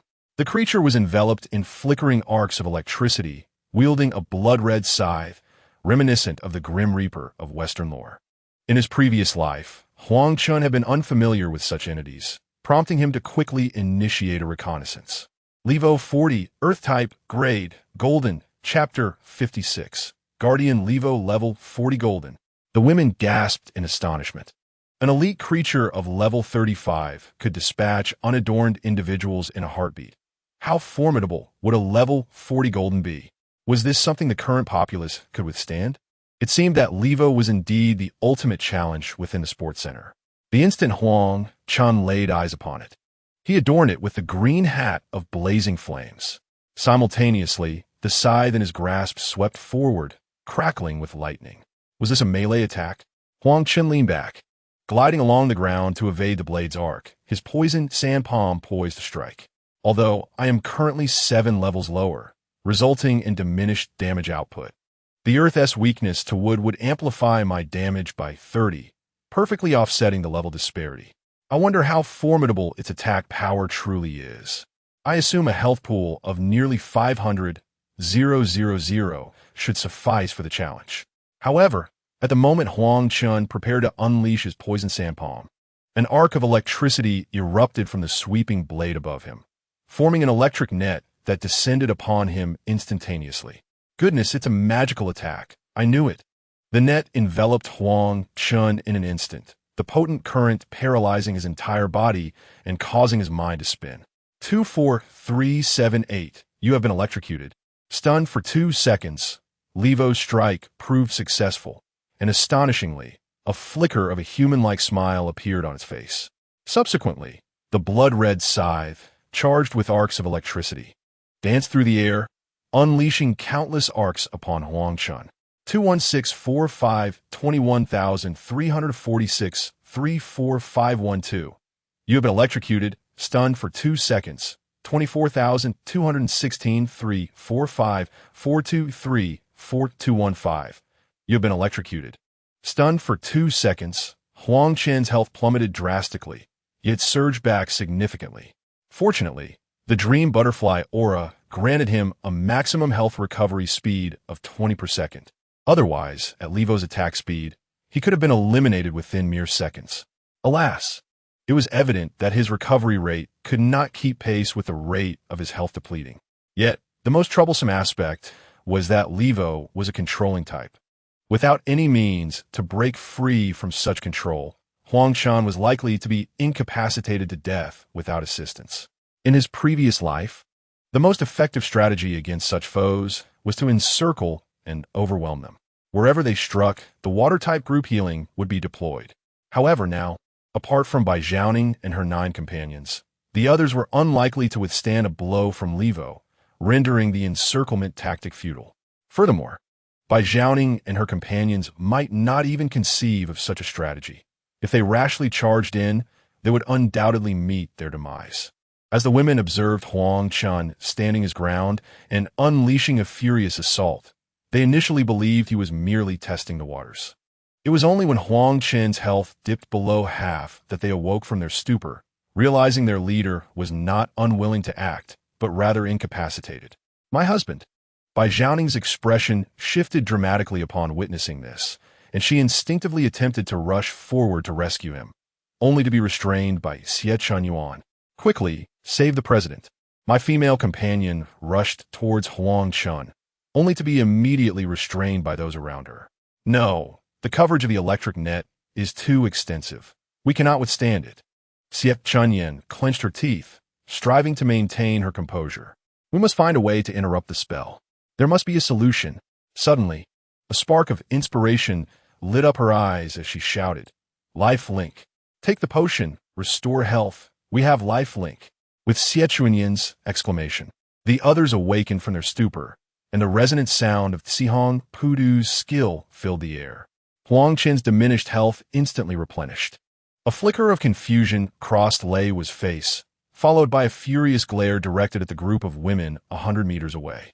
Just then, Huang Chen regained his senses from the daze and teleported to their side. Upon witnessing Huang Chen's escape, Lei Wu shrieked in rage, his entire being surging with electric arcs, transforming into a sphere of lightning as he charged towards them. "Let us go." Huang Chen waved his hand, leading everyone back to the first floor. He had yet to devise a solution for their current predicament and could only flee for now. Lei Wu watched as the group vanished before his eyes, a flicker of bewilderment crossing his face. He then bellowed in fury towards the direction of the first floor, causing a pale blue protective shield to envelop the entire gymnasium. "This is bad." Huang Chen's expression shifted dramatically upon reaching the first floor. The protective barrier of the gym had activated. They were trapped. Thud, thud, thud. The sound of heavy footsteps echoed from the staircase leading to the underground level. They were closing in. Faced with such a crowd control ability, how should they counter? In his previous life, he had been a nobody. Fighting was a challenge, even against monsters of the same level. He lacked experience entirely. What should he do? Huang Chen's mind raced, beads of sweat forming on his forehead. Aside from him and Bai Zhaoning, the others had been nearly incapacitated by a single attack, with some even falling instantly due to low health. Thus, only he and Bai Zhaoning could hold the line. However, Bai Zhaoning and her companions had low attack power. If he were to be controlled, they would struggle to outpace the health recovery, unless they could interrupt the spell. Suddenly, a glimmer of realization struck Huang Chen. Interrupt the spell. A level 10 skill of the earth element had a 20 chance to stun the enemy for 2 seconds. Although the effectiveness of the skill was diminished due to level suppression, even if the probability dropped to 1 and the stun duration reduced to 0.01 seconds, it would still constitute an interruption. With an attack speed of approximately half a second, each successful interruption could grant him half a second of precious time. He possessed equipment that reduced stun duration, allowing him to stun for around 12 seconds. With 800 people from the Yenching faction, even if 20 were earth element users, that would amount to 160 individuals. If they took turns using their skills, theoretically, they could achieve infinite spell interruptions. With this thought in mind, Huang Chen immediately ordered the group to divide into 4 formations, standing in each direction to attack in rotation. The water element would continuously provide healing, while all earth element users would employ palm thunder attacks, even the melee earth element fighters. Other attribute users with ranged interruption skills would utilize their interruption abilities as well. With the arrangements in place, Lei Wu's figure appeared at the staircase. Huang Chen and the 9 women instantly confronted him. Soul Piercer. Huang Chen erupted with intensity, launching a soul-piercing strike directly at his target. The formidable Lei was staggered slightly backward, but quickly regained his composure, his crimson scythe poised to strike. Despite being a mere 7 or 8 levels higher than Huang Chen and his companions, Lei's template reflected that of 100 clans, granting him an overwhelming strength that far surpassed that of the Huaxia clan. Consequently, Huang Chen's skill had only a negligible effect on him. The scythe crackled with arcs of electricity, preparing to unleash the crowd control skill, Electric Net. As Huang Chen charged forward, Xie Chunyan shouted, "Formation 1." From the ranks of those designated as Formation 1, approximately 40 palm lightning strikes erupted, all crashing down upon Lei Wu. The damage was reported as -320, -545, -655 stun for 1 second, -354, -426 stun for 1 second. Lei Wu's scythe-wielding hand faltered, the arcs of electricity flickering erratically, failing to manifest the electric net effect. In just half a second, Xie Chunyan called out again, "Formation 2. It's working." Witnessing Lei Wu's momentary paralysis, Huang Chen felt an exhilarating surge of joy. Fiery Blaze. Greenhut Fürst. Venomous Sand Palm. The damage was calculated meticulously as follows. -34, 708. Huang Chen's internal power of 8, 677. Skill enhancement of 532, adjusted for total resistance. -27, 766. Stacked poison true damage. -34, 708. -55, 532. Chapter 57. The Golden Tier First Kill. Why did others' attacks pale in comparison to Huang Chen's? The majority of players merely managed to breach defenses. Huang Chen, however, possessed innate attributes exceeding those of his peers by 20 to 30 points. And with the enhancement from the 9 maidens, his potential multiplied by several folds. Thus, even after piercing defenses, his attacks still inflicted substantial damage. Lei Wu, amidst the barrage of palm lightning strikes, became an immobile target. And how ferocious was Huang Chen's stacked poison. Even the god of the mainframe could not withstand it, let alone a mere level 40 gold tier entity without control removal. In less than half a minute, Lei Wu's health plummeted to 50. At that moment, a brilliant surge of lightning enveloped Lei Wu, forming a translucent light blue shield around him. The shield's sudden appearance caught Huang Chen off guard, and he unleashed a venomous sand palm directly upon it. A powerful wave of paralysis washed over him, inflicting -231 damage, stunned for 12 seconds. As his skills struck Lei Wu, damage indicators surged above the head of the trial participant, each displaying nearly 1,000 points of damage, accompanied by the paralysis effect. Free from his stupor, Lei Wu's scythe glimmered with azure light, and the electric net swiftly ensnared both Huang Chen and the 9 maidens. Stunned for 12 seconds, with a thunderous crash, as Huang Chen lay incapacitated, Lei was transformed once more into a luminous sphere. However, this time, his target was not Huang Chen, but rather the still-stunned members of Formation 1. He had to eliminate these insignificant pests. Otherwise, he would inevitably be worn down by the individual before him. In the blink of an eye, Lei would close the distance, his scythe crackling with lightning. As the women of Formation 1 regained their senses, they were met with the terrifying sight of a massive luminous sphere wielding a scythe, cleaving through the air towards them. Instantly, their faces drained of color, paralyzed with fear, they stood frozen in place, uncertain of how to respond. The scythe loomed larger in the eyes of the crowd, with intertwining arcs of electricity leaping wildly.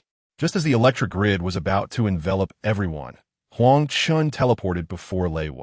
Threefold sunlight, with a resounding command. The arcs extinguished as Huang Chen interrupted Lei's incantation. Control. Countless palm-sized lightning bolts surged forth once more, rendering Lei unconscious again. The entire exchange, from Lei's counterattack to Huang Chen's rescue, transpired in less than 3 seconds. The poison effect still clung to Lei. Poison Sandpalm, minus 32,121-166-5960. Based on the health depletion, it was evident that in merely 10 seconds, or even less, Lei would meet his demise. This time, Lei was unable to summon the lightning shield before his death. 8 seconds later, his body shattered, dissipating into a radiant white light. A system notification echoed in the minds of the myriad races. The Huaxia team has achieved the first kill of a level 40 golden in the Baizu map, rewarding each team member with 1 million points. As this system notification spread, all the testers in the Baizu map where Huaxia resided were momentarily stunned. At this moment, the majority of testers remained in the main city, studying the distribution of monsters nearby and searching for training grounds. Meanwhile, a few who had teleported to the satellite city were huddled in fear atop the altar. Who managed to score the first kill on a golden again? Goodness, is it that individual once more? He has been remarkable since childhood. It's absurd. Several rewards for Huaxia's achievements have been linked to him. Could he be from a sect of immortal cultivation? Oh no, I mistakenly arrived at the satellite city. Just moments ago, someone who stepped out of the altar was whisked away by a giant rat. Someone, please save me. At the moment Huang Chen's first kill notification appeared, in the Zhuke tribe's satellite city, Feng Wu assembled over 10,000 of the strongest players in their tribe to strategize the conquest of a technological center spanning 20,000 square meters. The guardian of this center was a level 40 silver tier beast. Feng Wu's face flickered with astonishment. How did they succeed so quickly? The silver tier guardian was about to be overwhelmed by their might, as their tribe's strength far exceeded the average. Thus, the battle was relatively straightforward. However, it was unexpected that the Huaxia tribe, whose strength was below average, managed to achieve success before them, and at the golden level no less. It was crucial to note that the Zhuke tribe's understanding of the Star Abyss was entirely reliant on ancestral documents. Before entering the Star Abyss, they already had a comprehensive plan. Yet in this world of weak martial prowess, how could that individual consistently outpace them? Moreover, he was the first in nearly 10,000 realms to traverse the Mirror Abyss. He must possess a tremendous secret. We will undoubtedly meet in the main city of Huaxia. Beside Gate 886, a stooped elder quietly inquired of those nearby, "Has anyone discovered who that individual is?" Report: there has been no feedback yet. However, those on the leaderboard during the siege indicated he is from the Yenching Film Academy. My subordinates speculate he might also belong to that institution. The elder nodded thoughtfully, saying, "If we can locate that individual, make every effort to invite him for a meeting with me." The moment has arrived when the survival of Huaxia hangs in the balance. Huaxia is in dire need of heroes. The young man, with an uneasy expression, opened his mouth and said, "Chief, the world has changed. From the gathered intelligence, it appears that those with even a modicum of strength harbor ambitions." The elder, upon hearing this, darkened in countenance and murmured, "Indeed, the world has transformed. However, as long as he possesses the great righteousness of our nation, as long as he can lead Huaxia to the pinnacle of glory, what does my position matter?" The young man hesitated, wanting to speak but restraining himself. The elder raised his hand slightly and said, "It is too early to discuss these matters. Inform the military and the police departments to assemble as swiftly as possible." In a small square of the main city, a formation of approximately 6,000 individuals stood in perfect alignment at the center of the square. No matter from which direction one gazed, the formation appeared as a straight line, both horizontal and vertical. A man with pronounced eyebrows and a resolute demeanor stood erect at the forefront of the formation, his eyes closed. The atmosphere was so still that one could hear a pin drop. After a brief moment, the man opened his sharp eyes and commanded, "All present, at ease. Attention, I have just established contact with the higher-ups through public communication. The directive is for all troops to gather at the main city S-Gate 886. We depart immediately. All members of the 3rd Division, to the left, quick march." As the man issued the order, the entire formation seamlessly divided into 4 columns and swiftly moved to the left. Even at this rapid pace, their ranks remained remarkably orderly. As commands were relayed, countless formations akin to this small square sprang into action, resembling a multitude converging into the sea. Meanwhile, at the sports center of Satellite City, number 21, Huang Chen received a series of notification sounds after his fall. "Your team has defeated the guardian of the sports center, Golden Level. Congratulations. You have obtained the deed to the sports center. Upon binding, you shall become its master. Congratulations. Your team has completed the first kill of a level 40 golden entity. And team members receive 5 bone rewards. Potential 160. Congratulations. You have leveled up to 34. Potential 117.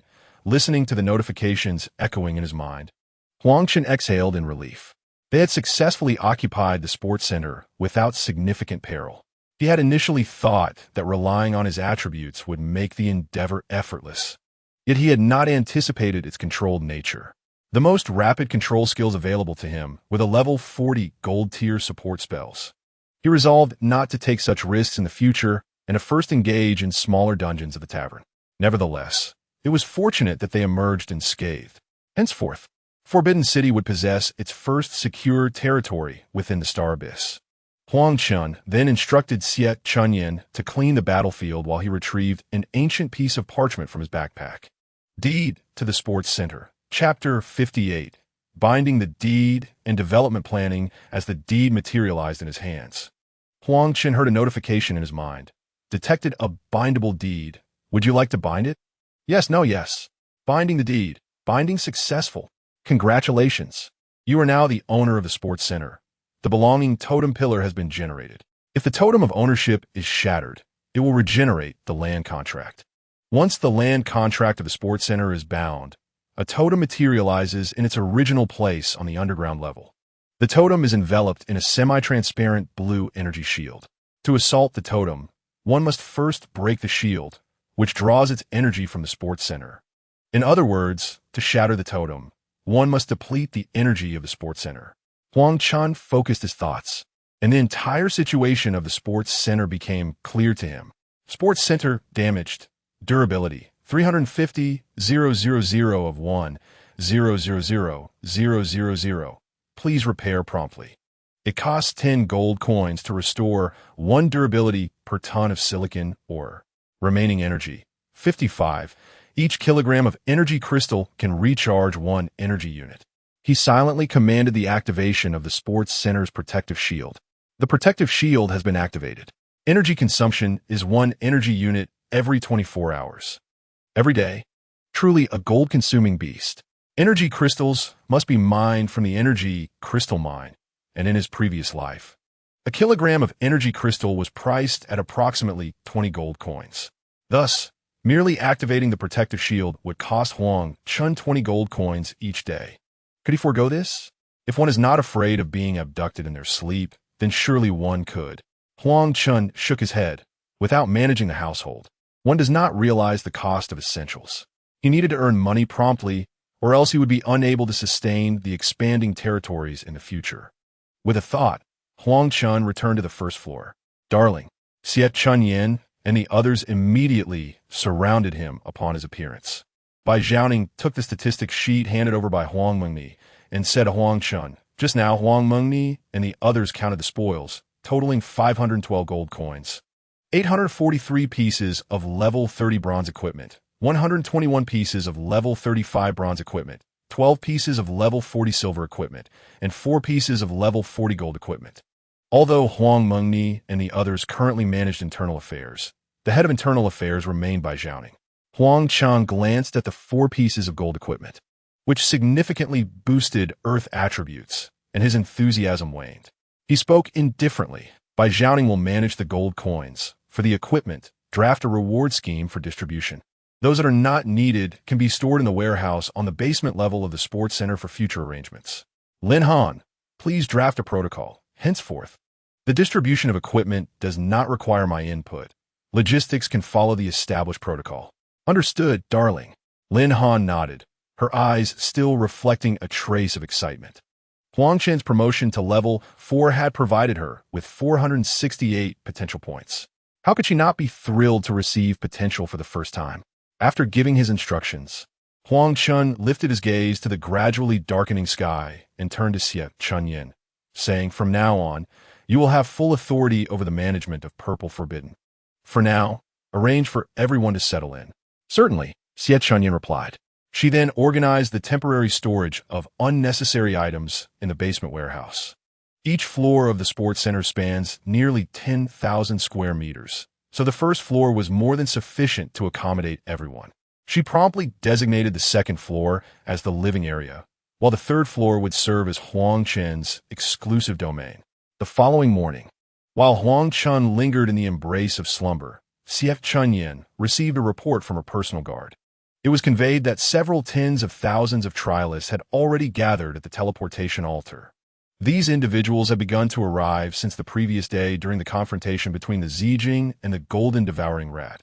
However, upon witnessing the formidable power of the rat, none dared to venture beyond the confines of the teleportation altar.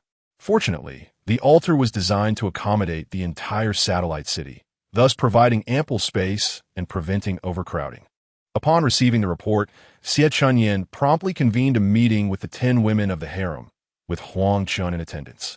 Recalling from his past life, Huang Chen remembered that those who were directly teleported to the altar would typically begin to form groups and exit after 3 days of hiding.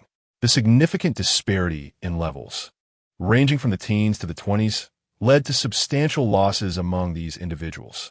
Smaller teams were gradually absorbed by larger ones, eventually culminating in the emergence of the first faction within the satellite city. This newly formed power, having undergone trials of blood and fire at a faster pace than the inhabitants of the main city, ultimately became the dominant force in the satellite city. I believe our Zijing should adopt a refined approach. We cannot accept just anyone. We ought to select individuals who meet my husband's standards, Bai Zhaoning asserted.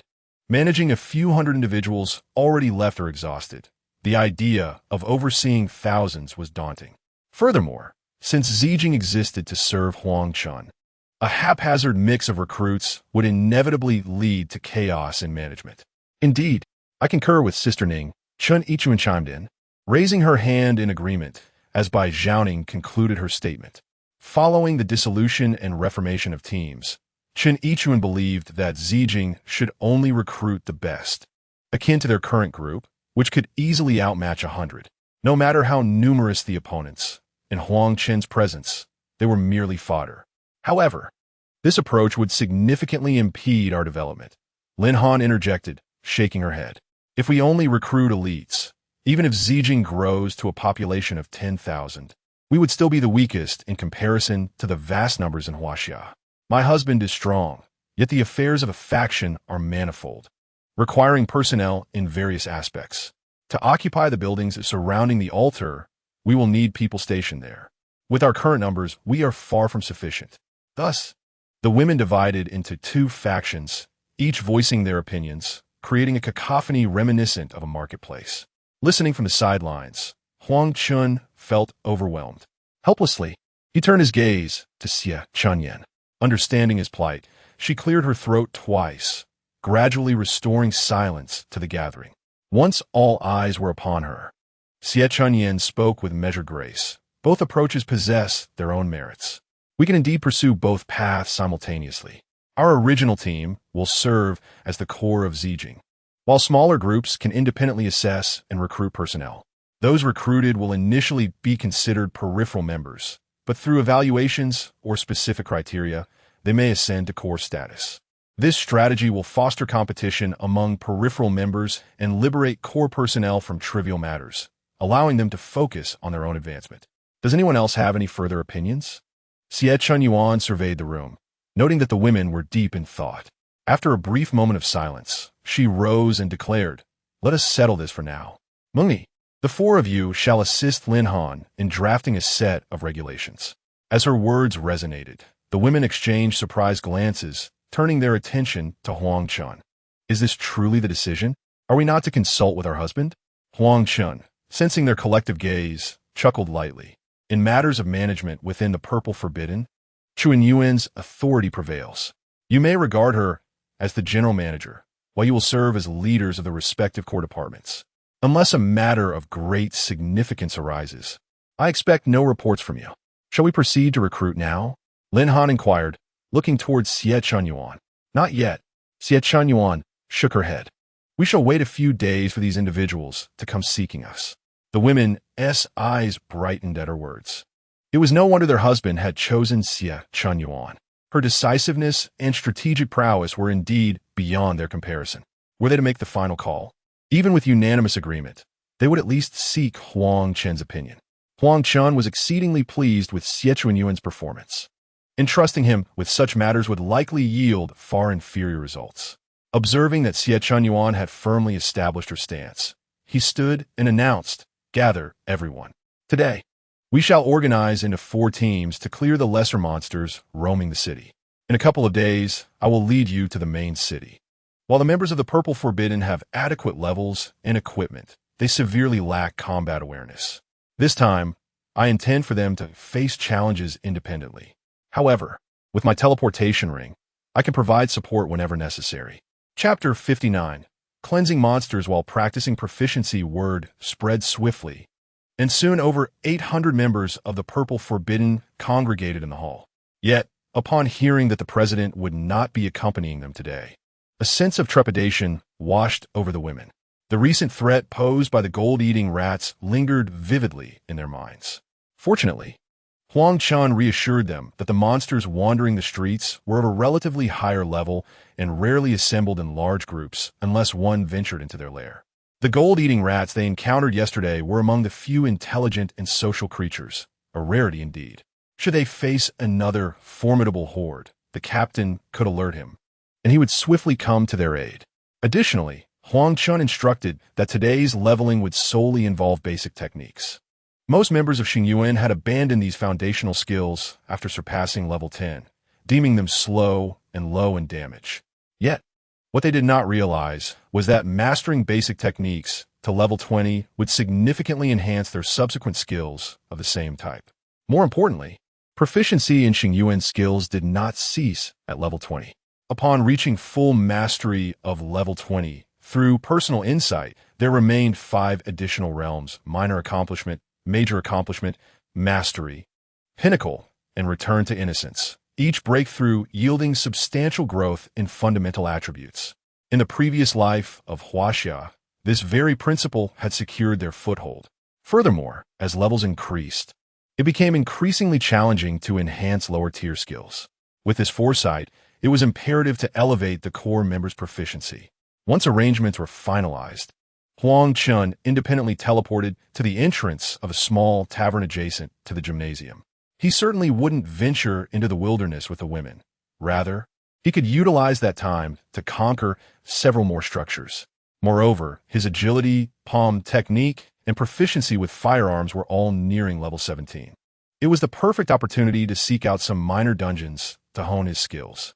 The sports center was conveniently located beside the teleportation altar, and when 800 members of the Yenching faction appeared at the entrance of the stadium, it stirred quite a commotion among those at the altar. Who are these women? I witnessed their prowess against the giant rat yesterday. They were formidable. Perhaps they belonged to some faction from a novice village, but honestly, Their levels are impressively high. I noticed several members within the group were already at level 30. Not only are their levels elevated, but their equipment consists entirely of 30-level sets, which I have only seen on the leader of our novice village. Should we approach them and implore their assistance? The monsters outside are exceedingly powerful. They can drain half my health with a single strike. Suddenly, someone in the crowd shouted, "Hey, look at those leaders, Xie Chun Yuan, Bai Zhaoning, Li Ruo. They are among the top-ranked individuals on our Huaxia personal leaderboard." The shout incited an even greater uproar. "Hello, Big Sister Xie." Someone pushed to the front and yelled, "Could you take us along? Big Sister Xie, could you spare some food? I've been starving all day." "Big Sister Xie, how can we join your ranks?" Xie Chun Yuan paid no heed to the clamoring crowd at the altar. Sticking to their plan, she divided the group into smaller teams, instructing each captain to lead their squad in clearing out monsters. This decision drew ire from some, as relying solely on basic skills to defeat monsters was a rather arduous task. Even the support-oriented water class had to wield swords to engage in combat. The damage inflicted was minimal, a mere few dozen health points with each strike, and often it took several rounds for a group of 20 to vanquish a single monster. After all, their foundational skills were only at a few levels, and what damage could be dealt with such basic strength? Despite the lamentations, everyone persevered. For Xie Chun Yuan had issued a command. Disobedience would result in expulsion from a team.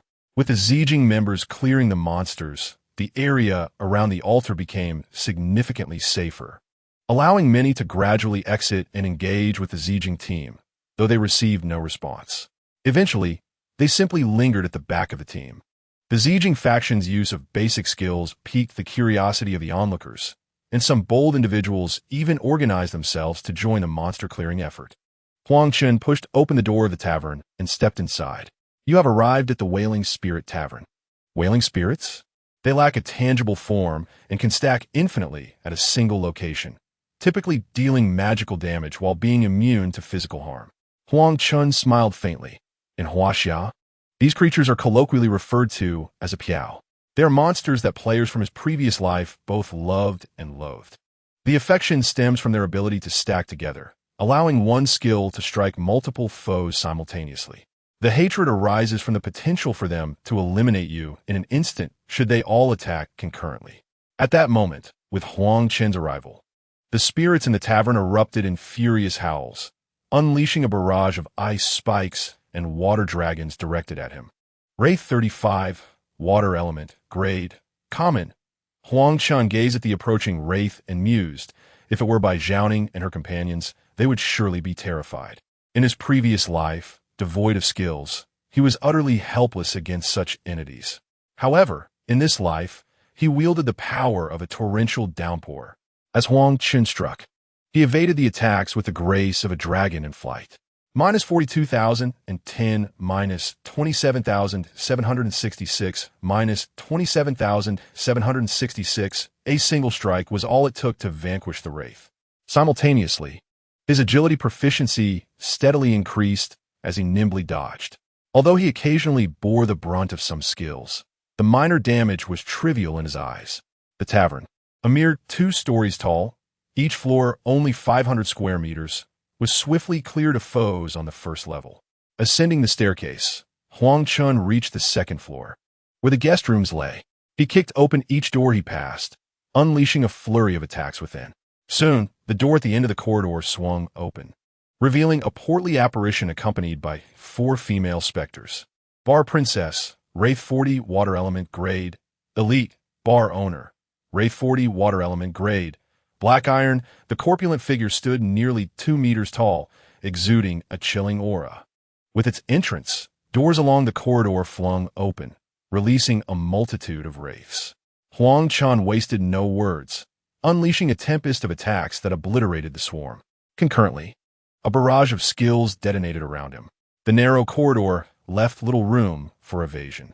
As he engaged the 4 elite foes, they too unleashed their powers. 5 icy currents surged from their hands, hurtling toward Huang Chen. With no space to dodge, he braced himself for impact. Minus 2,954, minus 1,000, 212 minus 1111 minus 1245 minus 1352. You have been struck by a frigid assault, slowing you by 40 for 5 seconds.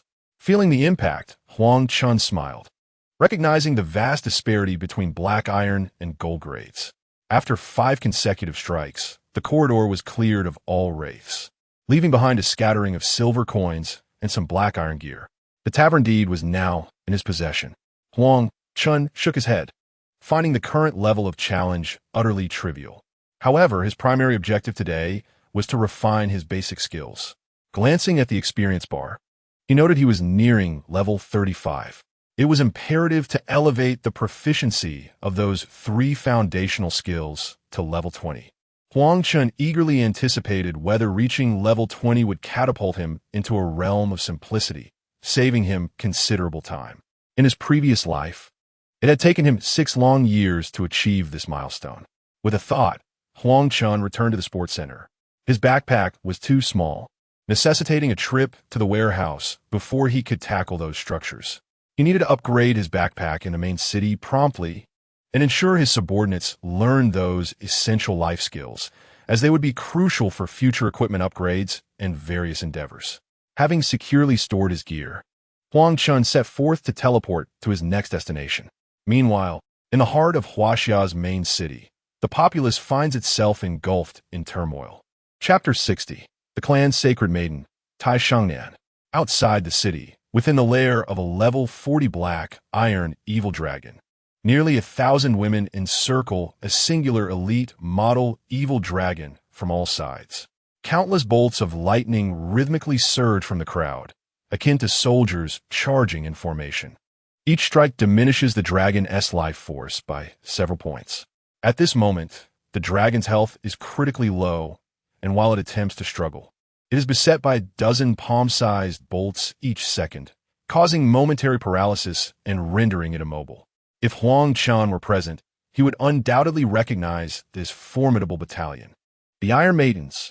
The Iron Maidens were originally a special operations unit comprised of nearly 1,000 women. Individually, their combat prowess could only be deemed average, yet they are an indomitable force, adhering strictly to commands. Under the leadership of the tactician Tai Shengnan, they can unleash several times their innate strength, even achieving tenfold power. In a previous life, the Iron Maidens achieved notoriety for vanquishing a 500-strong team from the high martial world with their mere 1,000 weak warriors outside the central city. This feat sent ripples of shock throughout the Huaxia community, awakening the realization that the denizens of the high martial world were not invincible. Of course, one cannot speak of Tai Shengnan without mentioning her other title among the Huaxia people, the clan's sacred maiden. Tai Shengnan is a paragon of beauty and talent, standing at 180 centimeters with short hair, strikingly delicate features, and an icy demeanor that exudes an innate authority. By the 5th year of the Star Abyss's arrival, she had ascended to become one of Huaxia's 4 war deities. Yet, to the dismay of countless Huaxia citizens, this seemingly flawless woman has no interest in men. Returning to the battlefield, at last, after Tai Shengnan's final move, returning wind, falling wild goose, the evil dragon, filled with resentment, crashes to the ground. It is utterly exhausted, having not unleashed a single skill throughout the encounter. Witnessing the dragon's fall, Tai Shengnan lets out a deep sigh of relief. At last, it has ended without casualties. Truly, our Captain Tai is remarkable. Had old Tai known you led the team to defeat a level 40 elite unscathed, he might have convened a grand experience-sharing conference for the entire army.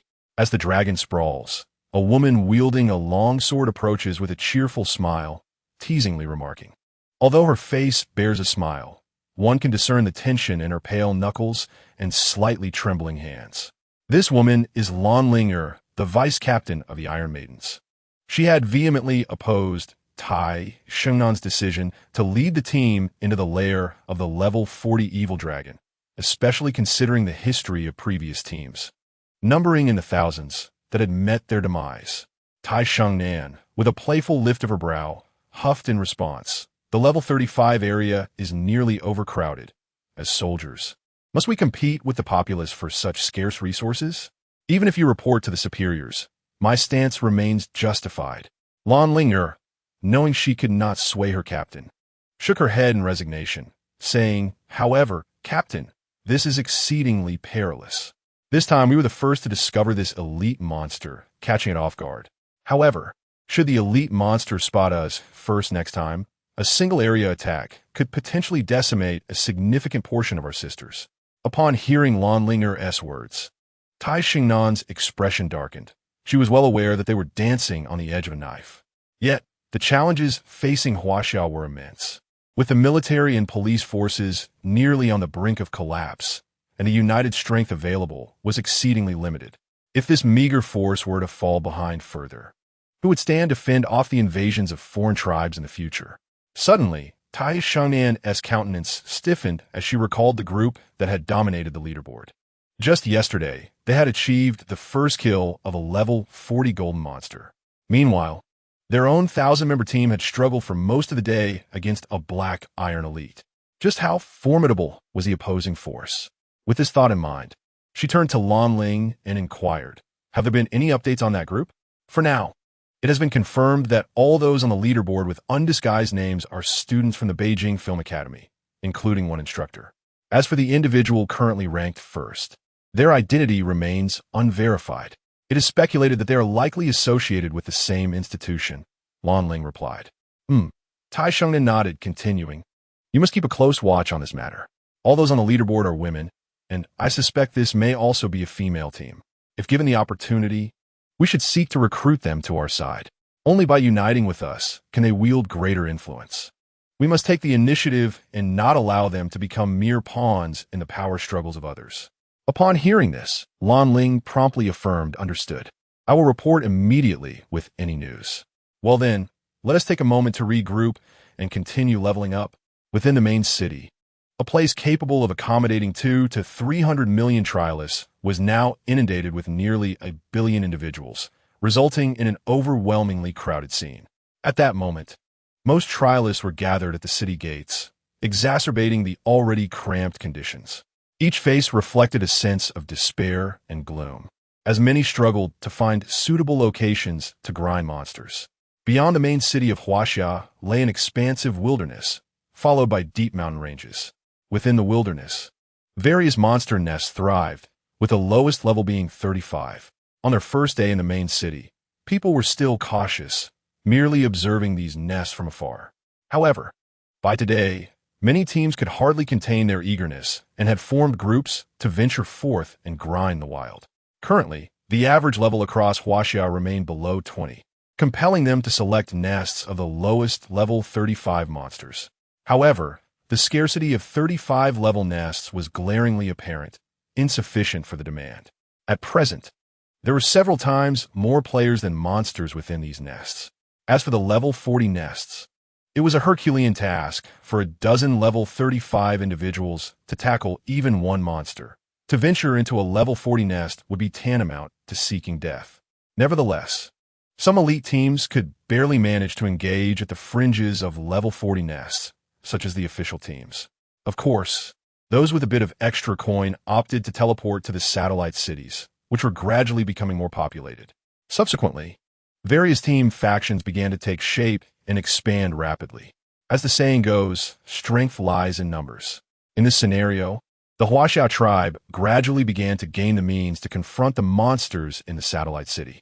While most challengers were troubled by the lack of adversaries, Huang Chen, on the other hand, was making swift progress, conquering one small building after another.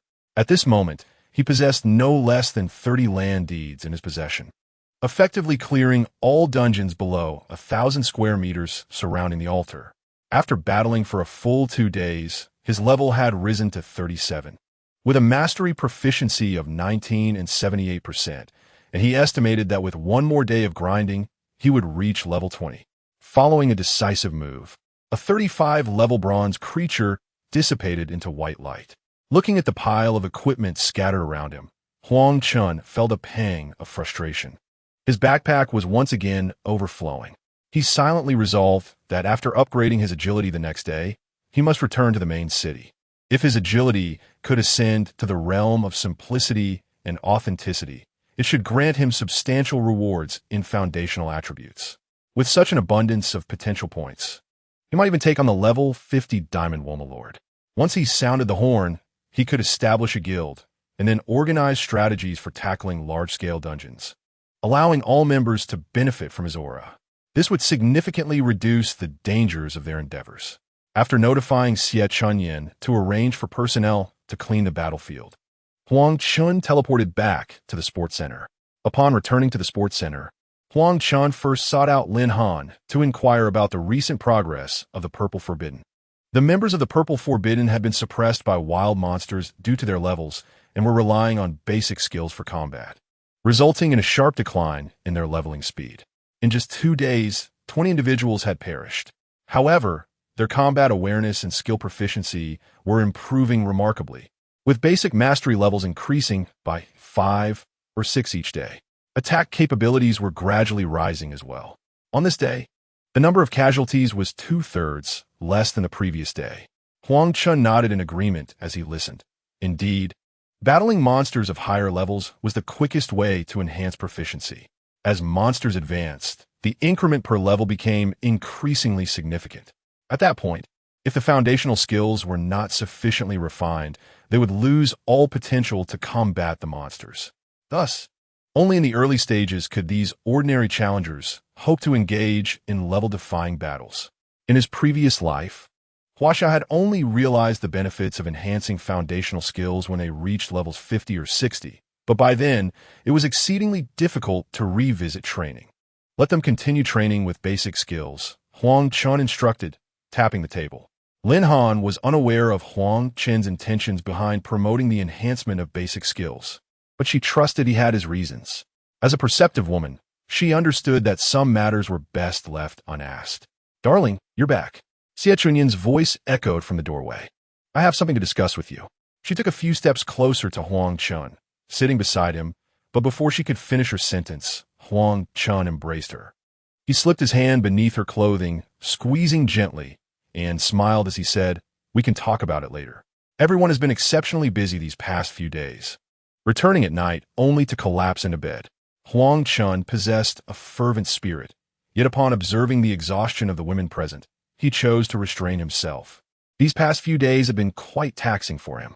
Lin Han noticed Huang Chen's restlessness and, feeling a tinge of disappointment, was about to turn away when Huang Chen grasped her hand gently. As a paragon of fairness, Huang Chen was determined to extend his comfort equally to all. He felt a profound sense of accomplishment regarding his meticulous attention to their feelings. Truly, he was a benevolent soul. 2 hours later, the night had fully enveloped the sky. Satisfied, Huang Chen tightened his belt, preparing to take the 2 women to dine with Bai Zhaoning. Suddenly, he recalled that Xie Chunyan had intended to discuss something with him, nearly allowing his duties to be overshadowed. Upon meeting Huang Chen's inquiring gaze, Xie Chunyan raised an eyebrow and remarked that the number of people at the altar had been steadily increasing. Many sought to join their ranks, although she had temporarily put them on hold. Nevertheless, she had preemptively accepted a dozen or so. With a meaningful smile, Xie Chunyan concluded her statement. Huang Chen, initially anticipating something of greater significance, waved his hand dismissively, stating that if she had accepted them, so be it, as they had agreed that she would take the lead in such matters, and he preferred not to be bothered with trivialities. Such minor concerns paled in comparison to his pressing responsibilities. "Oh," Xie Chunyan leaned closer to Huang Chen, a mysterious smile playing on her lips. "Are you certain you do not wish to review them first?" Huang Chen understood instantly, feeling a pang of annoyance directed towards Xie Chunyan. "Why did you not mention this sooner? You let me nearly embark upon a significant task without informing me there was a considerable faction requiring my attention. This could lead to delays. The candidates had already been waiting for 2 hours. Are we to dine first or attend to this matter?" Huang Chen inquired. "Let's take a look first. The system is stuck at level 4. This is foundational for my progress. I still require 4 individuals with a score above 95. I hope there are suitable candidates among them." Before long, Xie Chunyan ushered in 12 trial candidates. Their levels hovered around 18 or 19, and upon entering, they formed a line, quietly observing Huang Chen. Xie Chunyan as the vice president, had already informed them that Huang Chen was the true master of their domain, possessing unmatched strength. The repeated accolades of their faction were largely attributed to this leader. Those who could catch his eye would attain the same esteemed status. In recent days, Xie Chunyan and the others had become objects of admiration and reverence among the women at the altar. "Dear, you carry on with your tasks. Lin Han and I shall take our leave," Xie Chunyan declared as she and Lin Han stepped away, fully committed to enhancing Huang Chen's capabilities. After all, with so many women, a few more would hardly matter. Huang Chen nodded subtly. The 12 women, witnessing the profound respect that Xie Chunyan afforded Huang Chen, felt an even deeper reverence for this man of whom they had only heard. During the time of the Star Abyss's descent, they had endured considerable hardship, their edges worn down by reality. Now, most of them simply yearned to catch the attention of this prominent figure, hoping for a life free from worry, perhaps even soaring to greatness. Some, however, lowered their heads, wishing to remain unnoticed by Huang Chen, mindful of the historical weight of their lineage. Before the modern era, the Huaxia people placed great emphasis on the chastity of women. The women stood upright and lifted their heads in surprise at such directness. Was this not typically the domain of pretense by leaders? What was this, a selection process akin to choosing a consort in Dongguan? Yet, no one dared to voice dissent, each one puffing out their chest in pride, their figures and faces on full display. Indeed, quite impressive. Huang Chen nodded, acknowledging the discerning gaze of Xie Chunyan. In truth, these individuals had already undergone a preliminary selection by her. Those who had been with men, unless they possessed extraordinary beauty, were entirely eliminated. Huang Chen called upon the system to perform its function. Among the 11 candidates, only one met the standard with a score of 96. Ding! A qualified beauty has been detected. Would you like to view the detailed information? View. Name: Yenching Bond. Not established. Age: 23. Appearance: 91. Figure: 100. Purity: 100. Overall score: 97. Intimacy: 40. Evaluation: possesses the flexibility of top-tier yoga, capable of effortlessly mastering any pose, recognized with awards. While her appearance score was not particularly high, even falling short compared to some nearby, her figure achieved a perfect score of 100, and the final evaluation rendered Huang Chen momentarily speechless. Sitting up straight, he spoke calmly. "Except for Yenching, the rest may leave." The others were taken aback. Was this a dismissal? Huang Chen seemed to perceive their thoughts and replied nonchalantly, "You will be assigned to the reserve. For now, you will work under Shu Shi." Shu Shi had around 30 members from the original harem group, but following the newbie village incident, Huang Chen had integrated those who met the standard yet did not score particularly high into the reserve. After all, candidates scoring above 95 were exceedingly rare. Once the tasks for the 9 were completed, these reserves would be essential. Upon hearing Huang Chen's words, the women collectively sighed in relief. As long as they were not being sent away, they were content. They then filed out, leaving only Yenching and Huang Chen in the room. Huang Chen's spirits lifted at encountering a woman scoring above 95, and he promptly ordered an upgrade for dinner: roast chicken. Chapter 62. Bond established. North Sea halo. The atmosphere in the room grew increasingly enchanting, and Yenching gradually lowered her blushing face, her feet almost carving into the floor. Before the arrival of the Star Abyss, she was the little princess of a wealthy family. Her fate sealed from a moment of her birth as a tool for familial alliances. What mattered most in such unions? Beyond social standing, it was chastity. Thus, her family had kept a stringent watch over her since childhood. Any man daring to approach was ruthlessly driven away. As a result, at 23, she remained untouched in matters of the heart. No young girl is free from romantic feelings, yet whenever she expressed interest in a boy, he would inexplicably vanish. Eventually, she came to terms with it, indulging in food, drink, and play, while spending her free time practicing her beloved yoga. She awaited the fate that destiny had in store for her, unaware that the arrival of the celestial realm was imminent. At the moment of this unexpected transition, she found herself amidst her family, accompanied not only by numerous relatives, but also by the loyal warriors cultivated by her clan. She navigated the novice village with relative ease.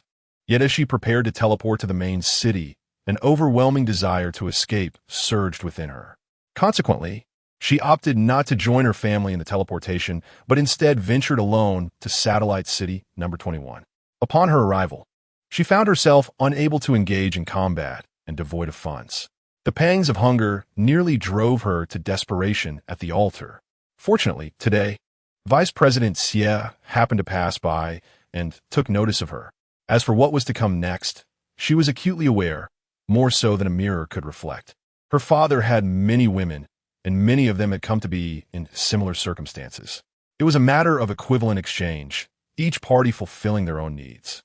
In this world, on the brink of collapse, the shackles of matrimonial alliances seemed inconsequential. If it was to be done, then so be it. As long as this man was not a deviant and did not merely toy with her affections before discarding her.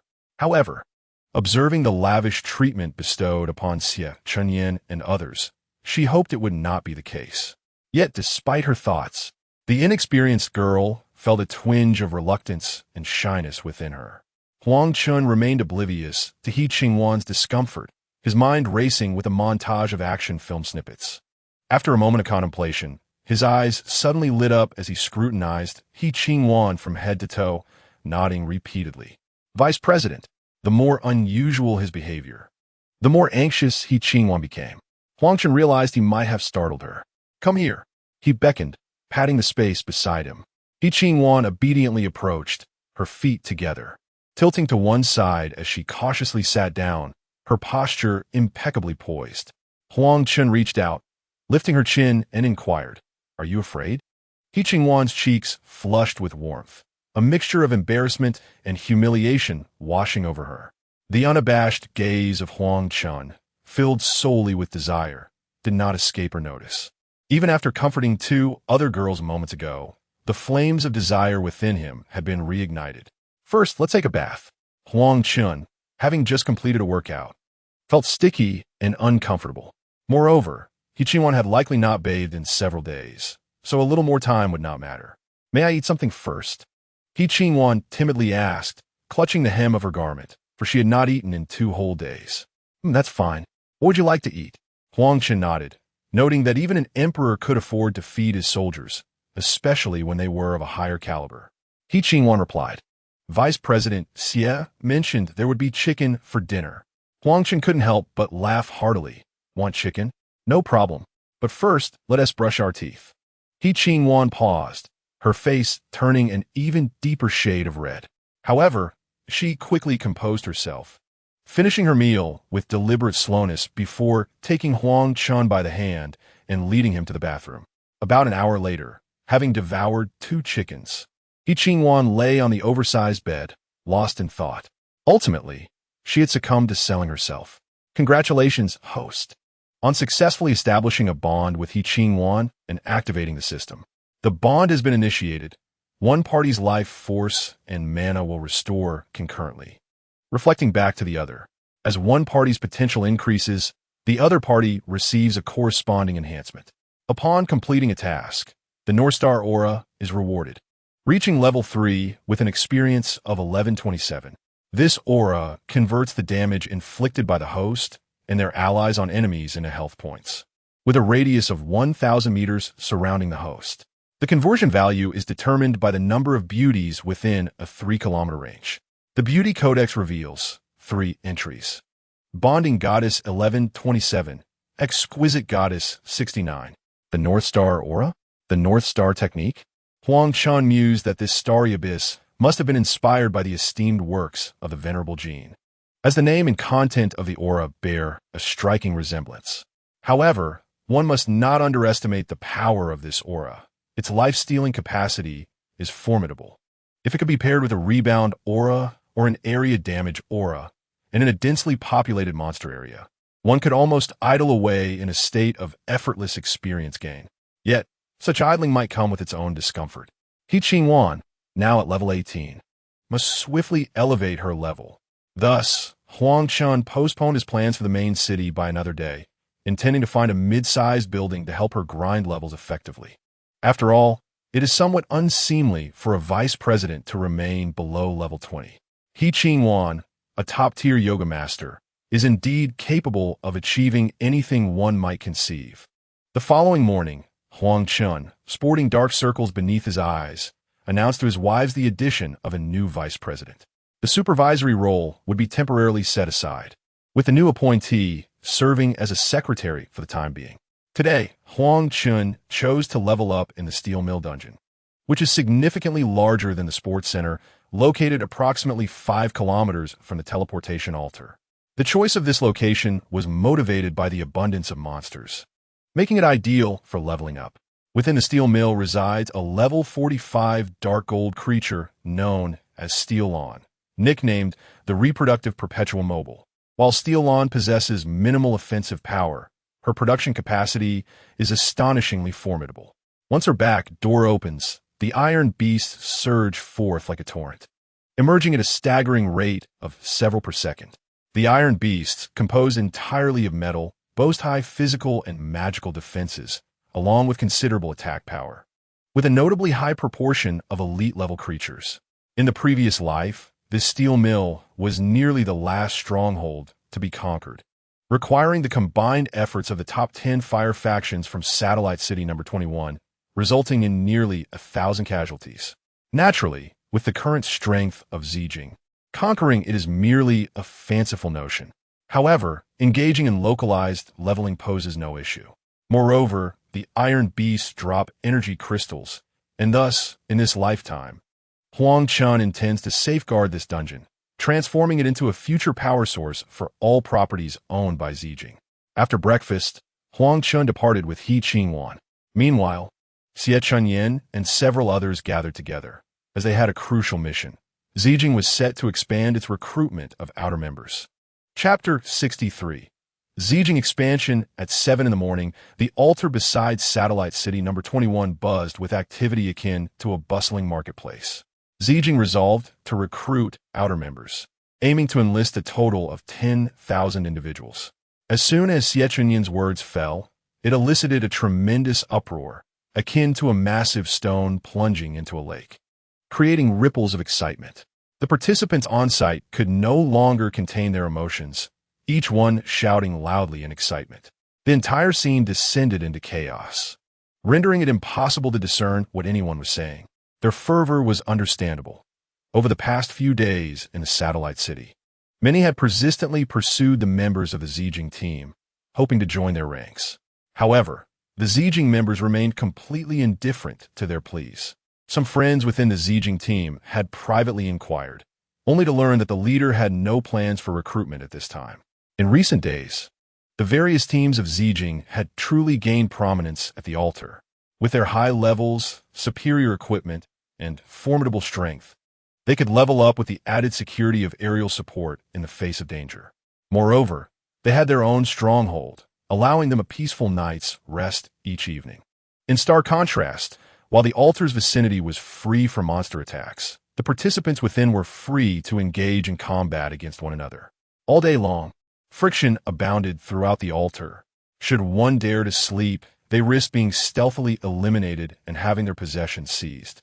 Within just 2 or 3 days, the 10,000 participants had grown weary from their mutual vigilance. Naturally, some had organized teams of hundreds in attempts to conquer structures. One small faction assembled a team of 500 to attack a 6-story building. They barely entered for half an hour before a blue shield enveloped the structure. Outside, onlookers witnessed the building's occupants ruthlessly slaughtering the intruders. Some managed to reach the exit, only to find themselves trapped by the shield, unable to escape. The scene was horrifyingly brutal. "Silence!" Xie Chunyan shouted, fully anticipating the uproar, but surprised by the magnitude of the response, as no one heeded her call. In her previous corporate life, had not the leader's voice commanded immediate attention? Why was it different now? Li Ruo rolled her eyes at Xie Chunyan, exasperated. Then, with a swift motion, she swung her staff at a loud man jostling at the front. With no skill involved, merely employing a basic technique, the sound of an explosive impact echoed. Bang! The man was sent flying, disappearing into a burst of white light, leaving behind a pile of discarded equipment. Did she just take out a level 20-something with a single strike? No warning at all? Those near Li Ruo instinctively recoiled. The others, still shouting, found themselves speechless, mouths agape as they stared at Li Ruo, unable to produce a sound. The atmosphere fell into an immediate hush. My husband once said to persuade others, some can be reached through reason, but for others, one must resort to physical means. Li Ruo cast a triumphant glance at Xie Chunyin and gestured elegantly. You may speak now. It was undeniable that Li Ruo's intervention had a profound deterrent effect. Xie Chunyin cleared her throat, composed herself, and announced, this time, Zijing is preparing to recruit external personnel, with a total of 512 teams, each seeking 20 members. Over at the sports center, we have established 50 recruitment points where you can register. Zijing will select candidates based on the information you provide. Xie Chunyin stepped aside, allowing 50 logistics personnel to swiftly arrange 50 tables in a neat row before the sports center. In this expansion initiative, Xie Chunyin intended to elevate 50 squad leaders to the rank of team leaders. The 512 members who had joined later would serve as squad leaders, with each squad increasing its ranks by 20 peripheral members. Henceforth, this would exist as the combat unit of the Zijing faction. Naturally, the recruitment would not be limited to merely 10,000 individuals. The combat team must be fully staffed, requiring a total of 240 members. In addition to her plan to enlist an extra 1,000 individuals for internal support roles, with each of the 50 original internal staff leading a group of 20 to form internal teams. As for the recruitment criteria, the emphasis would predominantly be on women, aiming for a representation of around 60 to 70%, while the selection of men would hinge primarily on their proficiency and skills, with a preference for the most qualified candidates. Initially, Bai Zhaoning suggested that to ensure the purity of the team, only women should be recruited. However, this proposal was promptly dismissed by Xie Chunyin. It is said that a solitary yin cannot thrive, nor can a lone yang endure. Humans are emotional beings. Fostering bonds among team members would significantly enhance the cohesion of the group. Additionally, this would stimulate the competitive spirit among the male participants. They merely needed to ensure that the finest talents remained under Huang Chen's command. Moreover, even if they were to recruit 1,000 more, these individuals would merely be peripheral members, far from entering the core of the faction. Quickly, Xie Chunyin urged, and those quick to respond turned towards the sports center. While 10,000 may sound substantial, the number of applicants was exponentially greater. Was this recruitment too ambitious? Lin Han followed Xie Chunyin back, reflecting that with Zijing's current strength of around 800 individuals, swallowing such a vast number seemed a precarious leap that could lead to disaster. Not all. Xie Chunyin resolutely shook her head. With Huang Chen's present capabilities, any additional recruits would merely serve as fodder. Should anyone harbor dissent, they would be met with merciless oppression. Furthermore, Huang Chen had indicated that in the future, their forces could swell to hundreds of thousands, with official representation potentially reaching millions. Future battles would frequently involve engagements of 1 million combatants. At present, Zijing possessed the resources necessary for rapid expansion, and it was imperative to seize this moment. Regarding management, her strategy was to decentralize responsibilities. From team members to squad leaders, team leaders, and supervisory figures, a tiered system of accountability would be implemented. Meanwhile, Zijing's regulations were publicly displayed, with provisions for housing, food, and assistance and promotions, the decree stating that those who joined Zijing must adhere to its rules. Forsaking all betrayal under the threat of relentless pursuit appeared almost trivial. An opportunity of a lifetime lay before them. Once this chance passed, who knew when Zijing would next seek recruits? At this juncture, all were consumed by a fervent urgency, fearing that any delay might cost them their positions. Lines were crossed, disputes erupted, and confrontations ensued as all sought to advance ahead, showcasing their unique talents. The voices of the 200 personal guards grew hoarse, yet they remained unable to quell the fervor of the aspirants. As the situation teetered on the brink of chaos, it was once again Li Ruo who intervened, swiftly eliminating several threats to restore order. Among nearly 100,000 attendees, a staggering 90,000 had registered. On average, Each booth was tasked with processing around 1,800 applicants, an undeniably monumental endeavor. Fortunately, the registration form was remarkably simple, requiring only 2 entries: name and proficiency in basic techniques. Naturally, those possessing striking appearances were expedited through the process, sent to the rear for thorough assessments regarding their height, measurements, and purity, among other factors. Successful candidates were subsequently relegated to the reserves, serving as a pivotal support force managed directly by the 200 elite guards. Amidst the fervent expansion of the Forbidden City's recruitment, Huang Chen, accompanied by Yenching Film, pushed open the doors of the steelworks. Chapter 64. The concept of enhancing proficiency. The steelworks occupied an expansive area, housing various workshops. The legendary steel beast could be found in the depths of the smelting furnace workshop. However, for Huang Chen, it sufficed to locate a relatively smaller workshop, ensuring Yenching Film's safety. As he casually selected a direction and ventured down a corridor, he unexpectedly encountered no fewer than 100 steel beasts. In the steelworks, apart from the reception area at the entrance, steel beasts appeared in droves. Iron Beast 35, metal type, grade, ordinary. The steel beasts measured around 15 meters in length, resembling diminutive versions of Transformers. They boasted high attack and defense, albeit with slower mobility. Fire was effective against metal, making fire-type professions the most advantageous in the steelworks. Although Huang Chen specialized in metal and wood, he possessed mastery over all 5 elements. With his potential, he could dispatch these level 35 minions with ease using any fire-based skill. Upon spotting Huang Chen, the crimson eyes of the 100-strong horde glimmered ominously, transforming into a torrent of steel as they charged toward him and Yenching Film. At just level 18, Yenching Film turned pale with fear, confronted by a multitude of monsters surpassing her level by more than 10. Could Huang Chen withstand such an onslaught?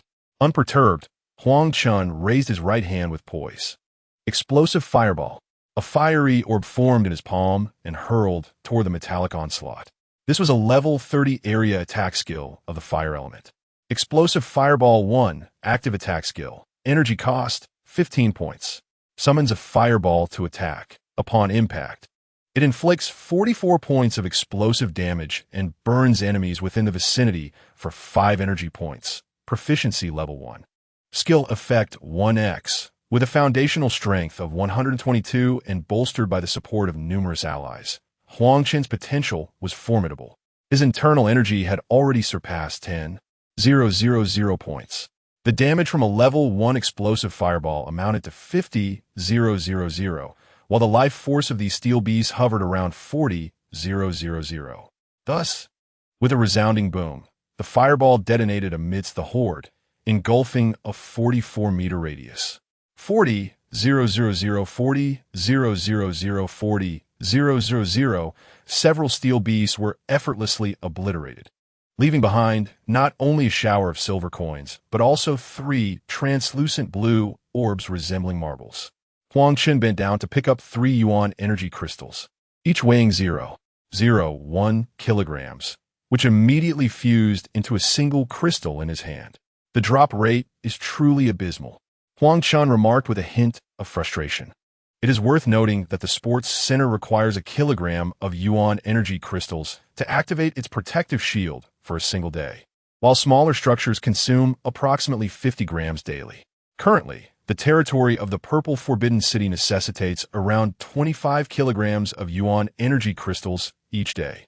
Even the mid-game phase, this represents an astronomical figure, considering that 1 kilogram of yuan energy crystals costs 20 gold.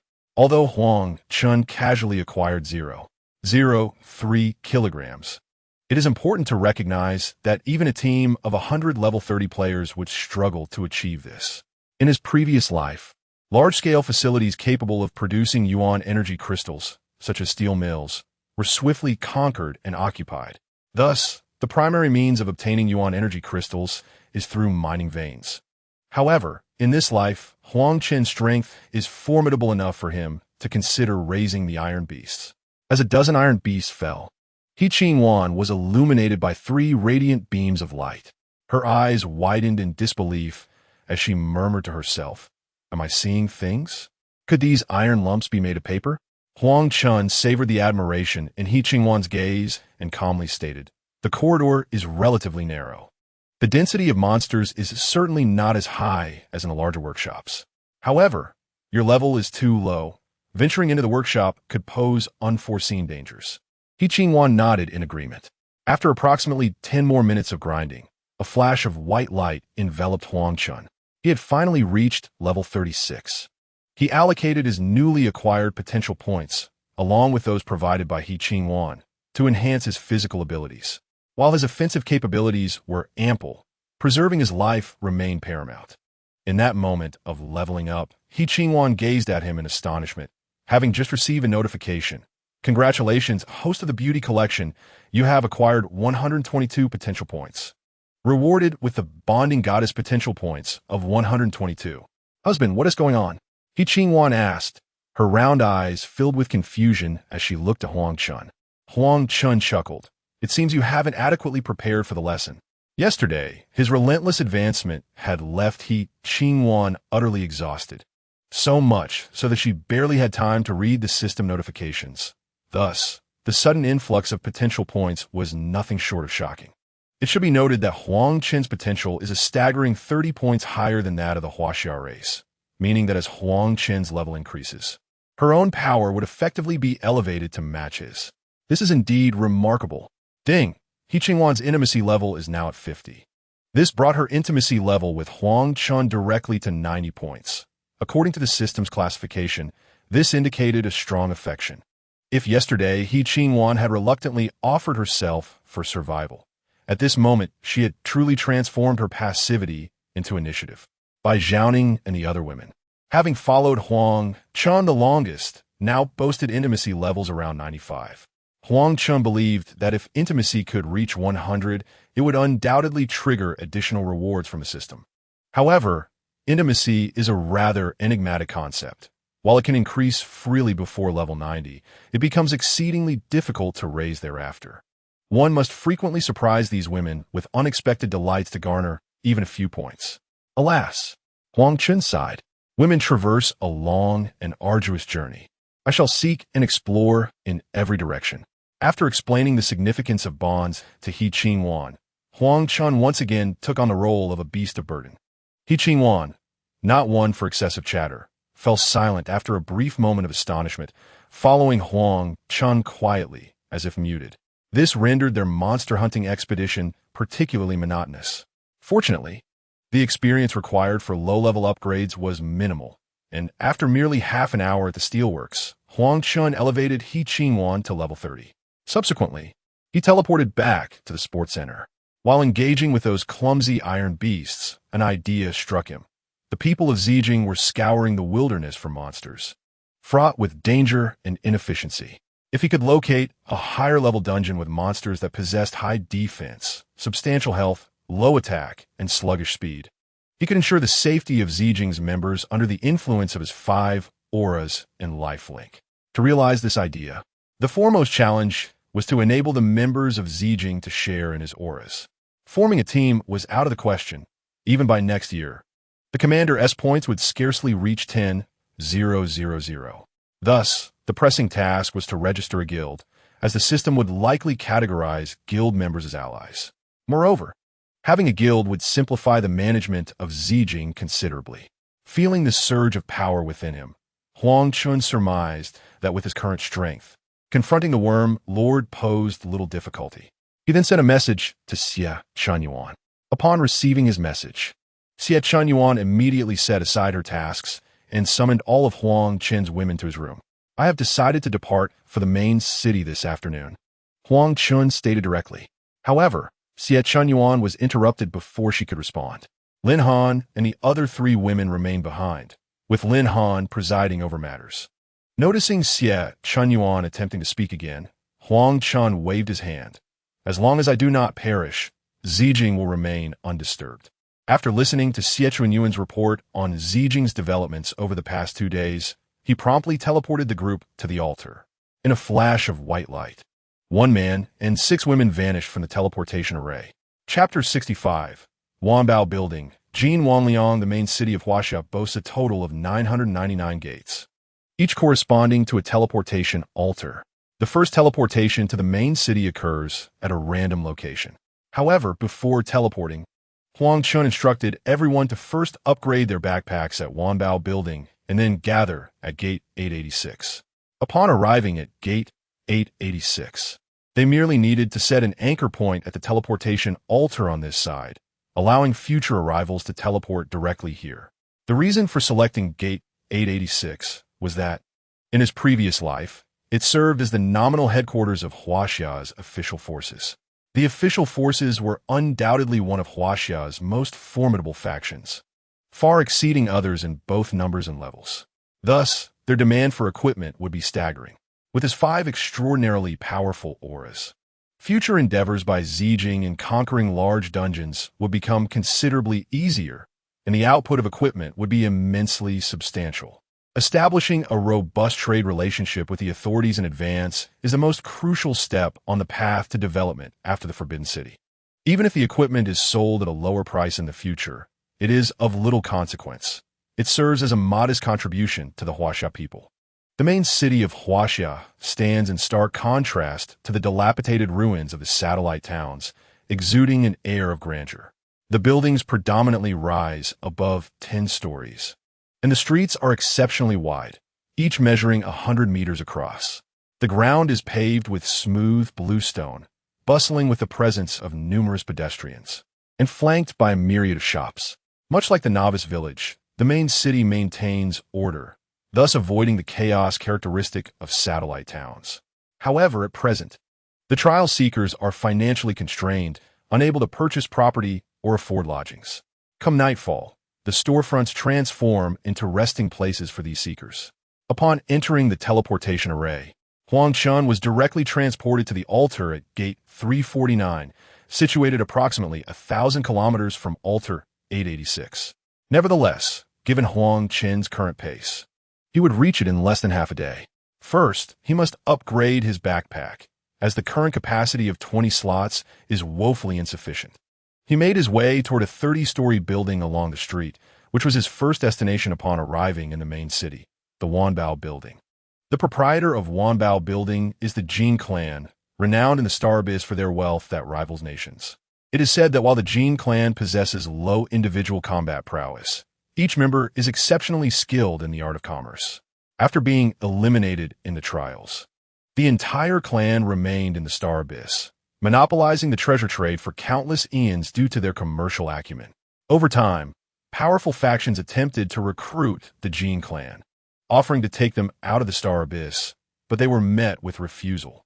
According to their words, they would rather remain eternally trapped in the Star Abyss than serve as other subordinates. Upon entering Wanbao Building, Huang Chen was immediately greeted by a young lady of striking beauty and grace. "Welcome, esteemed guest." Huang Chen nodded slightly in acknowledgement. The receptionists at Wanbao Building undergo the most rigorous training. Once one steps through the door, regardless of wealth or status, they're treated with utmost courtesy. Currently, most visitors to Wanbao Building merely come to satisfy their curiosity, as those who can afford to purchase are exceedingly rare.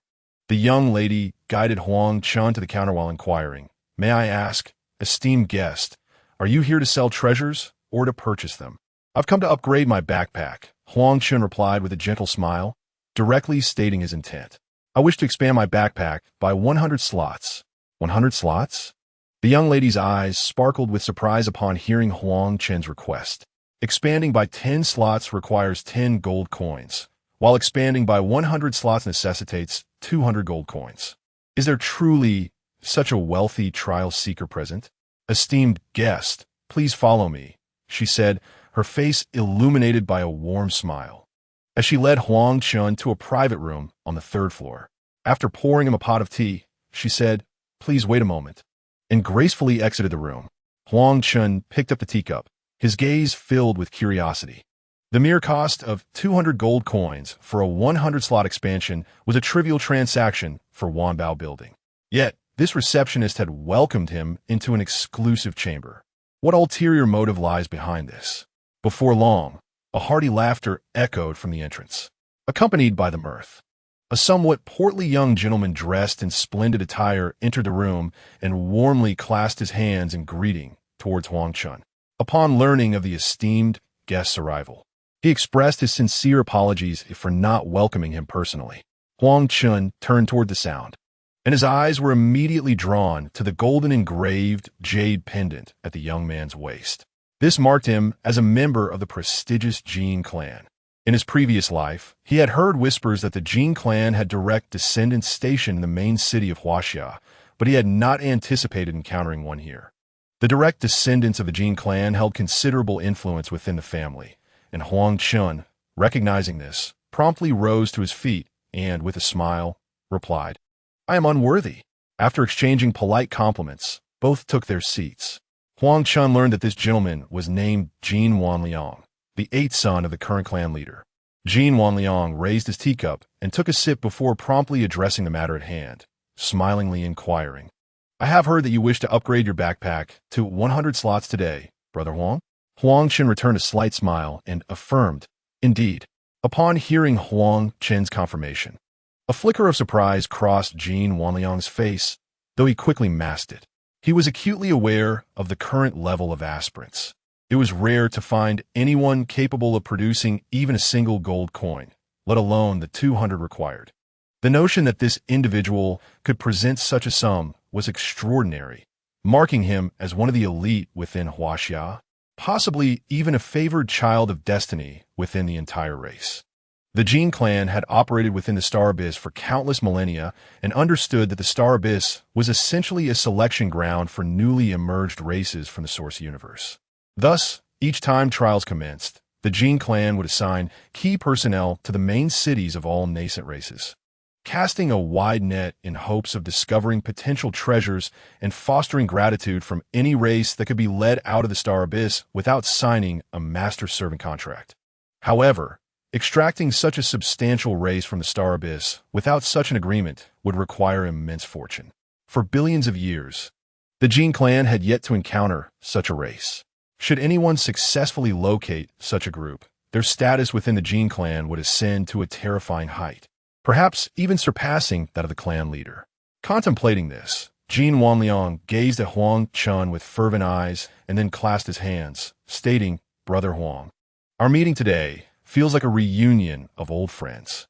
Allow me to gift you this backpack upgrade in good faith. I hope you will not refuse."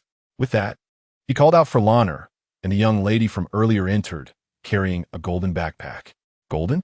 Huang Chen's eyes widened in disbelief as he looked at Jin Wanliang. A level 1 backpack holds 10 slots, a level 2 backpack 100 slots, and a level 3 backpack 1,000 slots.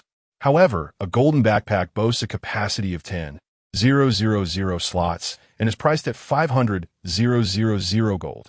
There is no such thing as a free lunch. Huang Chen's astonishment quickly subsided, and he turned to Jin Wanliang, gravely stating, "One should not receive rewards without merit. This backpack is far too precious, and I cannot accept such a gift." Jin Wanliang, taken aback by Huang Chen's refusal, burst into hearty laughter and said, "I have always cherished making friends. If Brother Huang considers me a friend, please accept this gift." Chapter 66.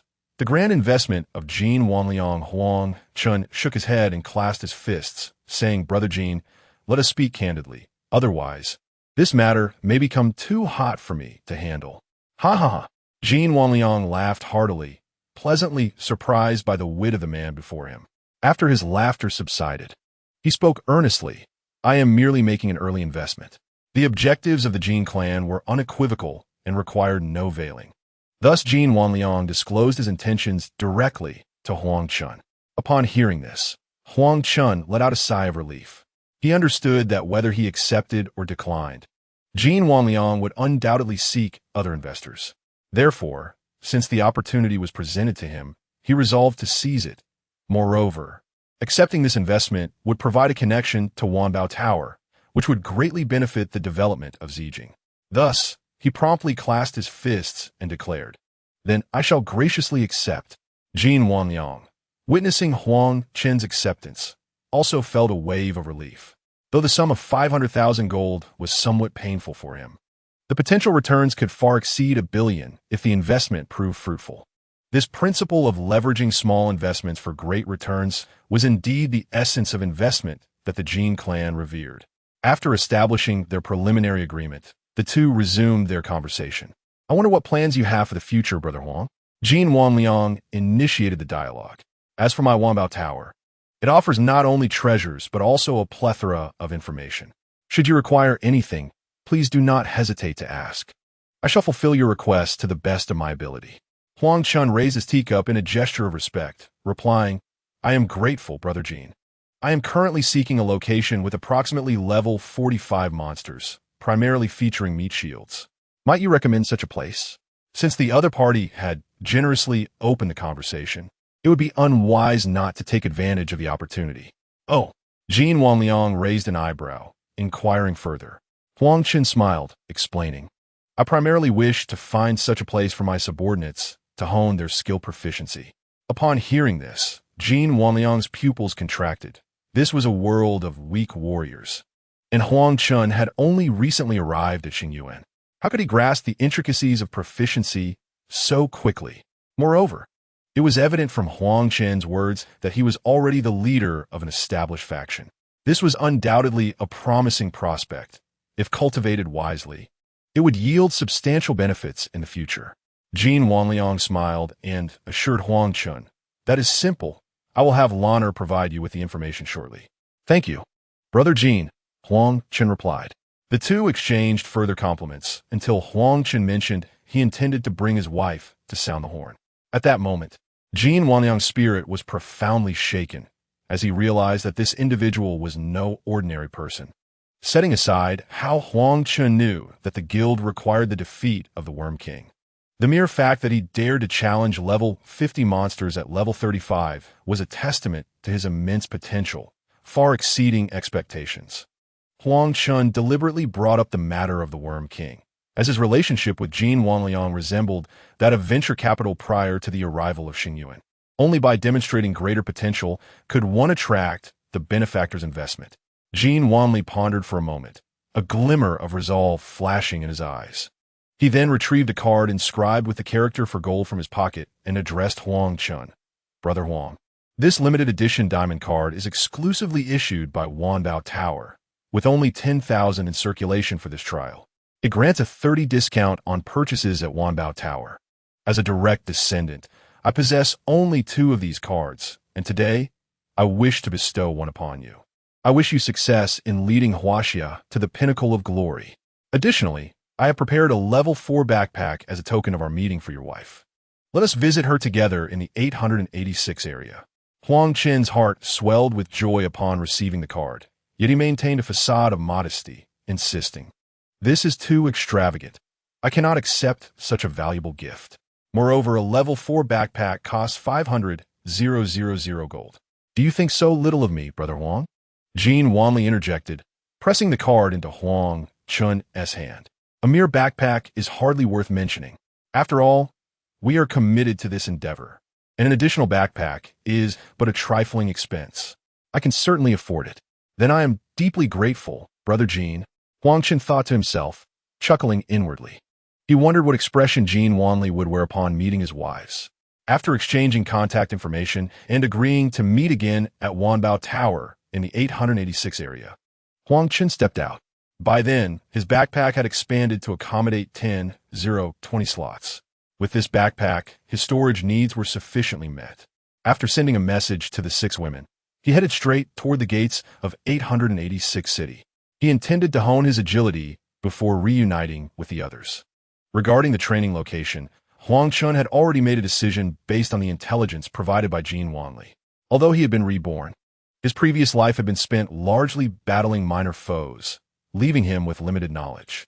However, armed with insights into monster distributions and their weaknesses, he felt more prepared. The subsequent strategy for the Zijing expedition could be entrusted to Xie Chunyan. Upon reaching the main city of 886, Huang Chen promptly exited. The moment he stepped into the wilderness, he unleashed his full speed, racing toward the 45-level spectral nest indicated in the intel. Just how fast could his agility of over 3,000 achieve? It rivaled that of a supersonic aircraft.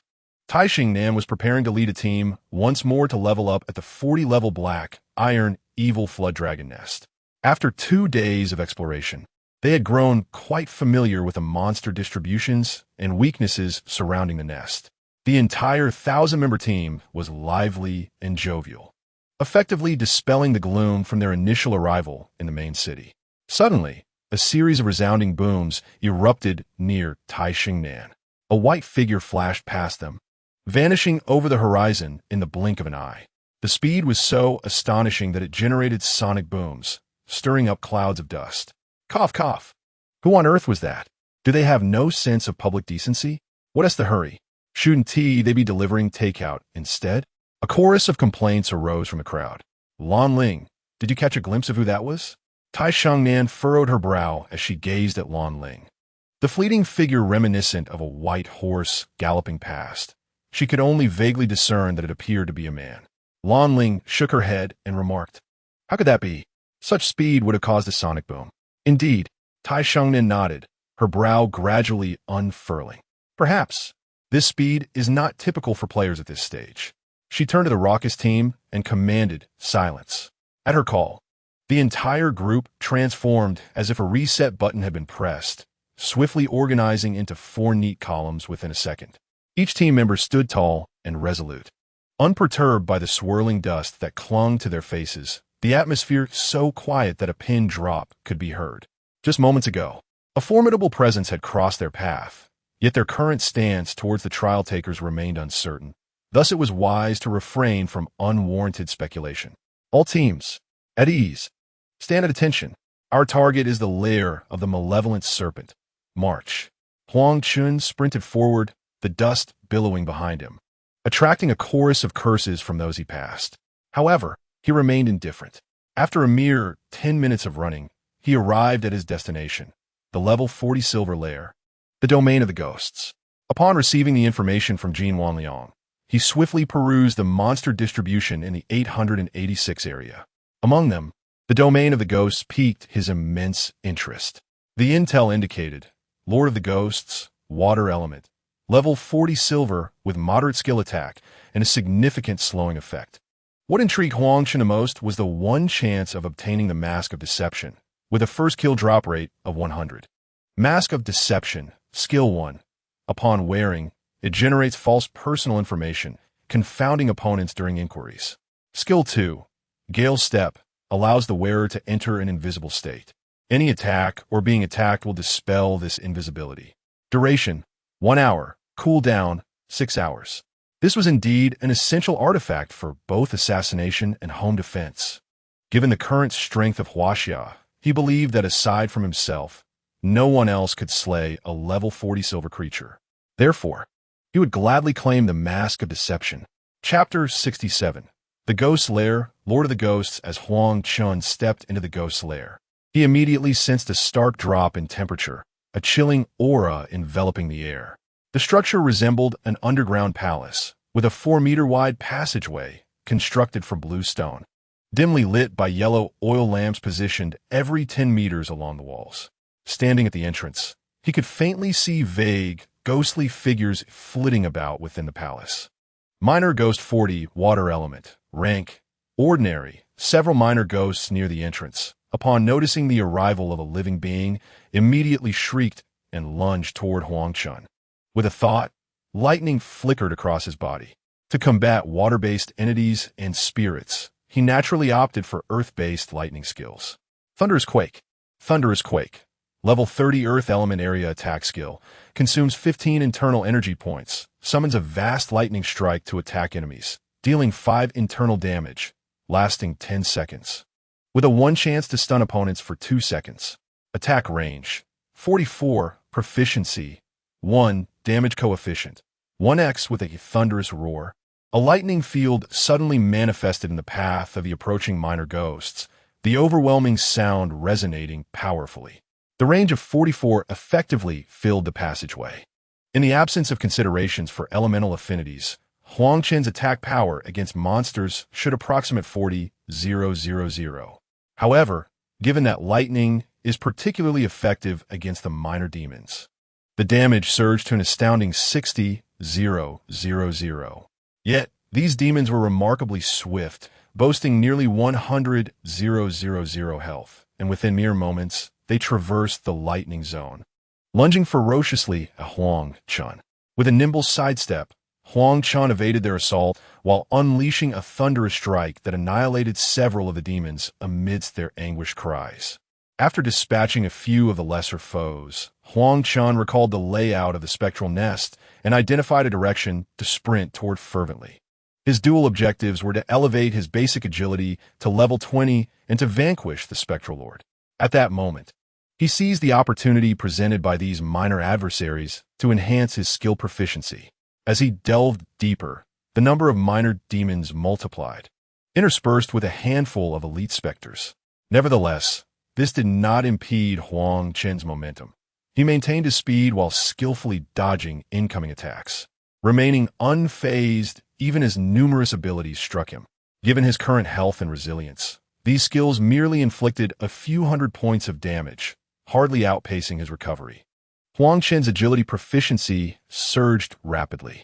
Finally, after rounding a bend, his agility proficiency reached its maximum level of 20. He sensed a remarkable enhancement in his bodily coordination, allowing him to navigate the barrage of skills with newfound ease. Notification: congratulations, your agility has reached the minor success realm, undergoing refinement, bone quality 5. Notification: congratulations. Your agility has attained the major success realm, undergoing refinement, bone quality to notification. Congratulations, your agility has reached the consummate realm, bone quality 15. Notification: congratulations.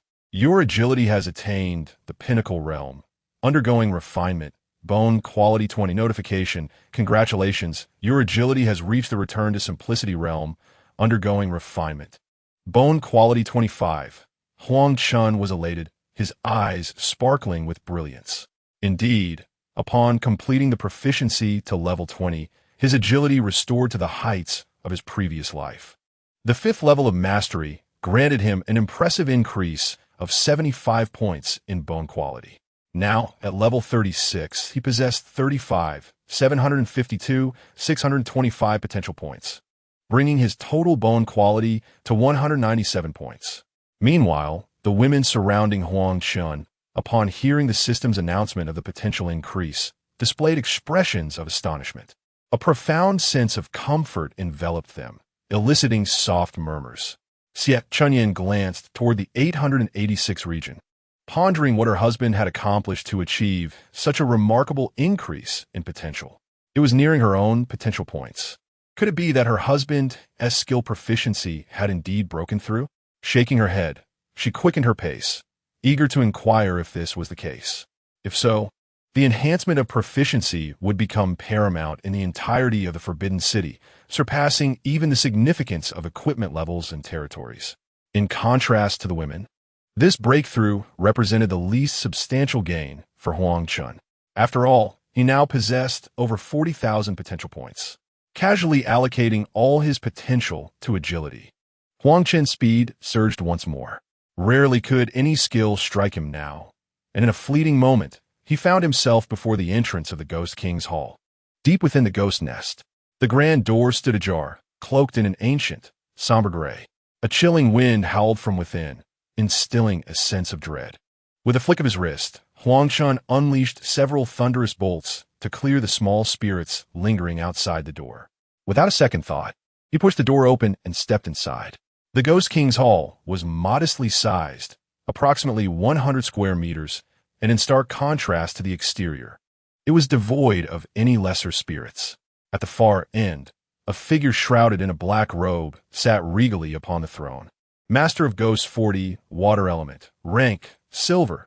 The moment Huang Chen crossed the threshold, the Master of Ghosts abruptly rose, raising a hand to point at him.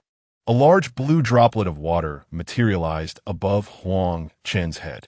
With a splat, the droplet plummeted directly towards him. Huang Chen, having honed his agility to the pinnacle, dashed forward the instant the droplet fell. However, the droplet seemed to have a tracking mechanism, lingering directly above him regardless of his movements. It must be a locking skill, Huang Chen murmured to himself. Realizing evasion was futile, he decided to confront it head-on, reasoning that the Master of Ghosts didn't possess a high attack power. Minus 5,262. Your body is under the invasion of ice. Movement speed, minus 75. Attack speed, minus 75. Only 5,000 health points? It appeared to be a control-type entity. Huang Chen raised an eyebrow. He would not hold back any longer. Activating void teleportation, he closed the distance to the Master of Ghosts. Sunlight, threefold. Minus 120,121 minus 144,210 minus 172,850 with sunlight threefold at level 19. The attack multiplier surged to 38 times. A single strike reduced the Master of Ghosts' health by a small segment. The Master let out a piercing wail, its voice grating and shrill. Under the influence of this sound, Huang Chen felt dizzy, his consciousness momentarily blurred, and his health plummeted at a rate of approximately 1,000 points per second. Yet within a second, he regained his clarity. Another control skill. With a cold snort, Huang Chen unleashed sunlight threefold once more. The Master of Ghosts, seemingly wary of Huang Chen's marksmanship, screeched again as he made his move. This time, however, it did not launch an attack, but rather became ethereal, causing Huang Chen's sunlight threefold to miss entirely. With another splat, a droplet struck Huang Chen's head. An ethereal form of the Master of Ghosts swiftly drifted towards the exit. Chapter 68. The Deceptive Mask, Terror in the Mind, What a Nuisance. Huang Chen scoffed. With lightning crackling in his hand, he hurled a thunderous strike directly in the path of the Master of Ghosts. Minus 90,125 this time. The Master of Ghosts' shriek transformed into a cry of agony, immediately returning to a solid state. Ghostly beings, particularly those of the water element, were heavily disadvantaged against earth-based lightning. In its ethereal state, it was immune to all physical attacks, suffering only minimal magical damage. A level 1 thunderous strike had merely reduced its health by 1 point. So weak, Huang Chen once again positioned himself at the entrance, unleashing a torrent of thunderous strikes. The duration of the tempestuous lightning was a mere 10 seconds. With an attacking radius of 44, just 6 strikes would suffice to blanket the entire hall. The Lord of the Wraiths found himself ensnared within the grand chamber, desperately fleeing. Emitting a haunting wail, in mere seconds, his once ample health bar dwindled to less than a tenth. As if cornered, the Lord of the Wraiths let out a piercing shriek, briefly stunning Huang Chen. Upon regaining his senses, he observed the Lord no longer evading the lightning, but charging directly at him. Was this a final act of defiance? A cold smile crept across Huang Chen's lips as he raised his silver spear. Just as their bodies were about to collide, the Lord of the Wraiths expanded dramatically before exploding into countless ghostly flames with a thunderous bang. This created a formidable shockwave that propelled Huang Chen several steps back. As a crimson damage notification emerged above Huang Chen's head, a horde of little specters led by a ghostly figure surged in from outside. Caught off guard, Huang Chen was swept aside by the swarm. Upon entering the chamber, the scattered ghostly flames fervently attached themselves to these spectral entities. In an instant, the incoming specters and their leader withered away, while the flames enveloping them surged in strength. Witnessing this, Huang Chen's gaze turned icy.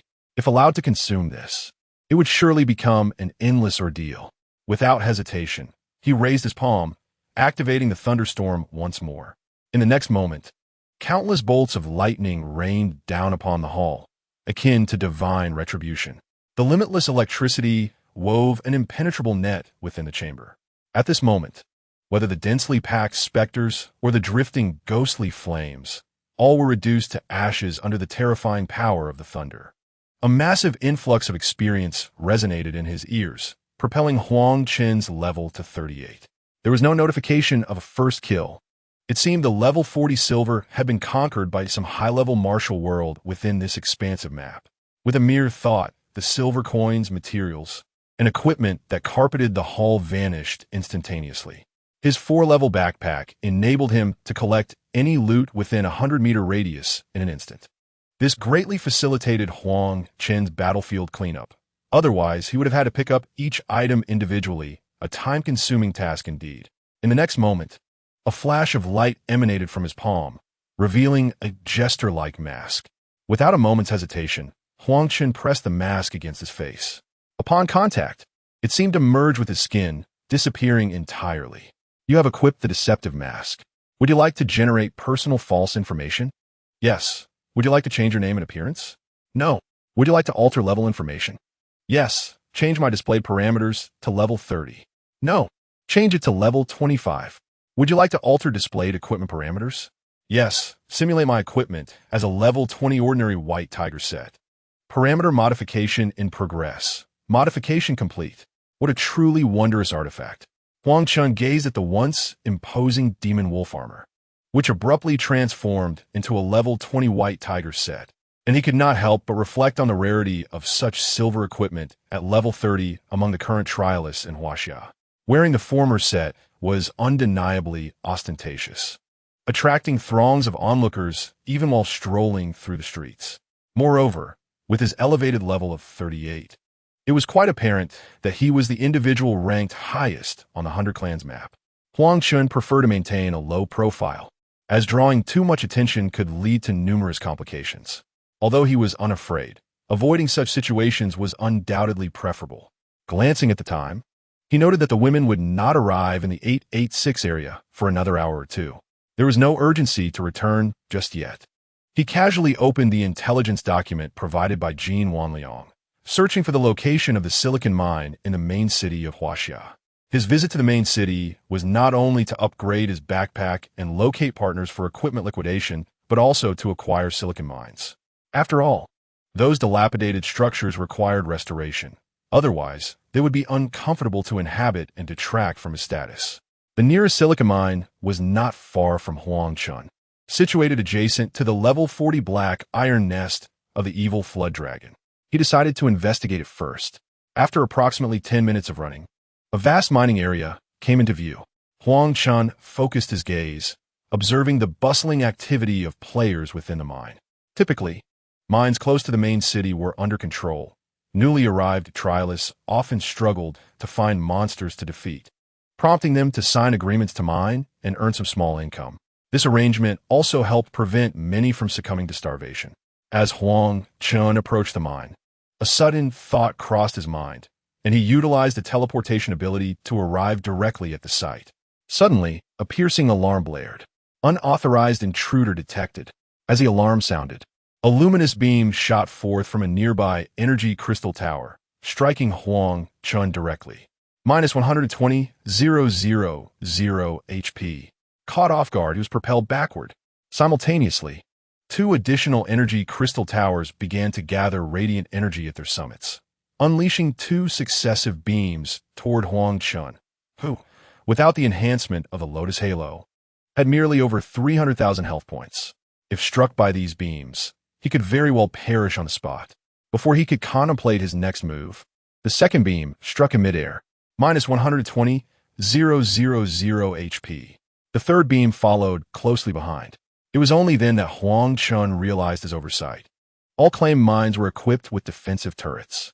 However, he had no time to ponder further. His body contorted in an astonishing manner, showcasing the pinnacle of his agility.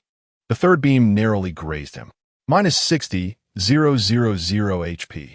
At that moment, as the beam brushed past him, a flash of white light erupted. The beam created a massive crater in the mining area. Meanwhile, Tai Shangnan, leading her female special operations team, had been running for half an hour and finally reached the edge of the evil flood dragon's nest. Just as she commanded her team to enter the nest, a sudden bright light flashed across the sky, followed by a resounding crash as a humanoid object plummeted to the ground, kicking up a cloud of dust. The sudden turn of events startled Tai Xingnan and the others, causing them to retreat and regard the swirling dust before them with apprehension. As the haze dispersed, a man was revealed, half buried in the ground, his legs trembling uncontrollably. Chapter 69. First Encounter with the Saintess 295s. Hey, the captain is a person, exclaimed Lan Ling, her sparkling eyes wide with a peculiar expression. Tai Xingnan's face darkened at her words, and she playfully rapped Lan Ling on the forehead. You got quite the nerve to jest with me. Ouch. Lan Ling cried out, rubbing her forehead and casting a mournful glance at Tai Shengnan. Typically stern, Tai Shengnan would often correct her as an adult would a child. Subsequently, Lan Ling instructed several subordinates to excavate the man from the pit. Before long, a man, charred and limp, was pulled from the hole. At this moment, Huang Chen lay motionless on the ground, as if his body were disassembled. His blood, which had turned crimson, surged upward under the influence of several 9-turn soul restoration pills, while the charred skin began to flake away. With a focused thought, he transferred a soul crystal and a body essence from his backpack to his mouth. Moments later, both his physical and mental exhaustion ebbed away like a flowing stream. As Huang Chen was extracted, Tai Shengnan cast a probing glance. Huang Chen, 25. Only level 25? A level 20 white tiger set. A trace of sorrow crossed Tai Shengnan's face. Many trial takers during this period had resorted to perilous ventures in high-level nests, unwilling to mine when they could not find monsters to defeat. However, whether alone or in small teams, many were met with swift demise at the hands of monsters. A lamentable reality for the entire Huaxia clan. The original official leaders of Huaxia held daily meetings to devise strategies for overcoming this predicament. Regrettably, aside from large teams like the official ones, it was utterly absurd to expect a loose collection of 100 or so trial takers to conquer these maps. Most of the official teams consisted of former military personnel, disciplined and unyielding in the face of death. In contrast, when trial taker teams faced crises during their expeditions, they would often collapse entirely. Thus, even the lowest level black iron nests on maps above level 40 were out of reach for ordinary trial takers. Even the formidable official teams suffered significant casualties when attempting to tackle the level 40 black iron nests. After resting for a while, Huang Chen exhaled a heavy sigh. That was too close. He nearly met his end. This period of unbroken success had led to a careless attitude toward many matters. He would need to proceed with utmost caution moving forward. Noticing that Huang Chen had recovered, Lan Ling approached him and remarked, "You truly have no fear of death. Daring to venture alone into the evil Jiao nest at just level 25? If you can't find a team, you might as well work at the mines. Earning your keep with your own hands is no shame. Once the main forces level up, the lower tier nests will naturally become accessible." Huang Chen, hearing her voice, casually responded, "Working is out of the question. I could never bring myself to do it." "Oof, such lofty aspirations." Lan Ling scoffed, turning her back on Huang Chen. "Really? It's futile to offer sage advice to a stubborn fool." Huang Chen ingested 2 pills, and his body and spirit had nearly returned to normal. Only then did he raise his head. Before him stood a 1,000-strong battalion of female warriors, all uniformly arranged and gazing at him with curiosity. Feeling the weight of their collective attention, he instantly felt a wave of embarrassment at the memory of his previous posture. At that moment, Tai Shengnan stepped forward from the ranks, glanced at Huang Chen, and upon confirming his recovery, turned to the special operations team behind her and commanded, "All units, prepare to enter the lair." Huang Chen turned his gaze towards the source of the voice. What a magnificent figure, a striking beauty complemented by a stately presence. The image of the legendary sect saintess from his past life immediately materialized in his mind. The system chime, ding, detected numerous stunning beauties that meet the criteria. Would you like to view detailed information? Display those scoring above 95. Beginning scan for detailed information. Name, Lan Ling. Bond not established. Age, 27. Appearance, 95 points. Figure, 96 points. Purity, 100 points. Overall score, 97 points. Intimacy, 0. Evaluation, calm and clear-headed. Exceptionally strong execution. Issues commands with decisiveness and clarity. Excels in attention to detail. Never makes mistakes. The strongest support for commanders. Reward available for inclusion. So this is Lan Ling, one of the souls of the Iron Lady from his previous life. Continuing scan for detailed information. Name, Tai Shengnan. Bond not established. Age, 26. Appearance, 98 points. Figure, 99 points. Purity, 100 points. Overall score, 99 points. Intimacy, 0. Evaluation, tactical master, battlefield controller. strict internally yet protective, formidable and domineering externally, a natural leader. Reward available for inclusion. Indeed, this is the saintess of the clan, Tai Shengnan. In his previous life, Huang Chen had been merely a lowly minion, having only heard of such legendary figures without ever laying eyes on them. He never imagined he would meet her in such a comical manner in this life. Nevertheless, her frost-like demeanor certainly rivals that of the Phoenix clan's empress. After all, they both possess an existence rated at 99 points. While Huang Chen was perusing the system, Tai Shengnan had already organized the ranks and was leading the charge into the lair of the vile serpent. Huang Chen stood up, brushed off the dust from his attire, smiled at the lair, and strode confidently to follow. The lair was a marshy expanse, and the vile serpent belonged to the water element, leaning towards a control-type monster.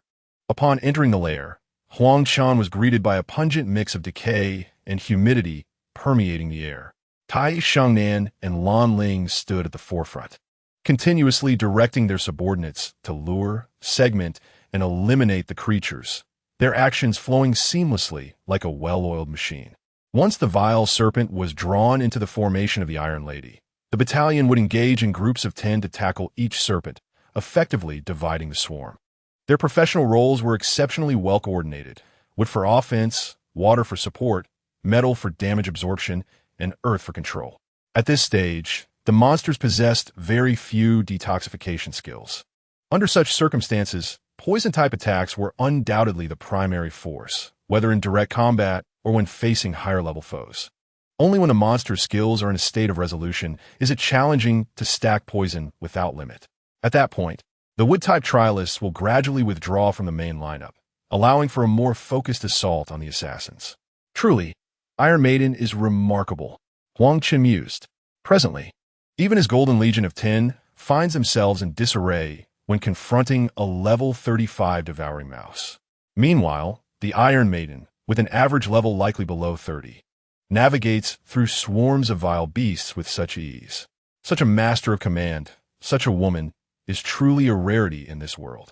As Huang Chen strolled closer, he found himself beside Iron Maiden and her companion. "What are you doing here? Are you not afraid of death?" Lan Ling shot him a glare, yet her gestures commanding the battle remained unaffected. "For survival, one has no choice," Huang Chen replied, shaking his head with a smile. "I see you are affiliated with the military. As the saying goes, the military and civilians are one family. I thought to come in and humbly request to join you, hoping to gain some experience." Lan Ling rolled her eyes. "Does your tone seem like that of a supplicant? Our team does not accept men." Iron Maiden's voice was icy. Not even turning to acknowledge Huang Chen, her gaze fixed on the throng of monsters. Since arriving at the Star Abyss, too many had pursued the desire to join them. Of course, their special operations team also sought to recruit, but the foremost criterion was that recruits must be women, aligning with the initial policy of the Forbidden City. Although he had anticipated this, Huang Chen was still momentarily taken aback. "Well then, I suppose I can just observe from here." "Suit yourself," Lan Ling scoffed, then ignored Huang Chen entirely. Iron Maiden, though silent, betrayed a flicker of barely perceptible disdain at the corner of her eye. Her parents had entered into a political marriage, and when she was very young, that man abandoned her and her mother for his white moonlight, which instilled in her an innate aversion to men. As she grew older and became increasingly beautiful, men resorted to all manner of ploys to get close to her, only deepening her disdain for them. Men are all worthless, except for Grandpa. Huang Chen had heard many stories about Iron Maiden in his previous life, the most iconic being her disdain for men. Yet, it is precisely such a woman who makes for an intriguing challenge. With this thought, Huang Chen purchased a sofa from the marketplace and seated himself beside the two women. Seemingly oblivious to the ongoing battle, Lan Ling cast a glance at him, thinking he hardly appears to be lacking in funds. Huang Chen, catching her look, cleared his throat and chuckled. "It's just something I picked up." Lan Ling huffed, disregarding him, and returned to directing the fight. After a spell of idleness, Huang Chen produced a table, setting out roast chicken and a jug of fine wine. Lan Ling's nose twitched. "Were you a tourist?" Their special operations team lived frugally, wishing they could stretch a single coin into two, spending all their gold on acquiring equipment for the trialists. And yet, here was a mere level 25 underling, brimming with the audacity to indulge in such extravagance. Care for a bite? Huang Chen offered, tearing into a chicken leg and looking toward Lan Ling. Lan Ling's gaze remained steadfast, inwardly cursing Huang Chen's ancestors for 3 generations. Regardless, Huang Chen sat nonchalantly on the sofa, indulging in roasted chicken and fine wine. Meanwhile, Tai Xingnan's expression grew increasingly disdainful. This man clearly lacked for nothing, as he could readily spend his wealth to join formidable teams for leveling up. Yet, he orchestrated such a farce, evidently targeting her. Truly, men were nothing but scoundrels, each one harboring ulterior motives. However, despite her distaste as a soldier, she saw no reason to expel him. An hour passed, and suddenly, a cry of alarm erupted from the front lines where the mercenary women were luring enemies. Watch out. It's an elite monster. No sooner had the warning been issued than a figure was sent hurtling backward, frozen mid-air into a frost-white silhouette, its health plummeting to perilous levels. Earth element. Palm lightning. Tai Xingnan shouted urgently. The lure team primarily comprised sturdy metal element warriors, each boasting health exceeding 10,000. This monster's attack had severely incapacitated one of them, indicating it was no ordinary foe, but an elite-level creature. Despite Huang Chen's relatively low health of merely a few thousand against the 40-level silver monsters, one must consider his substantial resistances, which exceeded several thousand points, mitigating damage by over 70%. In stark contrast, the average 30-level trialist held a potential of merely around 2,600 points, with resistances barely reaching a few hundred. When the attacking force surpassed the resistance by a considerable margin, the damage escalated exponentially. As Tai Xingnan's warning echoed, dozens of palm lightning strikes illuminated the crowd. However, the elite evil dragon's attack speed was astonishingly swift. After sending a woman flying with an ice spear, it immediately stomped its front claws heavily onto the ground. Instantly, a pale blue ice circle radiated from its feet, enveloping all in its path with a layer of frost, drastically reducing both movement and attack speeds. Simultaneously, every individual felt the sting of approximately 4,000 points of damage. This was a wide-area slowing skill and also a group attack move. While the damage may not have been particularly high, it was sufficient to obliterate the woman on the ground. As the woman beheld the encroaching ice circle, despair filled her countenance. With only a few hundred health points remaining, she could not endure this area attack. Water element. Tai Xingnan bellowed, launching a soul piercer directly at the elite evil dragon. Captain No, Lan Ling cried out in alarm, urging the earth and water element warriors to follow suit. Tai Xingnan, as the captain, had been leveling alongside them, sharing the same level, and her health was not significantly higher. At best, her talents and agility were superior, granting her a greater success rate in dodging skills. Yet, this was an elite-level evil dragon capable of incapacitating someone with a single skill. The last time they had slain an elite evil dragon, it had taken meticulous planning and the cooperation of over 1,000 individuals to achieve victory. This time, however, it was evident that the elite evil dragon had caught them off guard, and the level of danger was incomparable. Meanwhile, the water element warriors had been rushing towards the chaos ever since the woman was struck down. Yet, the distant water could not quench the immediate fire. As the ice circle was poised to engulf the fallen woman, Tai Xingnan's teeth gnashed in frustration. She felt a considerable distance separating her from the woman and the elite evil serpent. The soul-piercing spike was utterly insufficient to interrupt the serpent's prowess. At that moment, a figure suddenly materialized beside the woman, leaving Tai Xingnan and Lan Ling in a state of shock. When had that man arrived? Was he courting death? As Huang Chen made his entrance, he immediately unleashed a compassionate healing spell. What effect could a multitude of internal power wielded in a first-level compassionate healing spell possibly have? Tai Xingnan's entire team stared in astonishment as the red health bars of their fallen comrades transformed instantaneously into vibrant green. This man was a healer, a tremendously powerful healer, whose healing capacity surpassed that of their 4 strongest water-type allies combined. Huang Chen's teleportation and healing were executed in a mere instant. After restoring health, He effortlessly scooped up the woman from the ground, and, with a forceful push of his feet, they both retreated swiftly. Simultaneously, he shouted at the approaching attackers, urging them to flee. It was only then that the others snapped back to reality and halted their advance. Seeing her teammates now safe, Tai Shangnan promptly commanded a full retreat from the evil serpent's lair, employing Earth-type Palm Thunder as cover. Meanwhile, the evil serpent, having witnessed its prey being rescued, fixed its lantern-like eyes intently on Huang Chen. At that moment, Tai Shangnan finally found the time to conduct a reconnaissance check. Serpent King 40, water-type grade, black iron. As the information flashed back to her, Tai Shangnan was momentarily taken aback.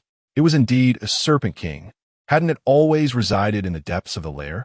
Suddenly, realizing the gravity of the situation, her expression shifted dramatically as she urgently cried out, "Run! It's a Serpent King!" Lan Ling reacted even more swiftly than Tai Shangnan. Upon confirming the identity of the beast, she tightly grasped Tai Shangnan's arm and dashed outside, fearing that the captain might impulsively rush back to save someone. As for that fallen team member and the man, they could only fend for themselves. Perhaps fueled by rage over the loss of its prey, or merely because it was closest, the Serpent King disregarded the retreating group entirely, fixating its gaze solely on Huang Chen. Suddenly, it opened its jaws wide, unleashing a barrage of ice arrows directly at the pair. This chapter consists of 4,000 words. If I write quickly tomorrow, I may add another chapter. I humbly request your encouragement for updates. Chapter 70. Do you think I lack funds? With one arm wrapped around the woman, the two figures danced through the flurry of ice arrows like butterflies in flight, yet not a single arrow grazed their garments. A level 40 black iron entity, Huang Chen felt no fear. However, he was reluctant to reveal too much of his strength in front of Tai Shangnan. Thus, he relied solely on his natural agility to evade the assault, completely oblivious to the fact that the woman in his embrace had developed heart-shaped eyes. Captivated by such an admirable man, the tactical acumen of the female battalion was undeniably top tier. Following Lan Ling's command, the team promptly executed an orderly retreat from the serpent's nest. At that moment, Tai Shangnan and Lan Ling stood at the entrance of the lair. Gripping her gun tightly, Tai Shangnan felt a surge of helplessness and shame as she watched the two figures desperately dodging the torrent of arrows. Her soldiers were in peril, yet all they could do was retreat to ensure their own survival. In stark contrast, a low-ranking stranger, undeterred by the perils of life, valiantly engaged in a rescue effort. This overwhelming sense of shame struck her pride like a heavy hammer. The relentless downpour of icy arrows was incredibly dense. However, for Huang Chen, whose foundational agility had reached a state of purity, evading these arrows was as simple as crossing a street at night. In his previous life, he had only attained this level of skill when he was over level 80. This was primarily due to the absence of attribute skills, compelling him to focus solely on enhancing his agility to escape monster attacks. Yet, other Chinese trialists, even at level 90, had not achieved such a refined mastery of agility. While Huang Chen strolled leisurely to Tai Shangnan, it appeared as if he were floundering under pressure. The icy arrows frequently grazed the tips of his hair, sending shivers down Tai Shangnan's spine. Had it not been for Lan Ling's firm grip on her, she would have charged forward with her weapon. Seeing that most had retreated, Huang Chen sidestepped an icy arrow and withdrew with the woman in tow. The evil flood dragon, having failed to strike its target after several rounds of arrows, was now seething with rage, its eyes ablaze. With a furious roar, it raised its front claws, preparing to unleash a widespread attack. "Be careful," Lan Ling exclaimed, her expression fraught with alarm as she tightened her hold on Tai Shangnan's hand. Although the skill S damage was not particularly high, being struck would severely impair their speed. If that happened, would they be able to evade the subsequent arrows? Huang Chen's retreat was not swift at this rate. He would certainly be caught in the skill's effect when it was unleashed. However, there were myriad ways to disrupt the spell. For instance, Huang Chen retrieved a small throwing knife from his pack and aimed it directly at the creature's calf. Chasing Heart Knife, level 1, with Elemental External Attack, Dark Weapon Branch. Level 30 skill, Internal Energy Cost, 15 points, inflicts with elemental physical damage. 5 strength. Landing a hit causes a wounded animation, capable of interrupting spellcasting. Proficiency, level 1. Skill effect, 1x. With a soft thud, the creature, which had just risen, was struck down by the flying knife. What transpired? Tai Shangnan and Lan Ling exchanged bewildered glances. Was it possible to fall like that? Huang Chen's actions were so discreet that one would hardly notice his strike. As Huang Chen and the woman reached the entrance, both Tai Shangnan and Lan Ling exhaled in relief, and together, the four retreated from the lair of the evil flood dragon. Upon stepping out of the lair, Huang Chen was met with the sight of Iron Lady's regiment, 1,000-strong phalanx, each soldier's eyes wide with astonishment. The atmosphere was tranquil, as if time had momentarily ceased. Perplexed, he called out, "Hey, while I appreciate my own charm, you needn't gaze at me so intently." Tai Shangnan, still in disbelief at the man before her, found it hard to comprehend how a level 25 individual dared to challenge a level 40 authority and emerge unscathed. After a prolonged moment of astonishment, she finally regained her composure. The sound of applause erupted like a contagion, swiftly spreading through the entire regiment. After a brief interval, the clapping ceased. "Huang Chen, thank you." Tai Shangnan bowed earnestly. Despite her aversion to men, she felt compelled to express her gratitude to the soldier who had saved her. Hee. Huang Chen scratched his head, momentarily taken aback by Tai Shangnan's thanks. "Could you perhaps elucidate how you accomplished that?" Tai Shangnan's gaze was filled with an insatiable curiosity. Upon hearing her voice, Lan Ling's eyes also sparkled with intrigue as she turned to Huang Chen. This man, Huang Chen, possessed a healing capacity that vastly exceeded that of their water-based abilities. Facing a level 40 skill again, evading it once could be deemed luck. However, one could hardly rely on luck to evade it twice, thrice, or countless times. Everything indicated that this individual must harbor some hidden secret, one that could significantly augment their team's combat prowess. Huang Chen understood what Tai Shangnan wished to inquire about, but still asked, "Which aspect are you referring to?" Before Tai Shangnan could respond, Lan Ling interjected boldly. "For instance, how is your healing output so substantial? How do you manage to evade skills so effortlessly?" "Substantial?" Huang Chen glanced at Lan Ling's proud form, his expression turning peculiar. "How can you speak such nonsense with your eyes wide open? Do you possess such capacity?" Lan Ling, caught off guard by Huang Chen's look, felt a rush of heat to her cheeks and retorted, "I was speaking of healing output, not that other aspect of the water-based abilities." Huang Chen chuckled softly, finding amusement in teasing the young girl. He pondered how to explain to the two women. His healing output was due to high attributes, and his agility stemmed from superior skill mastery. Improving attributes would require certain clandestine methods. However, voicing such thoughts now might provoke Tai Shangnan's ire. As for the mastery of techniques, that was a topic he could freely discuss, and even if he remained silent, they would eventually discern the intricacies through combat experience. Seeing Huang Chen lost in thought, Tai Shangnan anxiously continued, "We are willing to trade equipment for your assistance." Their group was in dire need of those two aspects, and given her temperament, she would not engage in conversation with a stranger otherwise. She gestured to Lan Ling, who promptly retrieved a set of level 35 black iron evil flood dragon gear from her inventory. During their recent battles against level 40 evil flood dragons, they had gathered quite a collection of level 35 black iron equipment, which remained in their bags due to their insufficient levels. "I have over 50 sets of this gear. What do you think?" Lan Ling presented the equipment to Huang Chen, her eyes fixated on his expression, seemingly seeking to decipher his thoughts.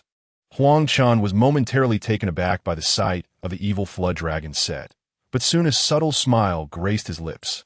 "Equipment, you say?" he mused as he reached out to touch the armor. Noticing his apparent interest, Tai Shangnan hastily added, "If you find that insufficient, I can offer additional funds." Hee. Huang Chen shook his head, gently pushing the evil flood dragon set back towards them. Disappointment flickered across Tai Shangnan and Lan Ling's faces. "Is it not sufficient?" Tai Shangnan inquired. She was acutely aware that the value of Huang Chen's two secrets far exceeded the material possessions before them. However, these were all they had.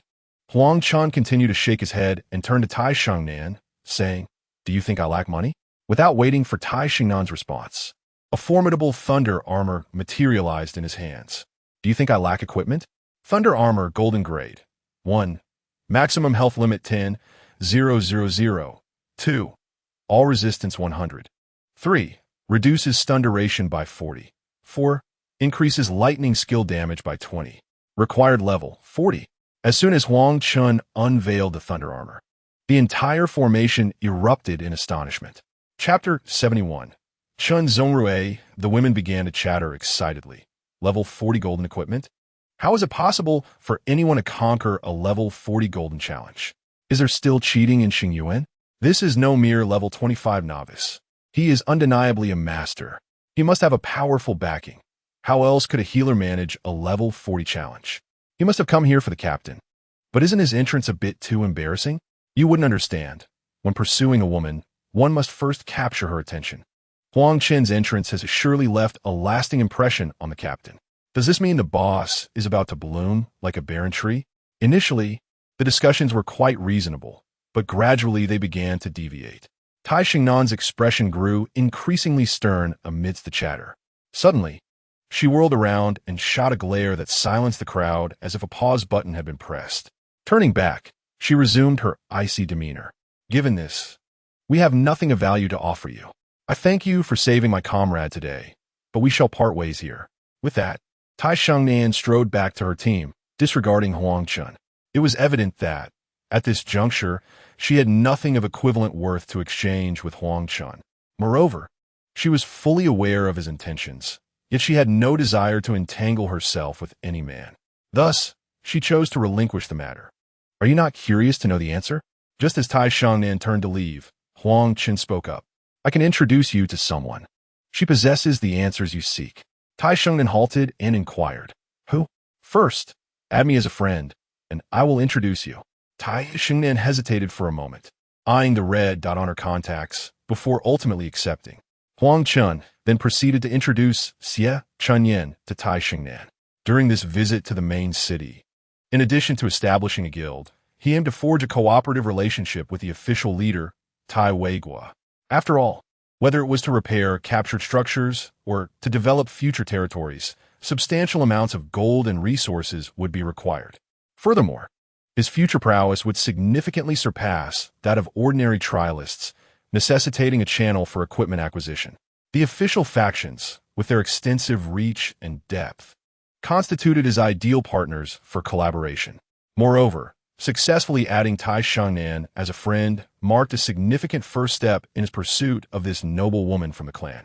Subsequently, he added the contacts of Tai Shengnan and Lan Ling before introducing Xie Chunyan to them. This was Xie Chunyan, who had made her mark on the leaderboard during the monster siege. Tai Shengnan gazed in astonishment at the name in her contact list, turning her eyes toward Huang Chen. Could it be that Huang Chen was part of Xie Chunyan's team? Xie Chunyan had not concealed any information about herself. Her impressive level of 34 affirmed Tai Shengnan's suspicions. It was indeed her. Huang Chen nodded. "What is your relationship with her?" Lan Ling inquired with curiosity. "Hee, you'll find out soon enough." Huang Chen waved his hand and continued on his way deeper into the surroundings. Tai Shengnan watched Huang Chen's retreating figure, pondering. "Huang Chen, Xie Chunyan, who exactly are you?" However, her eyes soon brightened. Regardless of their intentions, as long as she could connect with Xie Chunyan, she would have the opportunity to recruit her and her team into her own ranks. It was truly a case of serendipity, for if she could indeed integrate Xie Chunyan's team into her own, her strength would soar to unprecedented heights. Moreover, her grandfather would no longer need to worry about how to refuse the Chun family's proposal of marriage. Huang Chen's pace was leisurely, and as soon as Tai Shengnan's group vanished from sight, he activated the teleportation. Within the main city of Huaxia, countless challengers occupied the streets. Although a significant portion was outside battling monsters and leveling up, the number of people within the main city remained substantial. After all, a city designed to accommodate 200 to 300 million challengers was currently inundated with 700 to 800 million individuals. Fortunately, news of the satellite city had spread, and many small teams, having earned enough for teleportation fees, began migrating there. The satellite city was now experiencing its first population explosion. Many individuals in the city sat on the ground, some displaying recently acquired surplus items before them, forming makeshift stalls. The sounds of haggling filled the air incessantly. Xie Chunyin and her companions were likely still a while away from the 886 area. With nothing pressing to attend to, Huang Chen decided to browse the stalls, hoping to uncover some hidden treasures by leveraging information asymmetry. The wares displayed by the challengers were quite diverse, primarily consisting of low-level equipment, with a small selection of mineral and energy items scavenged from the wilderness. While many of these goods appeared to lack immediate utility, they would undoubtedly become invaluable in the later stages of the game. After meandering for a while, Huang Chen paused at a stall where a red gemstone caught his attention. Crimson gemstone, aside from its name, no further description was provided. However, Huang Chen, having lived a previous life, was well aware of its significance. In the Star Abyss, challengers earned potential points each time they leveled up, but some players, upon reaching higher levels, realized that their chosen paths were unsuitable and sought to reallocate their points. Before level 50, one could avail of a free point reset from a Martial Master, but beyond level 50, one would need a journey to a place called Peach Blossom Island. There, at the Martial Master's headquarters, 3 crimson gemstones and 100 gold would allow one to reset their potential points once more. The crimson gem is an exceedingly rare item, with a drop rate so low that it can be obtained from foes as weak as level 1 to those as formidable as level 100. Its demand is immense, leading to its price soaring to an astonishing 1,000 gold coins in the previous era. How much do you sell this for?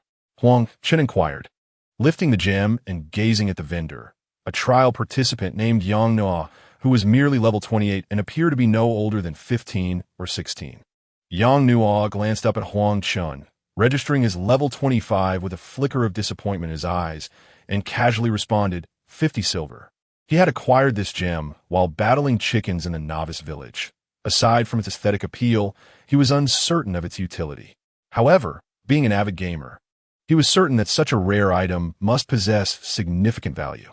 Just a few days prior, he had priced it at 10 gold, but had faced ridicule.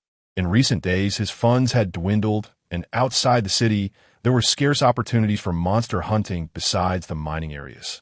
Were just him, he might have ventured to the satellite city, confident in his ability to survive.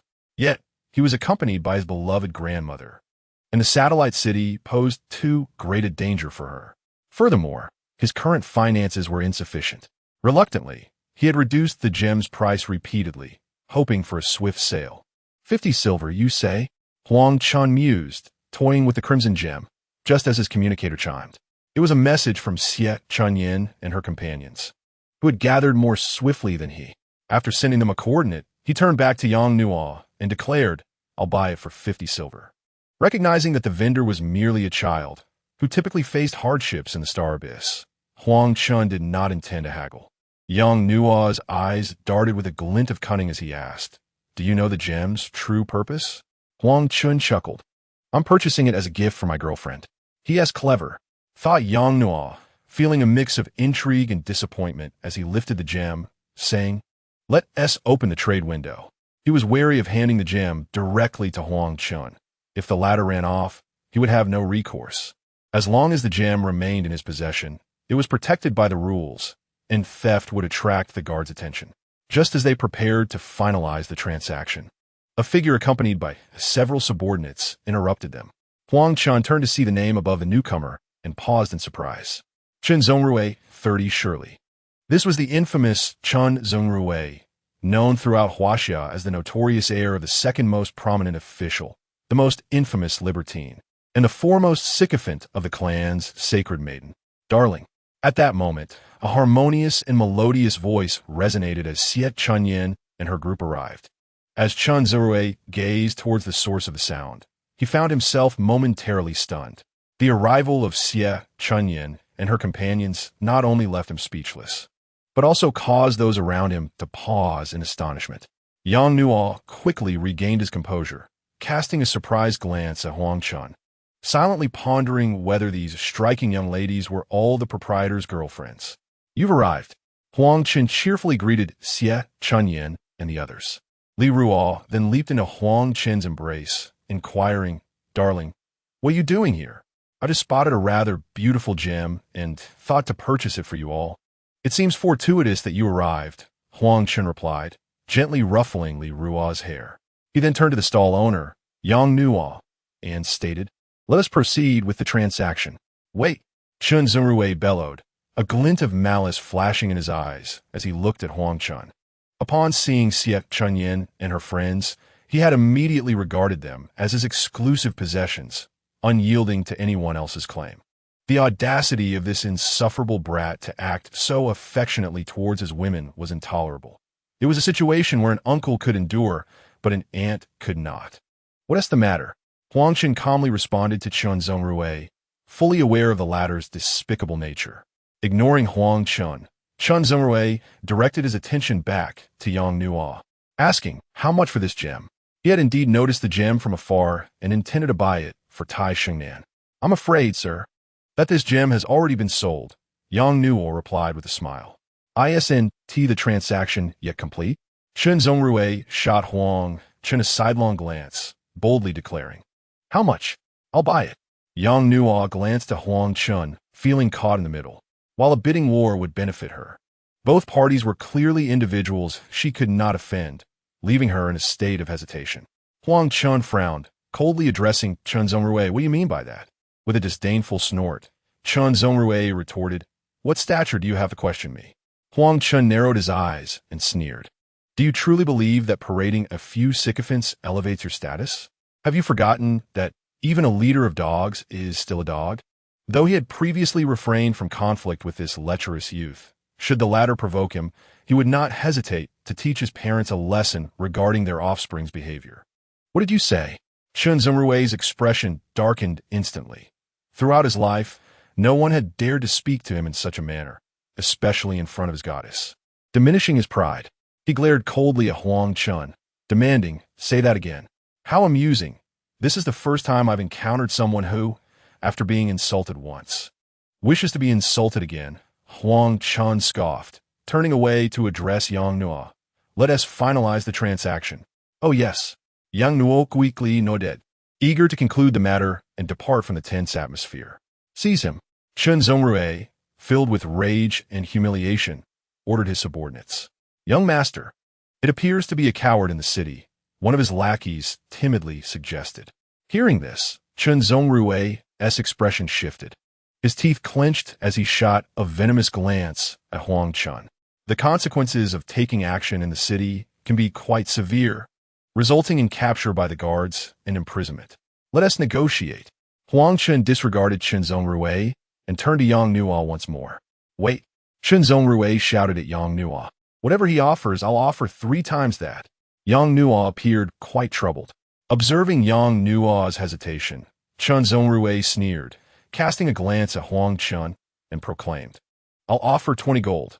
Let us finalize the deal." The impoverished never truly comprehend the allure of wealth. 20 gold? Yang Nuo gulped. This was a staggering 40 times the price he had agreed upon with Huang Chen, exceeding his initial valuation by half. He turned to Huang Chen, only to find Huang Chen winking at him. "Huh, I thought he was someone noteworthy. Turns out he's just a pauper." Huang Chen scoffed. "The price we settled on was 50 gold. If you can't afford it, do stay away." "What? 50 gold?" Chen Zhengrui's eyes widened in disbelief. "Are you telling me this worthless gem is worth 50 gold? Though he was wealthy, he refused to be made a fool of by others. "Indeed, we agreed upon 50 gold," Yang Nuo affirmed earnestly, his expression betraying no pretense. Xie Chunyan, having listened for a while, discerned Huang Chen's intentions to swindle, and thus cast a disdainful glance at Chen Zhengrui, saying, "If you're broke, don't pretend to be affluent. You'll only end up getting scolded by your parents later." "I'm broke?" Chen Zhengrui bellowed in anger, then turned to Yang Nuo. "Come here. I'll buy it for 150 gold. "Huh, is 150 gold substantial?" Huang Chen mocked Chen Zhengrui. "I'll offer 200 gold. Chen Zhengrui was momentarily taken aback, then suddenly laughed. "Is this a setup against me?" With such a lowly level, you expect me to believe you hail from a powerful lineage? You've merely collected a few women in the novice village with slightly better prowess. If you can produce 200 gold, I'll buy it for 600 gold. Chen Zongrui scoffed. His grandfather held a high-ranking official position, and the total amount of money he had was merely 1,000 gold. He found it implausible that this individual could possess such wealth. Suddenly, Xie Chunyan laughed, revealing her gold balance from her panel.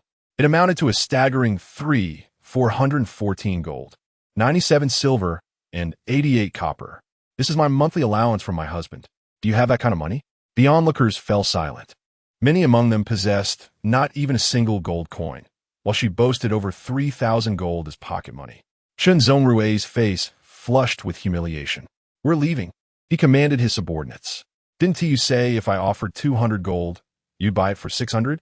Huang Chen continued to ridicule. You wouldn't be unable to gather even 600 gold, would you? A pauper pretending to be something he is not. Can't afford it? Chen Zongrui angrily pointed to his own nose. Individuals of his stature valued face immensely, while 600 gold would cause him pain. The thought of being humiliated in front of his affluent peers was unbearable.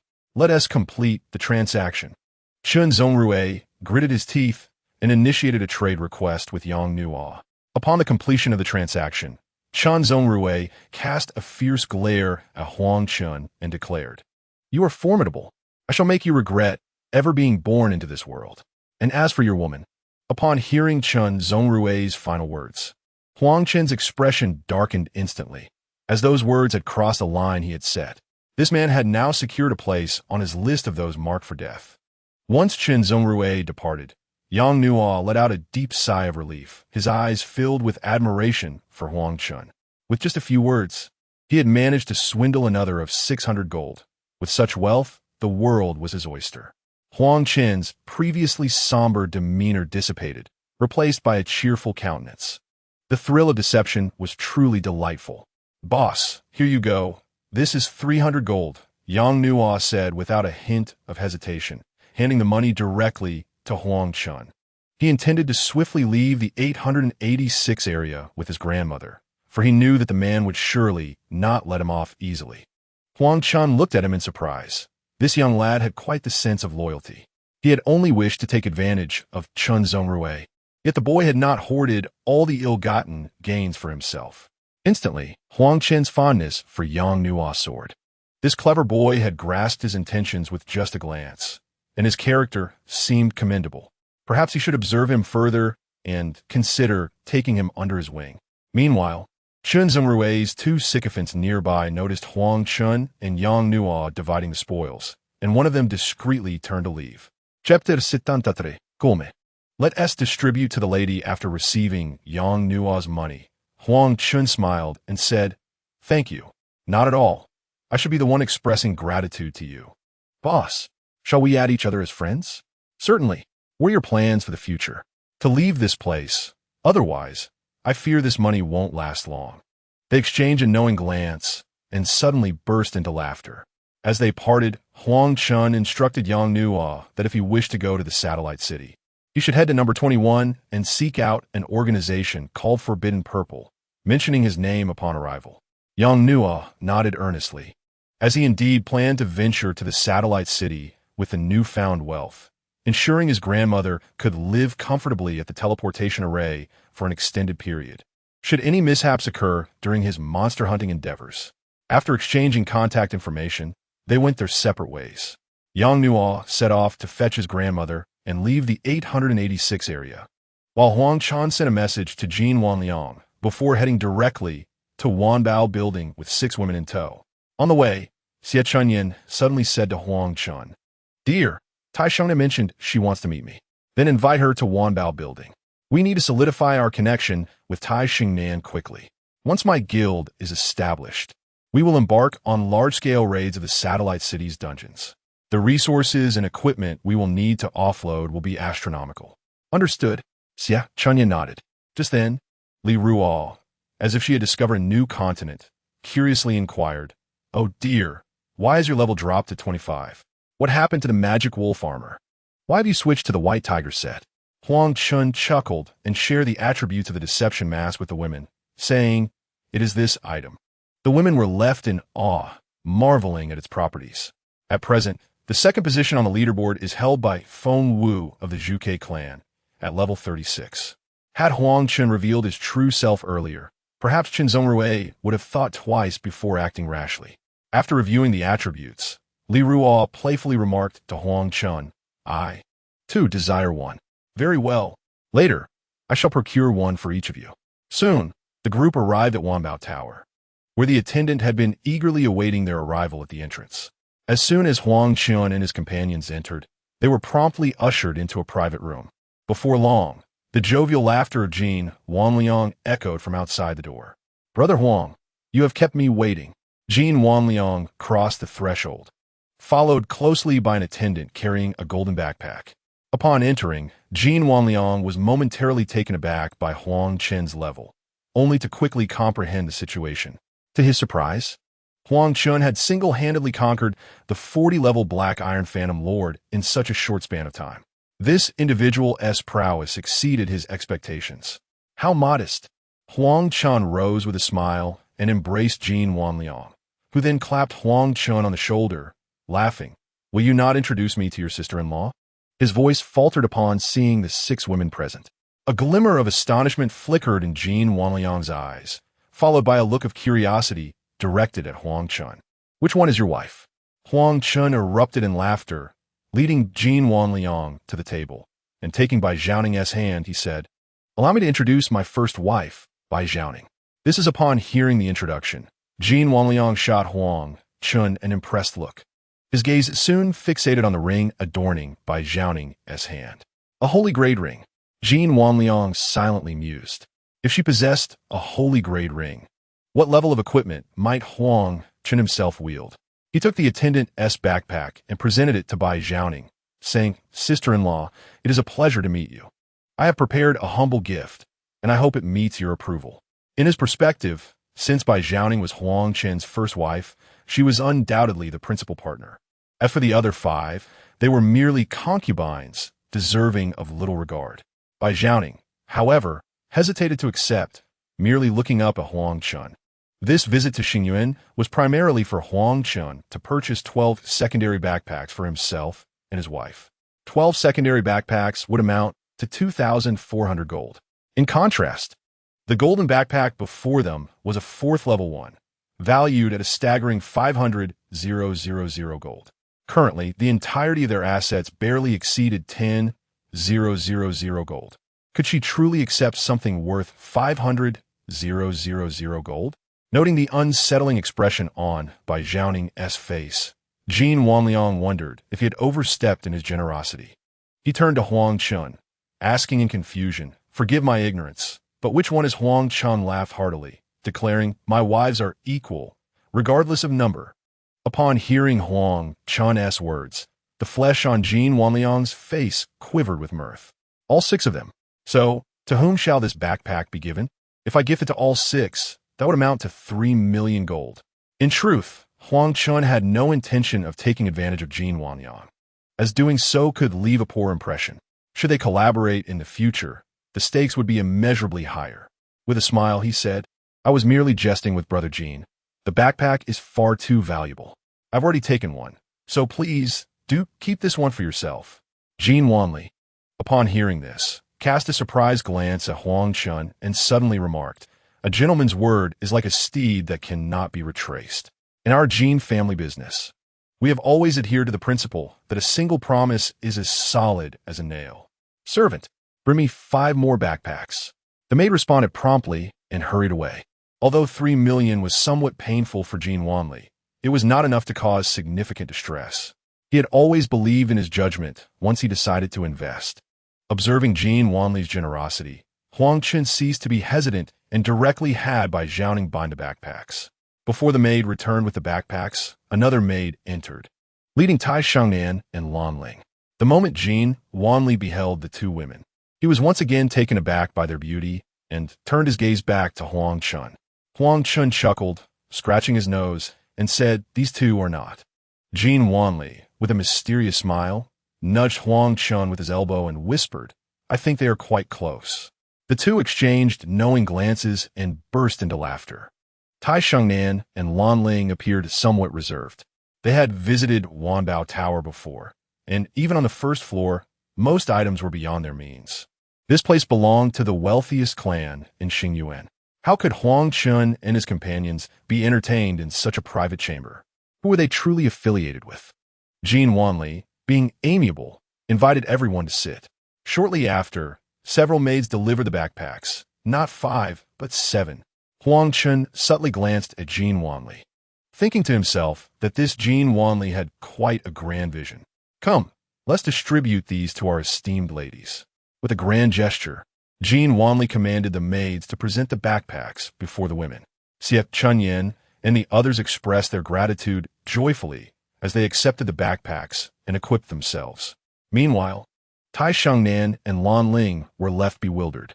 They had said not a word since entering, yet had been unexpectedly gifted items valued at 500,000 gold. Furthermore, what was this sister-in-law business? Who was the sister-in-law? Whose sister-in-law was it? Why did the backpacks feel so heavy in their hands? Once everyone was seated, Jean Wanli briefly discussed the forthcoming collaboration with Huang Chen. He then had Xie Chunyan exchange contact information with his assistant before taking his leave. As Tai Shengnan listened to their conversation, her astonishment grew with every word. Just the fact that Huang Chen had promised Jean Wanli to establish at least 20,000 square meters of buildings for Wanbao Tower in 99 satellite cities within a month was staggering. Was this truly achievable by current trial takers? I may not have read much, but do not deceive me. Chapter 74. Negotiation of cooperation after Jean Wanli departed. The discomfort felt by Tai and Lan gradually lessened. Staring at the backpacks in their hands, Tai Shengnan felt a strong sense of refusal. After all, it was difficult for her, given her principles, to accept such valuable gifts without reason. However, the significance of these backpacks for their group was immense, so much so that she could not convince herself to decline. To put it simply, the generosity was overwhelming. Tai Shengnan remained silent, and Xie Chunyan and the others were not in a hurry to speak either, as they quietly savored their tea and snacks. The essence of competition in the marketplace lies in psychological strategy. The one who speaks first inevitably loses the upper hand, and this is a nuance that Xie Chunyan has mastered quite well. At last, it was Tai Shengnan who could no longer contain herself, gesturing subtly to Lan Ling, prompting her to inquire of Huang Chen about the backpack. Huang Chen waved his hand dismissively, responding nonchalantly, "Since it was gifted to you by Jean, you should accept it." However, Lan Ling hesitated, turning her gaze towards Tai Shengnan. After all, Jean Wanliang was a significant figure, and their acceptance of such a gift felt somewhat insubstantial. Tai Shengnan lowered her head, pondering deeply. At this current stage, the backpack held immense value for them. The equipment and materials obtained from their team's monster hunting endeavors had nearly filled their original inventory. Soon, they would find themselves lacking space. After some contemplation, she steeled her resolve and addressed Huang Chen with a respectful fist salute. "Then allow me to express my gratitude to Mr. Jean and Mr. Huang. Furthermore, I kindly request Mr. Huang to inform Mr. Jean that once our team's finances are more robust, we shall reimburse this amount." "There's no need," Huang Chen reiterated, continuing to wave his hand. After all, it was a gift for his wife. Whether they reimbursed, it was inconsequential. Tai Shengnan nodded in acknowledgement, expressing her thanks once more before turning to Xie Chunyan. "Miss Xie, you may already be aware that we have come to seek information regarding Mr. Huang's skills and agility. Might you enlighten us on the conditions required to obtain such knowledge?" Prior to their arrival, Huang Chen had briefed Xie Chunyan on this matter. Tai Shengnan represented a vital link between them and the official channels. After a moment's reflection, Xie Chunyan replied earnestly, "In truth, our outreach to you was purposeful. Firstly, we at Zijing wish to establish a connection with the officials." "Zijing? Establish a connection with the officials?" Tai Shengnan inquired, puzzled. "Indeed," Xie Chunyan affirmed with a nod. "We have formed a faction named Zijing in the 21st satellite city, where we have conquered over 30 buildings. Our warehouse is brimming with equipment. which I believe will pique the interest of the officials. Additionally, we seek the officials' assistance in gathering certain resources. Upon hearing Xie Chunyan's words, Tai Shangnan exchanged a look with Lan Ling, both reflecting shock in their eyes. Over 30 buildings, an abundance of equipment. Just how formidable was this Zijing? Moreover, they had recently negotiated with Jin Wanliang, aiming to conquer 99 buildings, each no less than 20,000 square meters, within 30 days. It is worth noting that monsters capable of occupying such vast structures are typically from level 40 silver tier dungeons. Currently, the most formidable team within the official struggles to conquer even level 40 black iron dungeons. The disparity is profound. Nevertheless, the officials are indeed in dire need of equipment. While the collection of resources poses no significant issue, given that they have amassed an army exceeding 1 million soldiers, ensuring ample manpower. This represents a mutually beneficial collaboration. However, the magnitude of this partnership was such that Tai Shangnan felt unqualified to make such a decision on her own. She shook her head and remarked, "Miss Xie holds me in too high regard. My influence is minimal. This matter is not for me to decide." Upon hearing this, Xie Chunyan smiled and replied, "I merely wish to meet with you to facilitate an introduction to Elder Tai. I am confident he would find this proposal intriguing." After finishing her words, Xie Chunyan lifted her teacup and took a sip, awaiting Tai Xingnan's response. At the very moment Xie Chunyan concluded her sentence, Tai Shangnan contacted her grandfather. Upon receiving an affirmative reply, she felt a wave of relief wash over her and turned to Xie Chunyan, saying, "My grandfather has agreed and wishes to meet with you." Xie Chunyan nodded and responded, "We have some matters to attend to, so let us arrange to meet the day after tomorrow. We shall visit Elder Tai in person then." "Very well. My grandfather mentioned he would be at the inn in Changlai to await your arrival." Upon their arrival in the main city, the officials took over a 5-story inn in the 886 area, establishing it as their temporary base. After the negotiations were finalized, Tai Shangnan cast a furtive glance at Huang Chen, who was blissfully enjoying the shoulder and leg massages provided by Chen Yichuan and Xia Qing. Tai Shangnan silently scoffed. What a scoundrel! There are no good men. If there are, they must be clinging to their poverty. Yet, she was curious about the true identity of this man. From his earlier conversation with Jin Wanliang, it seemed that this team was led by Huang Chen. However, her discussion with Xie Chunyan suggested that Xie possessed supreme authority within this group. Nevertheless, the most pressing matter at hand were Huang Chen's 2 secrets. She turned to Xie Chunyan again, cleared her throat, and solemnly inquired, "Miss Xie, there's indeed another matter I wish to ask. Are you referring to my husband's skill effects and agility?" "Yes." Tai Shengnan nodded, urging her to continue. Suddenly, an idea struck her as she looked at Xie Chunyan in disbelief, then glanced back at Huang Chen, murmuring, "Old husband?" Seeing Tai Xingnan's expression, the other women couldn't help but burst into laughter. "Indeed, Huang Chen is our collective husband. Is there an issue with that?" Li Ruo chimed in with sparkling eyes. "Yours?" "No, ours." Tai Shangnan seemed oblivious to the hidden implications in Li Ruo's words and directed her gaze at Huang Chen with renewed disdain. Men truly are not to be trusted. Could he have employed coercive tactics? Otherwise, how could 6 goddess-level figures submit to a mere novice of level 25? Tai Xingnan's gaze returned to Xie Chunyan, her eyes filled with inquiry, as if silently asking, "If you are being threatened, please blink." Xie Chunyan merely smiled gently and said, "Regarding agility, the more you practice, the better. Once your proficiency reaches level 20, you will attain 5 realms, and upon reaching these realms, evading attacks will become significantly easier." In truth, Xie Chunyan's agility was only around level 15, and her knowledge stemmed entirely from Huang Chen. As for the effects of skills, they were indeed tied to one's potential.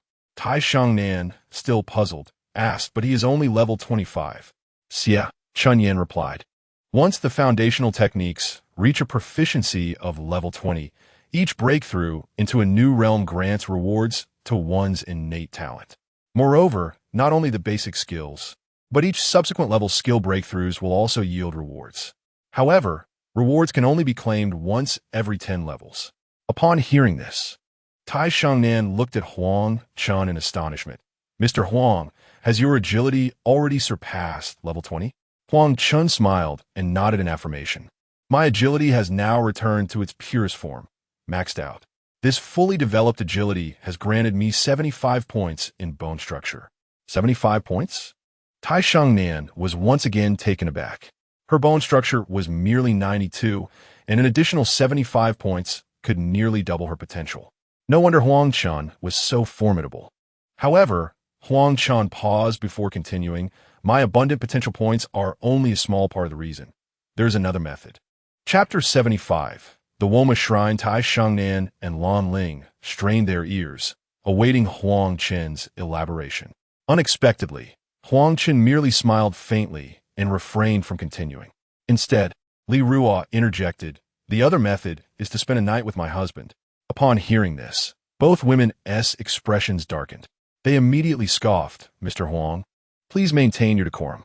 If you harbor such unrealistic notions to coerce us, then this collaboration need not proceed." Li Ruo. Xie Chunyan shot Li Ruo a disapproving glance and continued, "Please forgive Li Ruo's lack of discretion. Given Tai Xingnan's character, if it were that simple to win her over, Huang Chen would have done so long ago." She feared that Li Ruo's thoughtless words might frighten them away and jeopardize Huang Chen's plans. Upon hearing this, the expressions of Tai Shangnan and Lan Ling softened slightly, and they both stood up. "We shall take our leave for now. See you the day after tomorrow," they said to Xie Chunyan. As for the details regarding collaboration with Zijing, they could not make decisions and would have to wait for their grandfather's discussions to yield clarity. Xie Chunyan rose to see them off, while Li Ruo murmured in a wrong tone, "I didn't say anything wrong." Just as Tai Shangnan reached the door, Huang Chen suddenly spoke, "If you wish to swiftly enhance your team's proficiency, you may visit us at Satellite City number 21. We are preparing for large-scale training to improve Zijing's skill proficiency. You're welcome to join." Tai Shangnan clasped her hands in gratitude and then departed with Lan Ling from Wanbao Building. As soon as they left, Chen Yichuan promptly sat on Huang Chen's lap, wrapping her arms around his neck, and said, "Darling, these two are truly exceptional, rivaling my sisters without a doubt." Huang Chen smacked his lips and remarked, "Indeed, they are quite impressive. A rating of 99, surely unparalleled in Huaxia." The mere thought of Tai Xingnan's exquisite beauty flooded Huang Chen's mind with the classic phrase from Teacher Zhao, "Spring has arrived." Noticing that the sky was growing late, Huang Chen bid farewell to Jin Wanliang and, accompanied by the 6 women, secured a grand suite at an inn. Tomorrow, they would confront the Woma Lord. As the saying goes, last-minute preparation shines bright. Tonight, they must engage in vigorous exercise to ensure they could fully immerse themselves in the pursuit of the Woma Lord in the days to come. While Huang Chen was conquering within the inn, Chen Zhongrui was currently in a furious rage, having just received a report from his subordinate. In the afternoon, Tai Shengnan met with Huang Chen, spending over an hour in a private room at Wanbao Building. This inevitably stirred the imagination of Chen Zhongrui. Tai Shengnan had always been unabashed around men. What could she possibly be doing with a man for such an extended period? What transpired behind those closed doors? The presence of 6 other goddesses only fueled Chen Zhongrui's growing agitation. In a moment of desperation, he instructed his subordinates to procure 2 young women, whose appearances were rather unremarkable, yet served their purpose adequately. Afterward, Chen Zhongrui cautioned his men to closely monitor Huang Chen and his companions. Should they attempt to leave the city, he demanded immediate reports. He was determined to make that individual aware of the consequences of crossing him. As the sun rose high in the sky, Huang Chen showed no inclination to rise from his slumber. He lay on the bed, utterly listless, regretting his reckless abandon from the previous night, having greatly overestimated his own resilience.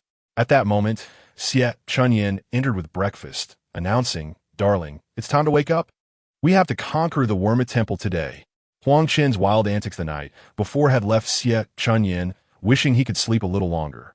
But with their tight schedule and pressing tasks ahead, she had no choice but to rouse him.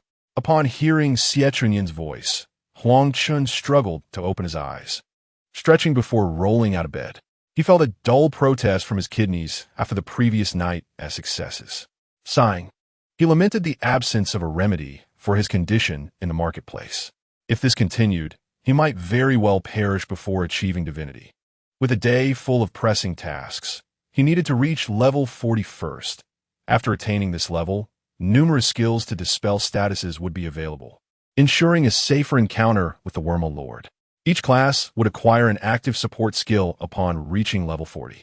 The Gold class could use Black-Yellow Body to instantly dispel dizziness for 3 seconds, with the duration decreasing as proficiency increased. The Wood class would have 5 Poisoned Body to instantly remove all toxins, also lasting 3 seconds.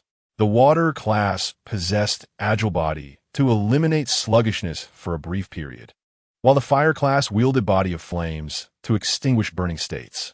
The Earth class could utilize Thunder Body to immediately alleviate injury effects. The Worma Temple stands as one of the highest level dungeons in the main city area, featuring monsters with diverse attributes. The Worma Lord, in particular, boasts randomly generated attributes. Should fortune betray him with a particularly challenging Earth attribute, the lack of dispelling skills could lead to dire consequences. After a brief morning routine, Huang Chen and the 6 women soared to the edge of the evil flood dragon's lair. Having visited this location before, he knew all group teleportation points led here. They then ventured deep into the wilderness, soon arriving at their destination, the Worma Temple.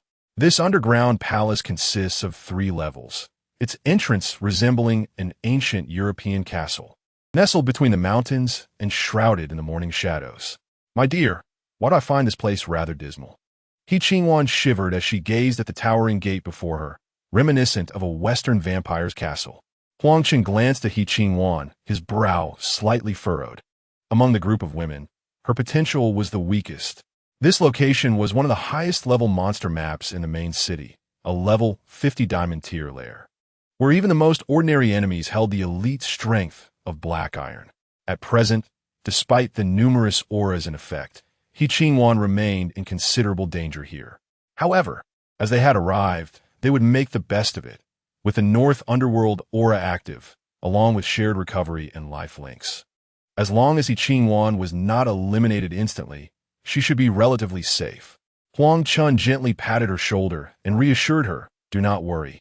I shall take care of everything." He then turned to the other women, instructing, "Please keep a close watch on Yenching. She shall stand at the center of our formation. With the North Underworld aura active, the minor foes will pose little threat to you, so feel free to unleash your attacks. Just remember to utilize basic agility to evade their skills." With that, he boldly pushed open the castle door. Chapter 76. Entering the temple from the outside. The castle appeared shrouded in darkness, obscuring all visibility. Without hesitation, Huang Chen stepped into the shadows beyond the threshold. He had visited this place in his previous life.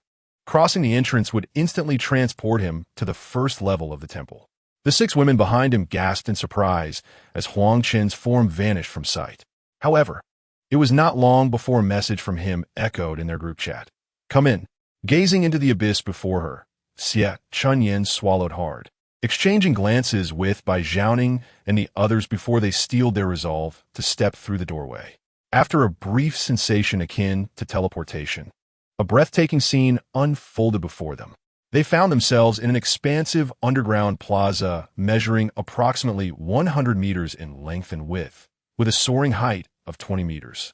A colossal luminous pearl hung from the ceiling, illuminating the hall with brilliant light. Along the 4 walls of the plaza were archways, each roughly 10 meters wide. Standing within the plaza, they could discern the faint silhouettes of creatures lurking in the passageways. The Worma Temple comprised 3 levels. Apart from the final Worma, Lord's Sanctuary, the remainder was interconnected by a labyrinth of intricate corridors.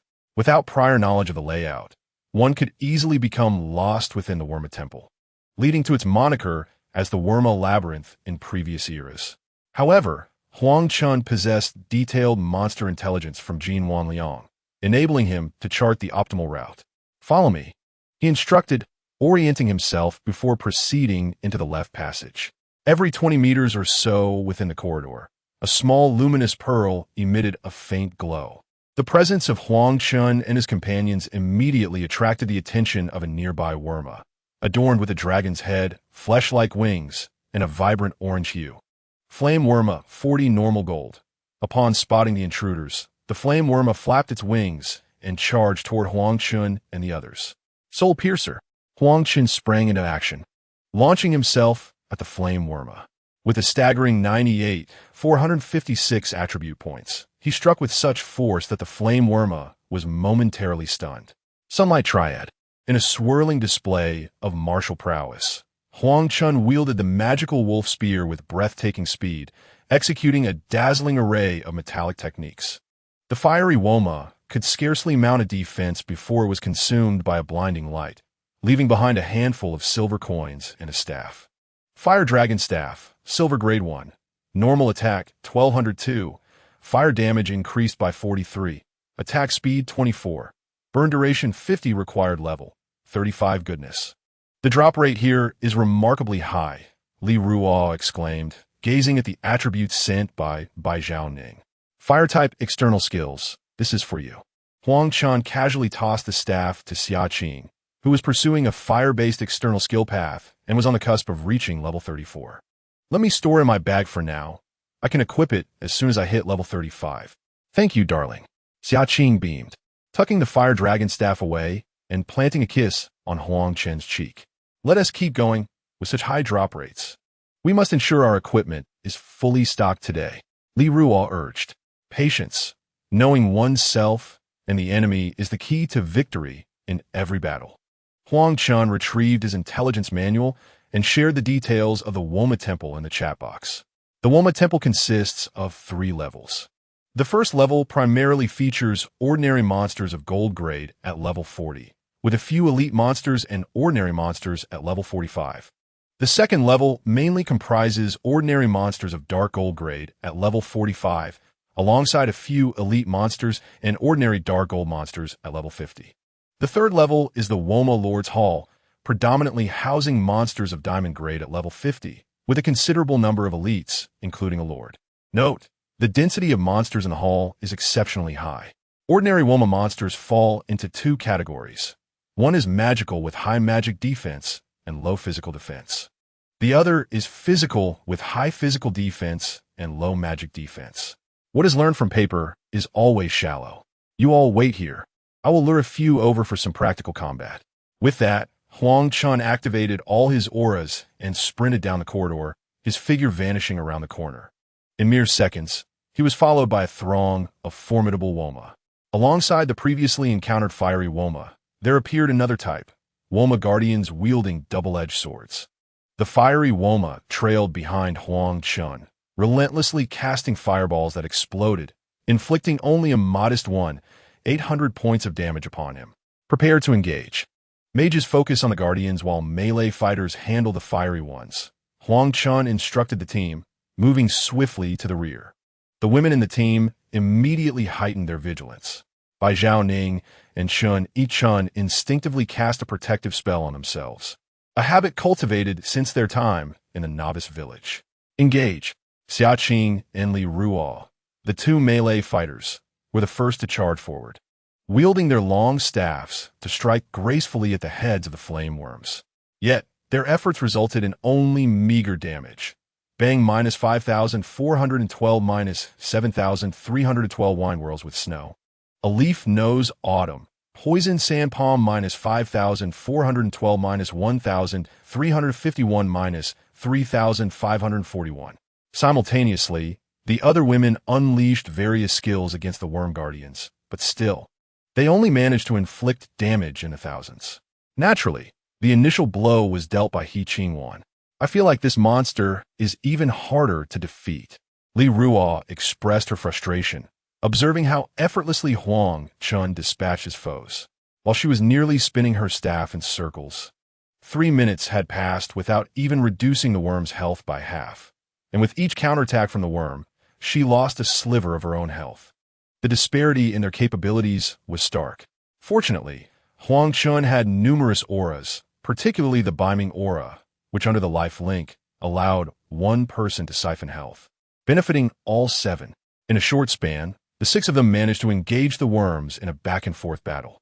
Finally, after over 10 minutes, all the worms Huang Chen had drawn and fell to the ground. The women felt as though this brief encounter had lasted a century, utterly exhausted. To add to their frustration, not a single piece of equipment had dropped. Li Ruo pouted, indignantly stating, "After all this time, we didn't even get a consolation prize." Hee hee. That last one was just lucky.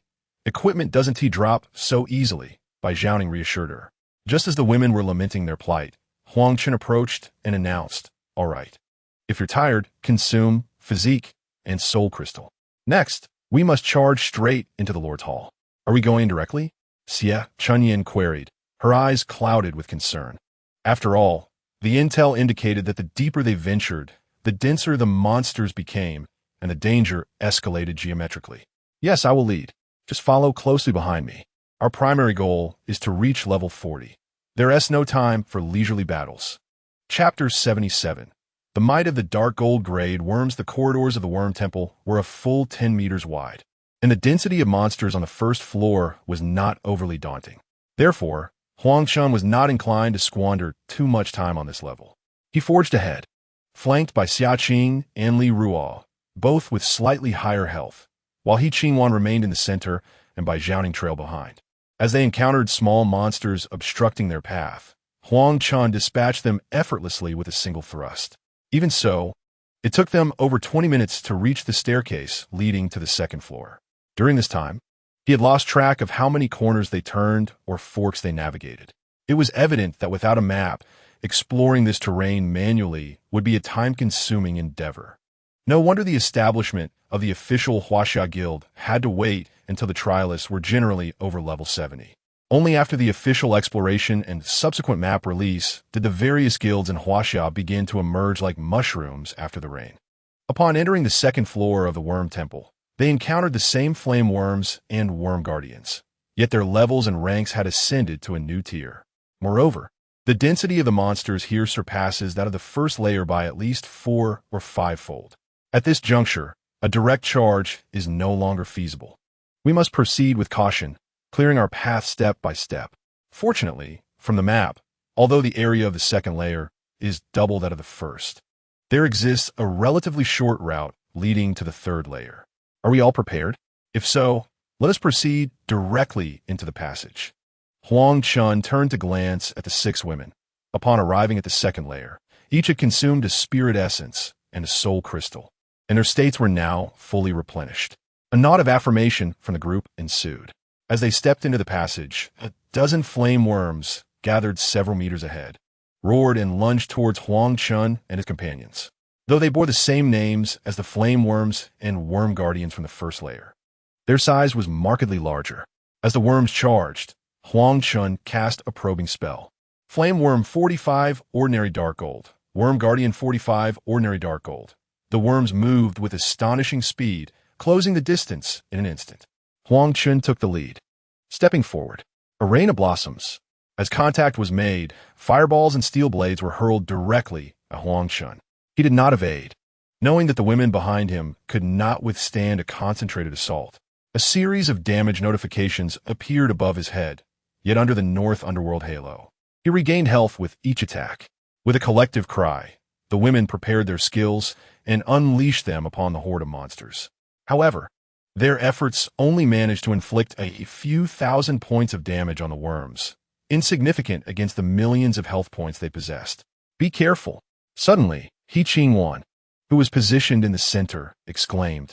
2 worm guardians circled around Huang Chen, raising their steel blades to strike at Li Ruo.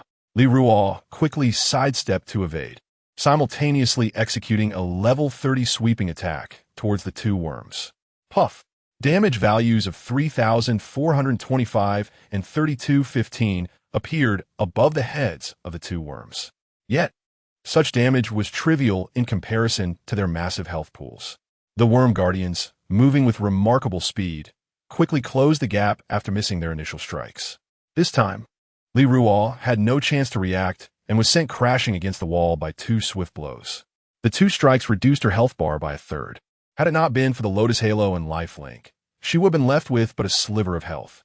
Huang Chen's considerable damage, bolstered by the North Underworld Halo and Lifelink, translated into a substantial healing effect. In this situation, as long as one was not instantly killed, safety was nearly assured. Damn, this is far more challenging than before, Li Ruo exclaimed as she scrambled to her feet and charged once more at the two worm guardians. At that moment, the worms had already breached the line of the women. While He Qingwan appeared somewhat flustered, the others remained relatively composed, skillfully evading while unleashing a variety of spells. Out of the corner of his eye, Huang Chen noticed a few individuals posing no threat and chose to disregard them, focusing intently on the dozen or so woma before him. After a flurry of petals cascading through the air, the last 8 fiery woma dissipated into ethereal light. Turning around, he observed the 6 women still engaged in a fierce struggle with 2 woma guardians. In just a few minutes, they had managed to diminish the health of the guardians by less than half. Meanwhile, though all 6 were at full strength, they bore the marks of battle, their faces bruised and battered. After all, physical recovery from injuries requires a measure of time. At that moment, Bai Zhaoning, unable to evade in time, was struck and sent flying. 13,542. The Woma Guardian pursued relentlessly, its steel blade raining down upon her. Bam! 12,431. 14,213. Bai Zhaoning frantically defended herself, oblivious to the fact that her health was plummeting steadily. This is bad. Zhaoning's health hasn't been restored. Chen Yichuan shrieked. It was then that everyone realized Bai Zhaoning's health had reached a critical level. Had it not been for Huang Chen's relentless monster farming providing substantial lifesteal, they would have perished at the hands of the Woma Guardians countless times. Once Huang Chen's lifesteal ceased, the group was immediately plunged into peril. Compassionate guidance.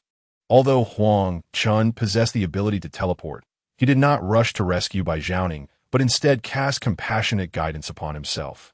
At the same time that Bai Zhaoning fell into danger, Xiaqing was also struck and sent reeling by another Woma. If he had rushed to save Bai Zhaoning, Xiaqing would have been left vulnerable. The most prudent course of action was to bolster his own defenses with compassionate guidance. Under the bond they shared, the 2 women would regain several thousand health points each second. With the immediate crisis averted, Huang Chen teleported to Bai Zhaoning's side and swiftly dispatched the Woma Guardian. Following that, he executed a series of soul-piercing strikes to eliminate the other foe as well. This time, the dozen Woma yielded 2 pieces of 40-level golden equipment and a bounty of silver coins. However, the women could not muster any joy. They silently collected the equipment and coins, their expressions downcast. They had believed they had grown stronger, yet without Huang Chen, they struggled against even the most ordinary golden-level adversaries. Do you feel weak? Huang Chen refrained from examining the equipment's attributes and addressed the 6 women directly. They glanced up at him, yet remained silent. You must understand that the average level of the Huaxia clan struggles against even the 35-level black iron common monsters. You have already surpassed many. Huang Chen felt it necessary to uplift their spirits and continued. Know that you are currently facing dark gold level monsters that are over 10 levels above you. If others were to encounter these foes, they would scarcely endure a single blow. The fact that you managed to whittle down the health of 2 Woma Guardians by half is quite remarkable. Upon hearing Huang Chen's words, the eyes of the 6 women gradually sparkled with renewed vigor. Indeed, these were dark gold monsters that surpassed them by 10 levels. According to the distribution of monster strengths in the Star Abyss, the individual power of the Huaxia clan currently approximated that of black iron monsters of the same level. They are already quite proud to withstand several attacks from dark gold monsters that are several levels higher than themselves. Furthermore, take a moment to observe your skill proficiency. Huang Chen remarked with a smile. Upon hearing this, the women immediately opened their skill panels, and delight swiftly illuminated each of their faces. Chapter 78, Level Up. Great gains. While the women were in awe, Huang Chen produced 2 pieces of equipment he had just acquired. Soul Armor, Gold Grade. 1. Maximum Health, 4,002. All Resistances, 35-3. Absorbs 1,000 points of magical damage 4. Reduces burn duration by 30 required level, 40. Firewind Boots, Gold Grade. 1. Speed, 52. Agility, 203. Health Regeneration, 50 points per second 4. Fire Damage Amplification, 20 required level, 40. The presence of several dark gold Woma had bestowed upon him 2 pieces of gold equipment. No wonder the ancients said, the greater the storm, the more valuable the fish. Aside from the elites, all Woma were fire-type monsters. Thus, the equipment was also inclined towards enhancing fire-type abilities for greater efficacy. Huang Chen once again bestowed the 2 pieces of equipment upon Xiaqing. This was not a matter of favoritism. After all, nurturing a powerful ally was far more beneficial than adhering to a philosophy of equality. Xiaqing was naturally thrilled to receive the equipment, but the others, including Li Ruo, did not feel disheartened for not receiving any. Given Huang Chen's prowess, such equipment could indeed be acquired in abundance. In just a few minutes, my base agility proficiency surged from level 16, 20 to level 16, 55. Li Ruo, after reviewing her panel, couldn't contain her excitement and leaped up to plant a kiss on Huang Chen, causing her ample charms to sway enticingly. Xiaqing glanced at her panel once more and turned to Huang Chen, saying, not only my agility, but my level 10 skill, Diamond Demon Suppression, has also increased by over 40. Indeed, I too. This is precisely what I had mentioned earlier. Dodging attacks from monsters of a higher level and engaging them is the quickest way to enhance proficiency. Moving forward, you must remain vigilant and treat every battle as a matter of life and death. Do not let your guard down, and call for me immediately if danger arises. With that, Huang Chen continued deeper into the corridor of the temple.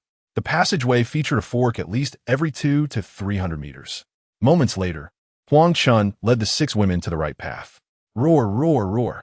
As they turned the corner, the guttural roars of Woma echoed in succession. Huang Chen was taken aback to find dozens of them. Be cautious, engage the monsters. Thunderstorm strike 2. Before the Woma could approach, Huang Chen swiftly cast 2 thunderstorm strikes before him, then unleashed a torrent of fiery blossoms upon the approaching horde. This time, the number of monsters was significantly greater. To alleviate the pressure on the 6 women, Huang Chen maximized his agility, allowing only 1 Woma Guardian to pass through. 1 Woma Guardian was ample for them to hone their proficiency. Gradually, the coordination and positioning among the 6 women became increasingly harmonious. Even when they occasionally faced danger, the others could promptly utilize various interrupt or control skills to turn peril into safety. Thus, after traversing merely a few dozen meters and turning a corner, the group was able to slay dozens of Woma. The experience gained from defeating monsters of a higher level was astonishing. In just over an hour, Huang Chen had ascended to level 39, while the others had also progressed by 2 to 3 levels. They spent over 4 hours in the corridor, ultimately reaching the staircase leading to the 3rd level. During this time, they managed to clear a wave of dozens of Woma approximately every 10 minutes, resulting in a total extermination of over 200 Woma within those 4 hours. Bai Zhaoning calculated that this multitude of dark gold Woma yielded them a bounty of 280 gold coins. However, the most precious rewards were the 42 pieces of level 40 golden equipment, which would be considered priceless in the market. It is worth noting that the highest level equipment currently offered for sale was a level 40 silver bracelet, which fetched an astounding price of 500 gold coins before being acquired by the authorities. At present, apart from the official entity, no other faction could amass such vast wealth. Nevertheless, Huang Chen had no intention of selling these items just yet. Setting aside the question of whether others could afford them, there was still a significant demand for high-tier equipment within the Yenching faction. In terms of levels, Huang Chen had reached level 40 with 56 experience points, and 5 active auxiliary skills had appeared on his panel. The lowest among the 6 women, Yenching had reached level 35, while Bai Zhaoning was the highest, nearing level 37. Notably, during these 4 hours, the 6 women had their agility proficiency fully maxed out at level 20 under the tutelage of the Woma Guardians. As long as they could comprehend and reach a breakthrough to a small success, they would earn rewards for their innate talents. Husband, what should we do now? Shall we descend to the 3rd level directly? Upon hearing Bai Zhaoning report their gains, Li Ruo immediately approached Huang Chen with eagerness. During these 4 hours, her strength had increased rapidly, and the girl, having tasted success, was eager to venture deeper to challenge the diamond-level Woma. Huang Chen pondered for a moment and replied, I will scout ahead first. The third level features Woma of level 50 with diamond quality. Their strength will undoubtedly be significantly enhanced. Furthermore, the data indicates that the monsters on the third level are as densely packed as a school of sardines. Sound good? Li Ruan nodded in agreement. Meanwhile, Xie Chunyan expressed her concerns, advising, if you encounter any danger, retreat immediately. We should discuss and strategize on how to tackle the Woma Lord. Understood, Huang Chen nodded, and then he stepped directly into the descending staircase. Boom, boom. Upon entering the third level, Huang Chen was immediately besieged by attacks from all directions. He quickly cast 2 healing spells, Compassionate Guidance, and focused his gaze ahead. Before him loomed Woma larger than the dark gold variety. In addition to the Fire Woma and Woma Guardians previously encountered, the monster horde was interspersed with even larger, fully Crimson Woma. The diamond-level elite monsters of the Sect Master S Guards unleash fireballs that are significantly larger than those emitted by ordinary Wurma. Their hue transformed from a pale yellow to a vibrant orange-red. With a determined thrust, Huang Chen raises the greedy wolf spear and executes the technique Sunlight threefold. However, his target is not the Wurma before him, but the 3 fiery orbs released by the Sect Master S Guards. With a series of resounding explosions, the greedy wolf spear skillfully pierces and detonates the 3 fireballs. Rather than vanishing as the typical Wurma's fireballs do, they erupt into a rain of molten lava cascading toward Huang Chen. The sizzling sound of the lava clinging to his body fills the air, releasing wisps of blue smoke. You have been burned by lava. -2,423, -2,351, -2,314. A multitude of damage notifications emerges from Huang Chen. The figures, though not exorbitant, are relentless. In merely 3 seconds, his health diminishes by 13 while under the protection of 2 healing spells. With a cry of frustration, Huang Chen retreats a few steps back to the 2nd floor. The lava continues to scorch him, inflicting further damage. Upon seeing Huang Chen reappear, Bai Zhaoning and Chen Yichuan immediately shower him with healing spells. Yet his health bar persists in its slow decline. Summoning the body of fire, Huang Chen clenches his fist, igniting his entire being in a golden blaze. The orange-red lava is extinguished beneath the golden flames, and at last, his health begins to recuperate. With a relieved sigh, Xie Chunyan inquires, Darling, how are you faring? Truly brutal. Huang Chen responds, still shaken. I'm fortunate to have scouted ahead. Otherwise, your health might have plummeted, and you could have been eliminated in an instant.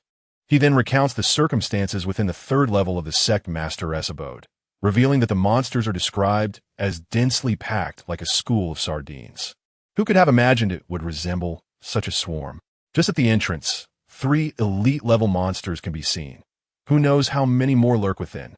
To locate and eliminate the Sect Master amidst this sea of monsters seems a fantastical notion. Huang Chen had never ventured into the 3rd level of Wurma in his previous life, and his knowledge was merely hearsay.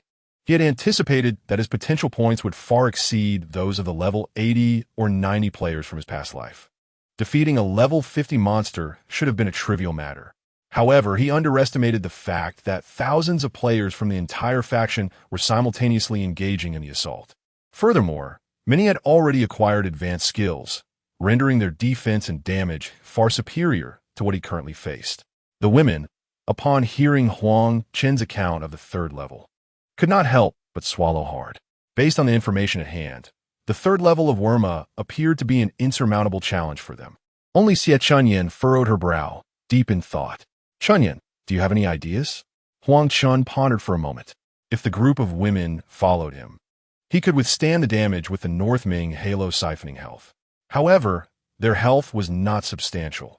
If the 3 elite monsters attacked simultaneously, they would not survive the fiery rain of exploding fireballs. He considered that his poison sand palm had a base poison stacking duration of 5 seconds. And with his current skill proficiency at level 19, the effect coefficient was 38 times, extending the poison stacking duration to 19 seconds. Xie Chunyan lifted her gaze towards Huang Chen, her eyes shimmering with wisdom. She continued, before descending the stairs, you can stack a few compassionate deliverances on yourself. Once you go down, immediately unleash a poison sand palm on one of them. If your sustain falters, retreat to the second floor and use the flame body to eliminate the burning state. Once the duration of the flame body is over, repeat the strategy. By exhausting the 3 elites, we can follow you down. Upon hearing Xie Chenyan's words, Huang Chen's eyes brightened.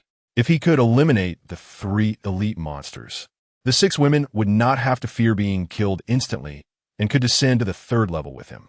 With the North Ming halo in effect, no creature would pose a threat to him. Then why not use the Rain of Flowers? Li Ruo inquired, somewhat puzzled. Isn't a large-scale attack more effective? Xie Chenyan shook her head, smiling as she explained, it is precisely because the Rain of Flowers covers too large an area. If it clears out the vicinity of the Master S-Guards, what will happen if they flee? Huang Chen nodded, greatly impressed by Xie Chenyan's meticulous reasoning. This time, he directly stacked 5 compassionate deliverances on himself and dashed down the stairs once more. As he entered the 3rd level, he unleashed a flurry of poison sand palms towards the nearest Master S-Guard. The base attack speed of the poison sand palm was 1 palm per second. However, with over 4,000 agility points, he could almost strike 40 times in a second based on the 1-to-1 conversion rate. In reality, his attack speed was approximately 4 strikes per second. In the early stages, the conversion of agility to attack speed could be perceived as 1-to-1. However, when the attack speed reached double, the increase ratio became 1-to-1. When attack speed quadrupled, the enhancement ratio transformed into 1,000-to-1. In summary, the faster the attack speed, the lesser the increase per agility point. Nevertheless, an attack speed of 4 strikes per second was already remarkable. Huang Chen's internal power was 13,000, and with a level 19 poison sand palm, each poison stack dealt 49,400 damage. At 4 strikes per second, he could accumulate 197,600 damage. Based on previous experience, he could maintain this for 2 seconds, allowing him to stack a total of 395,200 damage in the first instance. The data indicated that the Master S-Guards had approximately 50 million health points. Thus, by continuously stacking damage, he could defeat them after entering and exiting a dozen or so times.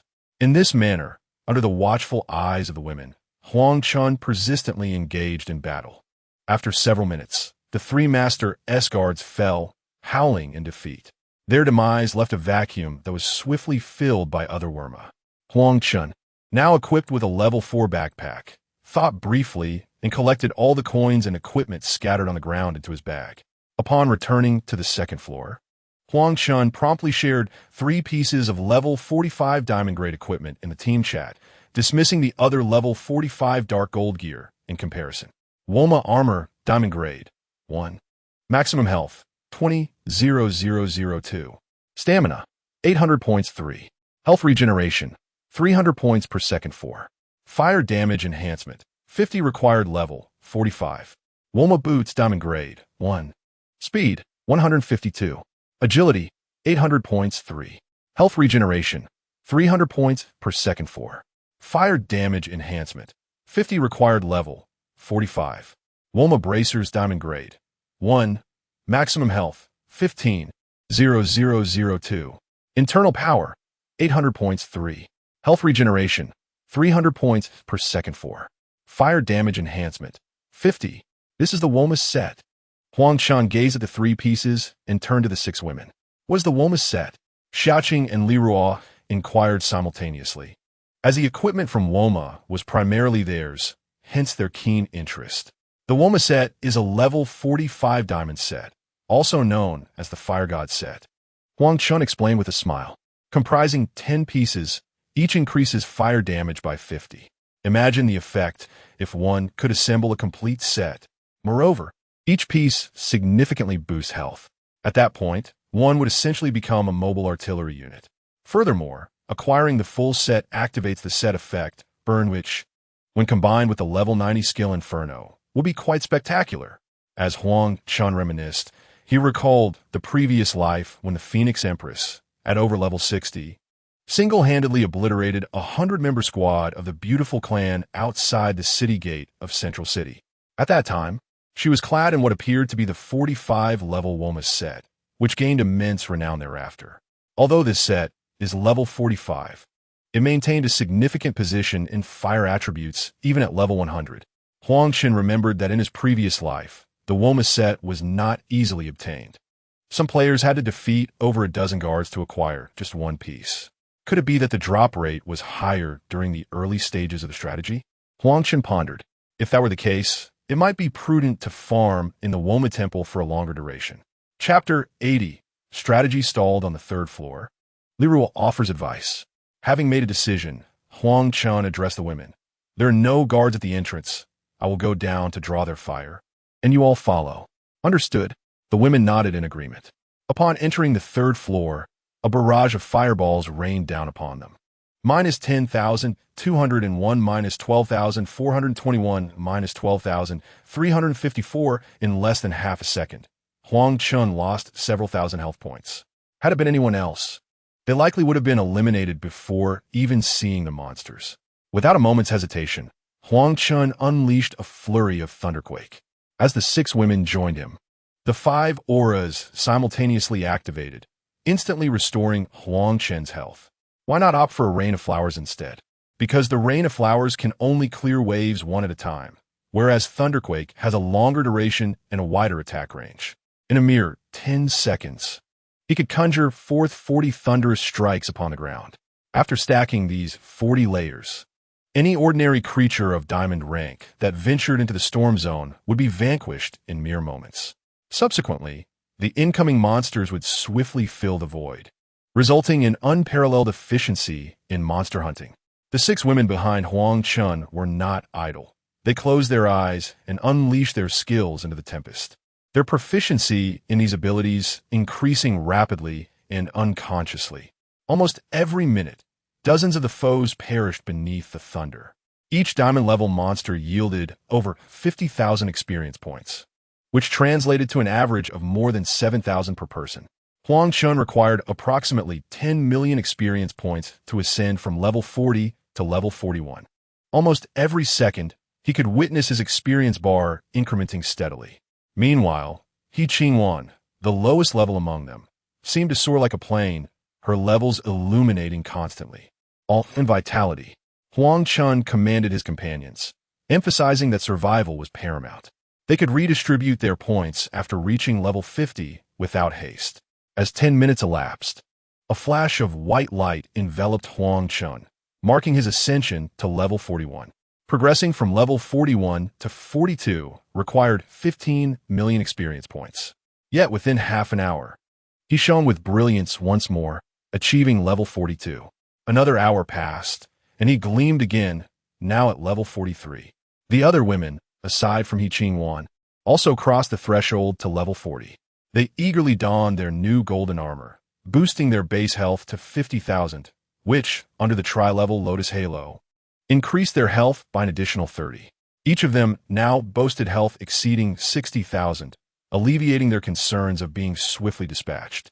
After approximately 3 more hours of relentless monster hunting, Huang Chen had surpassed level 44 and was on the brink of level 45. The entrance to the lair of the Woma Lord had grown notably sparse in monsters. The continuous hours of battle had left Huang Chen thoroughly exhausted. "Darling, this won't do. We can't break through," Xie Chunyan lamented, having fought all day without even catching a glimpse of the Lord.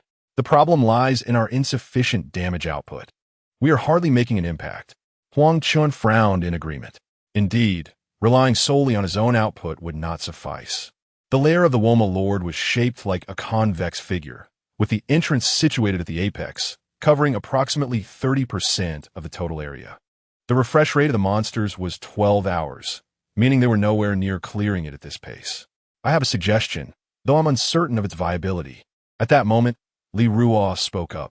The others turned their attention to her, pondering what clever strategy she might propose, given her seemingly muscle-bound intellect. "Let us retreat to the second level," Huang Chen ordered.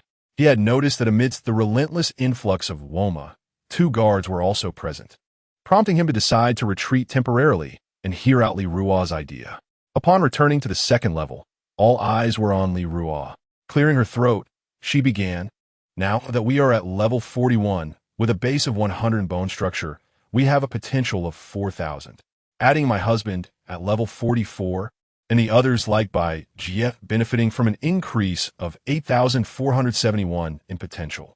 Even I have gained over 6,000 points. Previously, the potential of 10,000 points had significantly enhanced our attributes: stamina, agility, strength, internal energy, and resistance. If we were to forego agility and strength, we could allocate all points to reach 100 in resistance, simplifying our battles against monsters considerably. Upon hearing this, everyone fell into deep contemplation. A resistance of 100 points would yield approximately a 20 damage reduction, and with the additional resistance provided by level 40 golden equipment, a total of 50 damage reduction would be more than sufficient.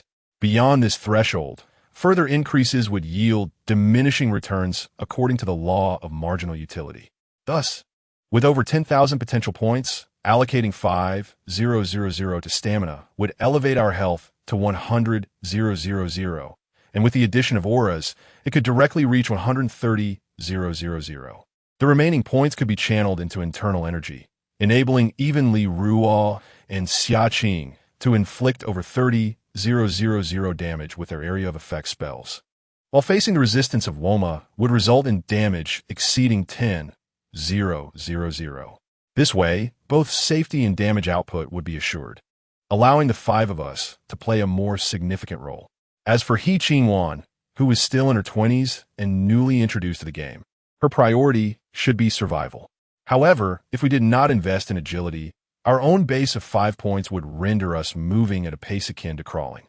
Bai Xiaoning frowned at the thought. Having grown accustomed to speeds of hundreds of meters per second, how could one endure a mere 5 meters per second? Yet, it's not entirely about foregoing agility. We could invest 100 or 80 points, as increased agility would also follow the diminishing returns effect. The more she spoke, the more pleased Li Ruo became, adding, moreover, if we can't run, we can always take our husband's aircraft. She continued, didn't my husband mention that the Crimson Gemstone can reset points? With money, what is there to fear about not being able to recover points? We can always reset them later. Huang Chen nodded repeatedly, becoming increasingly convinced by her reasoning. He promptly decided to return to the city, accompanied by the women to the martial master for point resetting, and then visit Old Tai the next morning to continue their assault on the Woma leader. Establishing the guild was of utmost importance and could not be compromised. Meanwhile, just returning from the level 40 Black Iron Nest, Wailing Spirit, after grinding, Tai Shengnan gazed at her friend's list